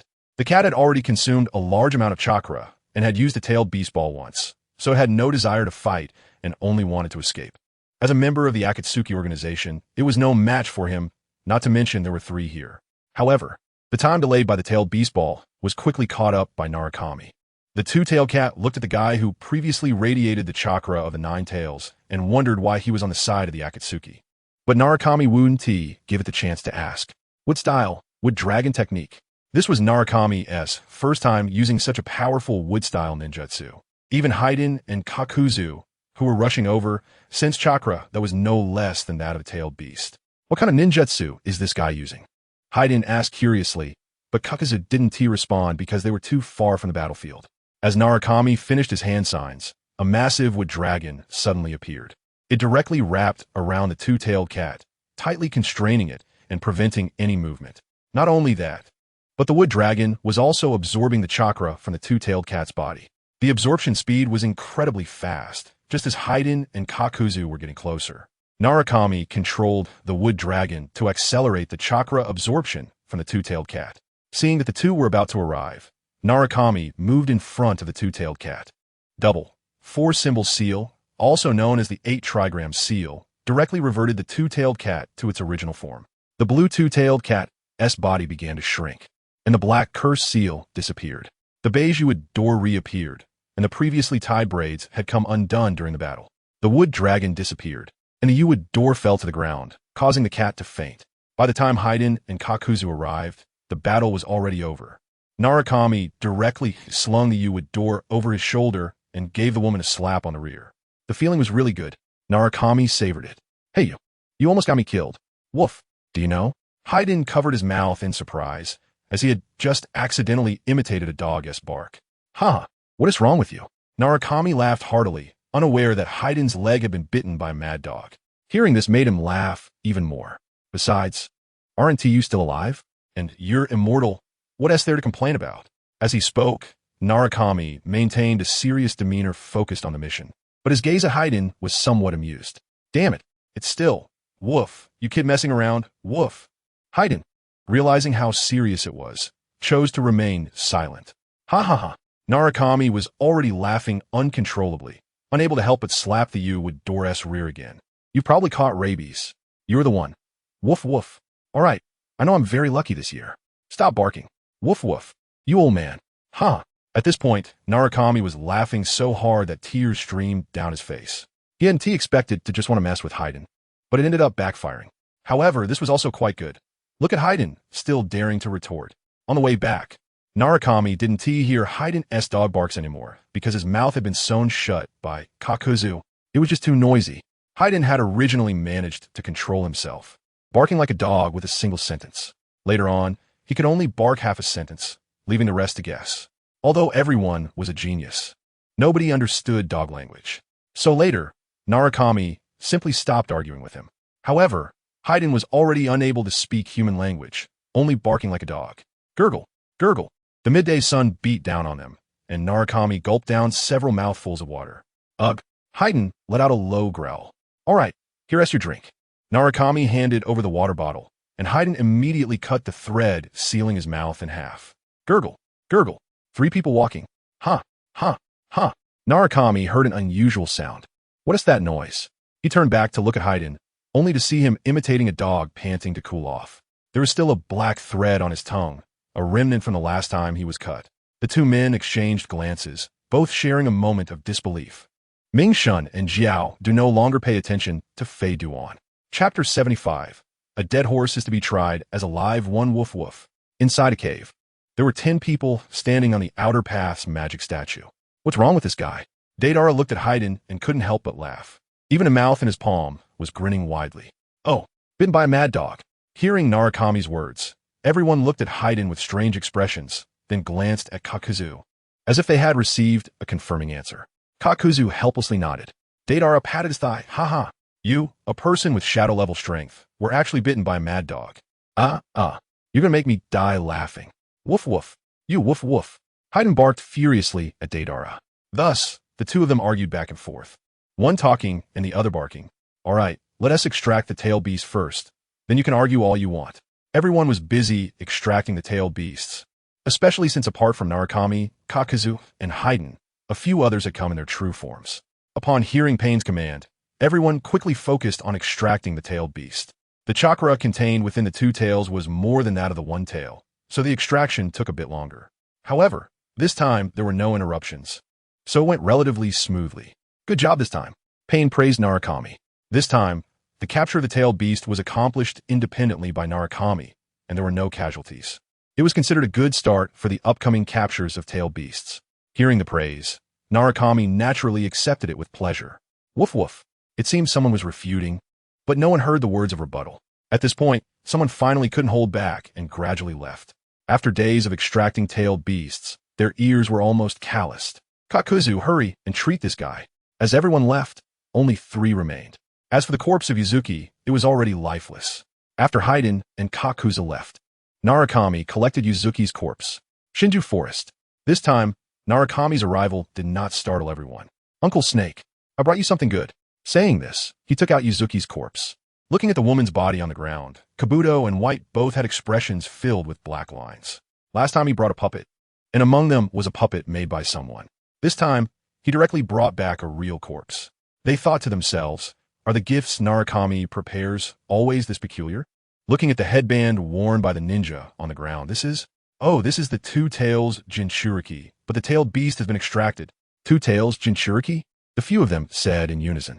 Jinchuriki are powerful beings, and now Narukami has actually brought one back. Only Orochimaru knew what this meant. After all, he had been in the Akatsuki organization. Yes, the Akatsuki organization has started collecting tailed beasts. Is there a way to bring her back to life? Narukami asked Orochimaru. Looking at Yuzuki's already lifeless body on the ground, Orochimaru shook his head. There is no way to revive her in her current state. If there is still a portion of the 2 tails chakra, can she be revived? This time, Narukami changed his question. After all, he had extracted a portion of the 2 tails chakra when using the wood dragon technique. That could be worth trying. Orochimaru had never attempted such an experiment, but he was very interested in this kind of experiment that involves saving a person from the clutches of death. Wood release, wood dragon technique. Narukami summoned the wood dragon again. The gigantic wood dragon almost trampled the entire laboratory, and it held Yuzuki in its mouth.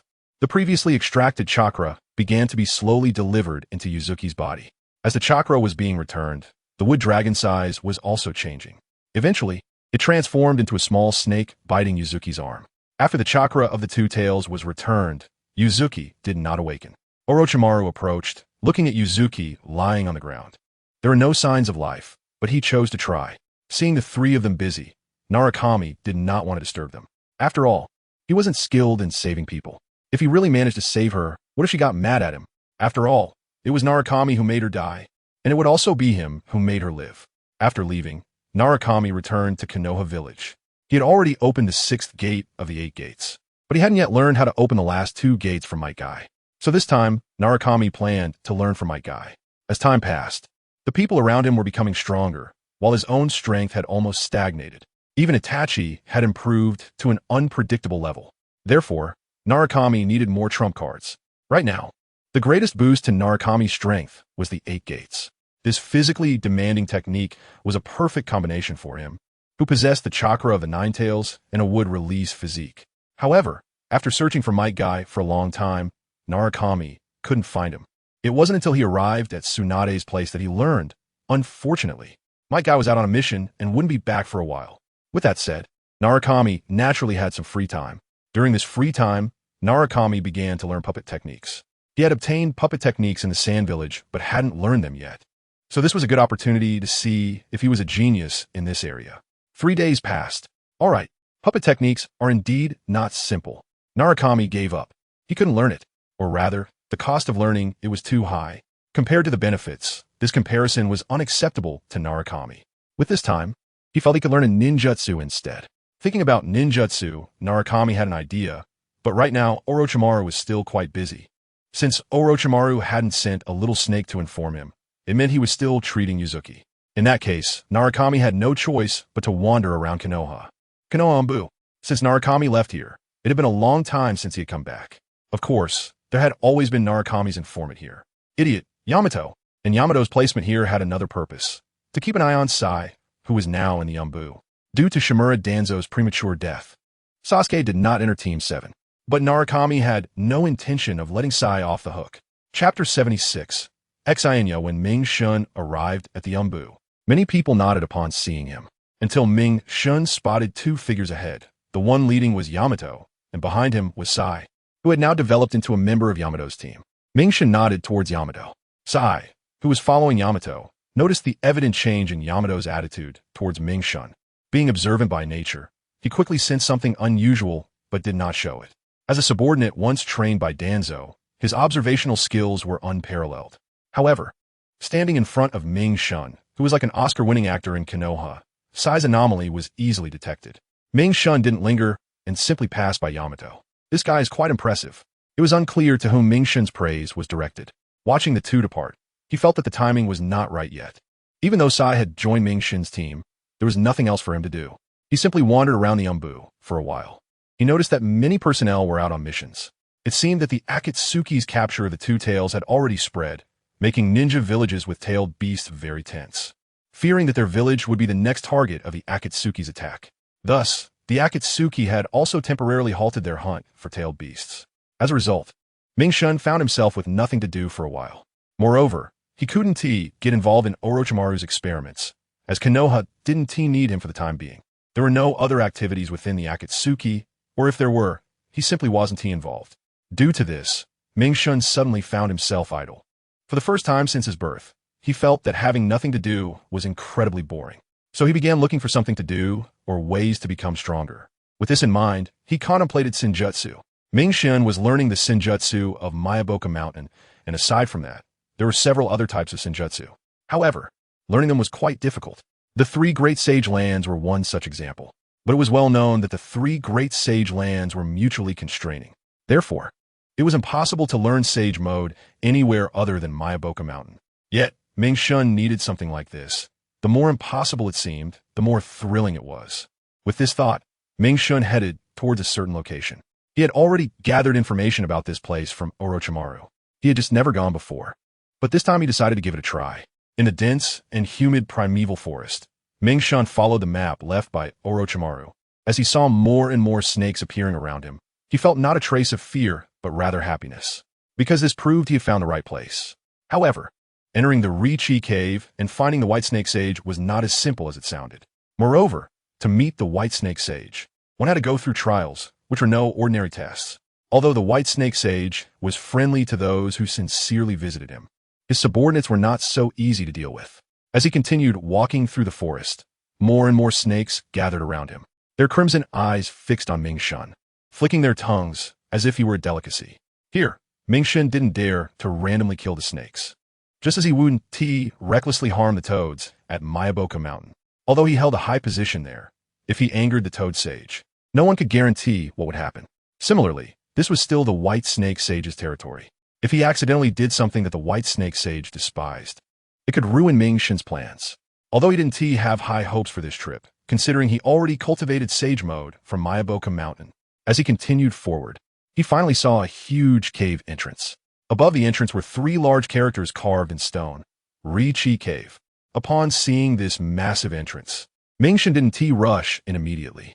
Instead, he first observed the surrounding environment, which was a habit of his when entering unfamiliar places. This also allowed him to prepare in advance for a possible escape. Thus, Ming-Shen embedded Kunai with the flying thunder god seal in some hidden places. On the way here, he had already set up many Kunai using this method to prevent any surprises. Everything was ready, just waiting for the right moment. Ming-Shen stepped boldly into the dark cave. I sensed the arrival of a stranger. In the darkness of the cave, a massive figure slowly opened its eyes. I need to speed up, otherwise I might get eaten by those 3 guys. A shadow darted out from the darkness, revealing a giant crimson snake. One of its eyes was blind, but that didn't hinder its movement through the cave's labyrinth. Ming-Shen was unaware that as soon as he stepped into Ri-Chi Cave, he was being watched by several large snakes. Whoa, here comes an impressive human kid, but he carries a rather unpleasant toad smell. From the gloom of Ri-Chi Cave, such a light and airy statement emerged. SSSSS. Hearing the sounds echoing through the cave, Ming-Shen knew that the testers had arrived. However, the commotion they were making clearly indicated that they were not very friendly. Boom! Boom! The sounds grew louder, and Ming-Shen felt the ground shaking beneath him. It seemed to be quite a large creature. A smirk appeared at the corner of Ming-Shen's mouth. He paused, looking deep into the cave. The first thing he saw was a crimson eye, only one. When the owner of that eye fully emerged before Ming-Shen, he saw that it was a giant crimson snake, at least 10 meters long. As for its complete form, he couldn't see it all, as part of it was still hidden in the shadows. Xianya, one of the high-ranking members of Ri-Chi Cave, was also a subordinate of the White Snake Sage. However, Xianya did not have a good reputation with the White Snake Sage. In fact, he was a source of great headache for the sage, as Xianya had a very irritable temperament and loved to cause trouble. No snake in Ri-Chi Cave could ignore his presence. Yet, the White Snake Sage did not punish him for it. Smart individuals understood what that meant. Now, Xianya appeared precisely because of this unexpected visitor. While it was possible to reach the White Snake Sage through a roasted duck, passing the trials was not something that could be easily accomplished, and those who failed would be directly eaten. This was implicitly accepted by the White Snake Sage. This was also why Xianya was so eager to appear. He did not want the rare candidate to be eaten by the other 3. Chapter 77, Reverse Scale Haha. Human kid, I've caught you. Xianya opened his big mouth and shouted loudly at Ming-Shen. Ming-Shen didn't expect to encounter such a fool right off the bat. He just didn't know how strong this guy was. Just obediently be the snack for the Lord. Saying this, Xianya opened his mouth wide, wanted to swallow Ming-Shen in one bite. Let's start with a fireball. Fire release. Fire dragon bullet. Ming-Shen directly spat out a large fireball towards Xianya's open mouth. Although Xianya was brutal and arrogant, he possessed such strength. Otherwise, he would have been expelled by all his kind and left the dragon cave long ago. Strong Senjutsu chakra, fast speed, and strong attack power were all abilities of Xianya. As one of the strongest subordinates of the White Snake Sage, he naturally represented the strength of the dragon cave. A powerful force was one of them. Just then, Xianya's body suddenly twisted, directly batting away the fire dragon bullet that Ming-Shen had released. Ming-Shen, seeing the fire dragon bullet coming towards him, dodged it directly. The fire dragon bullet hit the stone wall, splattering sparks everywhere, illuminating the entire cave for a moment. Watching Xianya's snake tongue flicking in and out, Ming-Shen directly threw a shuriken at Xianya. Moreover, the position of this shuriken was aimed at Xianya's only remaining eye, the left eye. Human kid, you're looking for death. The already blind eye was Xianya's pain. Now, this human kid actually planned to attack his only remaining left eye. How could that not infuriate him? He opened his mouth and sprayed a blob of liquid. The liquid coated the shuriken, and the originally black shuriken changed color. In fact, not only did the color change, but even the material transformed. The iron shuriken had now turned into stone. Clang! The stone shuriken hit Xianya's scales and shattered directly. Is this the guy's ability? The saliva he spat could petrify things. Thinking of this, Mingxin dared not let this guy's saliva touch him.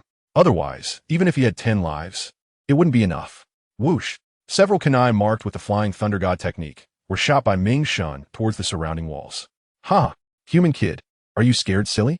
I'm right here. Xin, you mocked Mingxin, thinking he was frightened as the shuriken was thrown too far from him. A golden flash appeared in an instant. A whip kick came down. Mingxin actually kicked directly on Xinya's head. Boom! The entire cave echoed with a loud sound. It seems that Xinya has encountered a tough opponent. 3 shadows in the darkness were discussing something. Roar! Xinya suddenly raised his body and charged at Mingxin. Just a moment ago, he hadn't clearly seen how this human brat had struck him. Moreover, he had vanished. In just a short moment, he had received several attacks. Not only that, but now there was no trace of Mingxin in his line of sight. He didn't know if he had hidden in the darkness. However, Xinya did not relax his guard at all. If this got out, he would be laughed at by his kind. Imagine how Xinya was regarded in the Dragon Cave. How could he be bullied by a human kid? The crimson snake tongue waved in the air. Mingxin noticed Xinya's behavior and knew his position would soon be exposed. Xinya, being a snake, could catch Mingxin's information, and with Senjutsu chakra, he could clearly sense the abnormalities around him when using Senjutsu. This was also a capability of using Senjutsu. Therefore, Mingxin had to attack first. Fire release, great fire dragon technique. A huge fire dragon suddenly appeared, almost matching Xinya's size. In an instant, Xinya was engulfed by the scorching flames. Snakes are cold-blooded animals, and they couldn't endure such a fierce attack, letting out a miserable cry. Although the Great Fire Dragon technique is a B-rank ninjutsu for Xinya, this level of attack could not seriously injure him. It merely caused him some discomfort. Mingxin also understood this well. Since Xinya could use Senjutsu chakra, Mingxin naturally had to use his true strength to counter him. This was also why Mingxin set up the Flying Thunder God technique in advance. Here, it was not like bullying the kids from Konoha outside. One misstep could lead to death. Thus, Mingxin displayed his strength, but it was only a part of it. Xinya rolled on the ground, extinguishing the flames. However, his originally red scales had turned black and charred. Only one part of the scales maintained their original appearance. The reverse scale? Mingxin also noticed the distinct crimson scale. Dragons have reverse scales, and so do snakes. However, for a snake to cultivate a reverse scale is very difficult. Generally, if a snake has reached this level, it is already considered to have spiritual awareness. The piece on Xinya's body was clearly his reverse scale. Before coming here, Mingxin had already inquired about some information from Orochimaru. He had a certain understanding of the appearing Xinya. Otherwise, Mingxin wouldn't have acted without revealing his identity. Knowing Xinya's temperament, he decided to be straightforward. Looking at Mingxin's gaze, Xin, you sensed something was wrong. Kid, what do you want to do? Xin quickly stood up, staring at Mingxin with his large eyes. At that moment, Mingxin once again transformed into a golden flash. There's a legend about the reverse scale that says that plucking the reverse scale can make Snake's temperament become docile. Mingxin didn't know if it was true, but how could he verify it without trying? However, it wasn't easy to easily take Xinya's reverse scale. Moreover, Xin had already realized what Mingxin wanted to do from his gaze. He would definitely be on guard. Xin watched as Mingxin disappeared before him again and directly opened his mouth to spray liquid into the air. This liquid, which could petrify others, was of no use now because Xin couldn't find Mingxin's position. Would release. Mingxin formed hand seals, and many wooden pillars emerged from the ground, wrapping around Xinya's body. The purpose of this was to control Xinya and take down his reverse scale. However, with Senjutsu chakra, Xinya was also extremely strong. The sheer impact of his body broke the wood release attack. Seeing that his wood release attack could not do anything to Xinya, Mingxin simply unleashed the wood release, wood dragon technique. A gigantic wooden dragon appeared, coiling around and entangling Xinya. Chapter 78. Tenshin Shunsher. However, as the wooden dragon's body continued to tighten, Shinya finally felt the pressure. Not only that, but Shinya also sensed that the chakra in his body was being drawn away by the wooden dragon summoned by Mingxin. Bloodline limit would release. It seems this kid's identity is not simple. The three were discussing and already thinking about who would be next to take the test. After all, it had been a long time since any newcomers had come to the Dragon Cave, so they had to have some fun. Hey, human kid, you have passed the test. Let me go. Shinya was already in a losing position, and no matter how much he struggled, he could not escape the wooden dragon's restraints. Moreover, as time passed, The chakra in Shinya's body was being gradually drained away.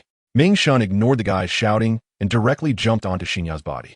Walking on Shinya's body, Ming Shun could feel the coldness of a cold-blooded creature. That chilling feeling spread throughout his entire body. Kid, what are you planning to do? That's my stuff. You can't touch it. Shinya continued to struggle. Just then, Ming Shun performed another wood release technique. All right, let's see how you move now. Countless wooden vines wrapped around Shinya's body, like wrapping a large zongzi. Only the position of the reverse scale was left empty, with no wood release obstructing it. A sharp kunai appeared in Ming Shun's hand. Touching the scale that was larger than his palm, he couldn't help but shiver from the cold sensation. Then Ming Shun raised the kunai high. It seemed this guy was serious about playing, and that was good. The Dragon Cave would finally be rid of a major disaster. The three figures whispered among themselves. In the depths of the Dragon Cave, the White Snake Sage also noticed Ming Shun's actions and breathed a sigh of relief. Thinking to himself, he finally managed to deal with this guy. Sizzle. The sound of the kunai, piercing flesh, echoed. Roar. Shinya's miserable scream rang out. The entire dragon cave trembled. The reverse scale fell down, and the upper part of the reverse scale was still bright red, but the upper half was truly multicolored. It looked incredibly beautiful, and Ming Shun directly took it as his trophy. Removing the wood dragon technique, Shinya was seen slumped on the ground. Goodness, Orochimaru was right. It really has become much gentler. Ming Shun said as he stepped on Shinya a few times. With no reaction, he finally headed deeper into the cave. As for Shinya, it wasn't that he didn't want to move, but he had no strength left in his body. Even his chakra had been absorbed almost entirely by the wooden dragon. Plus, he had just had his reverse scale violently taken by Ming Shun. What strength did he have left to refute or attack Ming Shun? But thinking about what Ming Shun had just said, Shinya's anger burned even more fiercely. Orochimaru, you wait. I will make you pay. Unbeknownst to Ming Shun, he had dug a pit for Orochimaru once again. Meanwhile, Orochimaru, who was conducting experiments in the Divine Tree Forest, suddenly sneezed. Who was cursing me? After the last lesson, both Yakushi Kabuto and Bai decisively refused to admit it. However, they still couldn't avoid a beating. Ming Shun continued walking through the cave, when suddenly the scene in front of him changed. A gigantic underground castle appeared ahead, with the words Dragon Cave carved on it. Ming Shun headed towards the castle, a barely noticeable smile appearing at the corner of his mouth. Pushing open the castle's grand door, he was met with a dazzling sight. Everything was extravagantly decorated, with a large amount of golden artifacts attracting Ming Shun's attention. If he were to take this back for Orochimaru's research funds, Orochimaru would probably laugh himself to death. Continuing onward, he found a long table. The table was laden with various delicacies, some of which were still steaming, with aromas that practically assaulted Ming Shun's nose. Gulp, gulp. After a long journey and the previous battle, he was extremely exhausted and quite hungry. He began to eat voraciously. Big bites of meat, big gulps of drinks. In the shadows, a girl-esque figure was smiling from ear to ear. So much chakra, eat, eat, finish it all. Feeling the massive chakra flowing into her body, Tianxin Shunsher was even happier. The more food Ming Shun consumed, the more chakra would be extracted and transferred to Tianxin Shunsher's body. This is why Tianxin Shunsher hoped Ming Shun would eat more. However, she didn't expect Ming Shun to clear the table of food. A vast amount of chakra began to surge into her body. The speed was too fast. She was struggling to handle this chakra. This was Ming Shun's doing. He had long since noticed the castle's strange nature. How could there possibly be a castle here, especially with so much delicious food? Thus, the chakra Tianxin Shunsher had been absorbing earlier was actually from the Nine Tails. This also explained why Tianxin Shunsher couldn't keep up with the absorption speed of the chakra, seeing that she was about to be overwhelmed by the chakra in her body. Tianxin Shunsher finally stopped Ming Shun from eating more. A beautiful girl appeared, with long green hair and a golden crown adorned with a golden sphere on top. Hey, why did you eat everything I prepared? The girl angrily ran over, intending to teach Ming Shun a lesson. Seeing the girl's act, Ming Shun couldn't help but laugh. Normally, he wouldn't laugh. After all, he was a professional actor, unless he couldn't help it. In this situation, it was obvious that Ming Shun had already discovered her. And yet this girl was still pretending like this. Of course, Ming Shun laughed, noticing that she had said so much. This human still looked at her with that kind of gaze. Suddenly, the girl's expression changed. Her golden vertical pupils, black eyeliner extending to her nostrils, pale skin, dressed in a white long gown, a green accessory shaped like a hooked jade on her chest, sharp teeth, and a blue tongue created a horrifying expression. Faced with such an expression, Ming Shun showed no sign of fear, having seen so many horror movies. He instinctively threw 2 punches, hitting Tianqin Shunsher right in the eyes. Just like that, Tianqin Shunsher ended up with a pair of panda eyes resembling Gaara's. Chapter 79. Fierce Battle Kid. You're looking for death. Daring to treat me this way. Tianqin Shinji, one of the high-ranking subordinates of the White Snake Immortal, had never been subjected to such humiliation. He never expected that this little brat would directly attack him. How could he not be furious? Having cultivated beside the White Snake Immortal for over 100 years, he never anticipated that Ming Shun would see through his disguise and directly assault him. Feeling the heat in those eyes. It had been a long time since he felt such a sense of injury. This time awakened those memories. Pain. It was extreme enjoyment. Tianqin Shinji laughed wildly, as if he had gone mad. Seeing Tianqin Shinji suddenly burst into laughter, Ming Shun also smiled knowingly. Since that was the case, he would be more generous with his attacks. Immediately, a flurry of punches rained down on Tianqin Shinji. However, this time Tianqin Shinji was already prepared, so he directly withstood Ming Shun's attack. But this attack did not inflict much damage on Tianqin Shinji. A faint layer of Xianshu chakra formed on Tianqin Shinji's body. And when Ming Shun's attacks struck this layer, ripples appeared, but did not harm Tianqin Shinji in the slightest. Ming Shun also noticed this change. Such extreme control over chakra was something even he found difficult to achieve. After all, Ming Shun had only practiced for over a decade, while Tianqin Shinji had cultivated for over 100 years. It was difficult to harm Tianqin Shinji with such a level of physical attack. However, the hot-headed Ming Shun did not believe it. He had absolute confidence in his own strength. He immediately opened the 8 gates, directly opening the 6th gate. Instantly, a strong chakra fluctuation appeared around his body. Flames enveloped his entire body as a large amount of chakra flowed rapidly. At that moment, Ming Shun's power was greatly enhanced. Whoosh! The wind from his punches roared, and Ming Shun's speed reached a level that was nearly impossible to capture with the naked eye. What exquisite taijutsu! Tianqin Shinji was surprised, never expecting that a human could cultivate taijutsu to such a level. Tianqin Shinji flicked his snake tongue and couldn't he help but feel the powerful chakra surging from Ming Shun's body. This strong chakra fluctuated and roamed, giving the impression that it could explode at any moment. Not only that, but Ming Shun's speed was also pushed to the limit. He directly struck Tianqin Shinji in the chest in a single round. In an instant, Ming Shun felt the soft connection of his fist, but he had no strange thoughts. Who would be interested in a snake? Would you? No, right? Are you really thinking about it? Damn disgusting. Immediately after, Ming Shun delivered a whip kick that swept across Tianqin Shinji's waist. Tianqin Shinji crashed into a pillar in the distance. At that moment, the environment around Ming Shun also vanished. Ming Shun had long known that these were illusions, so what he had done before was merely playing along. Who would have thought it would turn out like this? Fire release, fire dragon bullet. Ming Shun did not stop his offensive. He had no intention of going easy on such a snake woman. He continued to attack, wanting to pass this test quickly. After all, he did not want to waste time. Seeing that he had dealt with Shinya, he was already giving the White Snake Immortal some face. Ming Shun was not a fool. Since he, as the owner of the Myoboku Mountain techniques, had not been attacked by the entire clan upon arrival, it proved the White Snake Immortal's attitude. Moreover, he had pulled out that slippery snake's reverse scale. Naturally, the Dragon Cave was now rid of a menace. This could also be considered a solution to a major problem for the Black and White Snake Immortals. However, Ming Shun did not think that the White Snake Immortal would regard him differently for this reason.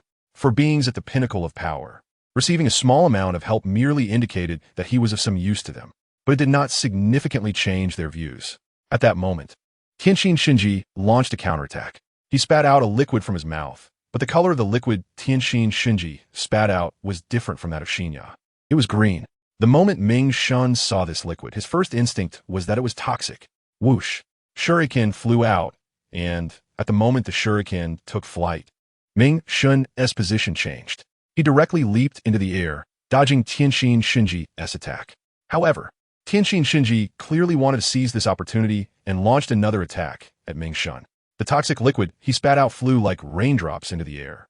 In an instant, Ming Shun was enveloped in these toxic liquids. At that moment, a detonating tag appeared in Ming Shun's hand. Boom! A massive explosion erupted centered around Ming Shun, sending the toxic liquid flying away. Ming Shun actually used this method to evade Tianqin Shinji's toxic attack, although this was still an eye-for-an-eye approach.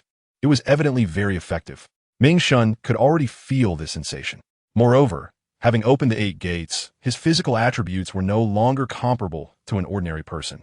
Thus, the explosive attack did not cause him much harm. In that instant, Ming Shun plummeted towards the ground. Counterattack. A kick came flying in. Amidst the endless chakra fluctuations, it had a hint of Might Guy's signature kick, the one that could nearly end the battle. Now, having only opened the 6th gate, Ming Shun exuded such momentum. Even Tianxin Shinji felt this pressure, almost sensing that he could be directly kicked to death. He saw a massive amount of chakra appearing on his body, enveloping him and forming a thick layer of chakra energy in an instant. A smile appeared at the corner of Ming Shun's mouth. As he launched this attack, several shurikens appeared in Ming Shun's hand, aimed at Tianxin Shinji to block all his escape routes. But just as the kick was about to strike Tianxin Shinji, he mysteriously vanished. This was one of Tianxin Shinji's abilities. Suddenly losing track of Tianxin Shinji, Ming Shun did not panic. Instead, he focused on sensing Tianxin Shinji's presence.